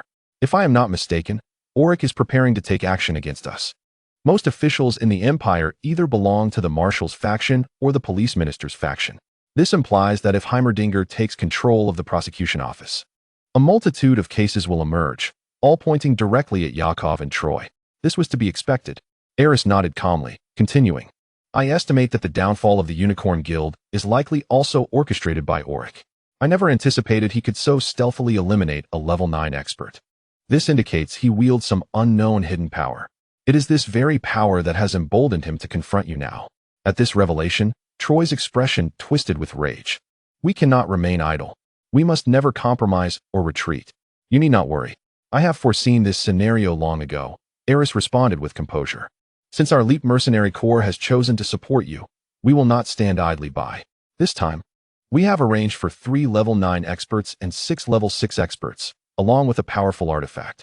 With these resources, Minister Troy, you should be able to rest easy. However, in my opinion, we might consider taking the initiative." Chapter 41. Rebellion. Upon hearing Eris's proposal, a twitch involuntarily crossed Troy's lips. The Leap Mercenary Corps actually hoped for him to instigate a rebellion? Yet, perhaps this notion was not entirely unfeasible. Troy fell into deep contemplation. Eris said nothing further, merely watching him in silence, awaiting his response. Currently, Orrick had gained the upper hand in the Royal Assembly, cornering both Yakov and Troy. If Troy did not take action, he was likely to face utter annihilation. However, Troy remained apprehensive, particularly regarding the stance of the Altan theocracy, which necessitated careful consideration. In truth, without the protection of the Altan theocracy, the empire of the Crossbridge would have long since disintegrated.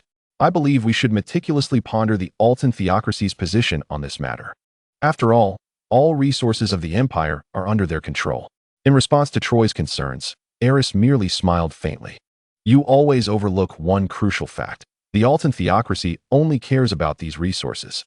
As long as the empire can steadily provide resources, they are indifferent to who occupies the throne." This sentiment was clear enough.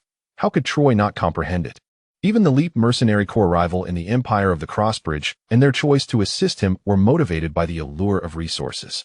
Yet, Troy himself remained unaffected by this. As long as he could become emperor, nothing else mattered.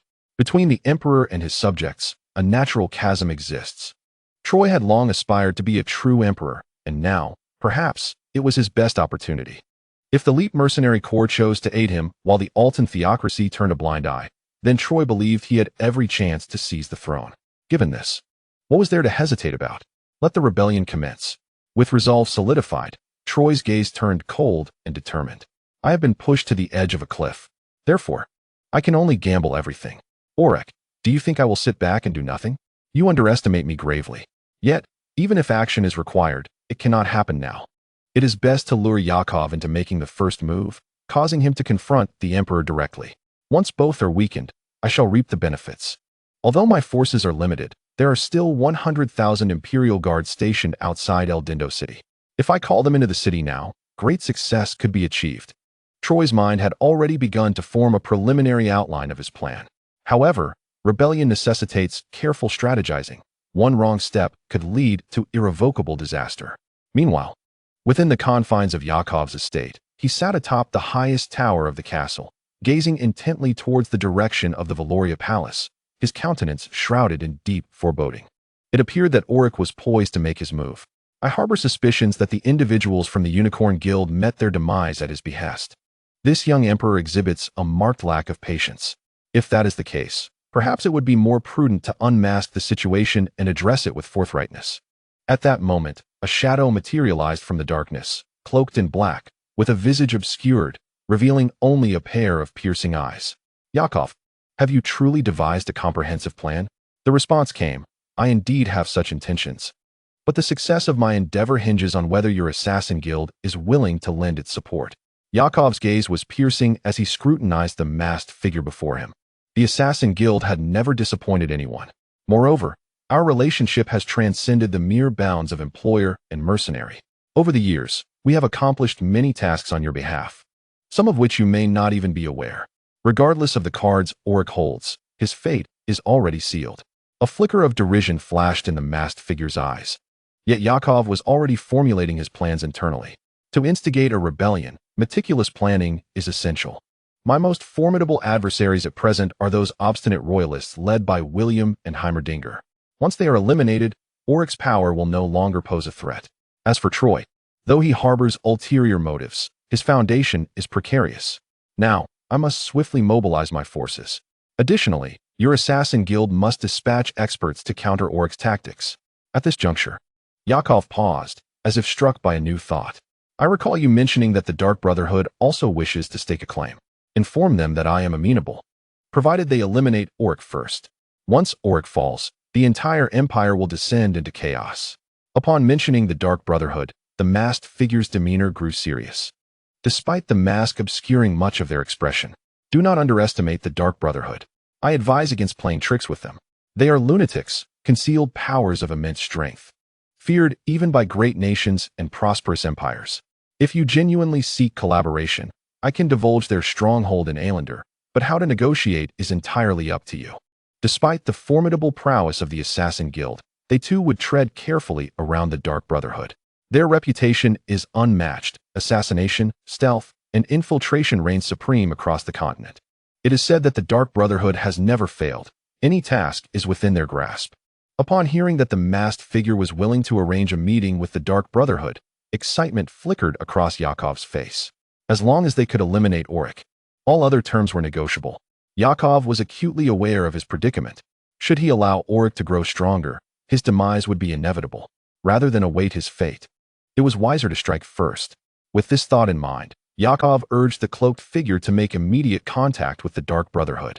If feasible, he wished for a meeting to occur that very night, and for them to act without delay, within the grand halls of the Valoria Palace. After witnessing the enchanting dance of Anne, Orrick's spirits soared to their zenith. Having indulged in her physical allure, Orrick finally grasped the true pleasure of his imperial status.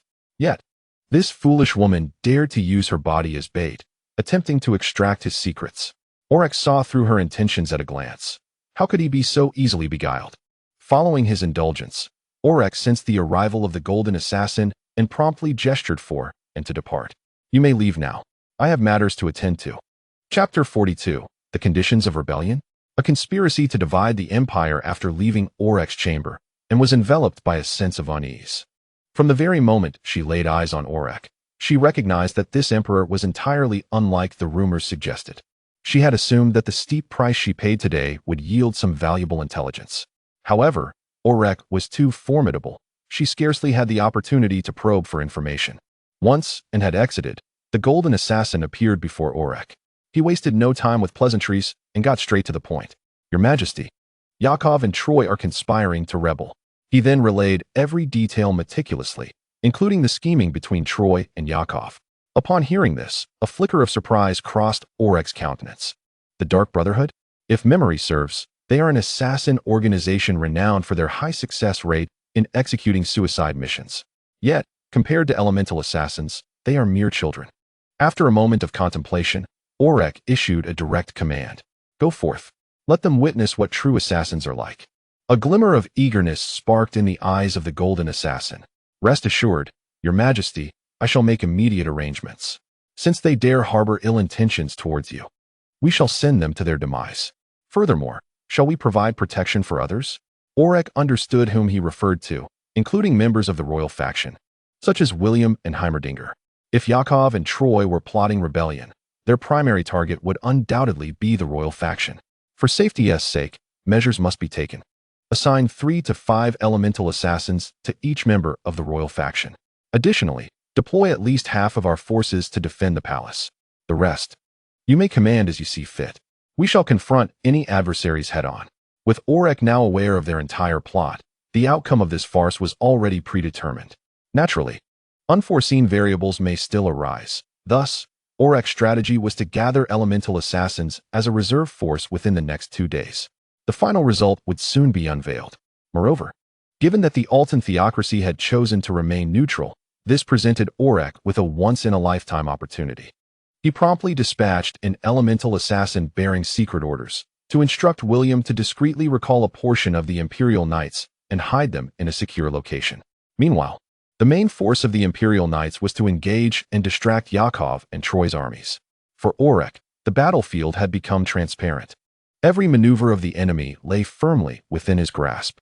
With the cards laid bare, let us engage in this game with utmost fervor. This time, Orrick was resolute in his determination to seize complete control of the empire. Upon perusing Orrick's intelligence report, William of the Winston family turned pale with rage. These damn scoundrels! How dare they rebel? These parasites of the empire owe their very existence to its benevolence. I shall not forgive them, he thought vehemently. After venting his fury, William's expression gradually settled into a calm demeanor. Clutched in his hand was the emperor's latest edict. The most pressing task was to act swiftly and execute each command without delay. Simultaneously, Heimerdinger received the same news and immediately grasped its implications. His Majesty was indeed preparing to take action against Yakov and Troy. Heimerdinger had long suspected this day would arrive, yet he was taken aback by its rapid approach. In truth, the royal faction did not perceive Yakov and Troy as threats in themselves. The true peril lay in the forces supporting them, the Assassin's Guild and the Leap mercenaries. Both factions boasted formidable experts. Had the Crossbridge Empire remained robust, such forces would have been negligible. However, in its current weakened state, their involvement posed a significant dilemma. Suddenly, Heimerdinger noticed something peculiar. In Orrick's communique, Yakov and Troy's plans were laid out in meticulous detail. Their strategies and even troop deployments were fully discernible. How could this be? Were their every move and scheme already under the Emperor's scrutiny? The very thought sent a chill down Heimerdinger's spine. Orrick was truly formidable. So young, yet already an extraordinary emperor. Even a seasoned political veteran like Heimerdinger found this young sovereign inscrutable. The royal faction itself was unaware that Orrick wielded such potent hidden forces. Did this imply a lack of trust? Perhaps not. As emperor, Orrick would never reveal all his cards. Even within the royal faction, traitors could be lurking. His Majesty is indeed terrifying, Heimerdinger mused. Meanwhile, William also noted the intricate details within the edict. His Majesty is indeed formidable, he echoed Heimerdinger's sentiment, unable to suppress his awe. Yet, after the initial shock, both William and Heimerdinger wasted no time in taking action, eager to discern the plans and strategies the Emperor had devised. In the shadows, Yakov sat quietly in his study, waiting. Suddenly, a gust of wind swept through, and a figure appeared before him, indistinct and ethereal. Even Yakov could not discern its true nature. "Since you have arrived, let us engage in a meaningful conversation." The figure gradually took on a more solid form. "Grand Marshal, lay forth your terms. We, the Dark Brotherhood, seek to witness your sincerity." No sooner had the words been uttered than several figures materialized. In the blink of an eye, Yakov found himself encircled. The might of the Dark Brotherhood was truly formidable. Despite the tumult within, Yakov maintained an outward composure. "You are already aware of my objective," a shadowy figure responded in a gravelly tone. "To assassinate Emperor Orrick of the Crossbridge Empire is no trivial matter. The Dark Brotherhood will incur substantial risks. Therefore, our terms are as follows. In addition to a portion of the empire, we demand 500,000 gold coins and a sovereign territory." Chapter 43. Assassination of the Emperor. The conditions proposed by the Dark Brotherhood amounted to little more than extortion. However, After a fleeting moment of hesitation, Yakov acquiesced without resistance. After all, these were merely hollow promises. Everything hinged on one matter: whether he could successfully ascend to the throne of the Crossbridge Empire. I can agree to your terms. Thus, Emperor Yakov, may our collaboration yield fruitful results. Once the agreement was reached, Yakov could not refrain from cautioning. It seems there exists some mysterious force safeguarding Orrick. I am uncertain whether you are privy to this intelligence or if you can eliminate Orrick under such protection. One of the Dark Brotherhood members scoffed disdainfully. You need not worry. Wherever the Dark Brotherhood treads, no one is beyond our reach. Now that we have forged this alliance, you may rest assured. The confidence of that individual was unwavering. The Dark Brotherhood indeed had ample reason for such assurance. Their reputation instilled terror throughout the Empire and among various factions. After all, a thief may steal 1,000 times, yet no one can guard against the thief for 1,000 days. Open assaults can be thwarted, yet hidden daggers are far more lethal. Even the mightiest warrior may fall to a weaker opponent under the right circumstances. In 3 days, you shall behold Orrick's lifeless body. Upon hearing this promise, Yakov exhaled deeply, as if a great weight had been lifted from his chest. A sense of relief washed over him, excitement bubbling forth. If possible, I hope you will act tonight. This has long been arranged. Our plan to assassinate Orrick has already been formulated. The Dark Brotherhood proved to be as formidable as their reputation suggested. They vanished from Yakov's chamber without a sound. Moments later, accompanied by a gust of wind, they arrived at a small tavern located at 322 Lilac Avenue. This was their stronghold in Arinder. However, to outsiders, it was merely a notorious den of vice. The entire avenue was rife with gray and black enterprises, where the Dark Brotherhood thrived amidst the chaos, blending seamlessly into the throng. Although this mission posed considerable challenges, there was no need to deploy a large contingent. Apart from the first team, the others remained on standby. The speaker was an elder of the Dark Brotherhood. The words of the captain of Team 1 prompted an immediate inquiry. My Lord Matthews, do you intend to take matters into your own hands this time? Matthews nodded in affirmation. According to the latest intelligence, a formidable force surrounds Orrick as protection. However, the specifics remain elusive.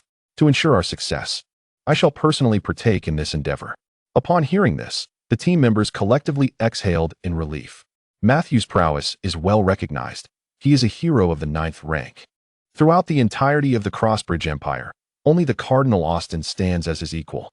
With such a formidable ally at our side, the mission appears nearly assured. Within the Dark Brotherhood, Matthew's position is unassailable, for a hero of his caliber is a coveted asset for any faction. With Lord Matthews at the helm, the execution of this task is bound to be effortless. Despite the flattery surrounding him, Matthews maintained an air of indifference. Do not forget your mission, to eliminate Orrick. I shall not interfere in that matter. My sole aim is to draw out the mysterious force that protects him. According to the plan, I will handle that aspect. You are tasked with assassinating Orrick. Once he is dead, the Crossbridge Empire will descend into chaos. That will present the Dark Brotherhood with a prime opportunity to seize advantage. The extent of our gains will be contingent upon our strength. To this end, the Vice Commander shall personally arrive. The mention of the Vice Commander left the assembled crowd in astonishment. His strength is beyond question, formidable enough to eliminate even master-level adversaries. The very notion of such a figure gracing Islindo is astounding. With him present, the Dark Brotherhood could operate with impunity within the Empire. My Lord Matthews, when will the Vice Commander arrive? There is no rush. He has other matters to attend to.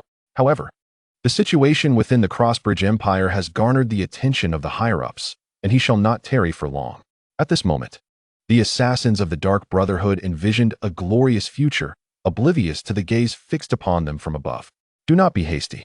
Once the identities of all Dark Brotherhood assassins are confirmed, we shall eradicate them in one fell swoop. The Golden Assassin issued the command. Over 100 elemental assassins were poised, awaiting his directive. The discovery of this stronghold was solely due to intelligence from the Assassin Guild. Without it, the Golden Assassin would never have located the Dark Brotherhood's hideaway.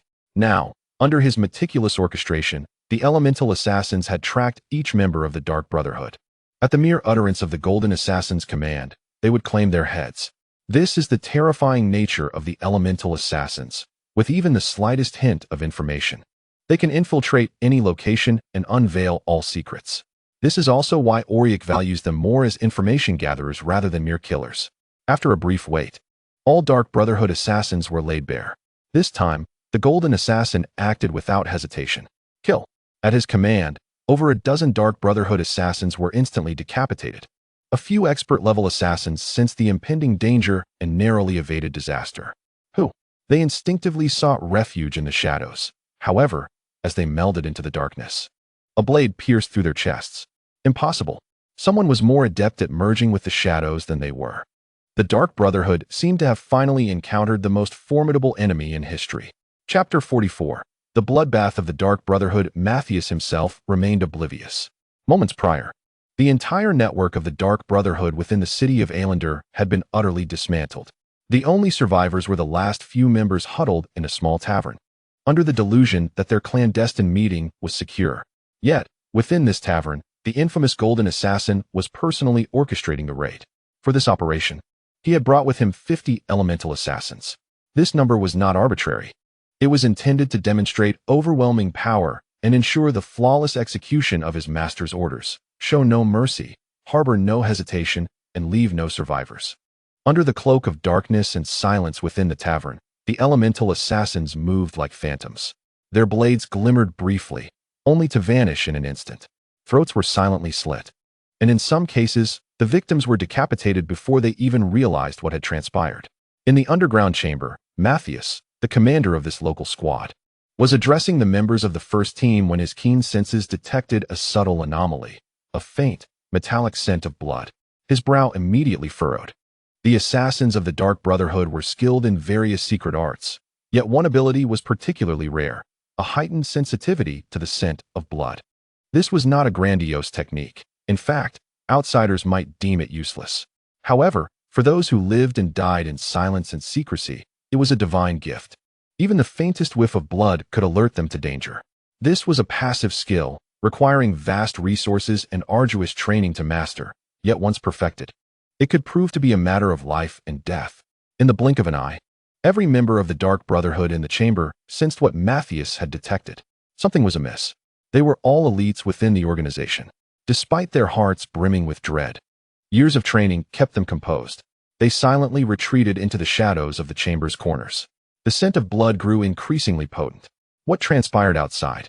Before anyone could respond, Matthias suddenly felt a tremor of impending danger. His expression turned grave as he softly uttered, "Intruders, stand guard." Almost simultaneously with his warning, the chamber was engulfed in darkness. The dim light extinguished in an instant. The assassins of the Dark Brotherhood had long been prepared for such an eventuality. One by one, they melded into the darkness, activating their unique ability to seamlessly merge with the shadows. In this state, they became nearly undetectable, even to the keenest of eyes. Typically, no adversary could locate them. Matthews concealed himself in the shadows, his heart racing. A grim expression manifested on his face, disbelief etched into his features. This secret stronghold, meticulously hidden for years from the Empire and various factions, had been discovered tonight. Why?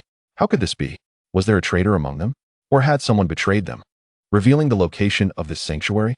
These questions ignited a blaze in Matthew's mind, yet he understood that now was not the time to seek answers. The sole imperative was that the enemy had breached the sanctum. The quiet efficiency of the invasion only heightened his unease. Meanwhile, outside the sanctum, countless members of the Dark Brotherhood were being slaughtered. Heads rolled on the ground, blood coalescing into streams, bodies piling high. A few survivors fought desperately, but their struggles proved futile. Here, darkness was supposed to be their advantage, yet the members of the Dark Brotherhood were overwhelmed. Their most refined skills and greatest strengths were rendered useless before this foe. The atmosphere within the sanctum grew exceedingly heavy. Every assassin was taut with tension, eyes fixed on the entrance, waiting, listening for the faintest sound. Matthews, as the strongest, burrowed deeper into concealment. He summoned his heroic ability of mental perception. With this power, he could detect the slightest movements around him. Almost immediately, he sensed multiple shadows shifting within the tavern. Yet what troubled him more was the presence of entities he could not perceive at all. Certain auras were entirely cloaked beyond his mental awareness, obscured by a profound and intricate energy field. The reason was simple. Those assassins were enveloped by the oppressive aura of the Golden Assassin himself. Under his cover, The elemental assassins melded with the environment, becoming indistinguishable. Then, a gentle breeze swept through the sanctum. The assassins of the Dark Brotherhood immediately tensed. In this sealed chamber, the sudden appearance of wind was an unmistakably unnatural signal.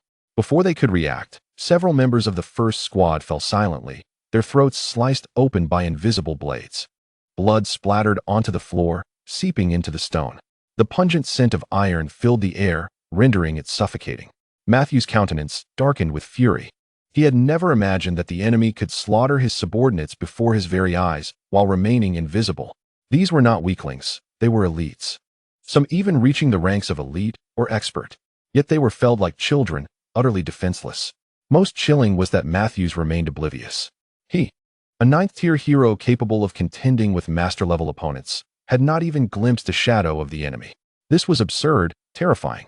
In the Crossbridge Empire, scarcely anyone could rival him. Perhaps only Cardinal Austin of the Church could truly subdue him. Beyond that, no one should be capable.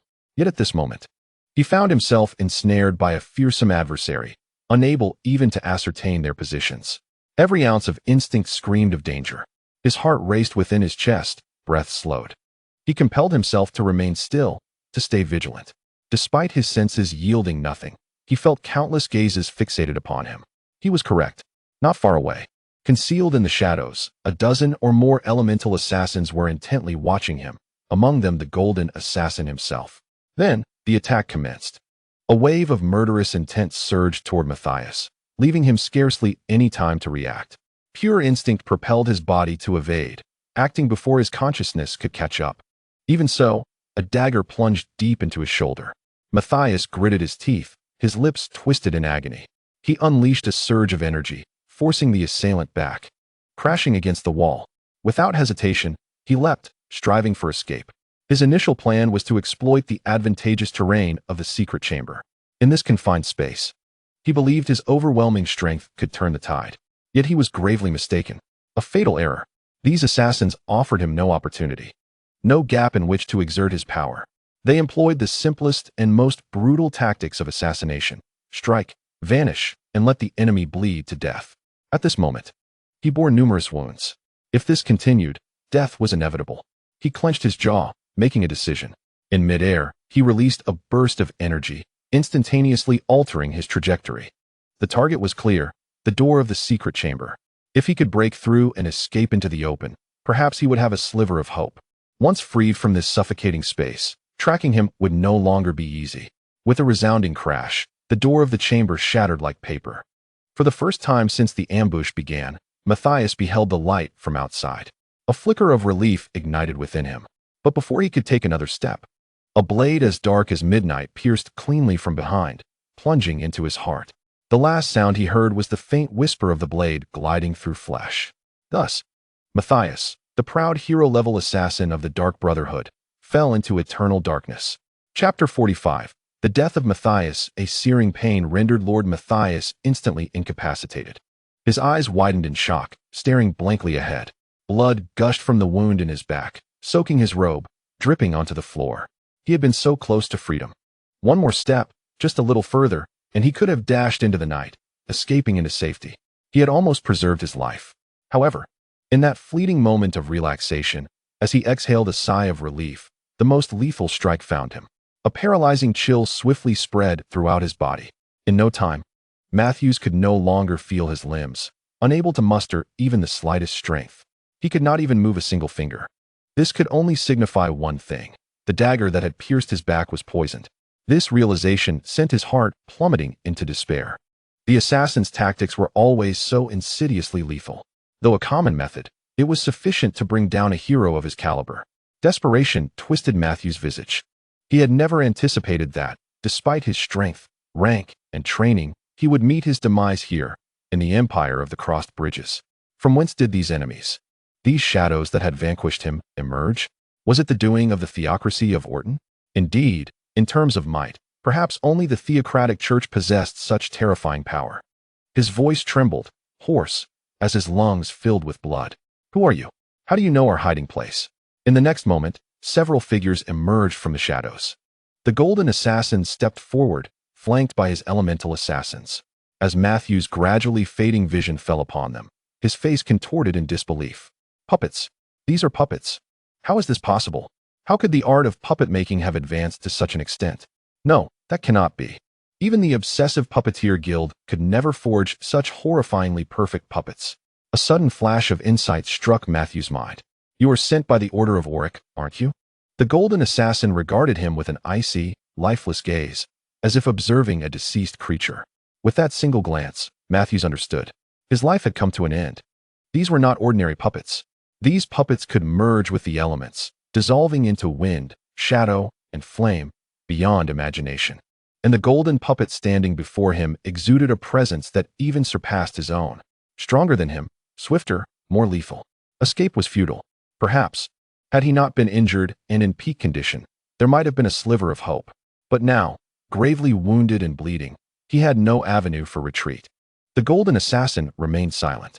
He raised his dagger, seized Matthew's hair, and in one swift motion severed his head from his body. Thus, this once dreaded hero of the Empire met his end without ceremony. Once the room was cleared, the golden assassin ensured that no survivors remained. Subsequently, he and the elemental assassins melded into the shadows and departed from the tavern. In the hall above, countless patrons continued to drink and revel, singing merrily. Unbeknownst to anyone, the tavern owner and his hidden patrons had been ruthlessly slaughtered downstairs, their blood saturating the cobblestone floor. Half an hour had elapsed. Two figures cloaked in black stealthily infiltrated the tavern. As they entered, they were met with an overwhelming stench of blood. The members of the Dark Brotherhood exchanged a heavy glance. Cautiously, they advanced, blades in hand, delving deeper into the tavern. However, upon further inspection, the blood had nearly congealed. Corpses, countless headless bodies lay strewn across the floor, an unfathomable sight. Blood pooled upon the stone surface, exuding a suffocating metallic aroma. At the heart of the massacre, a horrifying spectacle awaited, a mound of severed heads, piled high. The two assassins were nearly rendered faint by this ghastly sight. Their stomachs churned while rising, their minds screaming to flee. They stood frozen for a long while, forcing themselves to regain composure, and hurried toward the secret chamber. Yes, the secret chamber. Lord Matthews awaited them there. The esteemed ninth-tier hero, Lord Matthews, the very pillar of the Dark Brotherhood. As long as he drew breath, as long as he stood tall, the Dark Brotherhood would not falter. Yet, upon pushing open the door to the secret chamber and peering inside, all hope shattered in an instant. A chill coursed through them, their hearts halting. Matthews was dead. His head lay carelessly discarded upon the floor, his lifeless eyes wide open, refusing to close even in death. This was inconceivable, impossible. Who could have perpetrated such a deed? Had Cardinal Austin lost his sanity? To openly defy the Dark Brotherhood would exact a heavy toll even for the theocracy of Alton. Furthermore, the Dark Brotherhood harbored no ambition to usurp the theocracy, nor any conspiracy against its sacred authority. Why? Why strike so mercilessly? The two assassins stood paralyzed, their minds blank, fear consuming them. So, our stronghold in Arinder is completely obliterated? One whispered. Just moments ago, they had boasted to Jakov that the Dark Brotherhood would soon sever Oryx's head. They had promised with pride. Yet, before they could act, before they could raise their blades, the entirety of the Dark Brotherhood's power within the city had been utterly dismantled. We must go, the others suddenly shouted. We need to escape. We must find a way to send word. Others must know what has transpired here. Like dogs bereft of their masters, the two fled the tavern in a state of despair and collapse. They remained unaware that, from the shadowy corner, a pair of eyes observed them intently. Every movement, every word, every hurried breath was meticulously noted by the golden assassin. Leader, a member of the elemental assassins murmured, should we eliminate them? The golden assassin pondered for a moment before shaking his head. According to the intelligence we have gathered, a senior member of the dark cult is poised to arrive in Elander, likely the deputy leader himself. We must keep them alive. Through them, we may be able to trace him directly. A master-level adversary warrants special attention. As for the other two, he coldly added, send someone to monitor them, nothing more. Meanwhile, the two surviving members of the dark cult staggered through the city, their nerves frayed to the breaking point. They arrived at another clandestine outpost, a secondary base. As per the usual structure, the dark cult strongholds are designed in a primary and 3 auxiliary format. Should one be destroyed, the others may still endure. Yet, upon entering, their hearts sank once more. The floor was still strewn with headless corpses, the stench of blood suffocating. They inspected the second auxiliary outpost. The same grim scene awaited them. The third outpost presented no different of fate. Not a single soul remained alive.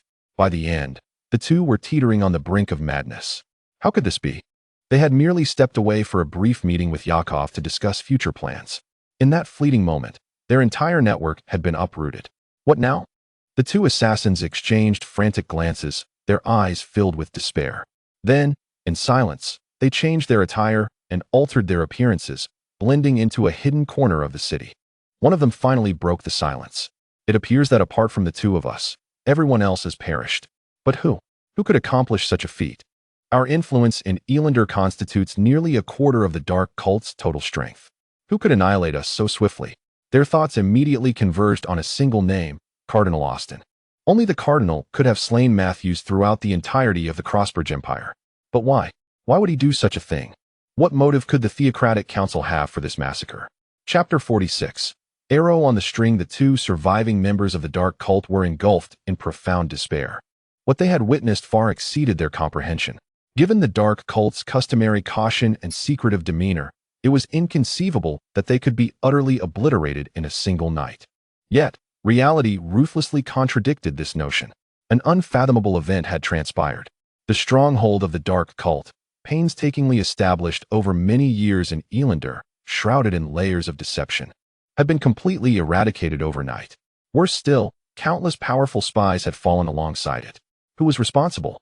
Who possessed such intimate knowledge of the dark cult's operations, strongholds, and disguises? This thought churned in their minds like a blade. Could it be an internal traitor? Yet, even with a traitor, it would be impossible to expose all strongholds and spies in one fell swoop. Unless Lord Matthews himself had betrayed the cult. Only in this manner can one explain why all safe houses and hidden spies have been astutely exposed. Yet, the absurdity of this notion is palpable. If Matthews were indeed a traitor, how could he have perished in the same massacre? This explanation lacks logical foundation, leaving them engulfed in emptiness. Every logical avenue leads to a dead end. Such circumstances are sufficient to instill doubt in the reality of the two assassins, even prompting them to question their own sanity. Could the whispers circulating in Elander about the specters that haunt the streets at night be true? Silence lingered for a considerable time until one of the survivors finally shattered the stillness, proposing a chilling hypothesis. Have you ever contemplated the possibility that all of this might have been orchestrated by the Emperor of the Crossbridge Empire himself? The other was momentarily struck dumb. This assertion hung in the air like a heavy toll. For a long while, neither spoke, their thoughts swirling. They both simultaneously recalled the bizarre incident concerning the unicorn that had occurred not long ago. Could it truly be so? Was all of this indeed the handiwork of Orrick, the Emperor of Crossbridge? If he possessed such overwhelming power, why would his empire be mired in such decline and desolation? Perhaps it was the influence of the Altan theocracy? In truth, neither could be certain. Yet, one thing was clear. The implications behind this revelation were terrifying. If it were indeed the Emperor's doing, then the Dark Brotherhood would be faced with a terrifying force they had never prepared to confront. Even more unsettling was the fact that the Dark Brotherhood had only just begun to devise an assassination plan against Orrick, the strategy still in its infancy, not yet fully formed. However, before the plan could be finalized, before the blades were sharpened, their stronghold had been obliterated. Even their mightiest blade, the heroic 9th-tier Commander Matthews, had fallen in this massacre. What did this signify? It signified that Orrick wielded unimaginable terror. This thought sent a chill of dread through the two survivors. We must leave, one whispered suddenly, his voice trembling. Yes, we must depart at once. If we linger any longer, we too shall perish here. Within the Valoria Palace, Orrick slowly opened his eyes, his gaze resting upon the flickering system panel. The Dark Brotherhood stronghold in Elander has been eradicated. Emperor points earned, 8,973. This figure took his breath away. Orrick sprang to his feet, a flicker of ecstasy igniting in his eyes. He had anticipated that amassing sufficient points to unlock the next type of troop would require a protracted period, mentally preparing himself for a gradual ascent. Yet now, this unexpected windfall rendered the milestone of 10,000 Emperor points tantalizingly within reach. Moreover, the elemental assassins who had returned from their mission garnered experience, their levels significantly elevated. As for the Golden Assassin, his prowess had yet to transcend into mastery. Perhaps this outcome was to be anticipated, even after vanquishing a formidable ninth-tier hero. Transcending the threshold of mastery is not an endeavor achieved in haste. Yet, Orrick harbored no disappointment. He understood and embraced the reality. Another concealed threat had been eradicated, and yet another adversary of the Empire had been obliterated. The burdens upon his shoulders felt lighter than they had in many years. By the dawn of the following day, the entire city of Alinder had succumbed to a pervasive fear. The air was thick with an oppressive aura of dread, as whispers permeated the streets, taverns, and households alike. The massacre of the previous night had left an indelible mark. Countless corpses lay in pools of blood. It was not merely the stronghold of the Dark Brotherhood that had been dismantled. Entire families and numerous trading houses had been uprooted. For the ordinary citizens, these were merely esteemed families and flourishing enterprises. Few were aware of the grim truth. They were but disguises employed by the Dark Brotherhood to veil their operations. Thus, the common folk remained oblivious to the reality. For them, this was merely another senseless slaughter in the city's unending cycle of violence. However, for those in the know, secretive factions and spies lurking in the shadows, the truth struck like thunder. The Dark Brotherhood, powerful, ancient, and fearsome, had been uprooted overnight. Who was responsible? Who possessed such formidable capability? Matthews was no ordinary individual. He was a ninth-tier hero assassin, a pinnacle of existence. Yet, he lay slain, his head severed. A tremor rippled through the underbelly of the city. Every faction scrambled to mobilize their spies, desperately seeking the truth. Yet, the deeper they delved, the fewer clues they unearthed. No leads, no traces, only silence. This was maddening. Initially, suspicions fell upon Orrick. This made sense when the target was merely a lowly assassin, perhaps an expert at best. But now, the circumstances had shifted. Matthews was dead. A ninth-tier hero was not an ordinary mercenary. He was a figure of the highest caliber, a rarity even among the mightiest factions. Yet, he had been obliterated as if he were insignificant. This conveyed a clear message. The shadow of catastrophe now loomed over every prominent faction in Alinder. If even the Dark Brotherhood could be annihilated, who could claim to be safe? Even the theocracy of Alton had to take heed. Who was behind this? Who orchestrated this silent war? The uncertainty was suffocating. Yet, all concurred on one point. The downfall of the Dark Brotherhood was not merely a blow, but a dire warning. Whether this hand belonged to Orrick or some other unknown force, it had revealed its fangs. Every faction in Alinder now understood the necessity for caution. Even within the royal party, fear gnawed at their hearts. William, Heimerdinger, and others, seasoned manipulators of political intrigue, were equally taken aback. For years, they had chosen to ignore the existence of the Dark Cult, tolerating its presence to avert a war they deemed unwinnable, for the Dark Cult was immensely powerful, in certain respects even surpassing the Empire itself. But now, this formidable Dark Cult has been utterly annihilated, completely and thoroughly, roots and branches. Who could accomplish such a feat? What kind of force could bring about such a monumental achievement? Could it be that within these shadows lurks a masterful entity? This speculation is not without merit. Matthews stood as a hero-level ninth tier. Though assassins are not renowned for their prowess in direct combat, their abilities in evasion and concealment are unparalleled. Yet, even Matthews could not escape, his head severed as if he were merely a common thug. The implications of this are chilling. There must certainly be a master-level powerhouse involved. With this realization, the factions of Ilindo became acutely aware of how perilous this game had become. A master-level being could establish an empire solely on their own power. Many of Ilindo's so-called great powers lack even one such individual. Throughout the entirety of the Crossbridge Empire, the only known master-level powerhouse was the Cardinal Austin of the Church. However, it now seems there is another, or at the very least, the shadow of such a masterful presence. This revelation heralds a significant upheaval. The balance of power will inevitably shift. Even the theocracy of Orton cannot remain indifferent. No one knows what tomorrow may bring, yet all are taking action. The bowstring has been drawn taut, the arrow is knocked. There is no turning back. Immediate mobilization of the Imperial Knights. Urgent orders are dispatched. Defend the Valoria Palace. Protect His Majesty. Chapter 47. The rebellion begins. Ilindo, Grand Marshal's castle, when the news of the complete destruction of the Dark Cult reached him. Yakov felt his heart plummet into an abyss of terror. He could neither believe nor accept it. The Dark Cult, a legacy of dread whispered throughout the Empire, had been entirely eradicated, neatly and cleanly, without leaving even a trace of ash. Merely entertaining this thought made Yakov's breath uneven. Worse still, just yesterday, he had been in contact with members of the dark cult. Would the mysterious force that obliterated the dark cult now turn its gaze upon him? Would he be punished for his associations? Fear gnawed at his chest. He immediately summoned his subordinates, his voice sharp and urgent. Uncover everything.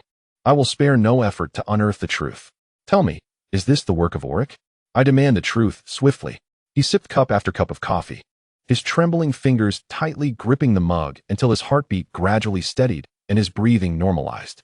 Yet, despite this, turmoil reigned within him. What should he do next? Who could he rely on?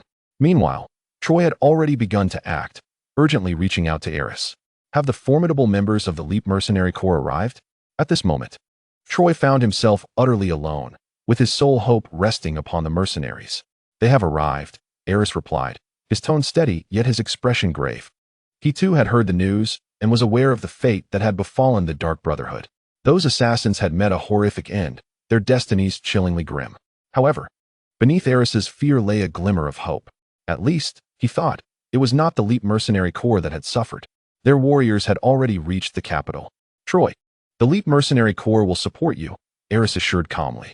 But you must understand, while we can assist you with certain matters, the true warfare, the clashes of armies upon the battlefield, must be under your command.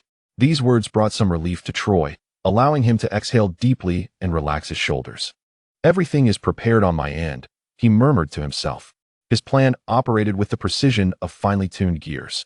As for Yakov, the thought nearly brought a smile to his lips. Let him suffer, let him wallow in fear. Witnessing his adversary falter filled Troy with a sense of satisfaction. Yet, uncertainty lingered in Troy's mind. What should be the next step? And what of that unknown force, that mysterious power? They had effortlessly slain a ninth-tier hero, eradicating the Dark Brotherhood. Whoever they were, they could not be overlooked.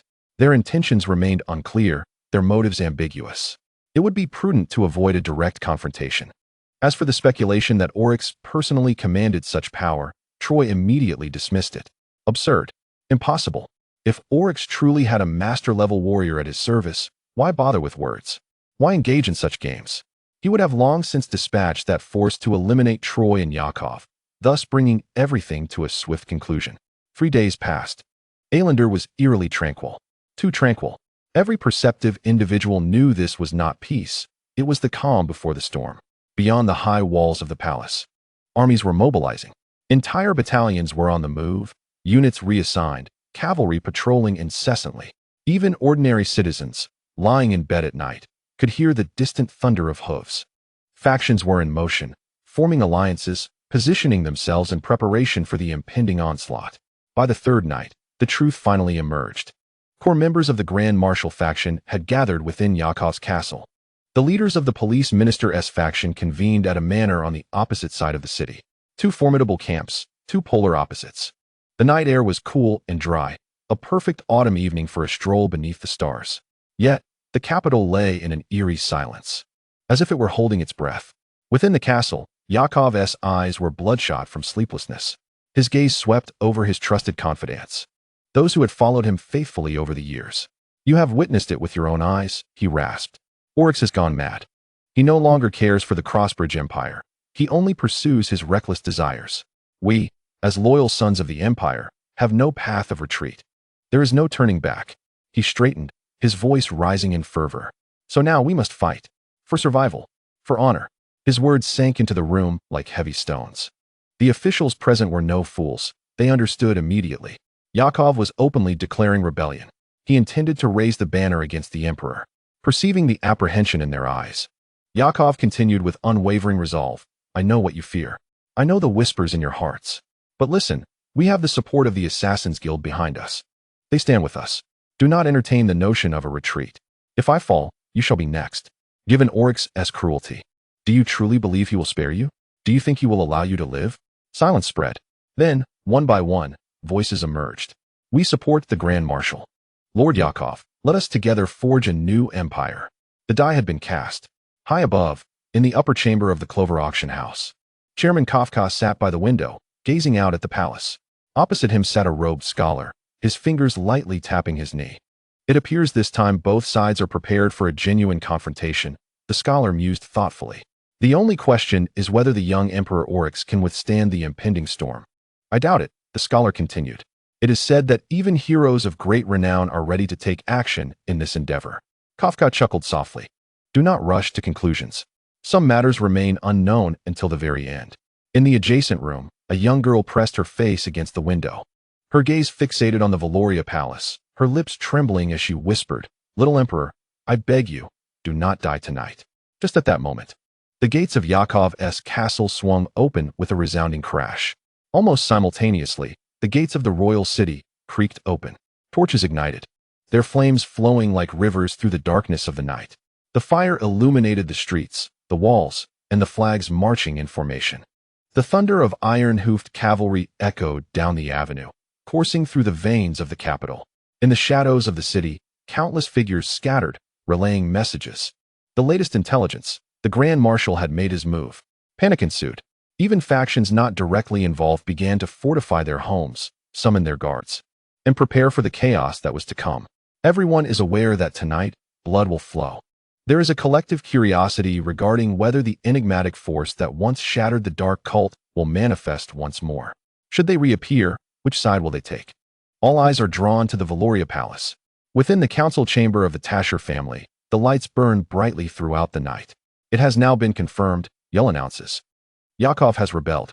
Since the Tasher family has chosen to align with Orrick, we cannot remain passive. He issues commands without hesitation. The family elders listen in silence, none daring to dissent. Elder Yull, we have no objections to your orders, one elder finally speaks. Then it is settled, Yull responds. Our family shall fully oppose the allies Yakov has amassed. However, regarding large-scale battles and clashes of armies, we are unable to intervene. Another elder leans forward, a worried frown creasing his brow. What of Orrick himself? Can he withstand this storm? I have heard that even heroic-level warriors may be involved. In the forge near the palace, Josephine locks eyes with a man as formidable as an iron wall. Her tone is grave, each word laden with significance. Tonight, I entrust this to you. Ensure that those from the Olton theocracy remain on their own land and do not meddle in our affairs. The man nods, a flicker of fire igniting in his eyes. The entire city holds its breath. The rebellion has commenced. Chapter 48. The battle begins within the castle of Troy. Nearly all officials belonging to the police minister's faction have gathered. Eris sits quietly to the side, observing those around him in silence. According to the latest reports, Yakov has taken action. Adele, the 10,000 soldiers you command, must be responsible for breaching the gates and outer walls of Ilindo, allowing our troops to enter the capital. Now, the legions have begun to clash. Even the Imperial Knights of Orrick have joined the fray. Only with our forces storming the Imperial city can we secure ultimate victory. Troy is finalizing its deployment. The 10,000 soldiers commanded by Adele are his most deeply concealed trump card. Even Yakov himself is unaware of their existence. Now, this contingent will dictate the course of the entire war. Once the great battle erupts, they will seize control of the gates amidst the ensuing chaos.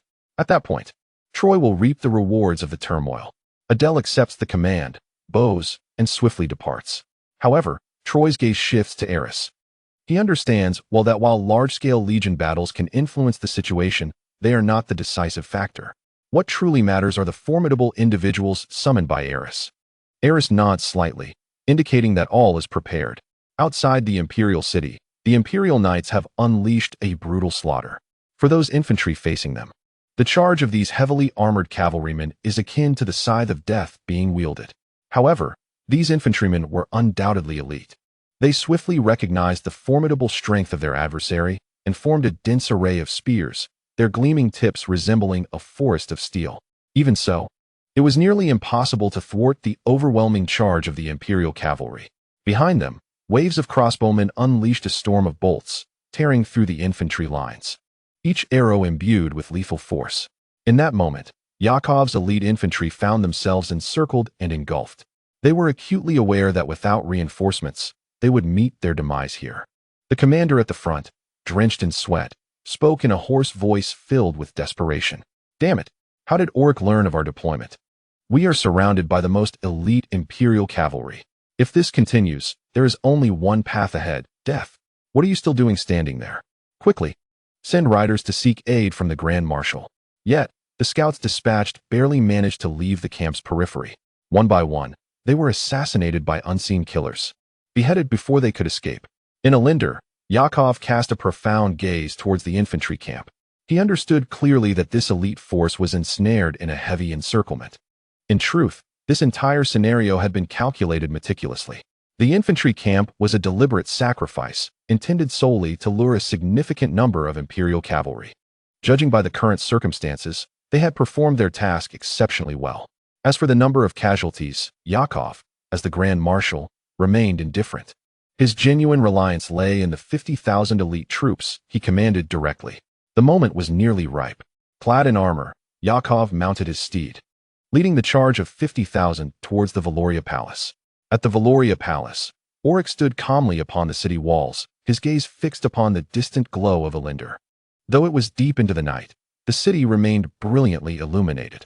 Orrick was acutely aware of the endless bloodshed and countless corpses that lay behind that light. Behind him, the Imperial Guard had assembled, ready to defend their emperor. Scholars and longsword mercenaries flanked either side, while further back stood members of the royal faction. Yet, beside Orrick, only Angie remained close at hand. Your Majesty, Angie ventured cautiously, why do you not first address the treacherous Imperial Guards within the Valoria Palace? Though they may not be the strongest, they still number 20,000.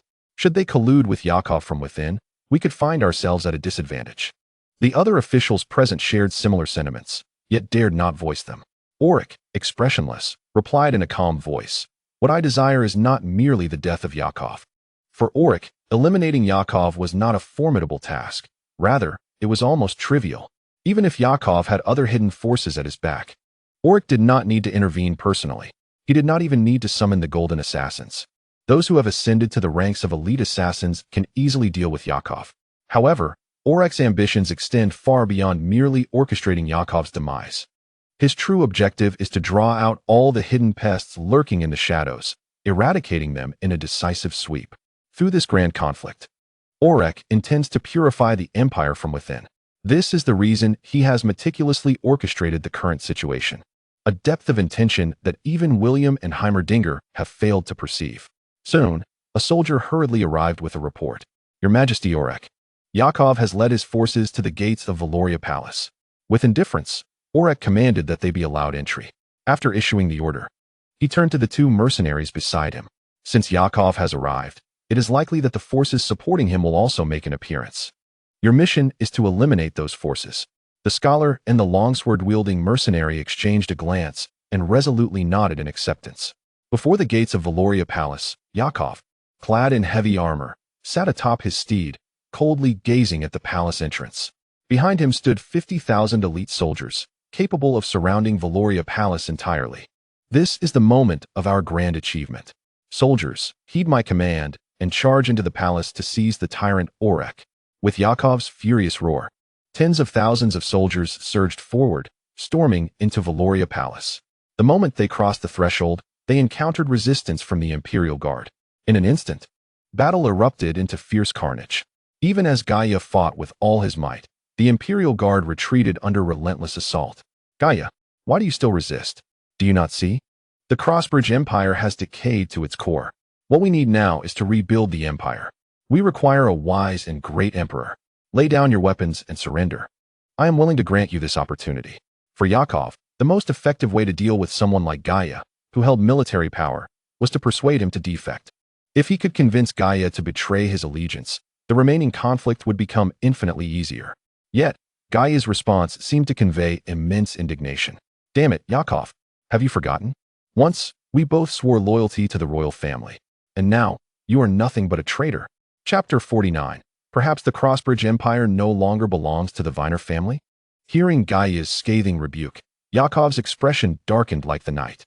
"Since you insist on burying this wretched empire, I will hold nothing back," he hissed through clenched teeth. "I shall make you taste death." At his words, a cold smile flickered across Gaia's face. "Do not speak too soon. Who dies is yet to be determined." Gaia retorted icily. "Yakov, if you surrender now, perhaps His Majesty will show mercy and spare your family. But I swear by the gods, you are destined to die."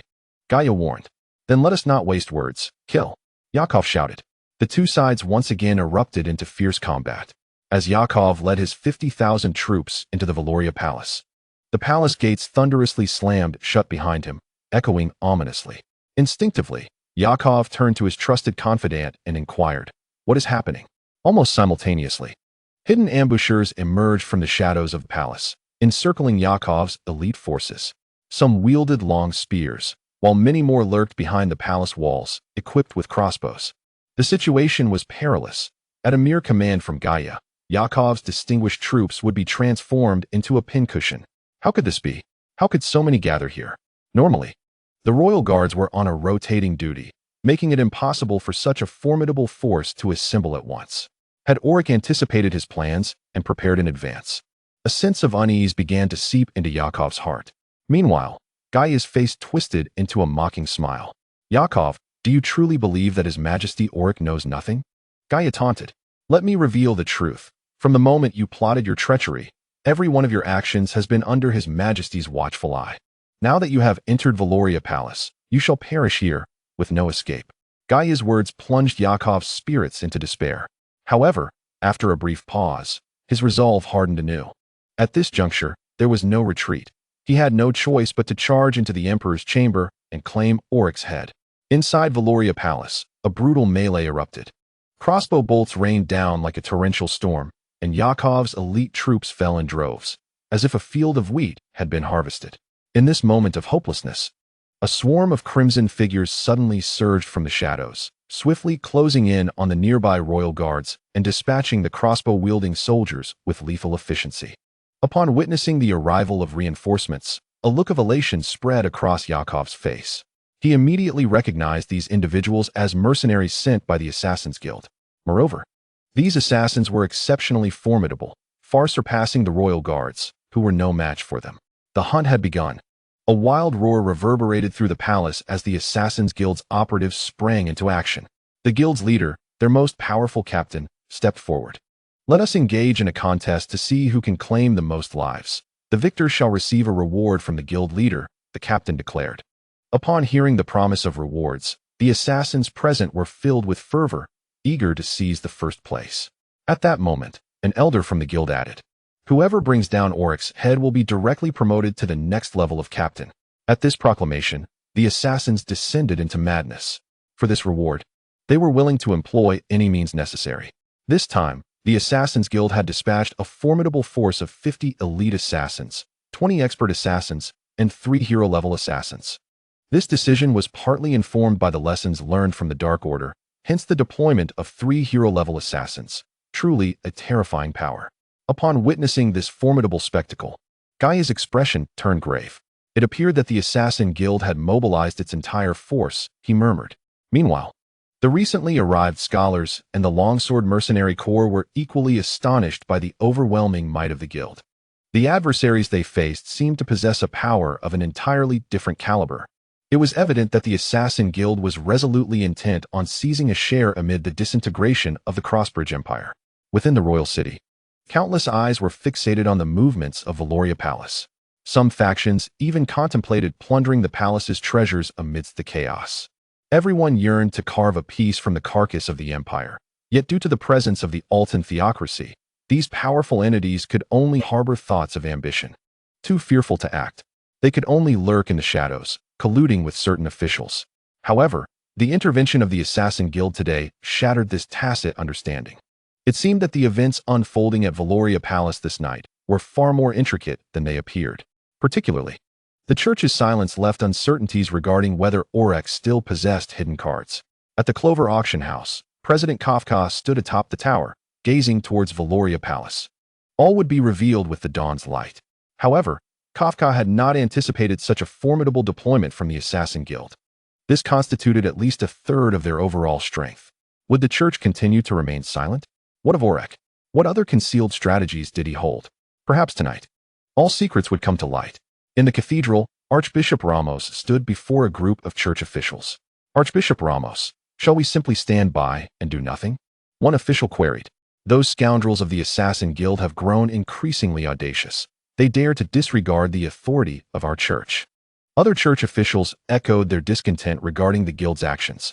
Yet, Ramos spoke slowly, Let us wait for now. Do not be hasty.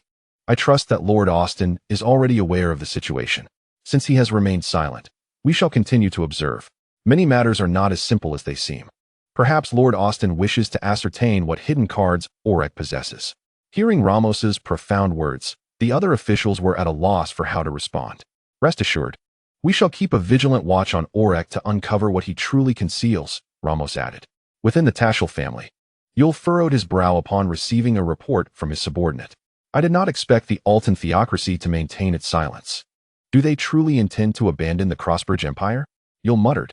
This matter is not so straightforward, another advisor replied. Perhaps they have already reached some form of accord. The Crossbridge Empire may no longer belong to the Vinyl family. Chapter 50. The Phantom strikes in the tense atmosphere of the meeting room. You'll cast a serious gaze upon the family elders. I shall not squander time on meaningless words. The Alton theocracy may not care whether the Vinyl family retains control over the Crossbridge Empire, he stated coldly. Yet for our Taschel family, the Viner family must continue to serve the royal lineage. With those words, Yul turned his gaze towards the Valoria Palace. The moment had arrived. It was now our turn to act, he proclaimed. With his declaration, the Taschel family formally entered the fray. As they stepped onto the battlefield, they immediately captured the attention of all relevant factions. Among them, none were more exhilarated than Troy. Thus far, everything had unfolded precisely according to his design. With the Taschel family now taking action, it seemed that fool Orrick had been stripped of his last vestiges of support. It was merely a matter of the Assassin Guild unleashing those enigmatic phantoms. Ares was fully aware of Troy's intentions. The tide had turned in their favor, and everything was progressing smoothly according to plan. Just as they reveled in their success, a soldier burst in with a report. My Lord Troy, my Lord Ares. Our forces have seized control of the city gates. We can move our army into the city at any moment, the soldier announced. Splendid, Troy exclaimed, his fists clenched in excitement. He understood that he was now fully prepared. The throne of the Crossbridge Empire was nearly within his grasp. Just a little more patience. We must wait patiently, Troy murmured to himself. Within the Valoria Palace, 3 hero-level assassins from the Assassin Guild advanced effortlessly towards Orrick's residence, encountering almost no significant resistance. The scholars and longsword mercenaries fought valiantly, yet the disparity in strength was insurmountable. The hero-level assassins from the Assassin Guild could incapacitate both with a single blow. Witnessing such terrifying power, the members of the royal faction behind Orrick turned pale with fear.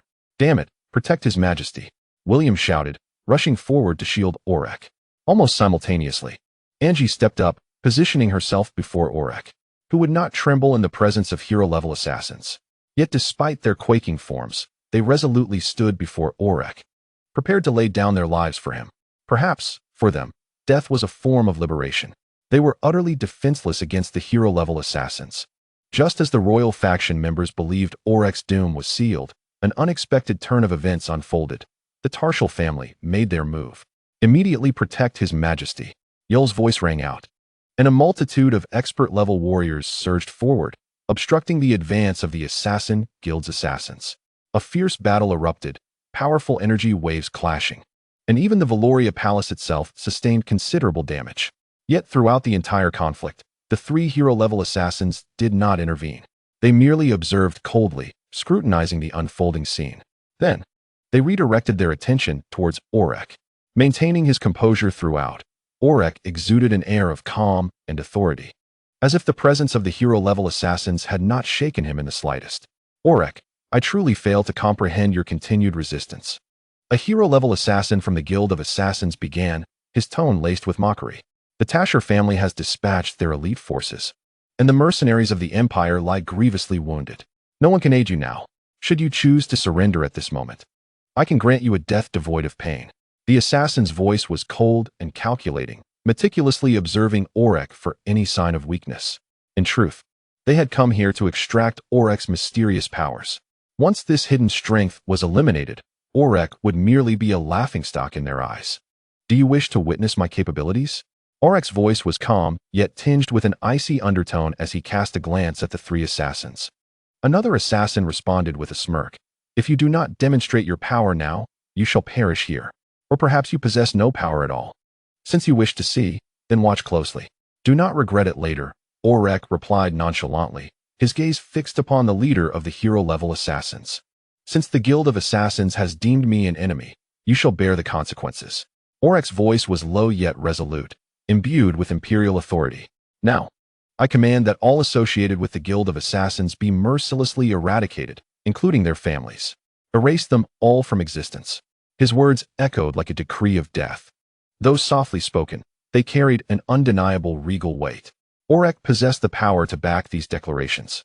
After all, he could summon 50 elemental assassins each day, and as time progressed, his strength grew exponentially. Moreover, the elemental assassins were masters of intelligence gathering. With their assistance, Orrick could infiltrate the Guild of Assassins entirely, rooting out all connections and dismantling it. Clearly, Orrick was resolute, and his command swiftly spread throughout the imperial capital. "Attack!" Orrick commanded, and in an instant, a furious tempest tore through Valoria Palace. Before anyone could react, the heads of dozens of guild assassins were severed in the blink of an eye. Blood splattered, and within moments, the floor was stained crimson. Everything concluded in an instant. This scene left everyone astounded. How could this be? These 50 assassins were all elite warriors. Yet they were decapitated in an instant. Neither Orrick's loyal subjects nor Yakov's rebels could fathom what had just transpired.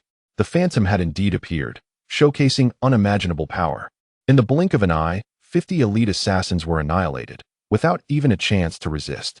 Is this Orrick's strength?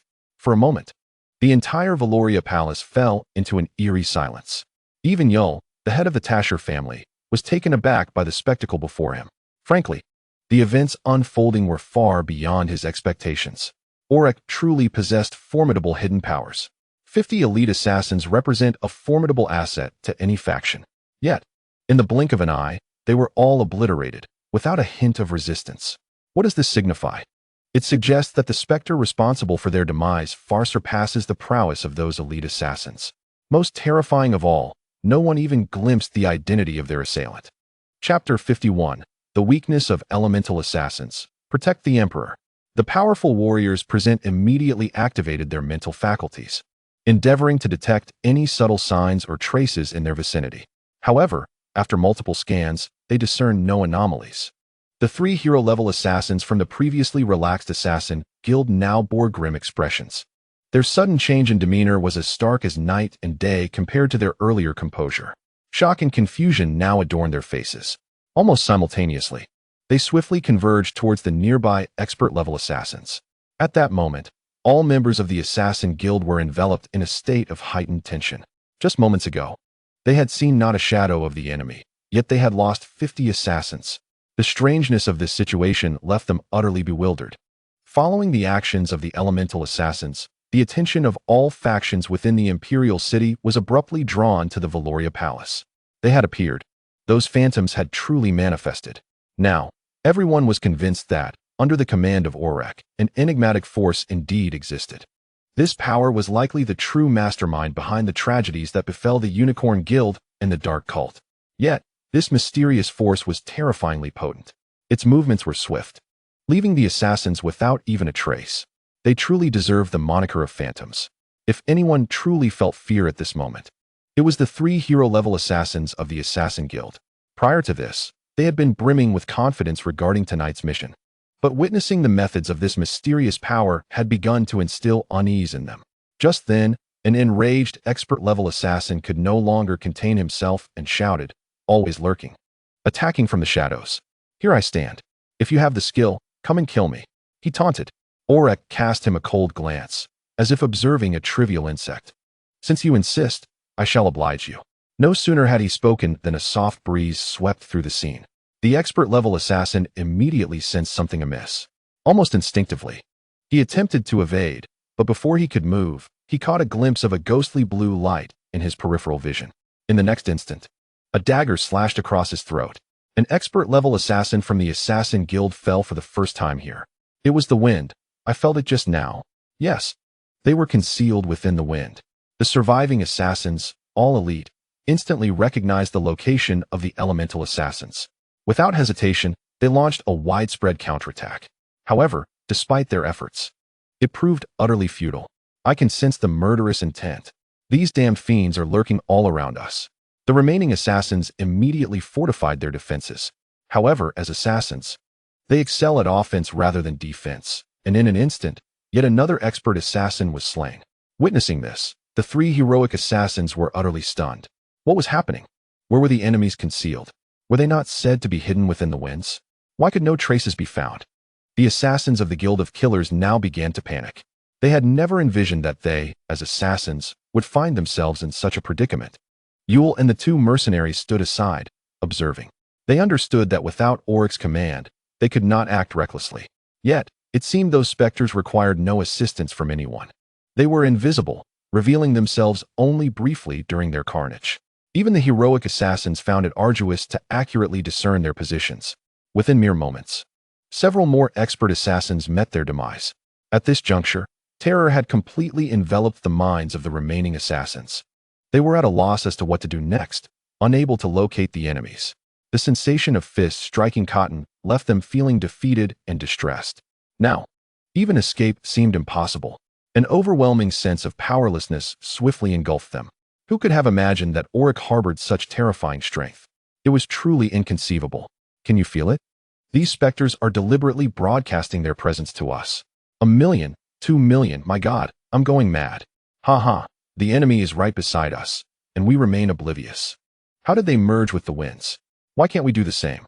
Outside the city, in a blacksmith's forge, a burly man, engrossed in his work, was startled by the happenings within Valoria Palace.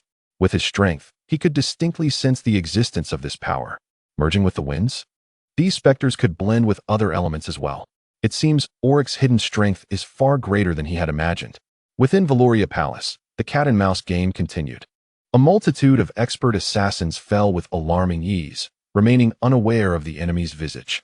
Witnessing more and more assassins perish in this one-sided slaughter, the three heroic assassins resolved to take action. Almost in perfect synchrony, the three top assassins moved simultaneously. Yet, just as they struck, a glimmer of cold light flashed from the side. As expected, the three heroic assassins immediately redirected their weapons towards the void, attempting to strike. But once again, they found no trace of the elemental assassin. At that moment, another wave of murderous intent descended upon them. The three heroic assassins were entirely caught off guard, an occurrence unprecedented in their careers. They were filled with fury, each desperate to kill Orrick on the spot. Yet, Orrick remained as calm as ever, utterly disinterested. At present, the elemental assassins have become exceedingly formidable. The previously summoned elemental assassins find it no longer difficult to vanquish expert-level assassins. If conditions permit, they may even confront hero-level assassins. The slaughter within the Valoria Palace persists, and Orrick has yet to unleash his full might. It appears we must devise a strategy to evade windy areas. As long as there is no wind, those specters should be unable to assail us. The hero-level assassins have begun to contemplate a similar strategy, as have the factions within the Imperial City. Troy, it is time to act, one of them proclaimed. Almost simultaneously, the air became permeated with a formidable aura emanating from various chambers. We have identified the specter's weakness. Now is the moment for our counterattack. The ground of the Crossbridge Empire has been saturated with blood. Countless soldiers have perished, and in mere moments, tens of thousands have lost their lives. Grand Marshal Yakov's complexion has turned pale, filled with despair. He never anticipated the situation would deteriorate to such an extent. Even the powerful warriors hired by the Assassin's Guild are being systematically slaughtered. How has Orrick cultivated such terrifying power? At this moment, Yakov is engulfed in hopelessness. He initially believed he had overestimated Orrick's capabilities, only to realize now that he gravely underestimated his opponent's strength. The defeat is inevitable. Yakov has no further chances. The Assassin's Guild has also suffered grievously, with their elite assassins entirely annihilated and half of the expert-level assassins falling in this battle. Throughout the entire confrontation, the scholars and longsword mercenaries are astonished to find they have not even had the opportunity to intervene, merely spectators to the carnage. The strong among the Assassin's Guild now resemble lambs to the slaughter, unable to resist and being executed one by one. At this moment, the three hero-level assassins appear increasingly haggard.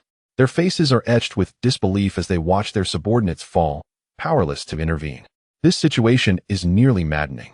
The trio of hero-level assassins understands that to reverse the tide, there is but one recourse. They must eliminate Orrick.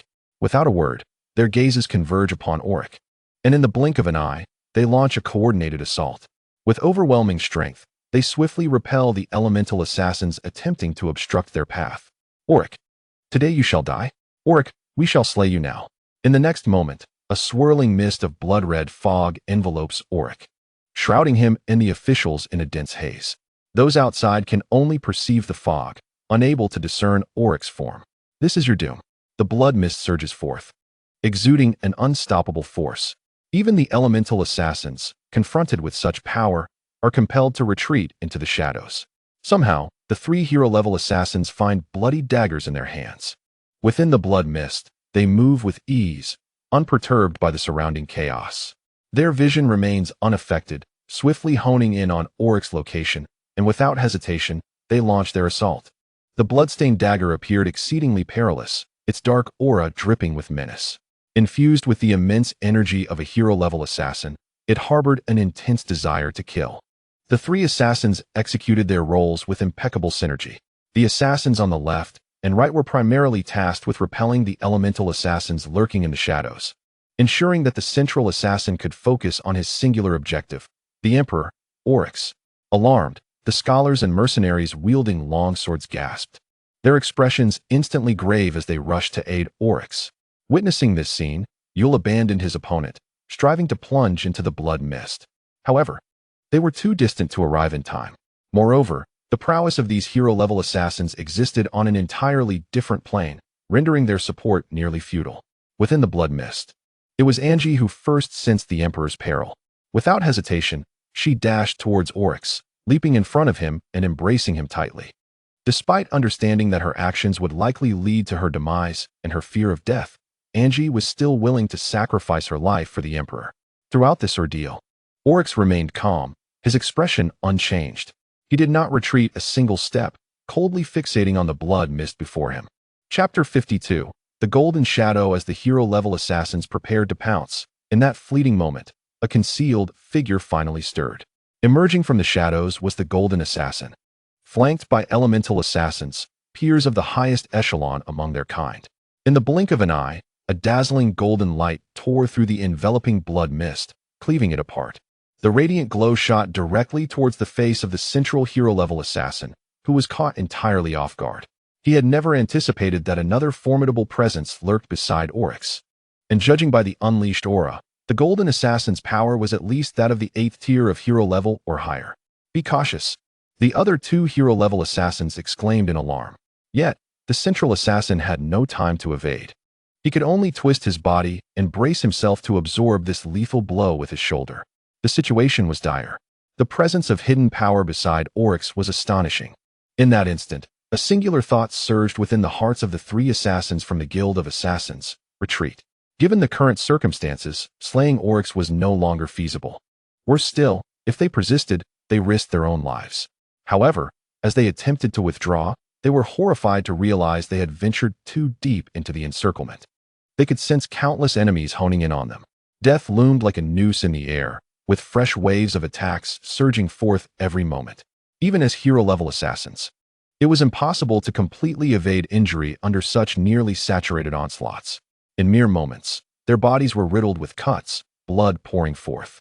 They had initially believed the blood mist would restrain these hidden foes, only to ultimately discover that they were the jesters in this grim play. The enemy's control over the blood mist far surpassed that of the Guild of Assassins. Damn it! How could he possess such overwhelming power? The 3 hero-class assassins roared. Yet, before their words could fully resonate, the Golden Assassin's assault once again descended upon the already gravely injured assassin at the center. With his severe wounds, evasion had become nearly impossible. The other 2 assassins attempted to intervene, but the sheer force emitted by the Golden Assassin sent them reeling. How dare you lay a hand on His Majesty? Tonight, I shall bring your end. With that declaration, the Golden Assassin's dagger pierced directly into the energy core of the wounded assassin. In but 2 strikes, a hero-class assassin was rendered incapacitated. In that instant, the tide of battle shifted irrevocably. The Assassin Guild found itself in dire straits. The remaining 10 expert assassins swiftly lost 4 more, their heads severed cleanly. The clash within the Empire of the Crossbridge reverberated through every observing faction in the imperial capital. Even hero-class assassins had fallen here. Within the Empire of the Crossbridge, What kind of terrifying power does Emperor Orrick wield? No one had anticipated such a turn of events this night. With the death of a hero-class assassin, the slaughter was evidently nearing its conclusion. All were acutely aware. Orrick was far more complex than he appeared. From this moment forth, no one would dare to act against him lightly. Regardless of the trials faced by the Empire itself, the Orrick family would remain unyielding. Yet, just as the Assassin Guild wavered, the situation within the Empire of the Crossbridge underwent another transformation. A massive army surged forth, accompanied by numerous formidable experts. A third force had entered the fray. Even the battle-hardened Marshal Yakov displayed shock. He had never anticipated that anyone would intervene this night. The onlookers scattered throughout the imperial capital were equally stunned into silence. Leading this new force was none other than Police Minister Troy. More astonishingly, despite Yakov's rebellion having been thwarted, Troy dared to plunge into the fray. Everything became clear. The turmoil of this night was merely the first act. Clad in light armor, Troy galloped forth, riding directly alongside Yakov. He cast a cold glance at his adversary, his contempt unmistakable. Recognizing Troy, Yakov's expression darkened instantly. "What brings you here, Troy? Do you intend to rebel as well?" Troy let out a cold laugh, then turned towards Commander Gaia. "Commander Gaia, I have come to assist His Majesty. Let us together crush this traitor Yakov." Even Gaia was perturbed by this sudden turn of events. His brow furrowed as he coldly replied, "His Majesty requires no assistance from you. Withdraw your troops at once, or you too shall be deemed a traitor." Troy scoffed. "You? A mere commander? How dare you judge me? I demand an immediate audience with His Majesty." His gaze then shifted to Captain Eris, who stood nearby, leading the Leap Mercenary Corps. Behind Eris gathered more than a dozen expert-level warriors. The Leap Mercenary Corps had finally revealed their true cards. Their intentions were glaringly evident. Their sights set squarely on Orrick. Ultimately, could you not restrain yourself? A cold smile curled at the corners of Orrick's lips. At this moment, the blood mist had dissipated. However, Alice remained composed, even wearing a slight smile. "Your Majesty Orrick, I must concede, you are remarkable. The fools from the Assassin Guild are indeed no match for you. Had we not intervened, perhaps you might have survived this night."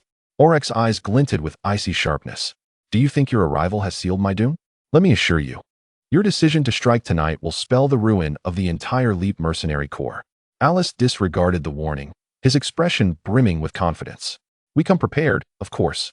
Let me see just how much you have prepared." Orrick narrowed his eyes slightly, and in that very instant, the hidden elemental assassins attacked once more. The intent to kill erupted around the mercenaries, yet none displayed fear. "Your Majesty, behold. We, the Leap Mercenary Corps, are not mere soft persimmons to be squished." Alice bellowed, leading a third of his forces forward. They established a massive formation at the outskirts of the Empire. This scene left even the two severely injured hero-level assassins from the Assassin Guild wide-eyed. Despite their wounds, they could not help but exclaim, "The Forbidden Domain." The Leap Mercenary Corps truly came prepared. The Forbidden Domain is a power of terrifying might. It can suppress the flow of energy within its confines. Alice had long perceived that the elemental assassin's strength lay in manipulating spatial energy flows. If the energy flow were to be halted, their methods would collapse. In this domain, devoid of wind and energy flow, your forces will find no sanctuary. As the Forbidden Domain expanded, Orrick's trump card threats would be nullified. "Orrick, tonight you shall witness the true power of the Leap Mercenary Corps. Those you rely on will be swept away with ease. In the Empire of the Crossbridge, there will be no energy flow, and your hidden assassins will have nowhere to hide. Now, reveal yourselves." With Alice's roar, the Forbidden Domain enveloped the entire imperial capital. Subsequently, a sharp gaze caught sight of an ancient scroll in Alice's hand, radiating a golden glow. That is the golden level artifact, the Forbidden Scroll. No wonder the domain could cover the entire empire. The Leap Mercenary Corps possesses only 2 golden level items, and they have brought one tonight. Brought? This is the very foundation of their existence. Without this artifact, how could they have risen to such heights? The crowd was utterly shaken. No one anticipated that the Mercenary Corps would invest so heavily, unveiling their trump card. Clearly, their ambition for the throne had reached its zenith. The ones paling the most were the 2 surviving hero-level assassins from the Assassin Guild and Grand Marshal Yakov himself. They now understood. Both Troy and the Leap Mercenary Corps had completely manipulated them. As the Forbidden Domain expanded, all the awakened present felt their connection to the surrounding energy severed, Their control weakened, and their power obstructed. Faces transformed in rapid succession. The Elite Mercenary Corps finally revealed their trump card, a sinister masterpiece of deceit. Chapter 53, The Final Reckoning. Everyone present was acutely aware that Orrick's secret weapon was his assassins, capable of striking with astonishing stealth. Yet now, with the activation of the Forbidden Domain, these assassins had nowhere to conceal themselves. Their ability to remain hidden had been entirely stripped away, and Eris was confident that he could capture them all. Despite the formidable power that Orrick had just unveiled, shocking in its intensity, Eris stood resolute in confronting him. However, as the Forbidden Domain expanded, the ensuing events left all in attendance utterly astounded. Within the Valoria Palace, Orrick remained surrounded solely by the same individuals as before, with no additional figures appearing. Where were the assassins? The room fell into a hushed silence. No one had anticipated such an outcome. Why had no one emerged? What was amiss? A weight settled heavily on Eris's heart, his mind swirling in confusion. He suddenly realized that the situation before him had entirely surpassed his comprehension. What was happening? The Forbidden Domain had been activated. Why was it not functioning as anticipated? Should not the hidden shadows reveal themselves now? What was going on? Outside the royal city, a blacksmith in the outer district stared in shock at the events unfolding within the Valoria Palace. Even Cardinal Austin, who had been quietly observing from the cathedral, wore an expression of bewilderment. Such a method of concealment? Even he could not achieve that. At that moment, Troy's smile froze, his heart collapsing in an instant. Wait, what was this? They brought everything from the Elite Mercenary Corps, yet now you tell me it was all in vain. What shall we do now? Troy felt like a fool, especially in comparison to Yakov standing beside him. Troy, is this your plan? It seems rather ineffective, doesn't it? Yakov's mocking voice echoed from the side, unhesitatingly deriding his old rival. Eris paid no heed to Troy's reaction, instead focusing his gaze on Orrick. At this moment, Orrick's expression remained calm, even glinting with faint derision. Eris instantly understood that he had not merely lost, he had suffered a complete and utter defeat. Retreat, he shouted, turning to dash towards the main gate of the Valoria Palace. The other members of the Elite Mercenary Corps stood momentarily stunned, then slowly began to react. However, escaping proved far more challenging than entering. Almost simultaneously, the elemental assassins sprang into action once more. In the blink of an eye, the elite members of the Elite Mercenary Corps were decapitated. Once proud elite mercenaries now resemble lost souls, their heads severed with alarming ease. They cry out, their desperate screams echoing, yet the scythe of death never falters for a moment. Meanwhile, Eris, in a frantic retreat, leaves the observing forces utterly astounded. What? The colossal might of the Elite Mercenary Corps, initially believed to be capable of crushing all opposition, is now fleeing, abandoning even their golden tier possessions? The sole value they brought to Orrick was merely the unwarranted offering of golden tier items? Under Orrick's command, the elemental assassins strike without mercy. In the blink of an eye, a dozen expert elite mercenaries are cut down. The remaining 2 hero-level assassins of the guild comprehend the perilous predicament they now occupy. Without hesitation, they choose to break through, fleeing towards the periphery of the Valoria Palace. Yet it is too late. 2/3 of the elite forces of the Assassin Guild and the Elite Mercenary Corps have been obliterated. The remaining few are gravely injured, nearly incapable of escape. The condition of the 2 hero-level assassins is no better. Their bodies are riddled with wounds, and in the Forbidden Domain that prohibits the use of their energy. They can only stagger forward with the remnants of their strength. However, confronted with the relentless onslaught, they cannot endure. Leaning against a wall, they gasp for breath, utterly exhausted. For these assassins, the act of killing is not a source of anguish. They derive pleasure from the thrill of slaughter. Yet now, as they become the hunted, that sensation transforms into sheer terror. An overwhelming instinct for survival and the chilling reality plunge them into an abyss of despair. They struggle, they tremble in fear, contorting in agony, terrified of losing their lives at any moment. Nevertheless, the elemental assassins show no mercy. In mere moments, the 2 hero-level assassins are felled by a flurry of blades. Outside the Valoria Palace, the rebels are plunged into utter chaos. With the arrival of the Imperial Knights, the outcome of the battle is no longer in doubt. At this juncture, Grand Marshal Yakov and Minister of Police Troy were expressions of despair. The moment Eris chose to retreat, they understood the rebellion was doomed to fail.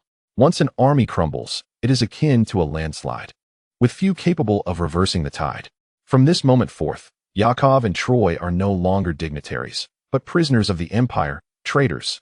No one anticipated the depths of Orrick's stratagems. No one could fathom that Orrick had assembled such a formidable force right beneath their noses. How did Orrick accomplish this? He grew up before our very eyes. Yet how did he amass such immense power? At this moment, the scholars, the longsword mercenaries, and you'll breathe a sigh of relief, knowing they have chosen the correct side. Ultimately, it is Orrick who emerges victorious. Everyone involuntarily turns their gaze towards Orrick. To their astonishment, Orrick remained utterly stationary from beginning to end.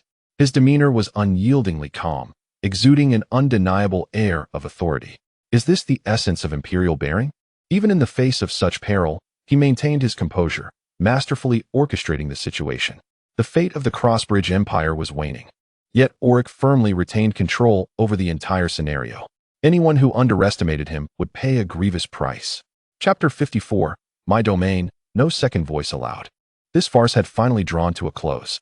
However, there was no semblance of relief upon Orrick's visage. He understood all too well that internal affairs within the empire were but trivial matters in the grand scheme of things. What truly held sway over the Crossbridge Empire was the unfolding developments to come. For instance, the stance of the Altan theocracy was particularly noteworthy. After the elimination of Grand Marshal Yakov and Police Minister Troy, what position would the Altan theocracy adopt?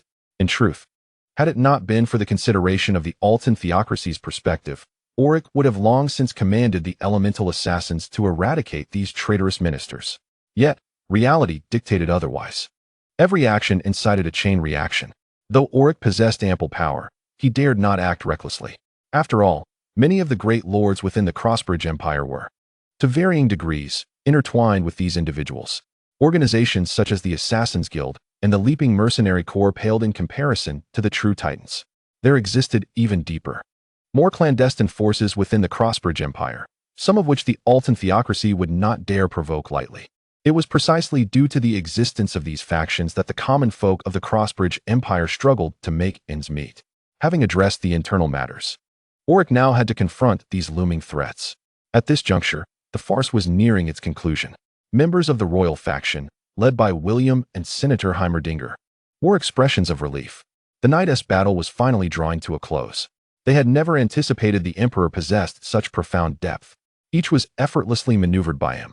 In retrospect, even Troy and Yakov were merely pawns in Orrick's grand design. Upon realizing this, the royal faction members regarded Orrick with newfound reverence. Very well. Clear the scene, and everyone may take their rest, commanded Orrick as he rose to return to his quarters. Yet, instead of succumbing to slumber, he stood by the window, gazing towards the direction of the church. How would the Altan theocracy respond? This night was destined to be anything but tranquil. The sounds of slaughter and cries of anguish reverberated through the streets of the imperial capital. The most terrified were still the ordinary citizens within the city. They feared that the savings they had painstakingly gathered would be seized by soldiers and brigands. Yet today, as chaos was evidently beyond their expectations. To their surprise, the soldiers did not come to pilfer their belongings. This was simply unbelievable. Nevertheless, for the sake of safety, the majority of the populace obediently remained indoors. Soon, the first rays of dawn graced the eastern horizon. However, the city was still overwhelmed by the sheer number of corpses that had yet to be properly gathered. Piles of bodies accumulated in various places, almost forming small hills. This horrifying spectacle inflicted a profound visual shock upon any witnesses. At that moment, the weary Commander Gaia approached the residence of Orrick, his eyes sparkling with a flicker of excitement. Your Majesty, all the rebels have been duly dealt with. Only Yakov and Troy remain imprisoned. Do you wish to interrogate them personally? Bring them forth. Under Orrick's command, Yakov and Troy were swiftly escorted, along with captives from the Assassin's Guild and the Leaping Mercenary Corps. Orrick, wielding his scepter, gazed down upon them. His icy stare instilled a deep sense of dread in all present. Your Majesty, spare us. I am willing to pay any price. Your Majesty, according to the custom, the Assassin's Guild will pay a ransom. Please send word to the Guild. We, the Leaping Mercenary Corps, are prepared to pay double the ransom. It was evident that these individuals harbored disbelief that Orrick would truly execute them. In their subconscious, they clung to the notion that, as captives, they merely needed to provide a ransom. Orrick let out a cold laugh and shifted his gaze to William. Betrayal of the Empire is an unforgivable crime. I shall show no mercy. All involved shall face execution by hanging. The families of the instigators shall be exterminated. Upon hearing Orrick's decree, Yakov and the others turned pale. Your Majesty, I implore your mercy. We merely committed errors that anyone might make. Your Majesty, we will pay the ransom. Do you not fear offending the Assassin's Guild and the Leaping Mercenary Corps? In the face of their pleas and accusations, Orrick maintained an impassive countenance. Meanwhile, William's expression revealed a hint of hesitation. The number of officials implicated in the rebellion was vast, nearly encompassing the entire faction of the Grand Marshal and the Minister of Police. If Orrick were to execute them all, would it not be excessively cruel? Might it incite public panic? As William wrestled with his doubts, he suddenly felt Orrick's frigid gaze upon him. His body trembled slightly. At once, Your Majesty. I shall attend to it. Orrick nodded and turned his attention to Councilman Heimerdinger. Now, in the name of our Emperor, issue a bounty on the Leaping Mercenary Corps and the Assassin's Guild. As long as they remain intact, the bounty shall never be retracted. Heimerdinger, you shall personally oversee this matter. Heimerdinger was taken aback that Orrick intended to wage war against these two formidable entities. He wished to dissuade Orrick, but found himself unable to voice his thoughts. After all, these two factions had once sought Orrick's life. Orrick's desire for retribution against them was clearly not a mere whim. After a brief moment of hesitation, Congressman Heimdinger accepted the order. As you command, Your Majesty. On the other side, the members of the Assassin Guild and the Leap Mercenary Corps appeared pallid. Orrick, do you not fear incurring the wrath of the forces that stand behind us? Your Crossbridge Empire is already teetering on the brink. Do you truly wish to create more enemies? Are you intent on destroying your own nation? Release us, and I swear we shall not oppose you again.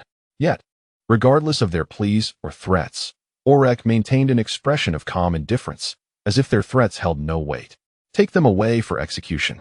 Let the people witness the consequence of attempting to assassinate me, and let those avaricious forces see the fate that awaits them. At Orrick's command, Commander Gaia promptly led the soldiers to the gallows. At that moment, a throng of citizens had gathered at the execution site. Chapter 55. A bloody massacre. As the crowd watched the condemned, murmurs of uncertainty rippled through the onlookers. What should we do? Should we intervene to save them? Save them? What are you thinking? Even heroes have fallen here. How can we hope to rescue them? That would be tantamount to seeking death. Are we to simply stand by and watch their execution? If you find it too cruel, you are free to leave. So we will do nothing? Yet, I cannot shake this feeling of discomfort. Then you may go alone. The members of the Assassin Guild, the Leap Mercenary Corps, and others mingling among the commoners dared not make a move. They had witnessed the emergence of those invisible assassins just the day before, an unstoppable force. Who could say whether they were now surrounded by a multitude of assassins? Thus, in full view of the public, all those who had participated in the rebellion were hanged. In that moment, the citizens of the imperial capital began to sense a shift in the atmosphere. The once timid emperor had transformed into a cold and ruthless monarch, wielding power so formidable that even the greatest forces could not contend with him. Unlike the common folk, the various factions in the imperial capital were engulfed in terror. They realized, with growing dread, that Orrick possessed the capability to annihilate them completely. Fortunately, they had refrained from joining the rebellion the previous night, thereby escaping a similar fate. Yet, this was merely the beginning. Under William's investigation, countless officials and their families were uprooted. Their fate, too, was to be hanged at the execution grounds. Due to the overwhelming number of prisoners, and in an effort to expedite the executions, even many innocuous individuals were strangled on the spot. In the blink of an eye, the execution site was piled high with corpses.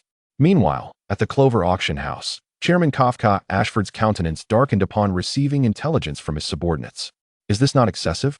Has Orrick developed some peculiar obsession with bloodshed? To date, how many has he personally dispatched? According to our observations, it should exceed 5,000. Certainly, if we include the rebel soldiers, the number exceeds 100,000.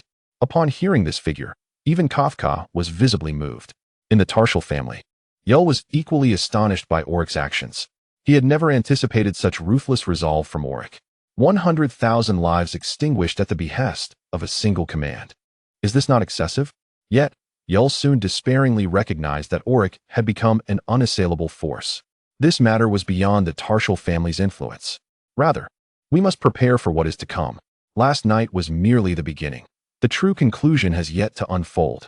In the cathedral, Bishop Ramos wore a grim expression, his eyes blazing with fury. He had never envisioned Orrick's victory, especially not with even the legendary assassin falling to his might. Who can elucidate how Orrick amassed such formidable power? Yet, the members of the Altan theocracy bowed their heads, unwilling to respond. Orrick's methods were terrifying beyond measure. Not only immense in power, but also ruthlessly executed. For the first time, they confronted this young emperor with unabashed fear.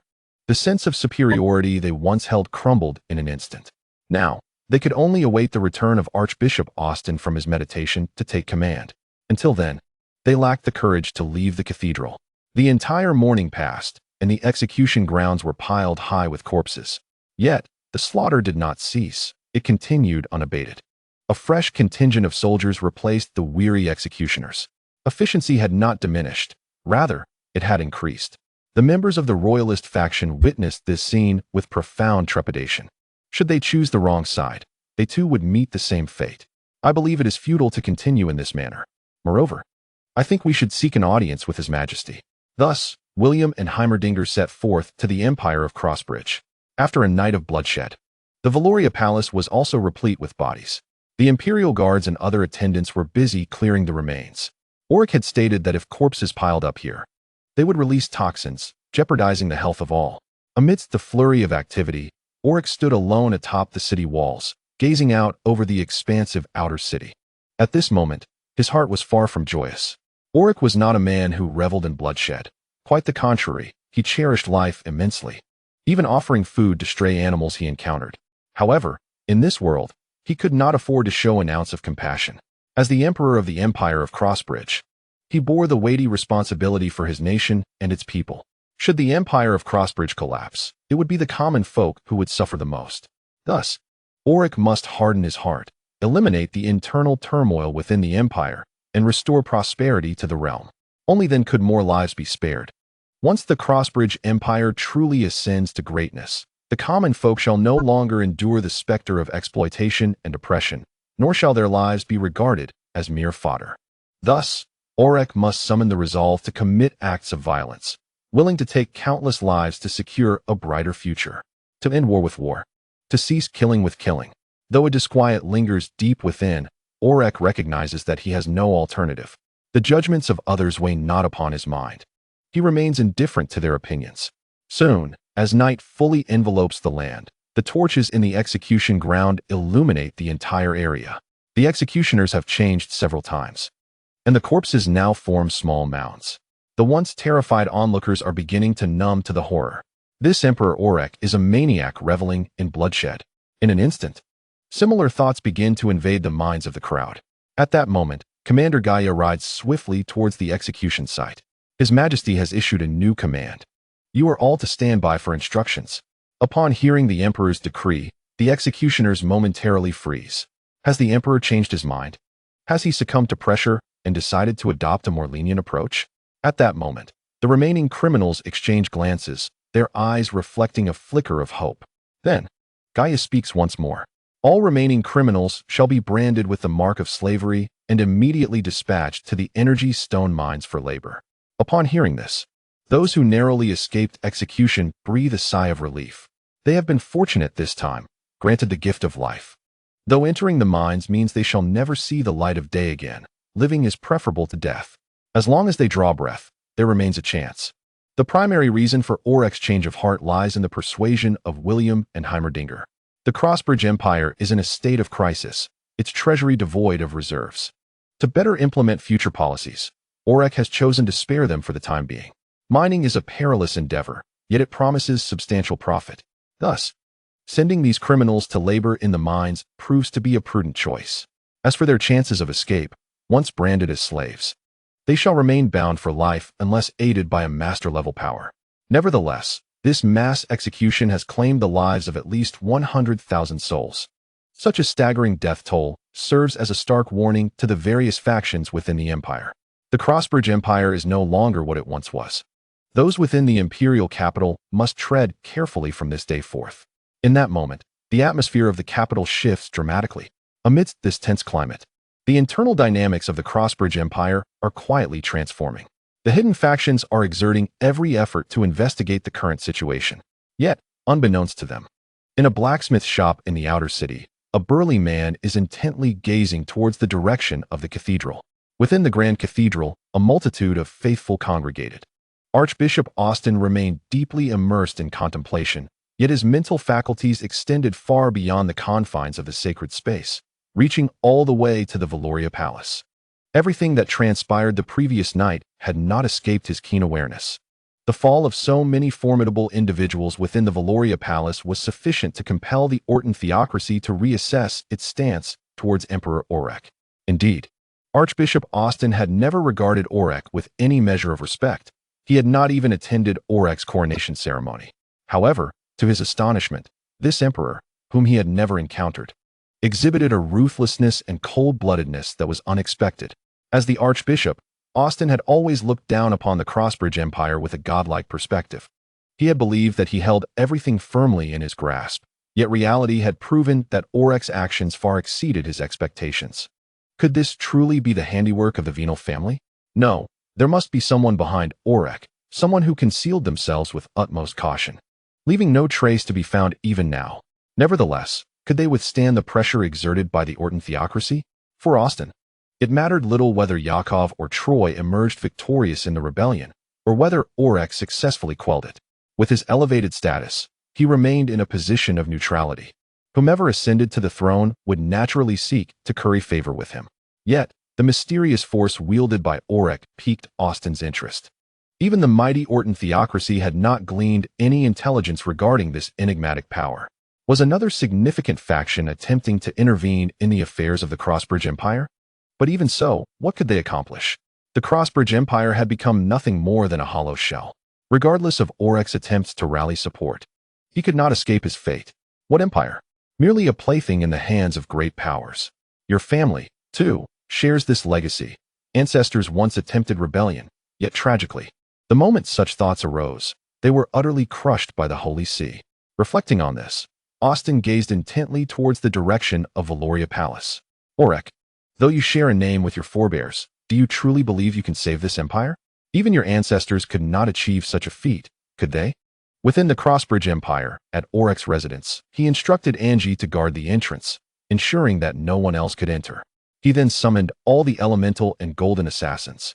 Following the recent battle, the prowess of these elemental assassins had notably enhanced. Most impressively, the golden assassins had directly broken through to the first tier of mastery. Though only the initial stage of mastery, such an achievement was remarkable. Throughout the entire Crossbridge Empire, it was known that only Archbishop Austin had attained mastery. Besides him, there were currently 30 expert-level elemental assassins. This bolstered Orrick's power considerably compared to before. Observing the strength of his subordinates, Orrick's previously somber mood visibly brightened. The expert-level elemental assassins possess a certain probability of eliminating hero-level warriors. Although the likelihood is not particularly high, it is not impossible for 30 expert-level elemental assassins to collectively take down a hero-level foe. Nonetheless, the higher the realm, the more challenging the ascension becomes. Even so, with the emergence of the master-level warrior, the Golden Assassin, Orrick can now breathe a sigh of relief. There is nothing more dependable than relying on one's own strength. Only by wielding formidable power can Orrick truly feel at ease. However, the Golden Assassin has just ascended and requires some time to adjust the energy within. Thus, Orrick understands that this master-level power cannot be fully unleashed just yet. After addressing these matters, Orrick's gaze shifted towards the latest notification: the annihilation of numerous powerful beings, including hero-level warriors, has earned him 50,000 Emperor points, along with a store refresh card. Upon seeing this reward, Orrick's spirits soared with excitement. Earning 50,000 Emperor points in one go is a substantial windfall. Most importantly, the system has bestowed upon him a store refresh card. Currently, the Emperor Points store houses a random unit summoning card. This card can summon an entirely new type of unit, priced at 10,000 points. Orrick once regarded 10,000 points as a considerable sum, but now he decisively chose to make the purchase. Upon confirming the transaction, a semi-transparent card materialized before him. The card then transformed into starlight, gradually coalescing into a humanoid figure. All hail the sovereign.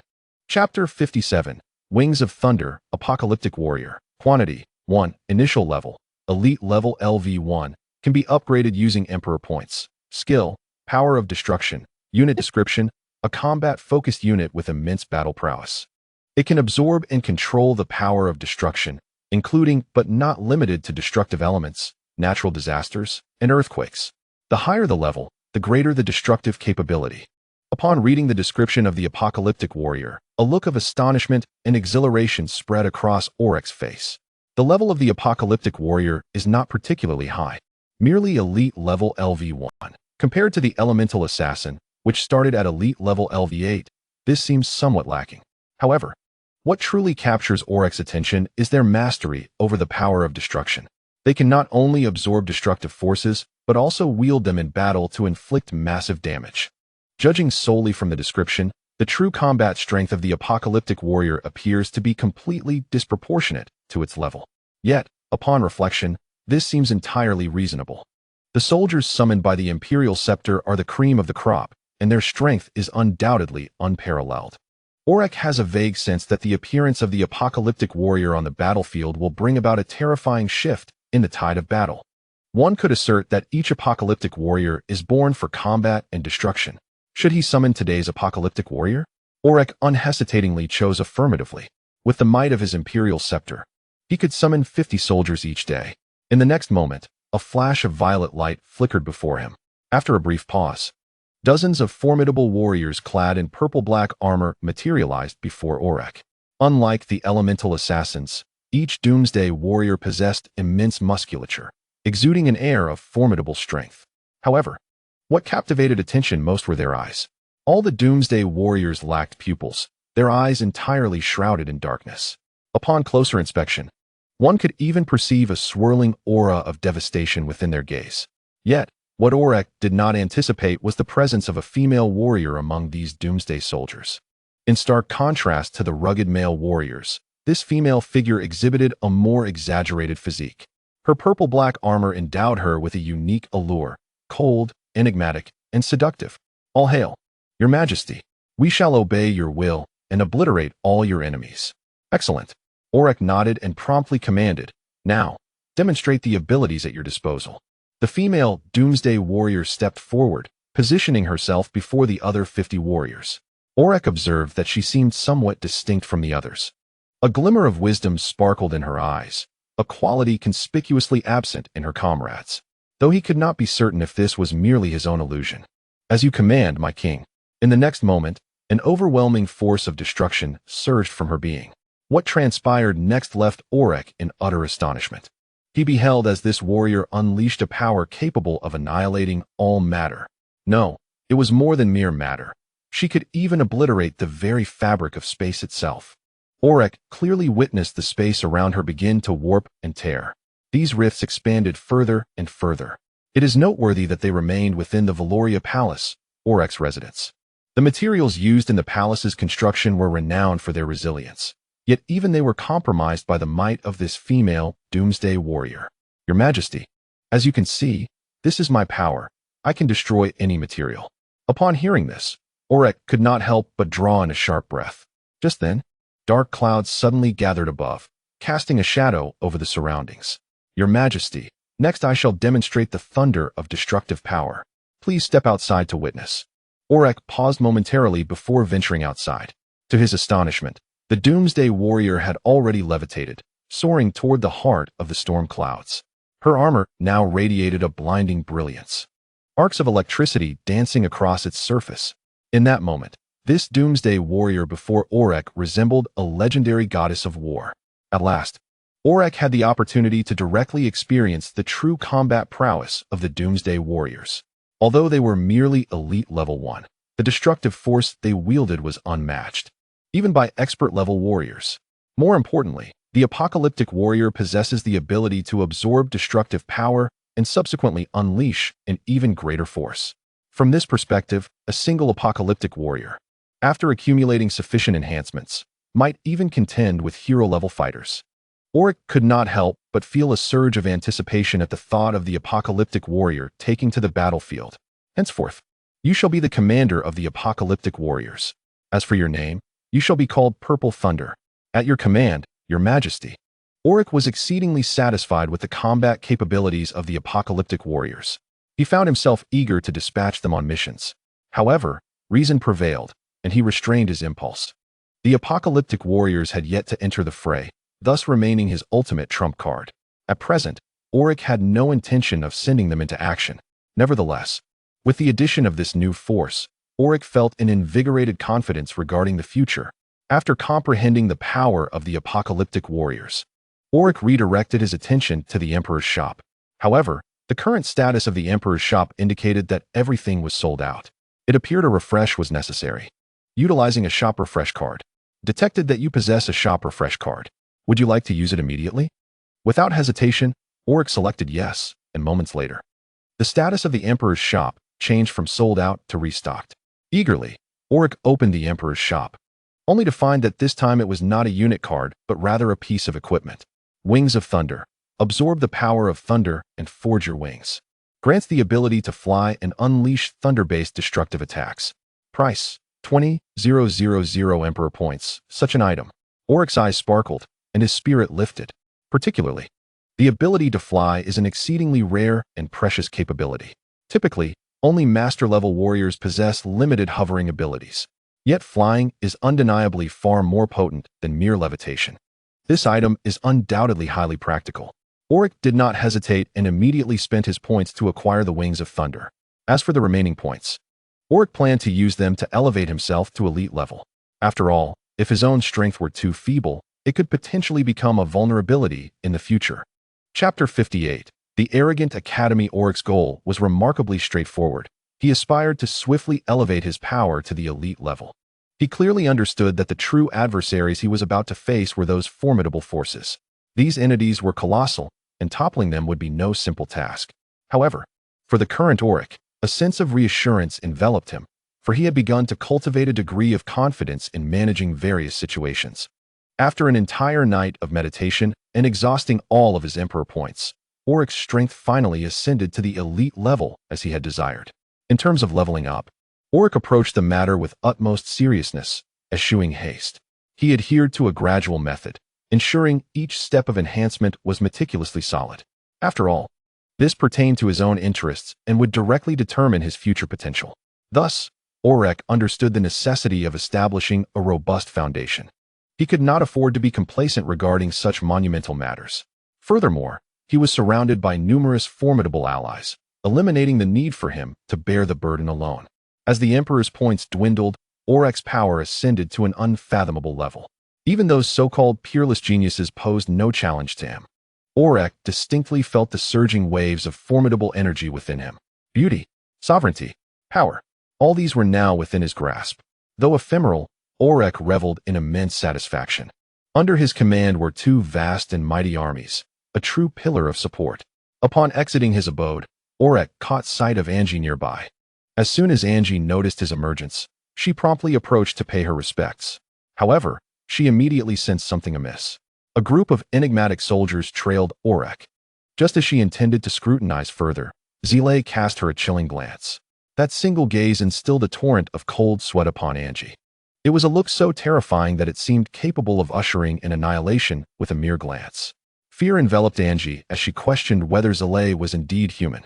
She dared not dwell further on her thoughts, feeling an overwhelming sense of reverence. Orrick remained silent, turning to depart from the location. Moments later, Angie regained her composure and hurriedly followed suit. That day, at the Royal Assembly, attendees had arrived well in advance. Orrick took his designated seat, grasping his scepter. His cold gaze swept over the officials present. The assembly had halved in attendance, with only a select few remaining, notably members of the royal faction. Fortunately, legislators such as William and Heimerdinger were still present, ensuring the Empire's operations faced minimal disruption. Upon Orrick's arrival, the remaining officials immediately bowed their heads, unwilling to meet his gaze. "Your Majesty Orrick," they intoned. Orrick nodded in acknowledgement before directing his attention to William. "William, the capital is currently in disarray. You are to address this matter forthwith.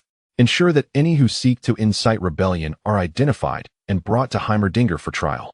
I have but one decree. All traitors must be punished." At Orrick's command, A look of panic spread across the faces of the remaining officials.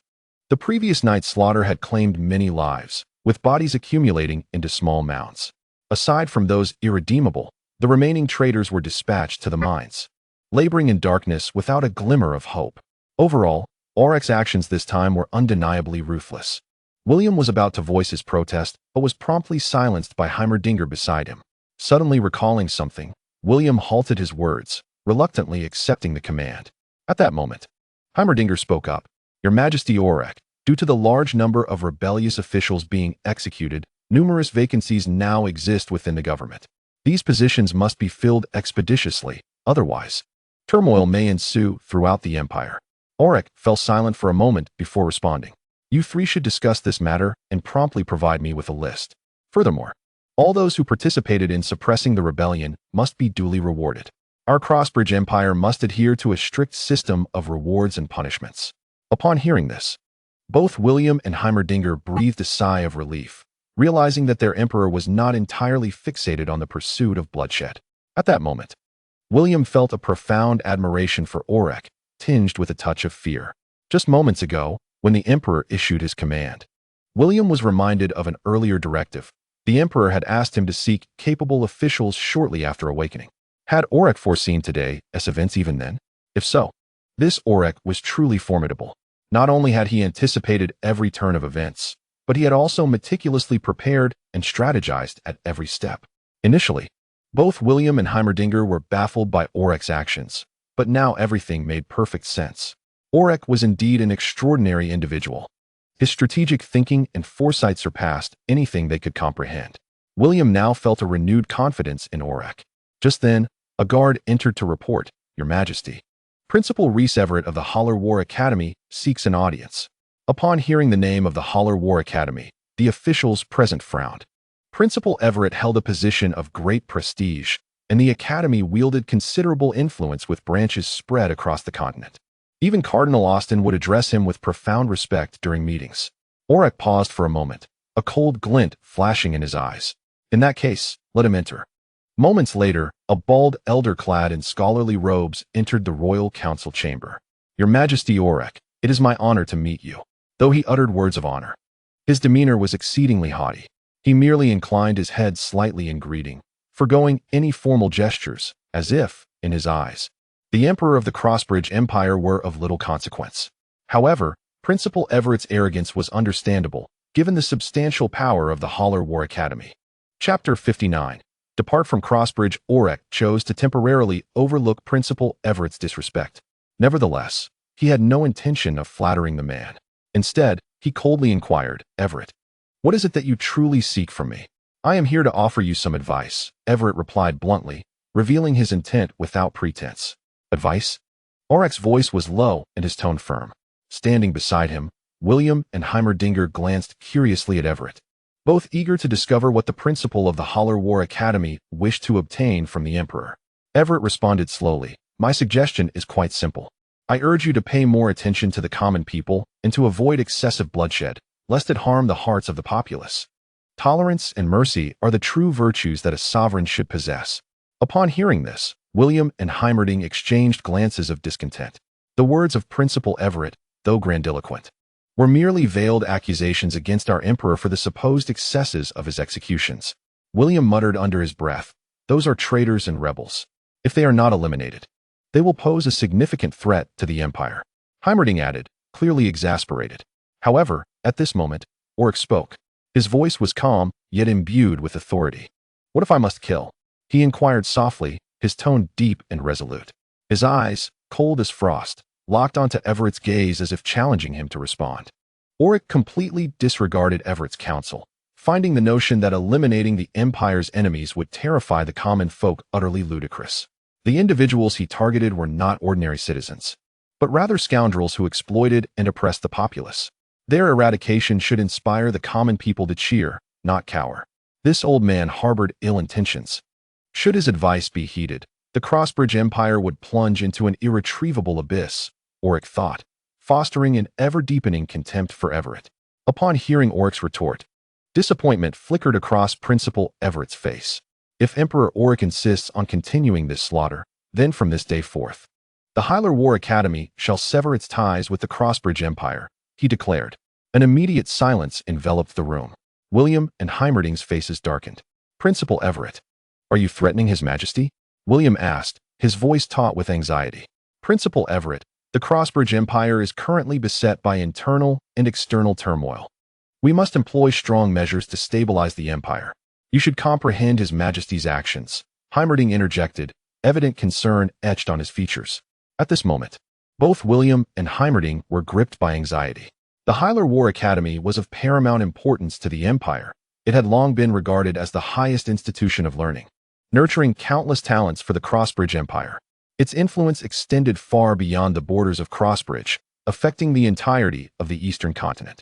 If Principal Everett were indeed to withdraw the Academy's support, the repercussions for the empire would be catastrophic, resulting in immense losses across the realm. Thus, Everett's words held considerable weight, and his threat struck at Orrick's vulnerable point. Nevertheless, Everett maintained a demeanor of calm detachment as he continued, "My position is clear. Everything rests upon His Majesty's decision.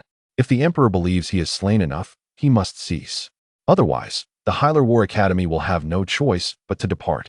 In Everett's eyes, no empire would dare to allow the Hylar War Academy to leave. After all, the history of the Academy surpasses that of most empires.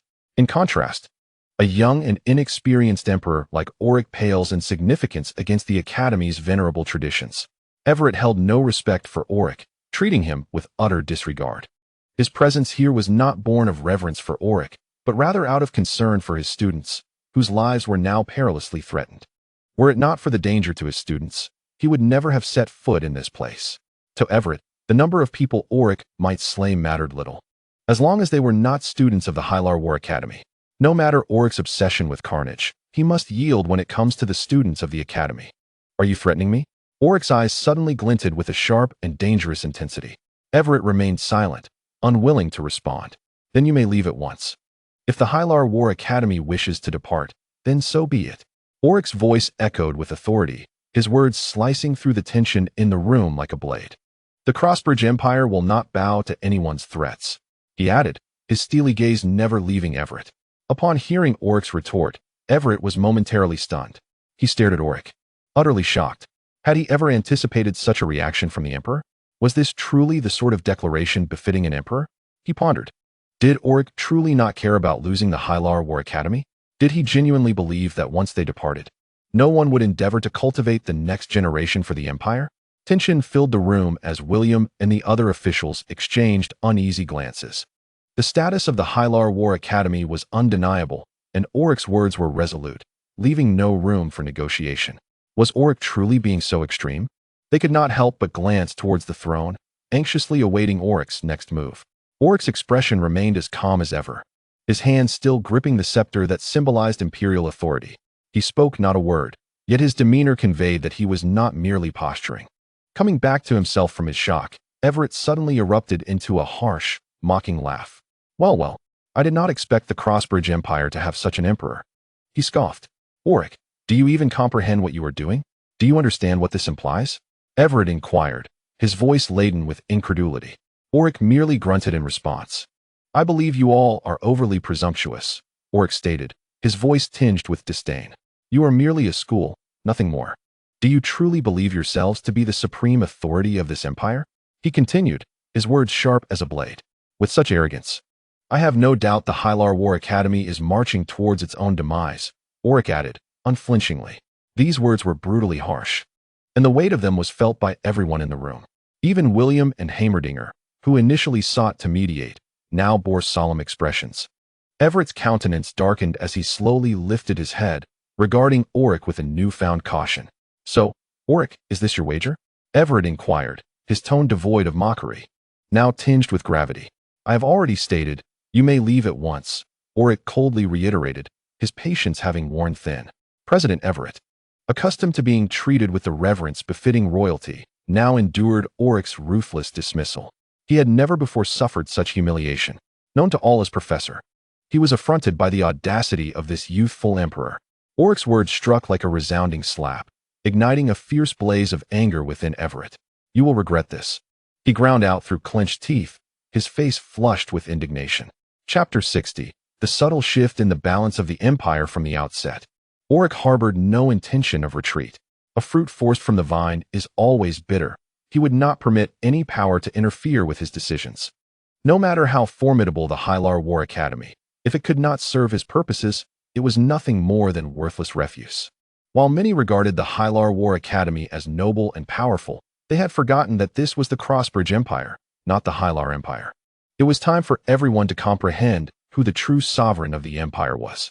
Very well, the meeting is hereby concluded, Orrick declared, cutting off any opportunity for officials to persuade him. In his mind, he was acutely aware of one truth.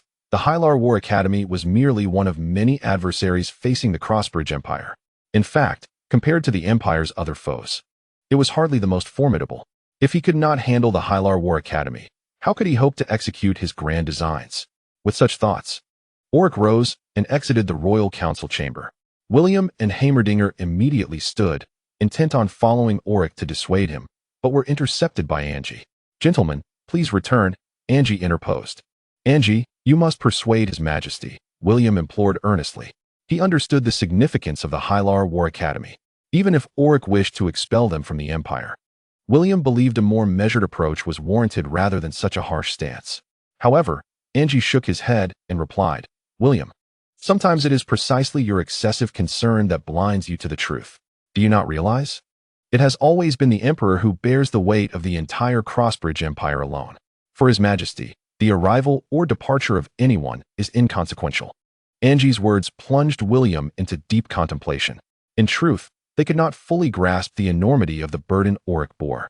The empire teetered on the brink of collapse. Even the slightest display of weakness could rend it asunder. Angie's remarks left a profound impact. William, Heimerdinger, and other members of the royal faction began to engage in profound reflection. It was not that they could not discern the truth, but the myriad challenges facing the empire rendered them cautious and hesitant, uncertain of how to proceed. Yet now, their emperor was resolutely determined to save the empire, risking everything. What right did they have to dissuade him? Realizing this, a flicker of sorrow crossed William's eyes. After all, Orrick was merely a 20-year-old youth, burdened with the weight of an entire empire. The emperor must be weary. Following a brief silence, William spoke again. "You are correct. This is the aspect we have overlooked.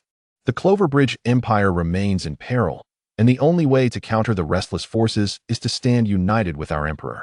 We must place our unreserved trust in his decisions." The other royal officials nodded in agreement with William's words. Previously, they had been ensnared in stagnant thinking, always contemplating compromise and retreat. But now, circumstances had shifted. They needed to renew their mindset. At that moment, Heimerdinger interjected.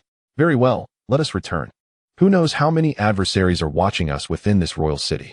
Our foremost priority is to stabilize the empire as a whole." With that, the officials began to depart the royal council hall one by one. Throughout the royal city, even the most humble of commoners understood that the political landscape had undergone a significant transformation. Some astute individuals began to realize the remarkable achievements of the young Emperor Orrick. At the Cloverleaf auction house, Kafka sat quietly, sipping red wine, across from two old friends. "What a surprise," Kafka remarked after taking a sip. "This young Emperor Orrick possesses such remarkable abilities. I had presumed he would inevitably fail this time, but it appears I have underestimated him." In truth, many had not anticipated that Orrick could reach this milestone. Kafka continued, "Yet, even if the young Emperor Orrick overcomes this challenge, what lies ahead? The delicate balance that once sustained the empire has now been shattered. The true challenge is only just beginning. How will Orrick respond to the imminent turmoil within the empire? This situation is fraught with uncertainty." An elderly man clad in a scholar's robe paused and added, "Although the balance has been disrupted, Orrick has successfully unified power. Now, he holds the entirety of the empire's strength in his grasp. And have you not noticed? Throughout this entire process, the theocracy of Alton has remained silent. If Orrick can prove his worth to the theocracy, they will lend their support. Ultimately, this young Emperor Orrick must demonstrate his value through his own strength. Should the theocracy of Alton intervene, all other factions will fall silent."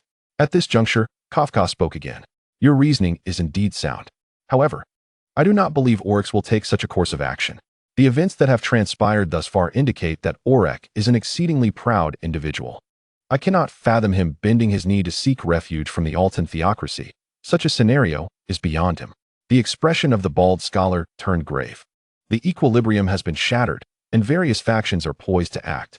Should Orrick not rely on the Altan theocracy, he would be torn asunder. At this juncture, the elder, who had remained silent, abruptly spoke. Yet, even if he were to seek the protection of the Altan theocracy, it would merely be a futile endeavor. Perhaps it might prolong the empire's existence for a few hundred years, but in the grand scheme, what significance does that hold? We can only observe the unfolding circumstances.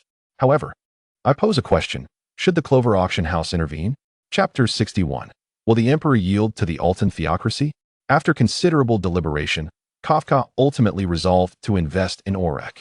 After all, Orrick has successfully demonstrated his value, simultaneously augmenting the bargaining power of the Wiener family. This alone is sufficient to attract the attention of the Altan theocracy. Yet, Kafka remained apprehensive. He was not entirely convinced that this young and obstinate emperor would indeed bow to the Altan theocracy. Within the walls of the imperial capital, following the dramatic events of the previous night, the atmosphere among the factions had shifted. Their attitudes towards Orrick had undergone a significant transformation. Many factions now contemplated the possibility of re-evaluating their support for the royal family, contingent upon the emperor extending an olive branch in return. However, there exists a more crucial condition. Emperor Orrick must secure the recognition and support of the Altan theocracy. Only then could the Crossbridge Empire enjoy stability for centuries to come. To the entirety of the empire, the Altan theocracy is regarded as the central pillar of all matters. Should the theocracy withdraw its support for the throne, no matter how formidable Orrick may be, it would all amount to naught. Consequently, the factions remained in a state of watchful anticipation. They awaited the day when Orrick would personally venture to the cathedral to prove his worth to the Altan theocracy. Meanwhile, the members of the Tasher family gathered together. Their discussions bore little difference from those of other prominent factions within the city. All had come to recognize the same truth. As long as the young Emperor Orrick successfully garnered the support of the Altan theocracy, his reign would be unassailable. For the Tasher family, this was splendid news. They had bet wisely, choosing to align themselves with Orrick. Henceforth, the Tasher family would only grow in strength. Just then, an elder suddenly interjected. I believe we should proactively reach out to the other factions within the capital. If we can rally them and unite their strength with His Majesty's, it would be sufficient to capture the attention of the Altan theocracy. The elder's voice brimmed with confidence, as if he had already glimpsed the dawn of the Tasher family's glorious ascent. As long as Emperor Orrick gains the endorsement of the theocracy of Altan, the empire of the Crossbridge can endure for several centuries. The status of the Tasher family will rise in tandem, with the potential to become the foremost family of the empire. The family leader, Yule, unusually remained silent, his thoughts delving deeper than those of his peers. While it was evident that bowing to the theocracy of Altan would secure the empire's continuation, sometimes excessive cleverness blinds one to immediate realities. For instance, although Emperor Orrick is still remarkably young, his decisiveness and boldness are beyond question. Regardless of whom he faces, he assumes the proud demeanor of a sovereign.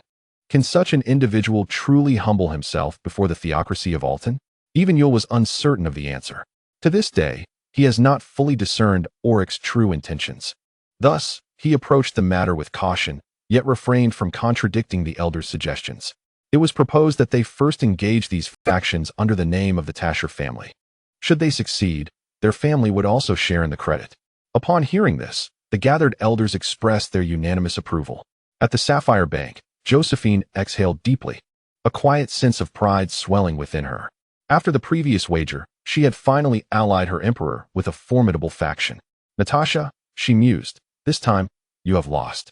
Within the cathedral, the clergy of the theocracy of Altan congregated, their voices brimming with excitement as they engaged in animated discussion. Who could have anticipated that the young Emperor Orrick possessed such capability? Cornered in a desperate situation, he had managed to turn the tide and restore everything to its original state. Now, his only course of action should be to seek our assistance. No matter how proud he may be, before the theocracy of Altan, he can only grovel like a dog. I can hardly wait to witness that moment. The thought of an emperor of a nation bowing before us is laughable indeed.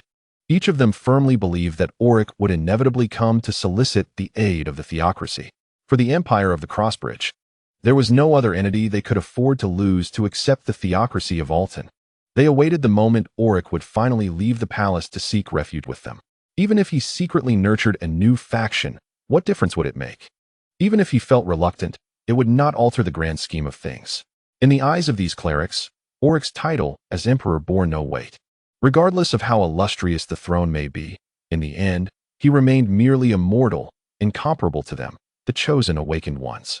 More importantly, they belonged to the theocracy of Alton, a status that elicited envy from countless others. Mocking and disdainful laughter echoed within the cathedral as they openly derided Orrick. Meanwhile, the Archbishop Ramos silently awaited, a sinister smile flickering across his face as he envisioned the inevitable moment of Orrick's arrival. He envisioned Orrick kneeling before him, pleading for forgiveness. In that moment, he might even derive a perverse pleasure from striking Orrick across the face in the presence of his subordinates. Merely entertaining this thought filled him with malicious delight, his expression contorted with satisfaction. Every faction within the empire awaited Orrick's decision. Within the grand halls of Valoria Palace, Orrick meticulously reviewed the list of officials recommended by William. Yet, this time, circumstances had shifted. He had resolutely determined to abolish the position of Grand Marshal entirely. From this point forward, the royal family would directly command the military, assuming the role of supreme military authority. As for other positions, Orrick largely adopted the counsel of William and Heimerdinger. Those roles were of lesser significance. As long as they fulfilled their assigned tasks, that sufficed. Beyond appointments, Orrick's attention turned to matters of reward. He was never stingy in his generosity towards those who steadfastly supported him during this crisis. In addition to the traditional promotion by 3 ranks, he bestowed upon them lavish treasures. Naturally, these rewards did not stem from the royal treasury, which was utterly incapable of bearing such exorbitant expenses at that moment. Instead, Orrick had another source of wealth to thank: Grand Marshal Yakov and Police Minister Troy. Had it not been for the confiscation of their assets, he might never have realized how profitable such purges could be. He ordered Angie to be entirely responsible for collecting and safeguarding the spoils of this grand cleansing, depositing them into the royal treasury. As for the national treasury, Orrick would not replenish it until a trustworthy individual was in charge. Overall, the profits from this purge were astonishing. Orrick estimated that the wealth seized was sufficient to sustain the empire's operations for several more years. Chapter 62. The Conspiracy of the Far North. Orrick languidly stretched his body. Having spent the night in deep contemplation and planning, his limbs finally unfurling. Simultaneously, he summoned the soldiers who had become part of his daily ritual. Nowadays, he could summon 100 units each day, 50 elemental assassins, and 50 doomsday warriors. This meant that, if he continued to amass forces for several months, Orrick could assemble an army of thousands. This was no ordinary army. Each soldier he summoned was at least of elite caliber. The mere thought of 1,000 elite warriors converging under one banner was enough to instill hesitation even in the hearts of heroic-class champions. Even the most arrogant of these heroes would likely retreat in the face of such a terrifying force. As these thoughts swirled in his mind, a sudden flash of golden light appeared before him. A figure immediately knelt, voice deep and reverent. "Your Majesty." Orrick nodded slightly, his authoritative gaze resting upon the golden assassin. Seizing the moment, the golden assassin succinctly reported all recent occurrences within the empire's capital. He alluded to the rumors circulating among the noble estates, the shifting dynamics of power, and the whispers of Orrick's imminent visit to the cathedral, seeking the favor of the Alton theocracy. Having completed his report, a cold, mocking smile curled at the corners of Orrick's lips. He rose and sauntered toward the city wall, gazing down from his elevated position at the vast expanse of Eldindo, his eyes sharp and filled with disdain. "Are you all waiting for my entrance into that cathedral?" His voice was low, more reminiscent of a soliloquy than a proclamation. "Then you are destined for disappointment." What a ludicrous notion! He was resolute in his determination to crush all opposition within the Crossbridge Empire, driven solely by the desire for absolute control and the unrestrained right to rule. Now, as his efforts were on the brink of fruition, did they expect him to bow to the Alton theocracy? To relinquish all that he had fought for? Absolutely not.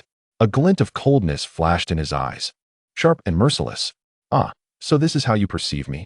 To think I would labor tirelessly only to remain a mere dog of the Alton theocracy? Absurd." His jaw tightened, his voice sinking into a tone that began to envision the next purge.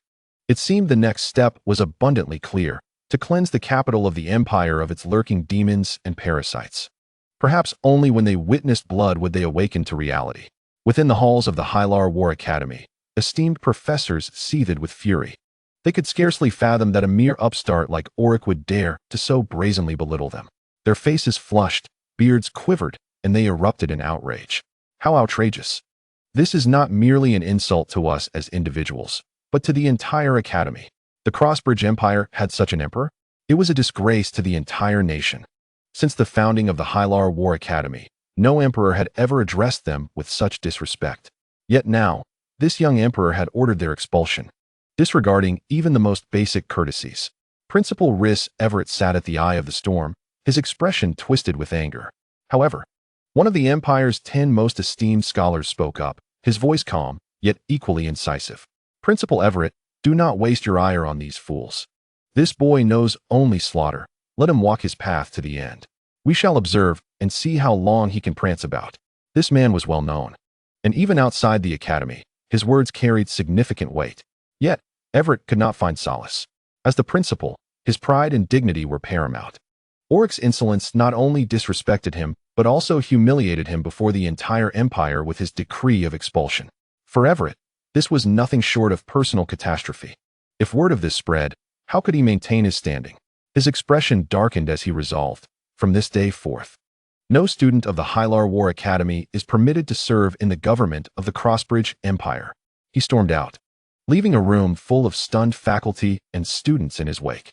Should this decree be enacted, it would irreparably jeopardize the futures of countless exceptional students. Many present here have already earned renown within the empire. To bar them from public service would diminish their accomplishments. Despite the prevailing unease, numerous individuals continue to lay the blame at the feet of Orrick. It is entirely that arrogant youth's fault. We must exert pressure on the royal family to make him aware of his folly. Indeed, with the principal subjected to such treatment, how can we, as students, remain idle? We shall compel Orrick to apologize. He must comprehend that the Hylar War Academy is not to be trifled with. Their voices resonated fervently.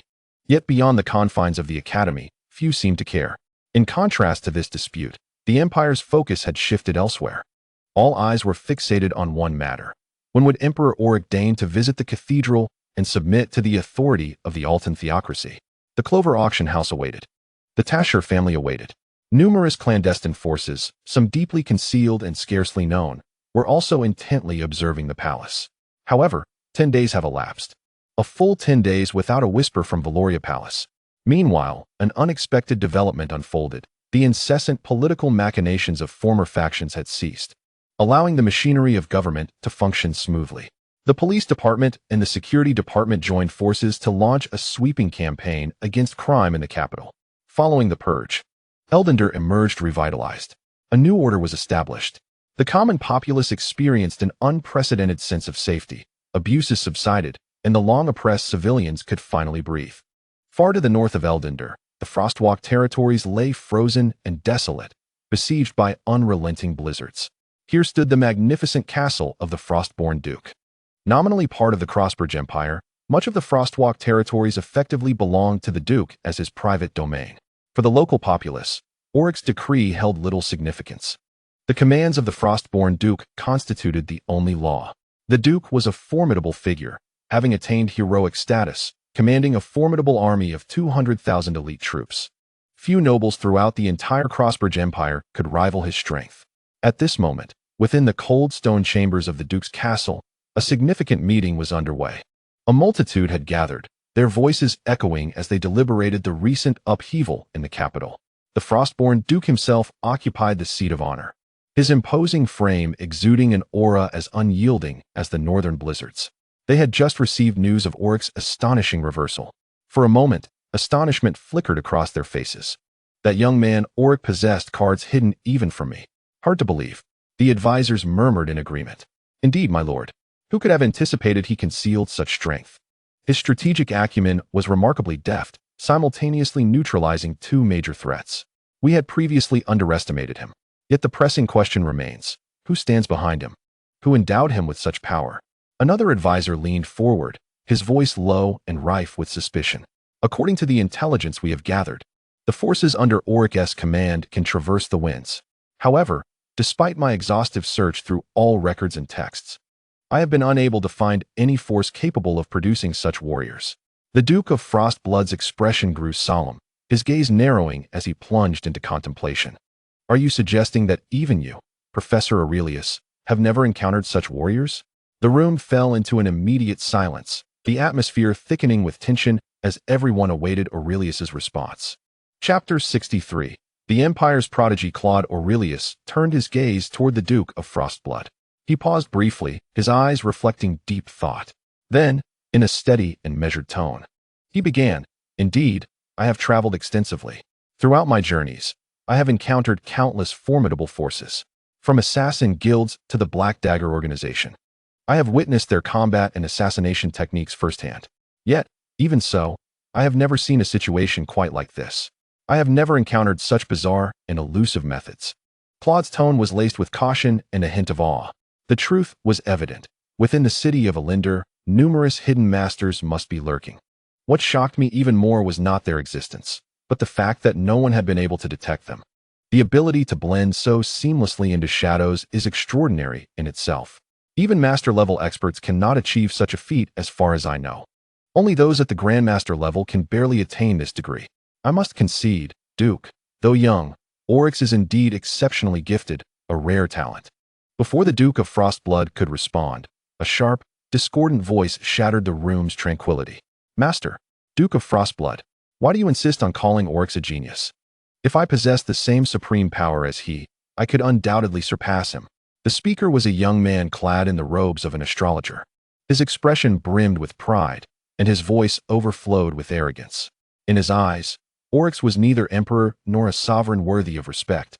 He was merely an impostor, unworthy of admiration. This young man was Edmund Liston, Professor Aurelius's sole direct disciple. He had every reason to be proud. Upon his birth, a prophecy had been proclaimed, declaring that one day, Edmund Liston would rise to become a Grandmaster. A Grandmaster. In the annals of the Empire's history, such individuals appear only once every few centuries. They are the architects of their era, their power capable of altering the course of nations, their names eternally etched in history. With such a destiny, it is only natural that Edmund harbored immense pride. He firmly believed himself to be the Empire's greatest genius, and he would not tolerate anyone, especially Orrick, standing above him. Professor Aurelius furrowed his brow slightly. He valued Edmund, but unchecked arrogance could prove to be a poison. With a gentle sigh, he spoke in a calm yet resolute manner. "Edmund, you cannot merely view the matter from its surface. Appearances are often deceptive. Some truths lie hidden beneath the surface, only to be grasped through profound reflection." Claude's voice resonated with patience and gravity. "Consider this carefully. Cardinal Austin has long governed Irendor, while Yakov and Troy incessantly monitor every movement and whisper of the Crossbridge Empire. If you were in Orrick's position, could you possibly cultivate such a formidable and enigmatic power under their vigilant scrutiny? You must understand that although the throne appears to be a source of glory and supremacy, every ounce of pressure rests solely upon Orrick's shoulders." He paused, then continued with an increasingly sharp tone. "Indeed, perhaps Orrick has received assistance from some hidden figure or formidable force. Yet even so, can you assure yourself that you would fare better than he? A single misstep, one error, and everything could be irrevocably destroyed. The weight of such responsibility is far from the simplicity you might envision. This is no trivial matter." Claude's expression softened as he regarded his disciple. "There is one more thing. To praise an opponent does not imply fear of him. The true purpose of admiration is to remind you to remain vigilant, to compel you to scrutinize yourself, to reveal your flaws, and to refine your strengths." He spoke at length, endeavoring to guide his student. However, Edmund, youthful and impetuous, remained impervious to his words. His mind was consumed with rebellion. Two words dominated his thoughts: defiance. His eyes burned with stubborn flames, lips pressed tightly together. Observing this, Professor Aurelium realized that his words had failed to resonate. He sighed inwardly, opting not to persist.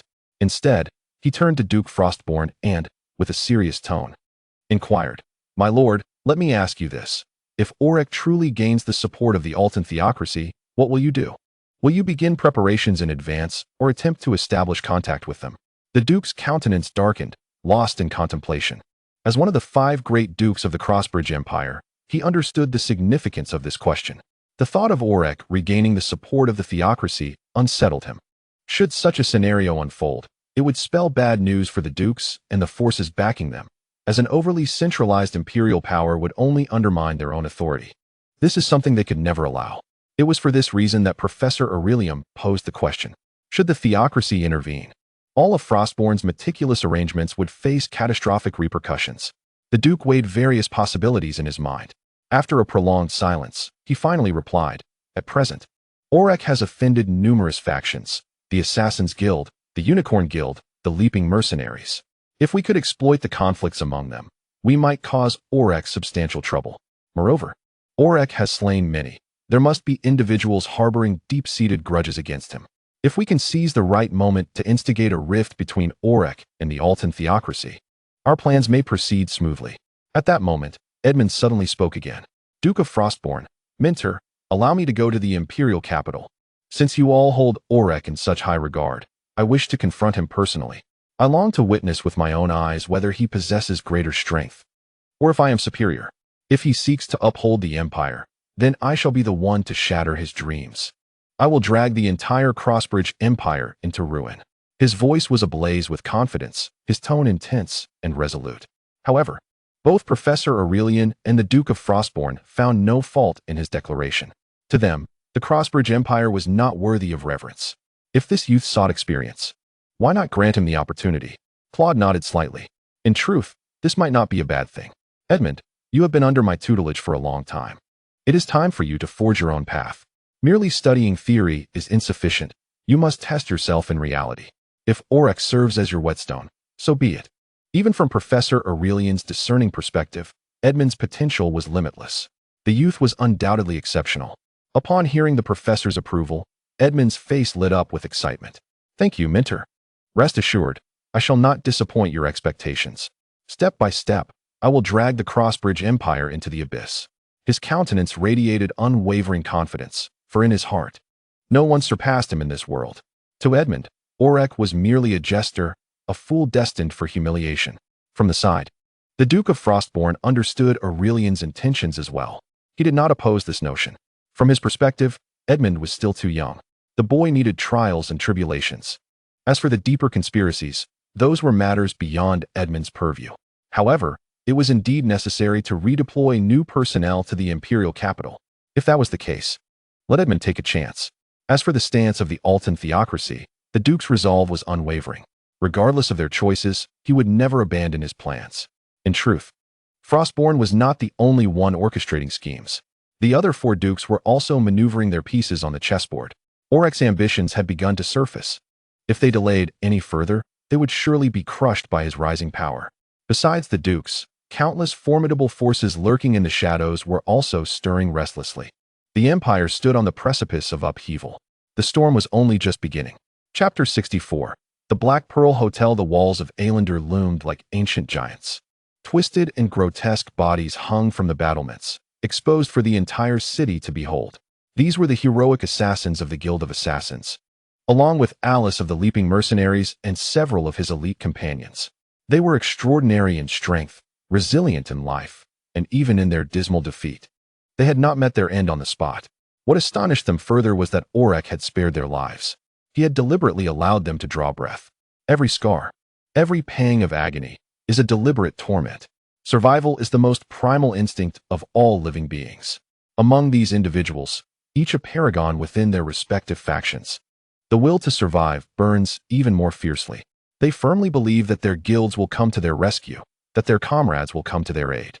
Thus, they endure in anguish upon the city walls for several days. Orrick's aim is simple, yet chillingly ruthless. He intends to use these battered corpses to send a warning to all those lurking in the shadows. Oppose me, and this shall be your fate. The scorching sun blazes overhead, and vultures circle ominously. Assassins and spies from the mercenary guild observe from a distance, their eyes filled with rage. Orrick has gone mad. They whisper through clenched teeth, yet none dare reveal their identities. To appear now would be akin to seeking one's own demise. Within the bustling streets of the city, the air hangs heavy with an invisible haze.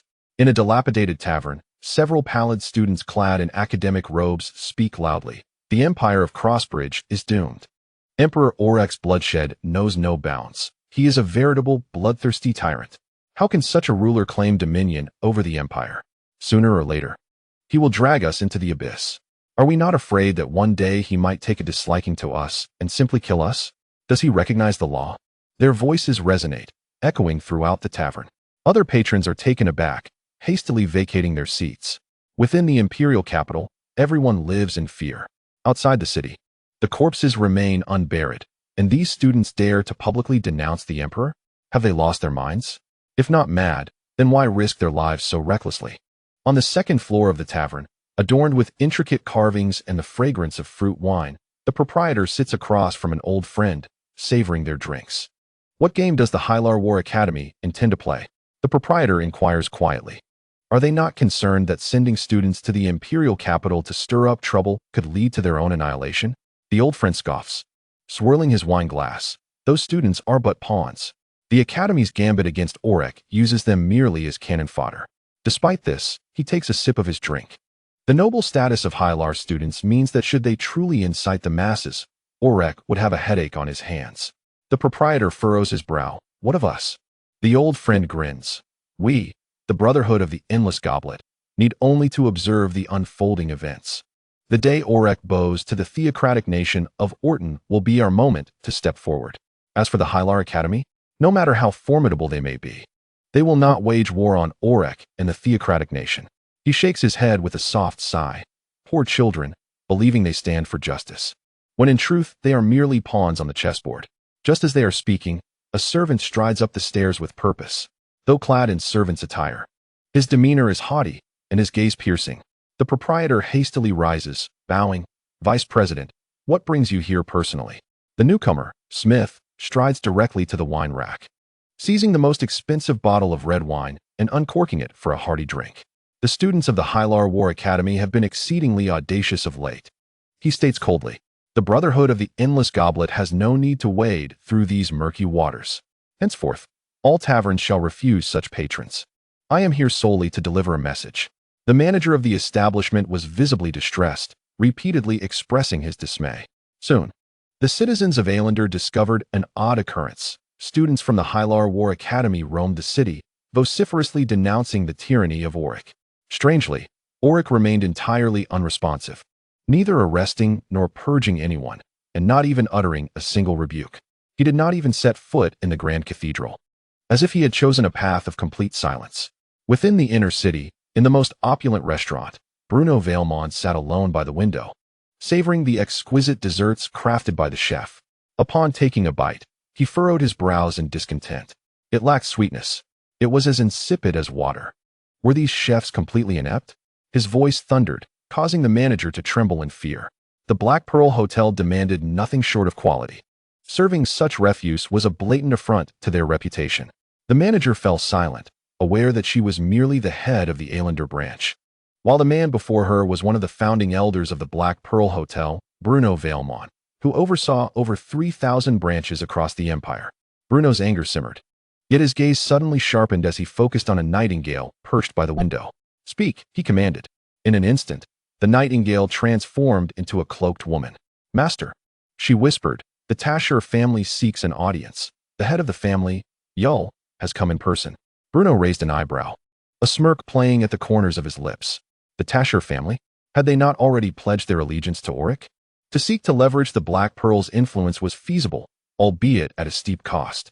He gestured to the manager, instructing, prepare the conference room. I shall meet him personally. Half an hour later, Yull found himself seated across from Bruno. The atmosphere was polite, yet fraught with tension. Bruno maintained a genteel smile, his voice smooth as silk. My dear friend Yull, what brings you to my humble abode?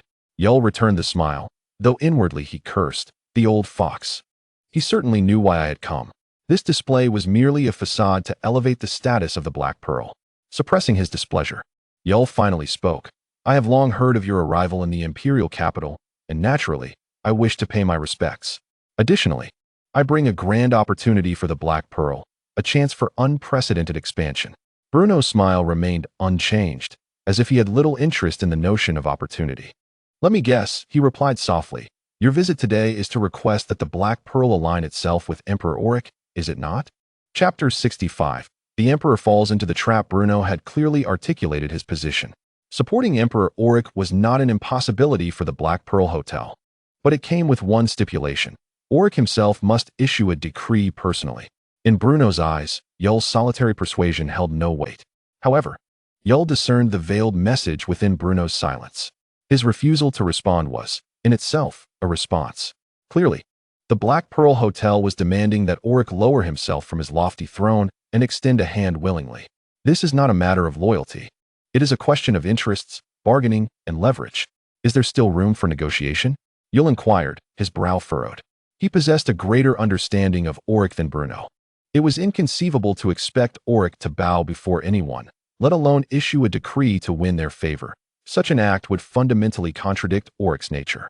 Bruno, unfamiliar with the Emperor's temperament, merely chuckled lightly and responded, "My Lord Tashur, I believe I must also confer with my subordinates. As you are aware, my enterprises are vast, and there are certain matters I cannot decide alone." Yul scoffed inwardly. A convenient excuse, he thought. He was well aware that Bruno was merely stalling for time. However, Yul also recognized a truth. Securing the support of the Black Pearl Hotel could indeed bolster Orrick's reign. Thus, despite his inner disdain, he resolved to make one final attempt. "Bruno, you must understand, Orrick is no ordinary man. You have witnessed his methods firsthand. Should you choose to support him, you will reap substantial rewards. Yet, if you continue to hesitate, I advise you to prepare for the consequences that will follow."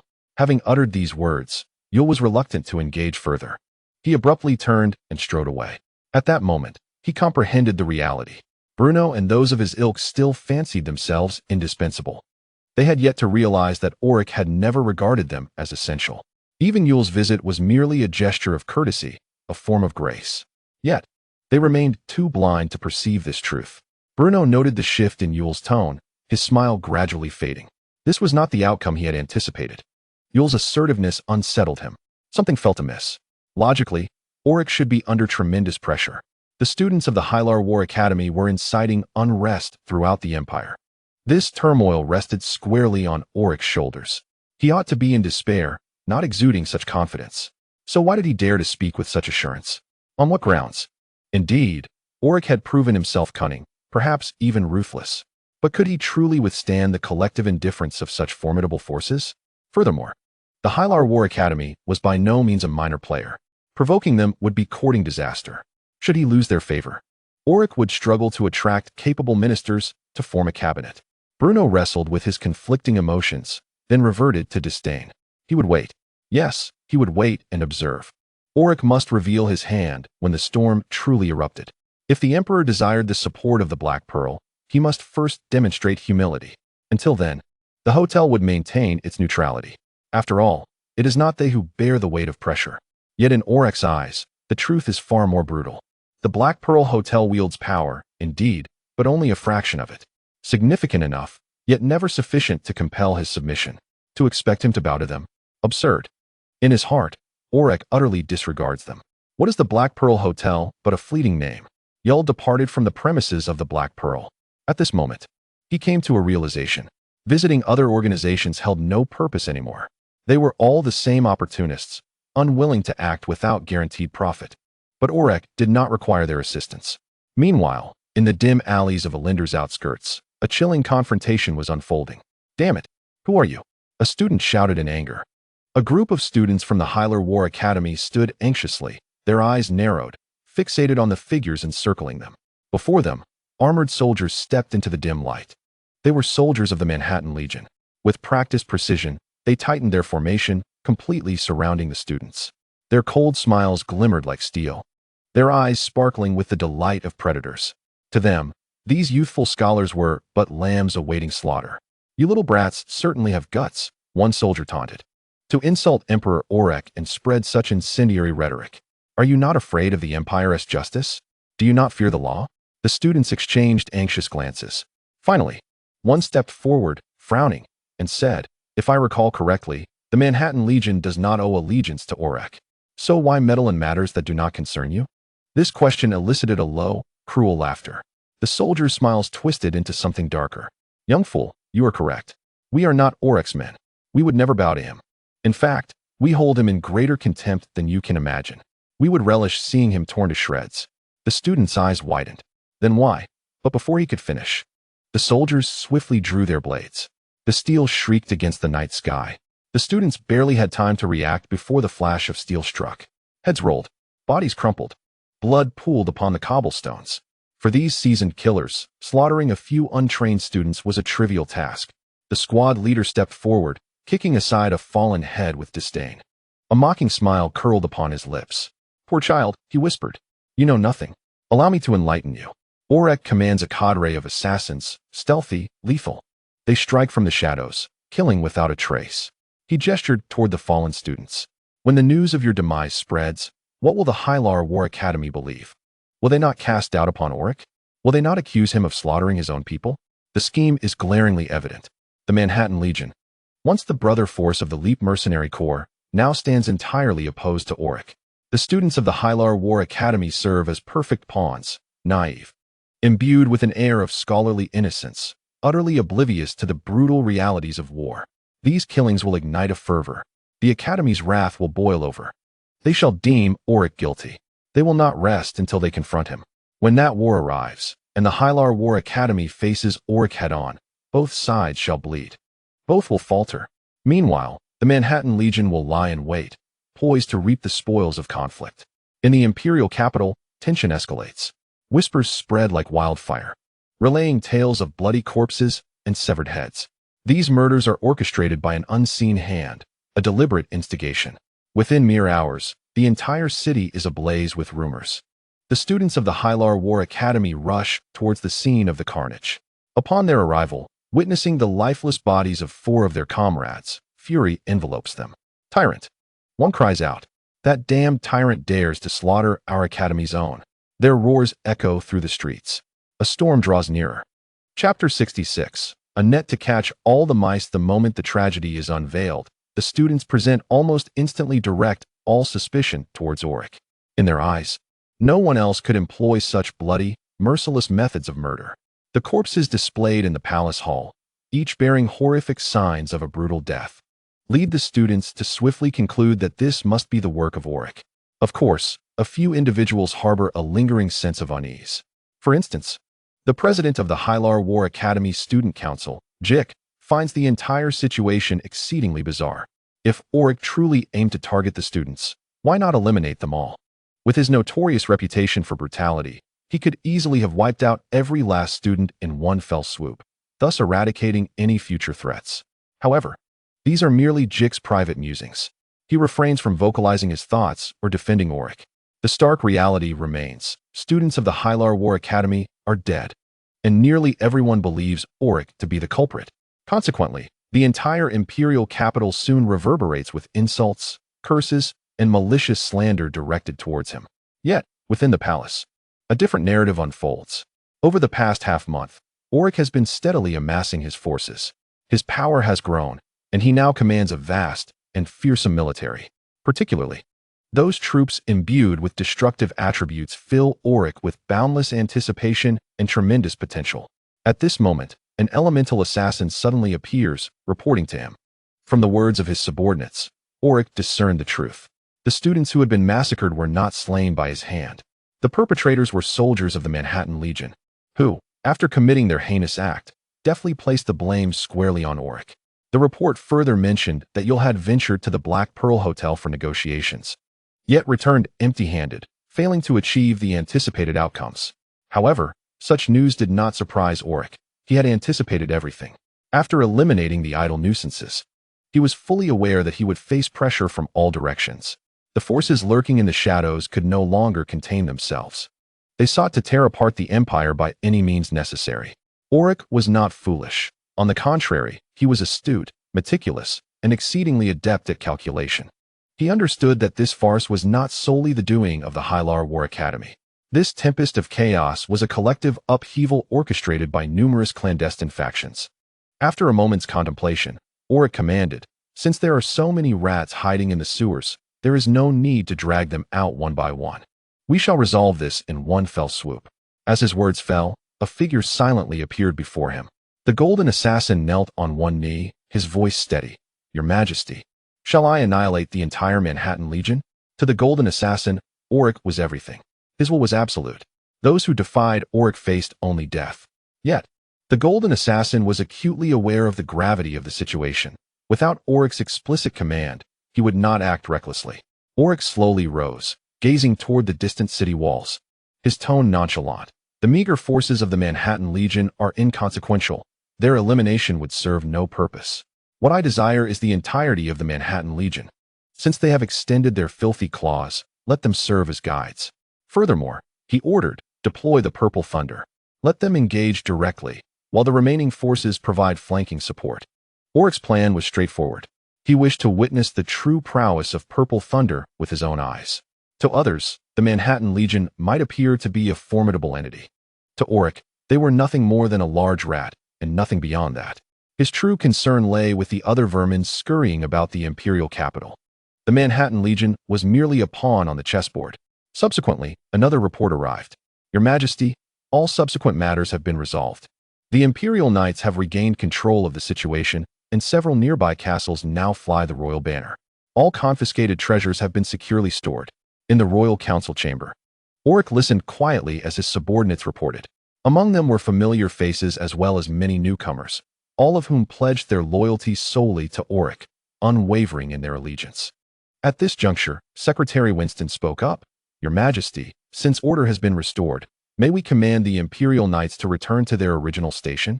The proposal was reasonable, and many ministers present shared this sentiment. The mission accomplished, the Knights ought to withdraw. However, Orrick shook his head, responding succinctly, let them remain here. There is no need for them to return. The ministers displayed expressions of confusion, unable to comprehend his reasoning. After a brief pause, Heimerdinger cautiously suggested, Your Majesty, this matter may require further discussion. The Imperial Knights have always served as a deterrent against external foes. Should we withdraw them from their original station, our intimidation will diminish, potentially granting the enemy an opportunity to exploit. Orrick nodded slightly, of course having considered this thoroughly. Yet, the current situation was far more intricate than it appeared. He cleared his throat, his voice calm and clear. You are all acutely aware of the state of the Empire. There is no need to sugarcoat our circumstances. The truth is simple. Enemies lurking in the shadows are far more perilous than those in plain sight. The destruction wrought from the dark is the true root of the Empire's decay. Therefore, I must compel every rat hiding in the sewers to emerge into the sunlight. Only when all the vermin are revealed can the cat indulge in its prey. Would you not agree? His words resonated like thunder, plunging the ministers into deep contemplation. They were well aware of the Empire's afflictions, having long recognized the superficial cracks while maintaining a fragile facade of peace. They had never considered directly addressing the issues at hand. But Orrick was different. This young emperor was determined to confront the rot, dragging it into the light and severing it with a decisive stroke. In truth, the loyal castles to the crown were dwindling. To reverse the tide, it was imperative to seize more strongholds. From this perspective, retaining the Imperial Knights was not only reasonable but crucial. Once the hidden rats were forced from their burrows, Orrick could strike with thunderous force, regaining the initiative. Moreover, the ministers were acutely aware that their emperor wielded a mysterious and profound secret power. As they contemplated this, a sense of reverence filled their hearts. Though young, the emperor was astute and far-sighted, his decisiveness in matters of life and death commanding respect. One by one, the ministers gazed upon him, their hearts brimming with admiration. They could not help but acknowledge their emperor was not only powerful, but also profound and visionary, deserving of the highest esteem. Chapter 67. Those who defame the Empire shall be mercilessly executed, just as everyone believed that the court meeting was drawing to a close. Orrick's voice suddenly turned cold. In recent days, I have heard some rather unpleasant words. The moment he spoke, Winston, Heimerdinger, and the other ministers immediately adopted serious expressions. It appears you are already aware of those rumors. Orrick's gaze swept over the assembly. At that moment, Winston stepped forward and said, Your Majesty, I have indeed heard some disquieting whispers. Recently, the students of the Hylar War Academy have neglected their studies, failing to delve into military strategies, and instead have been led astray, spreading slanderous words about the Empire daily. I have dispatched individuals to investigate thoroughly, and I believe the truth will soon come to light. However, Orrick's expression showed no signs of softening. Investigate? Do you truly believe such matters can be clarified? Even if we uncover a few ringleaders, what then? These young scoundrels dare to act with such impunity because they have no fear, no deterrent. I never imagined that those whom the Empire nurtured and sheltered would repay us with open defamation. Since these ungrateful wretches do not understand gratitude, I see no reason to tolerate them any longer. Among my subjects, there is no room for a cadre of ingrates. Orrick, with a mere flick of his scepter, summoned a chill that pervaded the entire hall. The assembled ministers felt a sinister breeze graze their spines.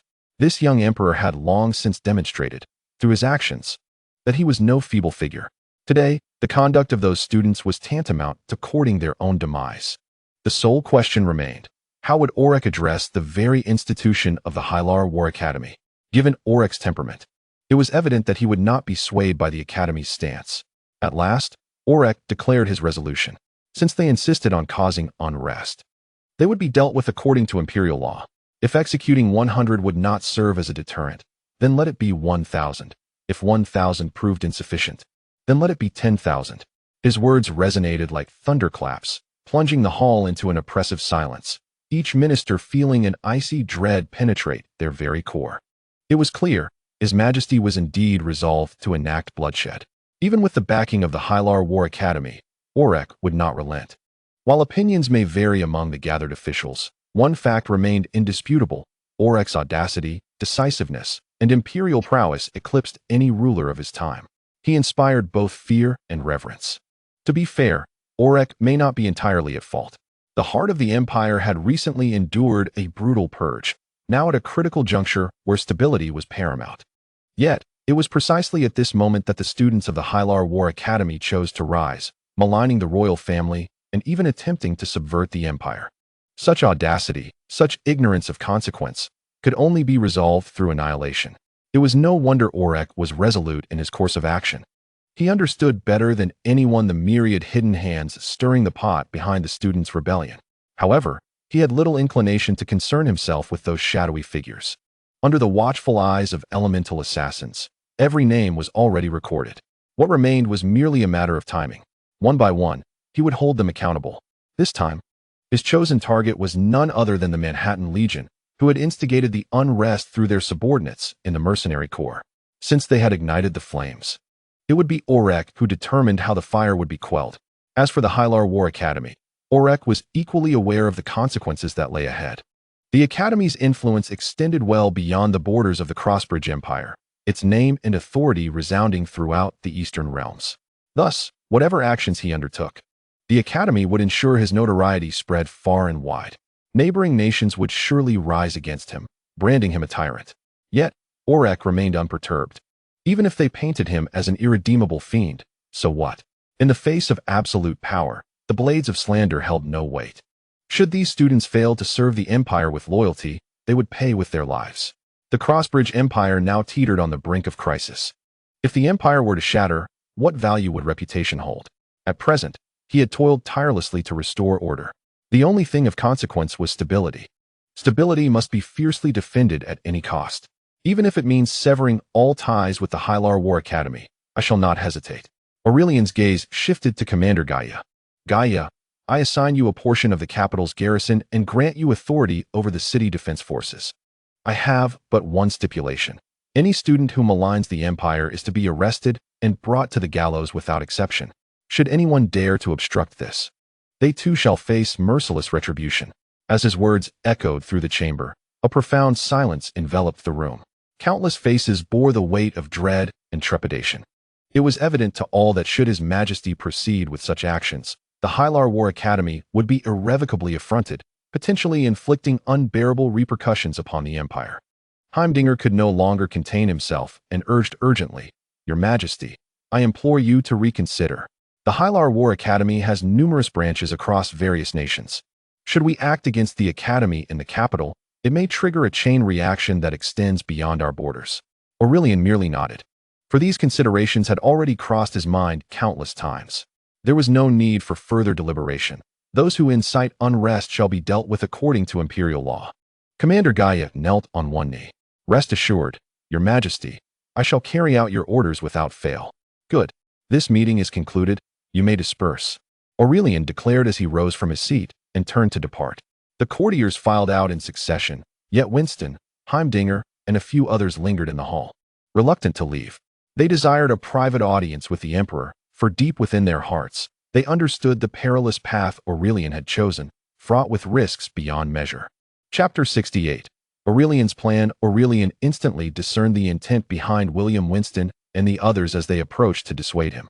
If possible, he wished to avoid further bloodshed. Despite the fire of anger still burning within him, he recognized that the greater good of the empire must supersede personal grievances. However, the current situation left him no room for alternatives.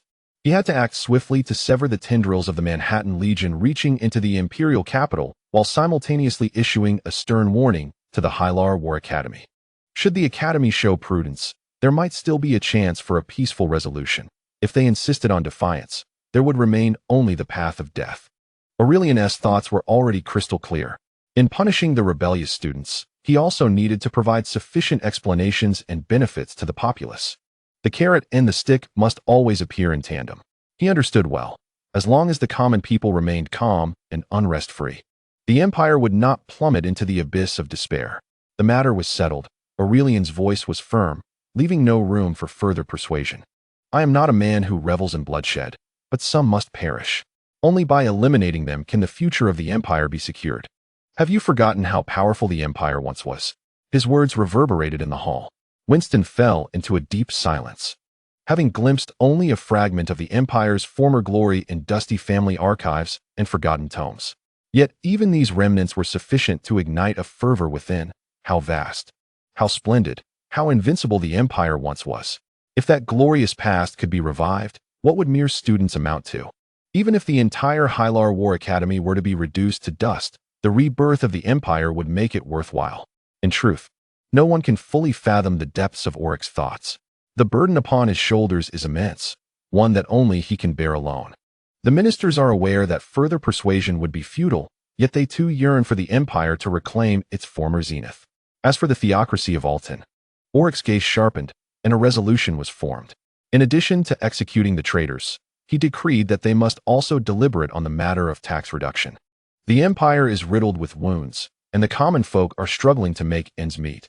Thus, a tax reduction is of utmost urgency. As for the theocracy of Alton's attitude, there is no need for concern. Heimerdinger could no longer contain himself. Your Majesty, are you truly going to reduce taxes? Might it be too abrupt? His worries were not without merit. Taxation impacts every facet of the empire. It is well known that the theocracy of Alton is the greatest leech, and their relentless plunder has dragged the empire into its current quagmire. The finances are barely sufficient to fill the bottomless pit of the theocracy. What would their reaction be to an additional tax reduction? For the common people, this is indeed unprecedented good news. Moreover, the recent confiscation of vast noble fortunes has filled the treasury, ensuring the empire's stability for decades. From this perspective, the tax reduction is justified. However, the potential backlash from the theocracy cannot be overlooked. Once they scent a loss of profit, they will not remain idle. Yet, the emperor's word is law. When the emperor declares a tax reduction, the ministers must comply. As for the execution of a few traitorous students, the populace remains indifferent. With the first tax reduction in the empire's history thus confirmed, arrangements were made. Turning to the newly appointed chief marshal, a man recommended by Winston, named Justin, an acclaimed commander of exceptional military talent, Orrick addressed him. Justin, Winston has informed me of your capabilities. I now entrust you with a task. You are to handle the Black Pearl Hotel and the various factions entrenched in the imperial capital. How you manage this is entirely at your discretion. The faces of the ministers paled. Both the Black Pearl Hotel and the other forces named by the emperor are backed by formidable entities. After just cleansing the court, the emperor now seeks to engage with the underground forces of the capital. Justin appeared troubled, not from defiance, but from the complexity of the task. Though the army is large, it lacks specialized teams.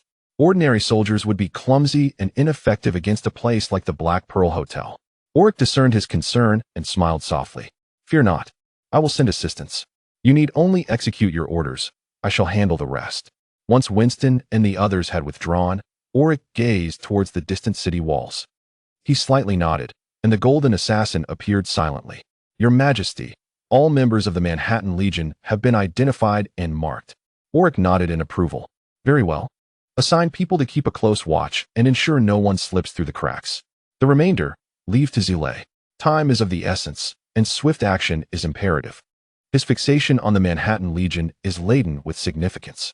They have trespassed into the imperial capital, a crime of unforgivable magnitude. More importantly, for each enemy vanquished, one can accrue imperial points, which serve to summon more formidable troops.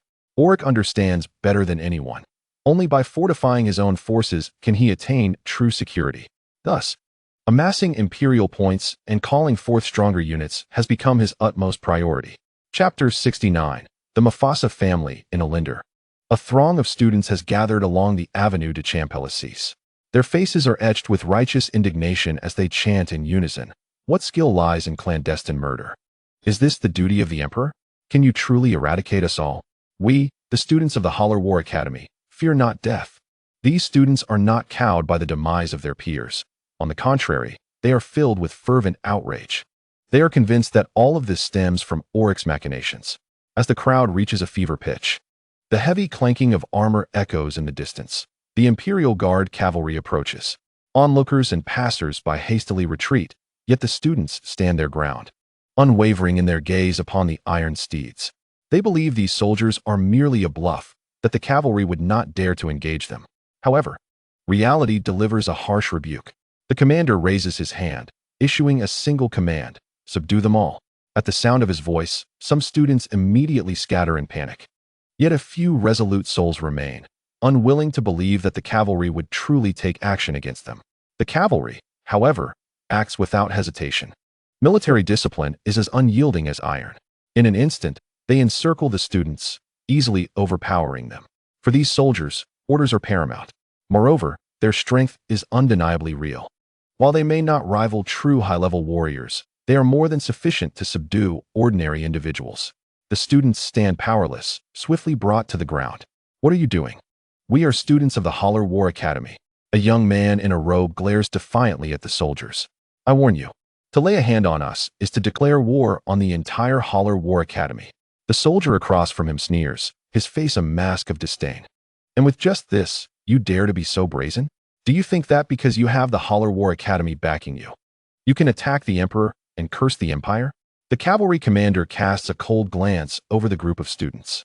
The Holler War Academy indeed wields immense power, with branches throughout the Eastern continent in various great nations. To lay hands on these students is akin to grasping the whiskers of a mighty tiger. It is precisely for this reason that the students feel emboldened.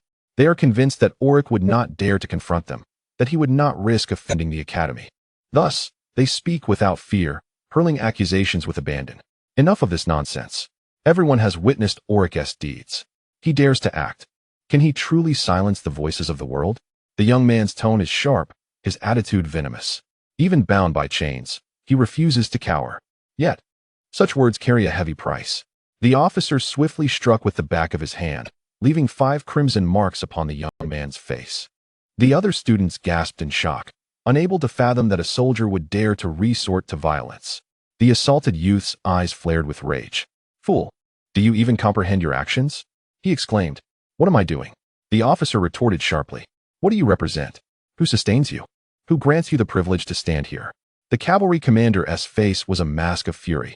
With the empire besieged by crises and formidable foes lurking, the sovereign bore the weight of the empire on his shoulders, striving to alter its fate and restore its glory. You do not grasp this. Yet perhaps the emperor might forgive you. But while the entire court strives for a brighter future, what are you doing?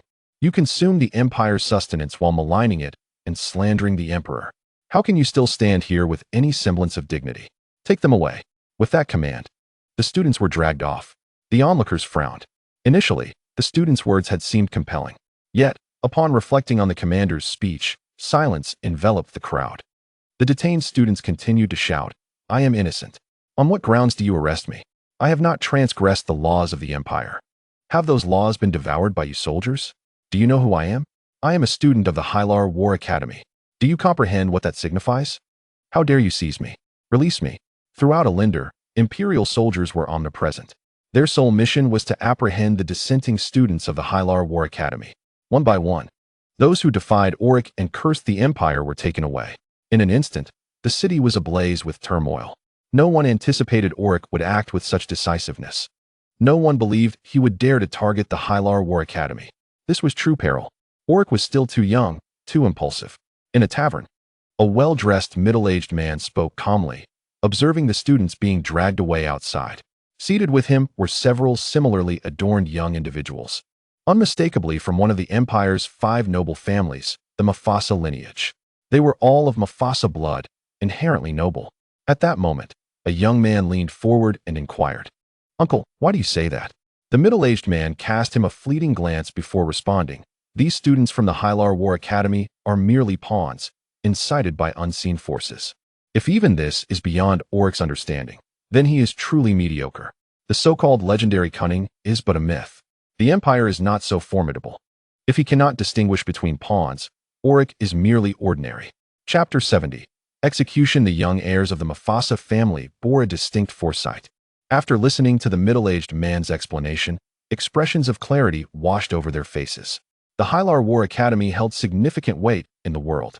One of them spoke up.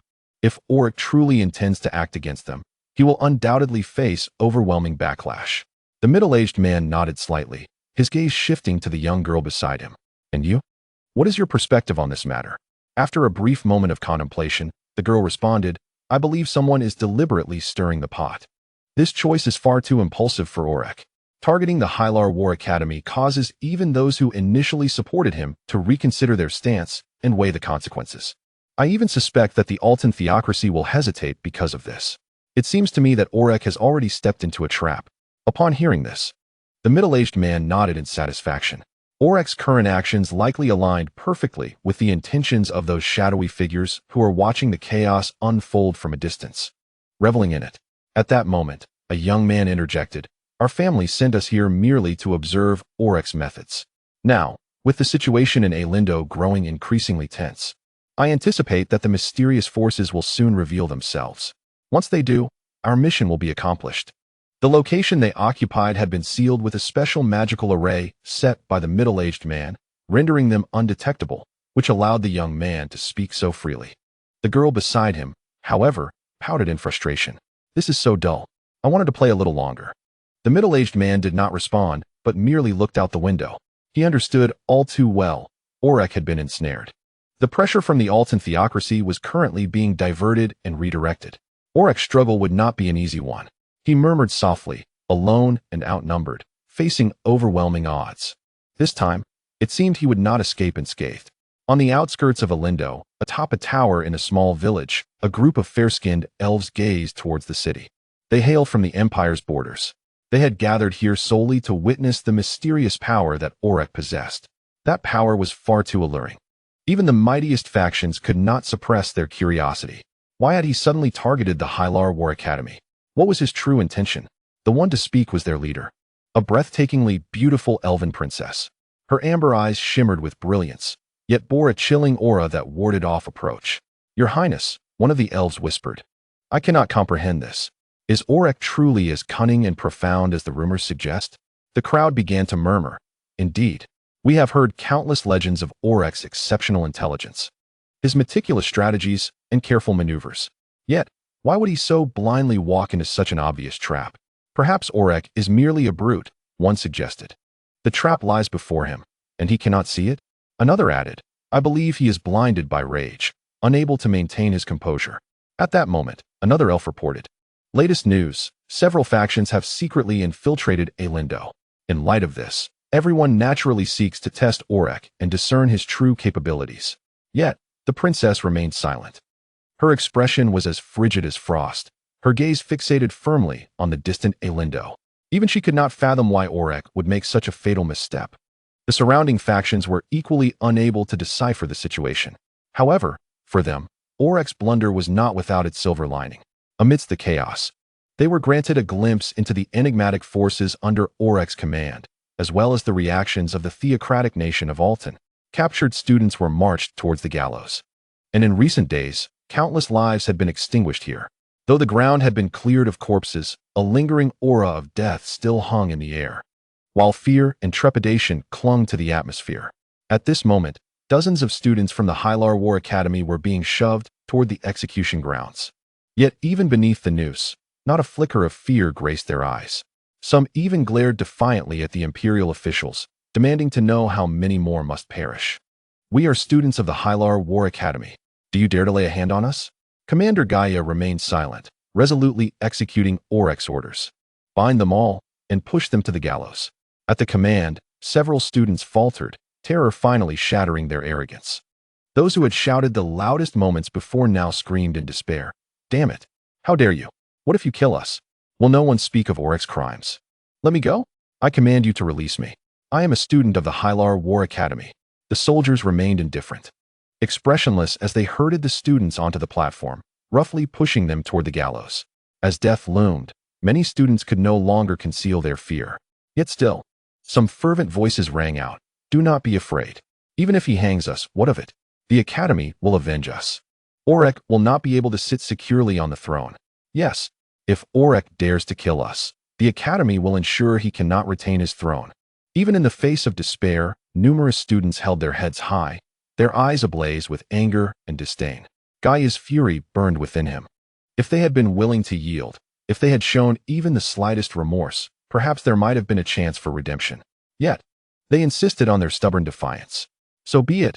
Gaia's voice was as cold as iron. "Since you are so obstinate, let reality teach you a lesson. Execute them." In the next moment, 10 students were thrust to the front of the stage. The executioner showed no hesitation. The ropes tightened. In the span of a breath, 10 lives were extinguished simultaneously. Their faces contorted as life ebbed away in agony. The crowd fell into a deathly silence, with only the creaking of the nooses swaying in the cold wind. Chapter 71. The so-called scholars are merely stubborn. No one could have anticipated that those who had always held themselves in high esteem with pride and ideals, the students of the Hylar War Academy, would indeed be hanged on the execution platform. What was most shocking was not merely their sentencing, but the fact that imperial soldiers executed the orders with their own hands. These individuals were not common criminals. They were young scholars who ought to have stood for justice and spoken for righteousness. Even so, the soldiers hesitated not for a moment as they tightened the ropes. Initially, the students struggled violently, their legs flailing in vain. Gradually, their bodies weakened, their movements slowed, until they hung lifelessly, strangled by the nooses. In a fleeting moment, the entire execution ground was enveloped in a heavy silence. The corpses swayed gently in the breeze, their eyes wide open, devoid of life. A gust of wind swept through the gallows, causing the ropes to creak ominously. "Damn you, monsters!" The source of this exclamation remained unknown. The voice trembled with fear and anger, yet it was swiftly consumed by the silence. This stillness did not last long.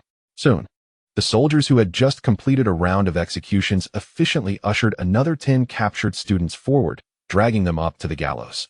"Let me go? Don't kill me. You cannot do this. Are you not afraid of the retribution from the Hylar War Academy? I beg you. I implore you. I'll confess. Just spare my life."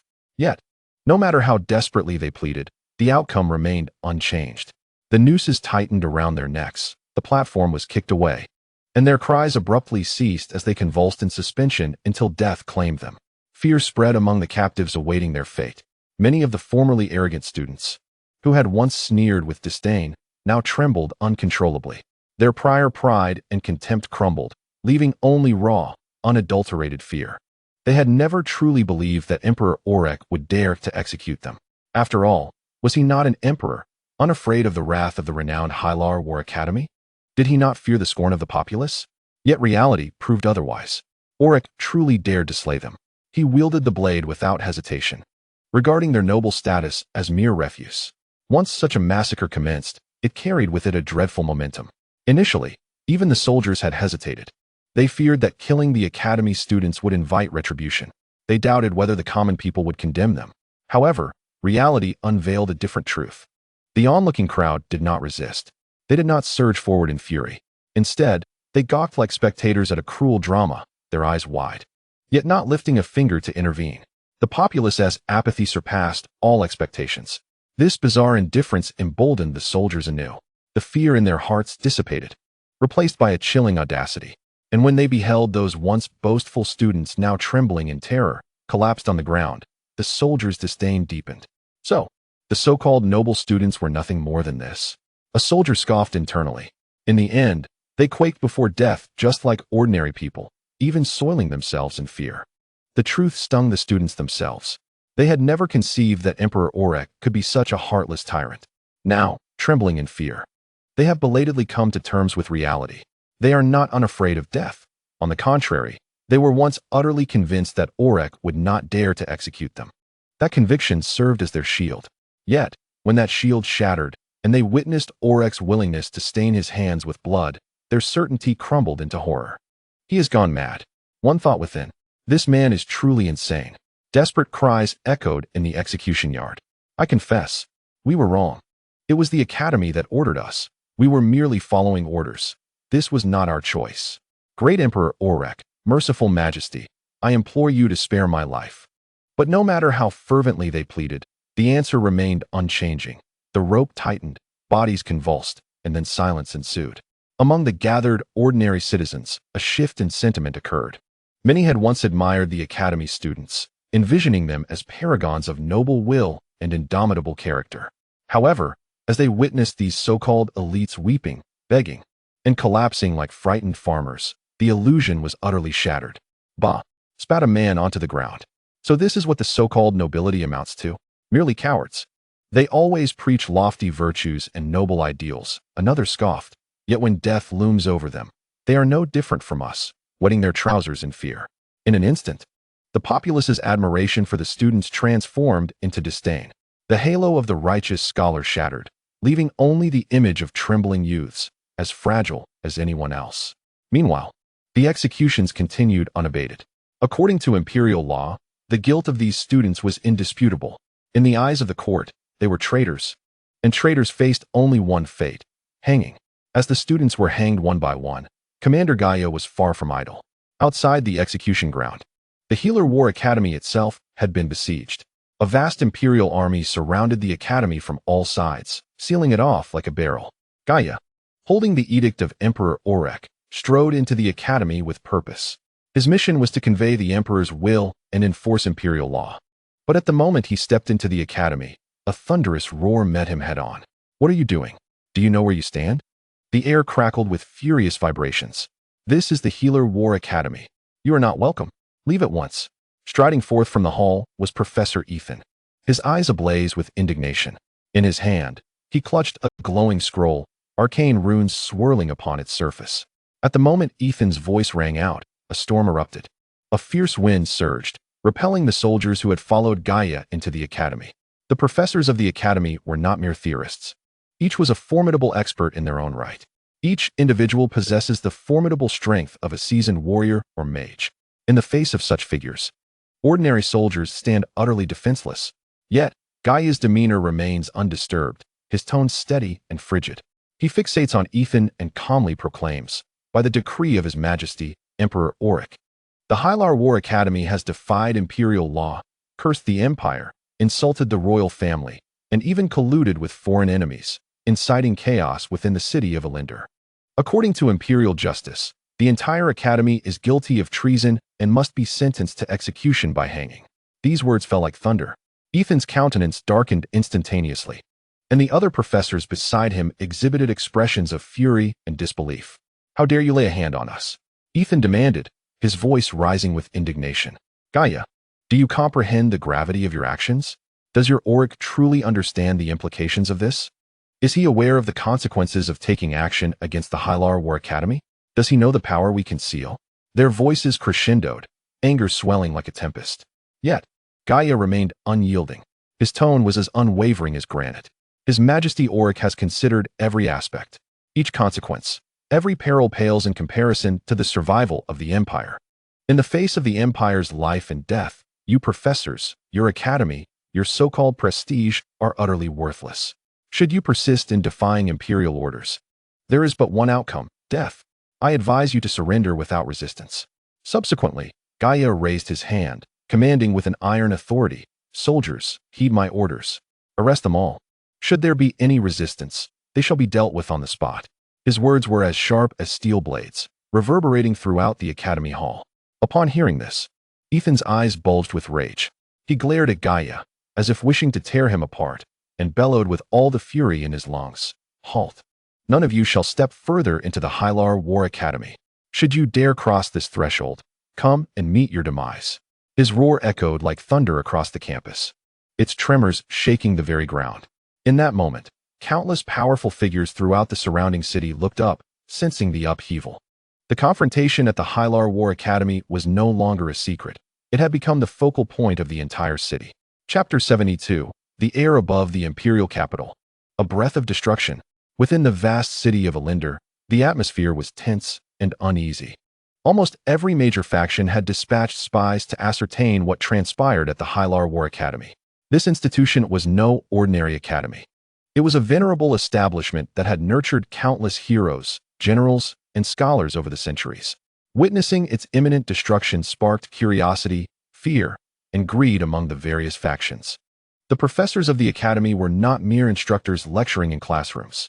Each one was a master of extraordinary prowess, beings of unimaginable strength beyond the comprehension of ordinary folk. They collectively embody not merely knowledge, but the very prestige, strength, and influence of the academy itself. This is precisely why the Hylar War Academy remains steadfast within the empire, untouched by any king or emperor.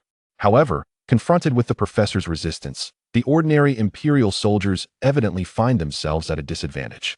Against such formidable adversaries, no common army can emerge victorious. Thus, the gaze of various factions once again turns towards Emperor Orrick. What aces does this so-called foolish emperor truly possess? Has he secretly prepared a cunning strategy, or will he reveal himself as an impulsive and reckless monarch, oblivious to the repercussions? Each faction, driven by its own motives, arrives at divergent conclusions. At the forefront of this standoff stands Commander Gaia, his brow furrowed in concern. He can feel the suffocating pressure emanating from the Academy's professors. Their power is no mere bluster. It bears down upon him like a colossal mountain, just when the situation seems to tilt unfavorably against him. 10 enigmatic soldiers emerge from behind Gaia, clad in identical black armor that glimmers faintly in the sunlight. It appears to absorb both darkness and light. Their mere presence alters the atmosphere instantaneously.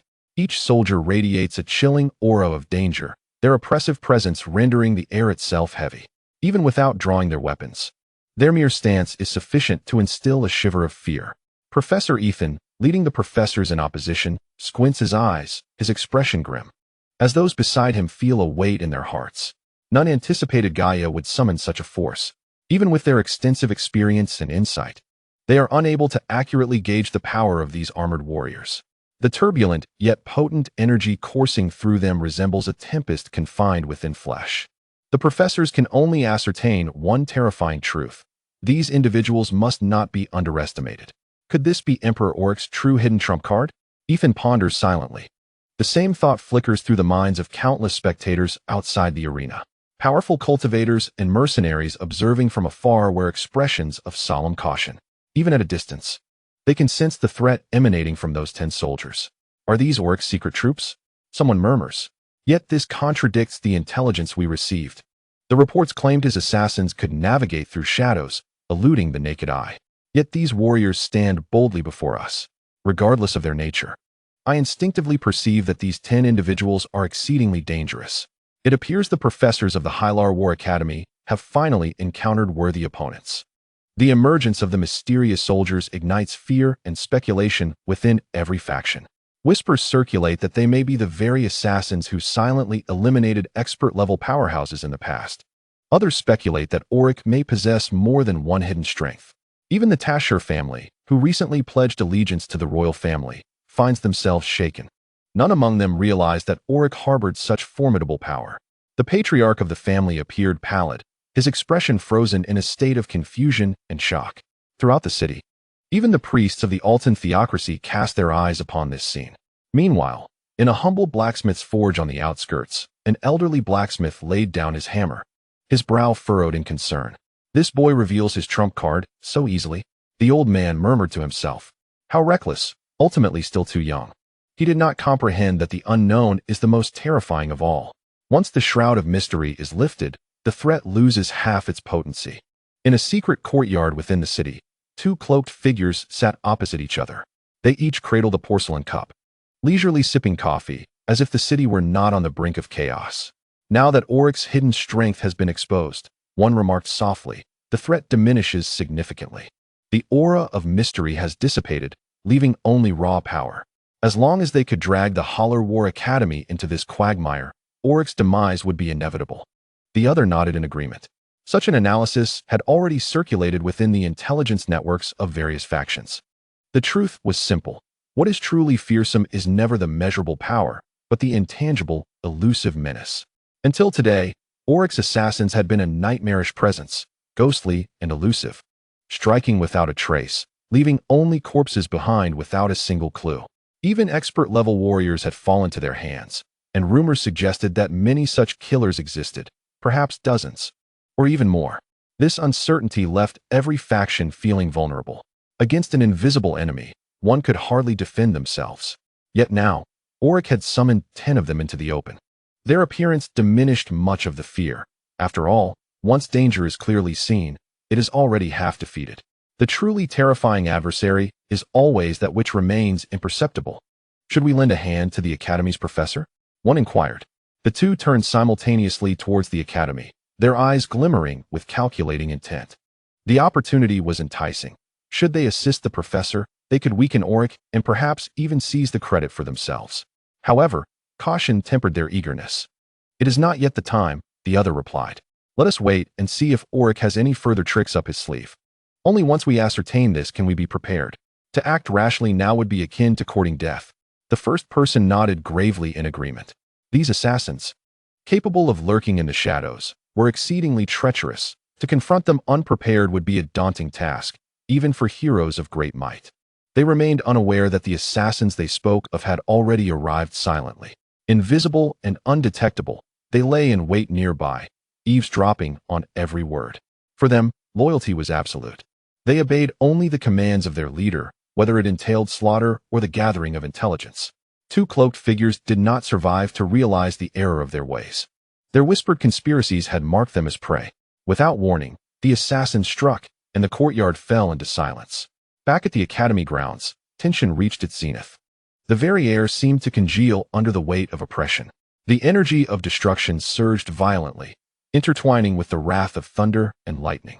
Even those far removed from the battlefield could feel a suffocating presence that constricted the lungs and quickened the heartbeat. Though Commander Gaia was a seasoned warrior, he felt a chill of fear creeping up his chest as he gazed upon the 10 black-armored soldiers. His instincts screamed that these were harbingers of calamity. Then, a cold and resounding voice echoed, "Accept the judgment of thunder." In an instant, the black-armored soldiers surged into action. The heavens split open with a deafening roar. Fiery lightning cascaded like a waterfall, crashing down upon the earth with devastating force. The ground trembled violently under the assault, and the air was thick with the acrid scent of ozone. The onlookers gasped in unison, many instinctively recoiling. "How powerful!" someone exclaimed. This force had evidently transcended the pinnacle of heroism. Awe rapidly spread through the crowd. Even those who had previously harbored doubts about Orrick now felt a shudder in their hearts. In the blacksmith's forge, the old smith, who had once scoffed, set down his hammer, his expression taut and inscrutable. "What is this boy playing at?" he murmured. The entire imperial capital trembled under the breath of destruction. Above the capital, thunder roared, heralding an unprecedented storm. Chapter 73. The Academy's desperate counterattack. The power of destruction erupted without warning. In that moment, even the very fabric of space seemed to shatter. The air flickered like a mirror struck by a heavy blow, fracturing and distorting, shards of light scattering in all directions. The shockwave swept across the square. Commander Gaia, despite his battle-hardened experience, felt a bone-chilling dread clutch his heart. He staggered back, pallid, urging his soldiers to retreat. One moment more, and they would be crushed to dust by that overwhelming energy.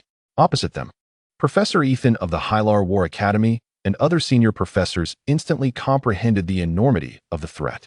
They were profoundly shaken, knowing that this was no ordinary power but an embodiment of annihilation.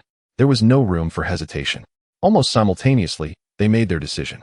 The professors poured forth their will, exhausting their magical energy to unleash their mightiest techniques. A radiant golden shield expanded outward, resembling a luminous dome that enveloped the Academy. At the same time, a colossal golden tome materialized out of thin air. Pages began to coalesce, shimmering like blades of steel. As the tome took shape, its pages tore themselves apart. Each page transformed into a blinding golden edge. Accompanied by a piercing wail, the pages morphed into a storm of blades. Countless luminous weapons hurtling towards the 10 apocalyptic warriors standing like statues. The distant spectators held their breath, captivated by the professor's combined assault, which radiated immense energy. Even from afar, the oppressive force enveloped the air.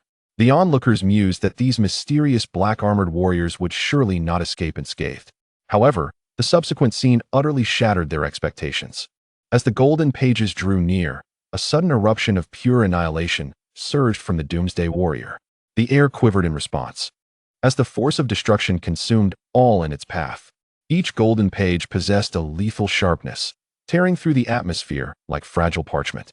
In the blink of an eye, the storm of blades disintegrated into mere motes of light. The professors were struck with an inexplicable horror. Their previously resolute expressions turned pale in an instant. The academy students, already trembling, now lost all semblance of courage. Panic surged like a tidal wave as they turned to flee, their screams echoing through the academy's courtyard. No one had anticipated the Doomsday Warrior would prove so unstoppable. Despite the professors' collaborative display of their most formidable skills, they were dismissed as inconsequential. The entire city, along with its hidden observers, felt a shared dread. In a private courtyard, noble guests held their breath, peering through a magical mirror. They had believed the academy could withstand any assault, yet now they felt their confidence wane. Yet, the narrative took another turn. Above the academy, a new figure materialized from thin air, wielding a quill. The tip glowed with a light reminiscent of divine ink. He inscribed profound truths into the void, his script coalescing into radiant strands of energy. Each character transformed into a trail of light, proliferating into a myriad of weapons, swords, spears, halberds, axes, countless in number, each with its own lethal potential. The spectacle was dazzling. The weapons hovered as though a floating armory, their sharpness glimmering. As they surged towards the Doomsday Warrior, even the distant observers gasped in astonishment.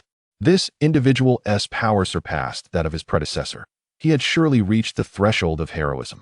Simultaneously, two figures ascended from the Academy's main hall, each clutching an ancient tome. Their lips moved rapidly, reciting incantations with urgency. The prayer-like spells reverberated through the void. Beneath the Doomsday Warrior, a complex hexagram materialized. Its edges flickered with purple flames. Sinister runes twisted and reconfigured, pulsating with an ominous rhythm. Some spectators recognized it instantly, a summoning array. Upon closer inspection, it was not a summoning but a reverse invocation. Indeed, this was a reverse summoning array, a powerful ritual designed to bind the target and banish them to another dimension. This realization struck the viewers like a jolt of electricity. Even the commander of Gaia, stationed at a distance from the array, felt his limbs grow heavy, let alone the warrior ensnared at its core. The binding force would be as formidable as a mountain, capable of chaining such a monstrosity. If the Doomsday Warrior were indeed dragged into another dimension, how could Gaia explain this defeat to the Emperor? The spectators whispered among themselves, the discussions swelling like a tide. Truly, the Academy's president was formidable, his power terrifying. Indeed, his prowess was sufficient to rival that of heroes. It was no wonder that the Hylar War Academy had stood for centuries. In the face of crisis, they could summon 3 heroic entities at once. With such profound foundations, the Emperor's defeat is undeniably assured. His schemes shall crumble here. The consensus is unequivocal. The Academy is not a mere plaything to be molded at will. It stands as a bastion of deep-rooted and terrifying legacy. Yet, the harbingers of doom remain unfazed.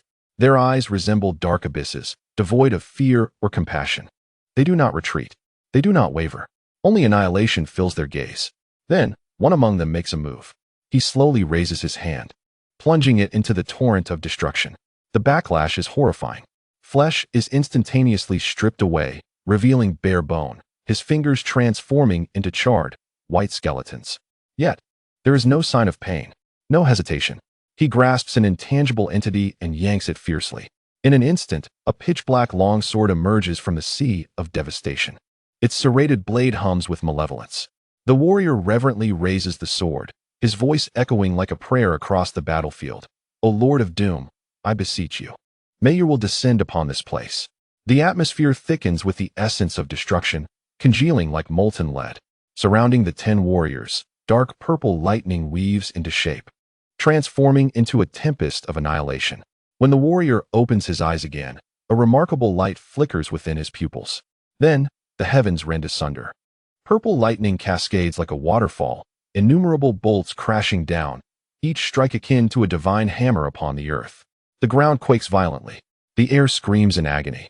The firmament tears apart, leaving flickering black wounds. The essence of destruction spills forth like a deluge, reaching beyond the academy, flooding all of Elinder. Even the distant commoners instinctively tremble in fear. A colossal purple bolt descends, crashing toward the professor's assault and the summoning array below. The consequences are catastrophic. Countless illusory soldiers shatter like glass, dispersing into crystalline dust. The summoning array hisses and smokes, dark mists billowing, runes incinerating. The president, reciting incantations, stumbles. His visage contorted in pain. Blood spills from his lips as he futilely contends with the storm. In the face of such annihilation, even they are but ants. At that moment, the heavy door of the president's chamber creaks open. A surge of power bursts forth, an overwhelming force that crushes all, suffocating in its grandeur.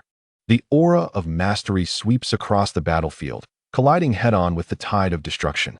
The impact reverberates throughout the city. Waves of energy engulf the streets and squares, shaking buildings and shattering feeble barriers. Elinder appears to tremble beneath the weight of two titanic forces. As the aura solidifies, whispers arise from all directions. The president of the Hylar War Academy has reached the threshold of mastery. Chapter 74. The destructive force that tears space asunder. No one could have anticipated that the Hylar War Academy, with its centuries-old reputation, harbored such terrifying reserves of power. The Master Realm, a state coveted by countless strong beings, yet seldom attained. This emergence stuns all present. In that fleeting moment, even the rampaging purple lightning dims somewhat, as if bowing before this formidable force. Yet the power of destruction brooks no defiance. It embodies a merciless, unyielding, and absolute law. As if provoked by a single strike from the principal, the dark clouds above churned once more, with violet lightning crackling and coalescing within, swelling and gathering momentum. Poised to unleash its wrath, the will of destruction demanded absolute submission. At that moment, the remaining 9 Doomsday Warriors sprang into action. As if infused with newfound strength by the cataclysmic storm overhead, the air nourished their bodies, and the essence of annihilation surged within them, rendering them stronger and sharper. Everyone sensed that the storm was poised to strike again. The second bolt of thunder was brewing. No one knew when it would descend, yet all held their breath, dreading that fleeting instant. High above, Principal Rhys Everett stood unwavering, his countenance grave, his gaze fixed upon the heavens. No one present understood the true nature of this violet thunder better than he. He had already withstood the first bolt head-on, though uninjured. He had glimpsed the unimaginable force of destruction it harbored. Should the second be even more powerful, he was certain it would leave him gravely wounded as well. Yet, Rhys stood undaunted. He had bided his time for years, concealing his blade, awaiting this very moment. The dignity of the Academy had been trampled, and the Emperor had raised the butcher's knife against them. Now, the Hylar War Academy must demonstrate that it would bow to no one. In the face of the Academy's will, what difference existed between the Emperor and the commoners? Outsiders were merely cattle awaiting slaughter. The thunder struck. The second bolt. A blinding violet light rent the heavens, and the ensuing aura of destruction pressed down upon all, making it difficult to breathe. The thunder fell like a celestial hammer, instantly leveling vast portions of the Academy's structures, turning stone and timber to ashes. Even Commander Gaia, standing at the battlefield's edge, was hurled away by the shockwave. Blood spewing from his mouth, his armor charred and smoking. The weaker Imperial soldiers fared even worse. The shockwave swept over them, their screams mingling with blood as they fell. Some never to rise again. Most of the Academy's students were strategists and scholars, unaccustomed to the brutalities of war, and many were severely injured, tossed about like rag dolls. Others were struck by flying debris, entombed alive on the spot. The professors, far more resilient than the students, employed various means to protect themselves.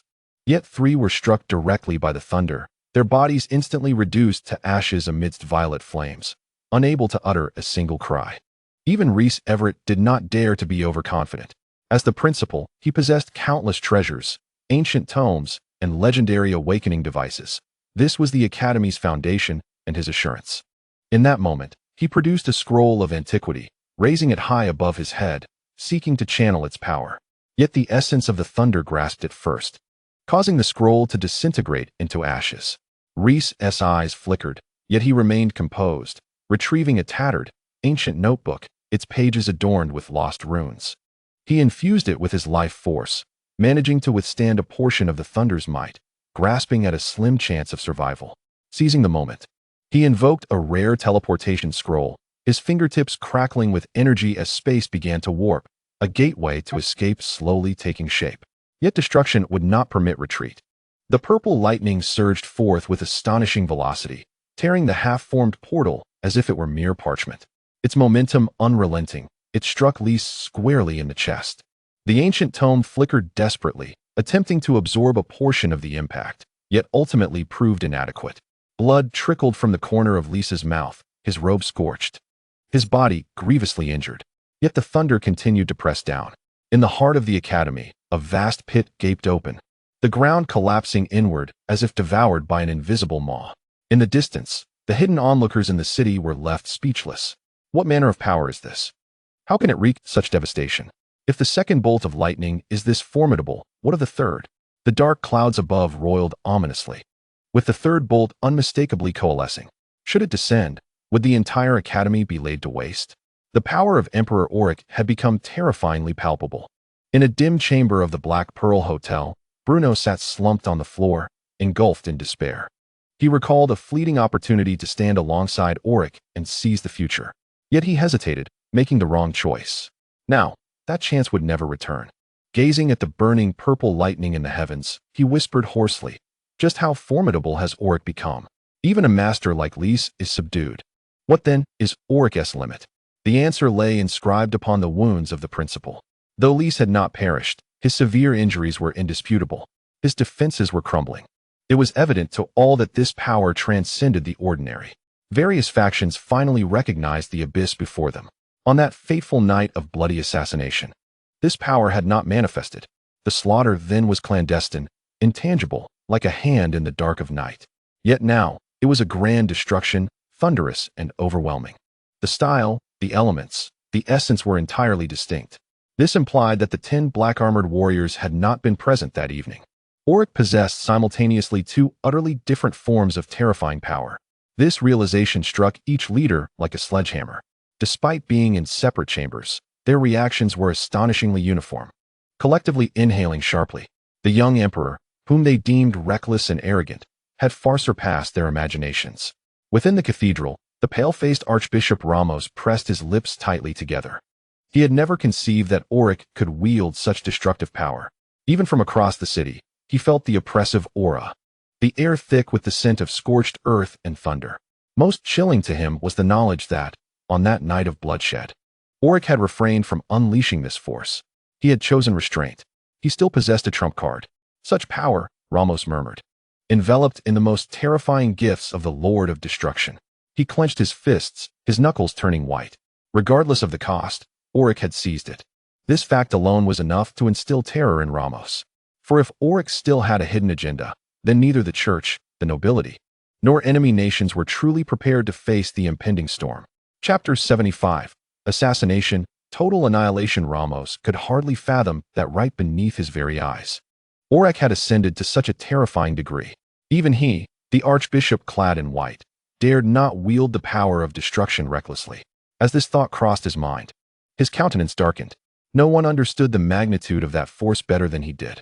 He had experienced it firsthand, and the memory was etched into his soul.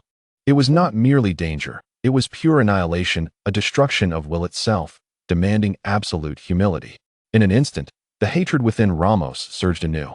He longed to strike back immediately, to exact revenge, and terminate Orrick with his own hands. Yet, after a brief hesitation, he clenched his teeth. It was not the right moment. He must endure. He must wait. Meanwhile, in a humble blacksmith shop on the outskirts of Alander, a burly craftsman suddenly paused his labor. He sensed the tremors of annihilating energy from above. The violent ripples of destruction quickened his heartbeat. At that moment, he began to comprehend, truly comprehend, why she chose to place her faith in Orrick. Unconsciously, his gaze shifted toward the palace. Even now, he had never truly seen Orrick. The existence of this young emperor seemed shrouded in layers of mist, elusive and unfathomable. In another private courtyard, the earlier tranquility had vanished completely. The leisurely enjoyment of coffee transformed into a weighty concern. From the direction of the Hylar War Academy, the aftershocks of destruction rolled in. Despite the considerable distance, the tremors still gripped everyone's hearts. It seemed we had underestimated everything. A voice, hoarse and dry, emerged from the shadows. The hand gripping the coffee cup trembled slightly, knuckles whitening from the pressure. "That is not a force that mortals can command," he murmured. "It is pure destructive will." The second individual remained silent for a long while. Only after slowly setting down his cup did he finally speak. "Underestimate?" He chuckled bitterly. "No, we were egregiously mistaken, absurdly so." He squinted, his gaze piercing deep into the palace. For the first time, genuine gravity surfaced upon his face. "We all believed that those 10 armored warriors were his trump card. Yet now we realize that the silent assassination of that night and today's thunderous judgment are not manifestations of the same power." As these words were spoken, the air seemed to solidify. The courtyard transformed into an oppressive cage. This could only signify one thing. The young emperor possessed not one, but at least 2 terrifying forces. One was a legion of silent assassins lurking in the shadows, capable of eliminating even expert-level foes without a sound.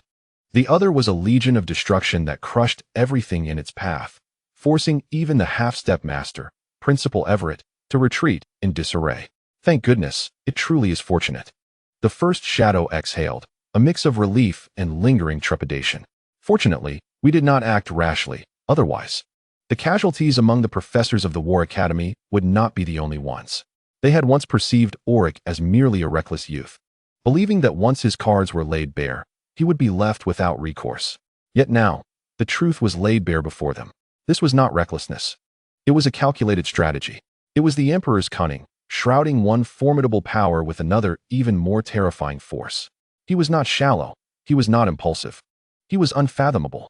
He was a mastermind beyond comprehension. The entire city of Islandor, with all its lurking forces, had descended into a profound silence. The heavens resonated with thunder. The violet lightning that split the sky felt like a harsh slap across their faces. They finally comprehended the gravity of their initial misjudgment regarding this young emperor, profoundly erroneous, utterly misguided. However, while the heart of the city suffocated in silence, a starkly contrasting scene unfolded elsewhere. Within the camp of the Manhattan Legion, the night was ignited with merriment. Music, laughter, and clinking goblets filled the air as soldiers reveled in the embrace of maidens, indulging in excess, their spirits soaring high. For them, the conflict between the royal family and the War Academy was merely a theatrical performance, and they were the exalted spectators. Captain, a soldier, inebriated and flushed like a boiled shrimp, slurred, "How much longer can that little emperor hold on? The War Academy's resources are not to be trifled with." The captain, a burly man, scoffed. He tilted his head back and downed his cup in one swift motion, prompting a nearby woman to promptly refill it. "Hold on," he scoffed. "What does he have to sustain himself? Once today passes, his pitiful cards will be entirely spent." No sooner had the words left his lips than the candles in the room flickered ominously. In the corner, a soldier raised his cup to drink, but froze abruptly. A thin line of blood appeared at his throat. In the next instant, his head rolled, blood splattering across the table. In a heartbeat, the hall plunged into silence. Then, screams erupted. Chaos ensued. Assassins had arrived. Elemental assassins. They did not emerge from the shadows, nor did they break through the doors. They manifested directly from the boundary between light and darkness, their forms flickering like shattered phantoms. A soldier swung his blade wildly, but the edge merely sliced through the distorted air. In the next moment, an ice spike erupted from nowhere, piercing through his chest. This was not a battle. It was a massacre, an utterly unresisting slaughter. "Enemy attack. Form ranks." The captain finally bellowed, unleashing a surge of expert-level power. The shockwave overturned tables and chairs, scattering terrified women in every direction. His instincts detected the lurking hunters in the vicinity. As his vision adjusted, he finally beheld them, shadows. Dozens of figures. No, not merely 10. Not just 20, but hundreds. Hundreds of silent assassins, each brimming with lethal intent, far surpassing the so-called elite of the Legion. The captain's breath hitched, a chill creeping up his spine from the soles of his feet. It dawned on him, should Orrick desire it, He could obliterate the entire Manhattan Legion from existence in a single night. Their survival was merely due to Orrick's decision not to designate them as prey. In a moment of desperation, the captain roared like a beast, channeling all his strength into his battle axe, striking at the nearest shadowy assassin. The outcome was, however, a foregone conclusion. The flash of blades fell like a torrential downpour, dozens of daggers embedding themselves into his body, tearing him apart. The Legion's maniacal laughter and arrogance were drowned in a sea of screams and blood. Elsewhere, the ruins of the Hylar War Academy lay in complete silence. The once grand campus, the pride of the city of Aelander, had vanished. In its place stood a vast pit, the black earth crystallized into an eerie glass, still emitting wisps of dark smoke. The glory of professors, students, and nobles disintegrated into ashes within an hour, simply because they had chosen the wrong path, daring to oppose that young emperor. And amidst the ruins, the world finally recognized Orrick, an entity not to be underestimated. Not now, nor ever.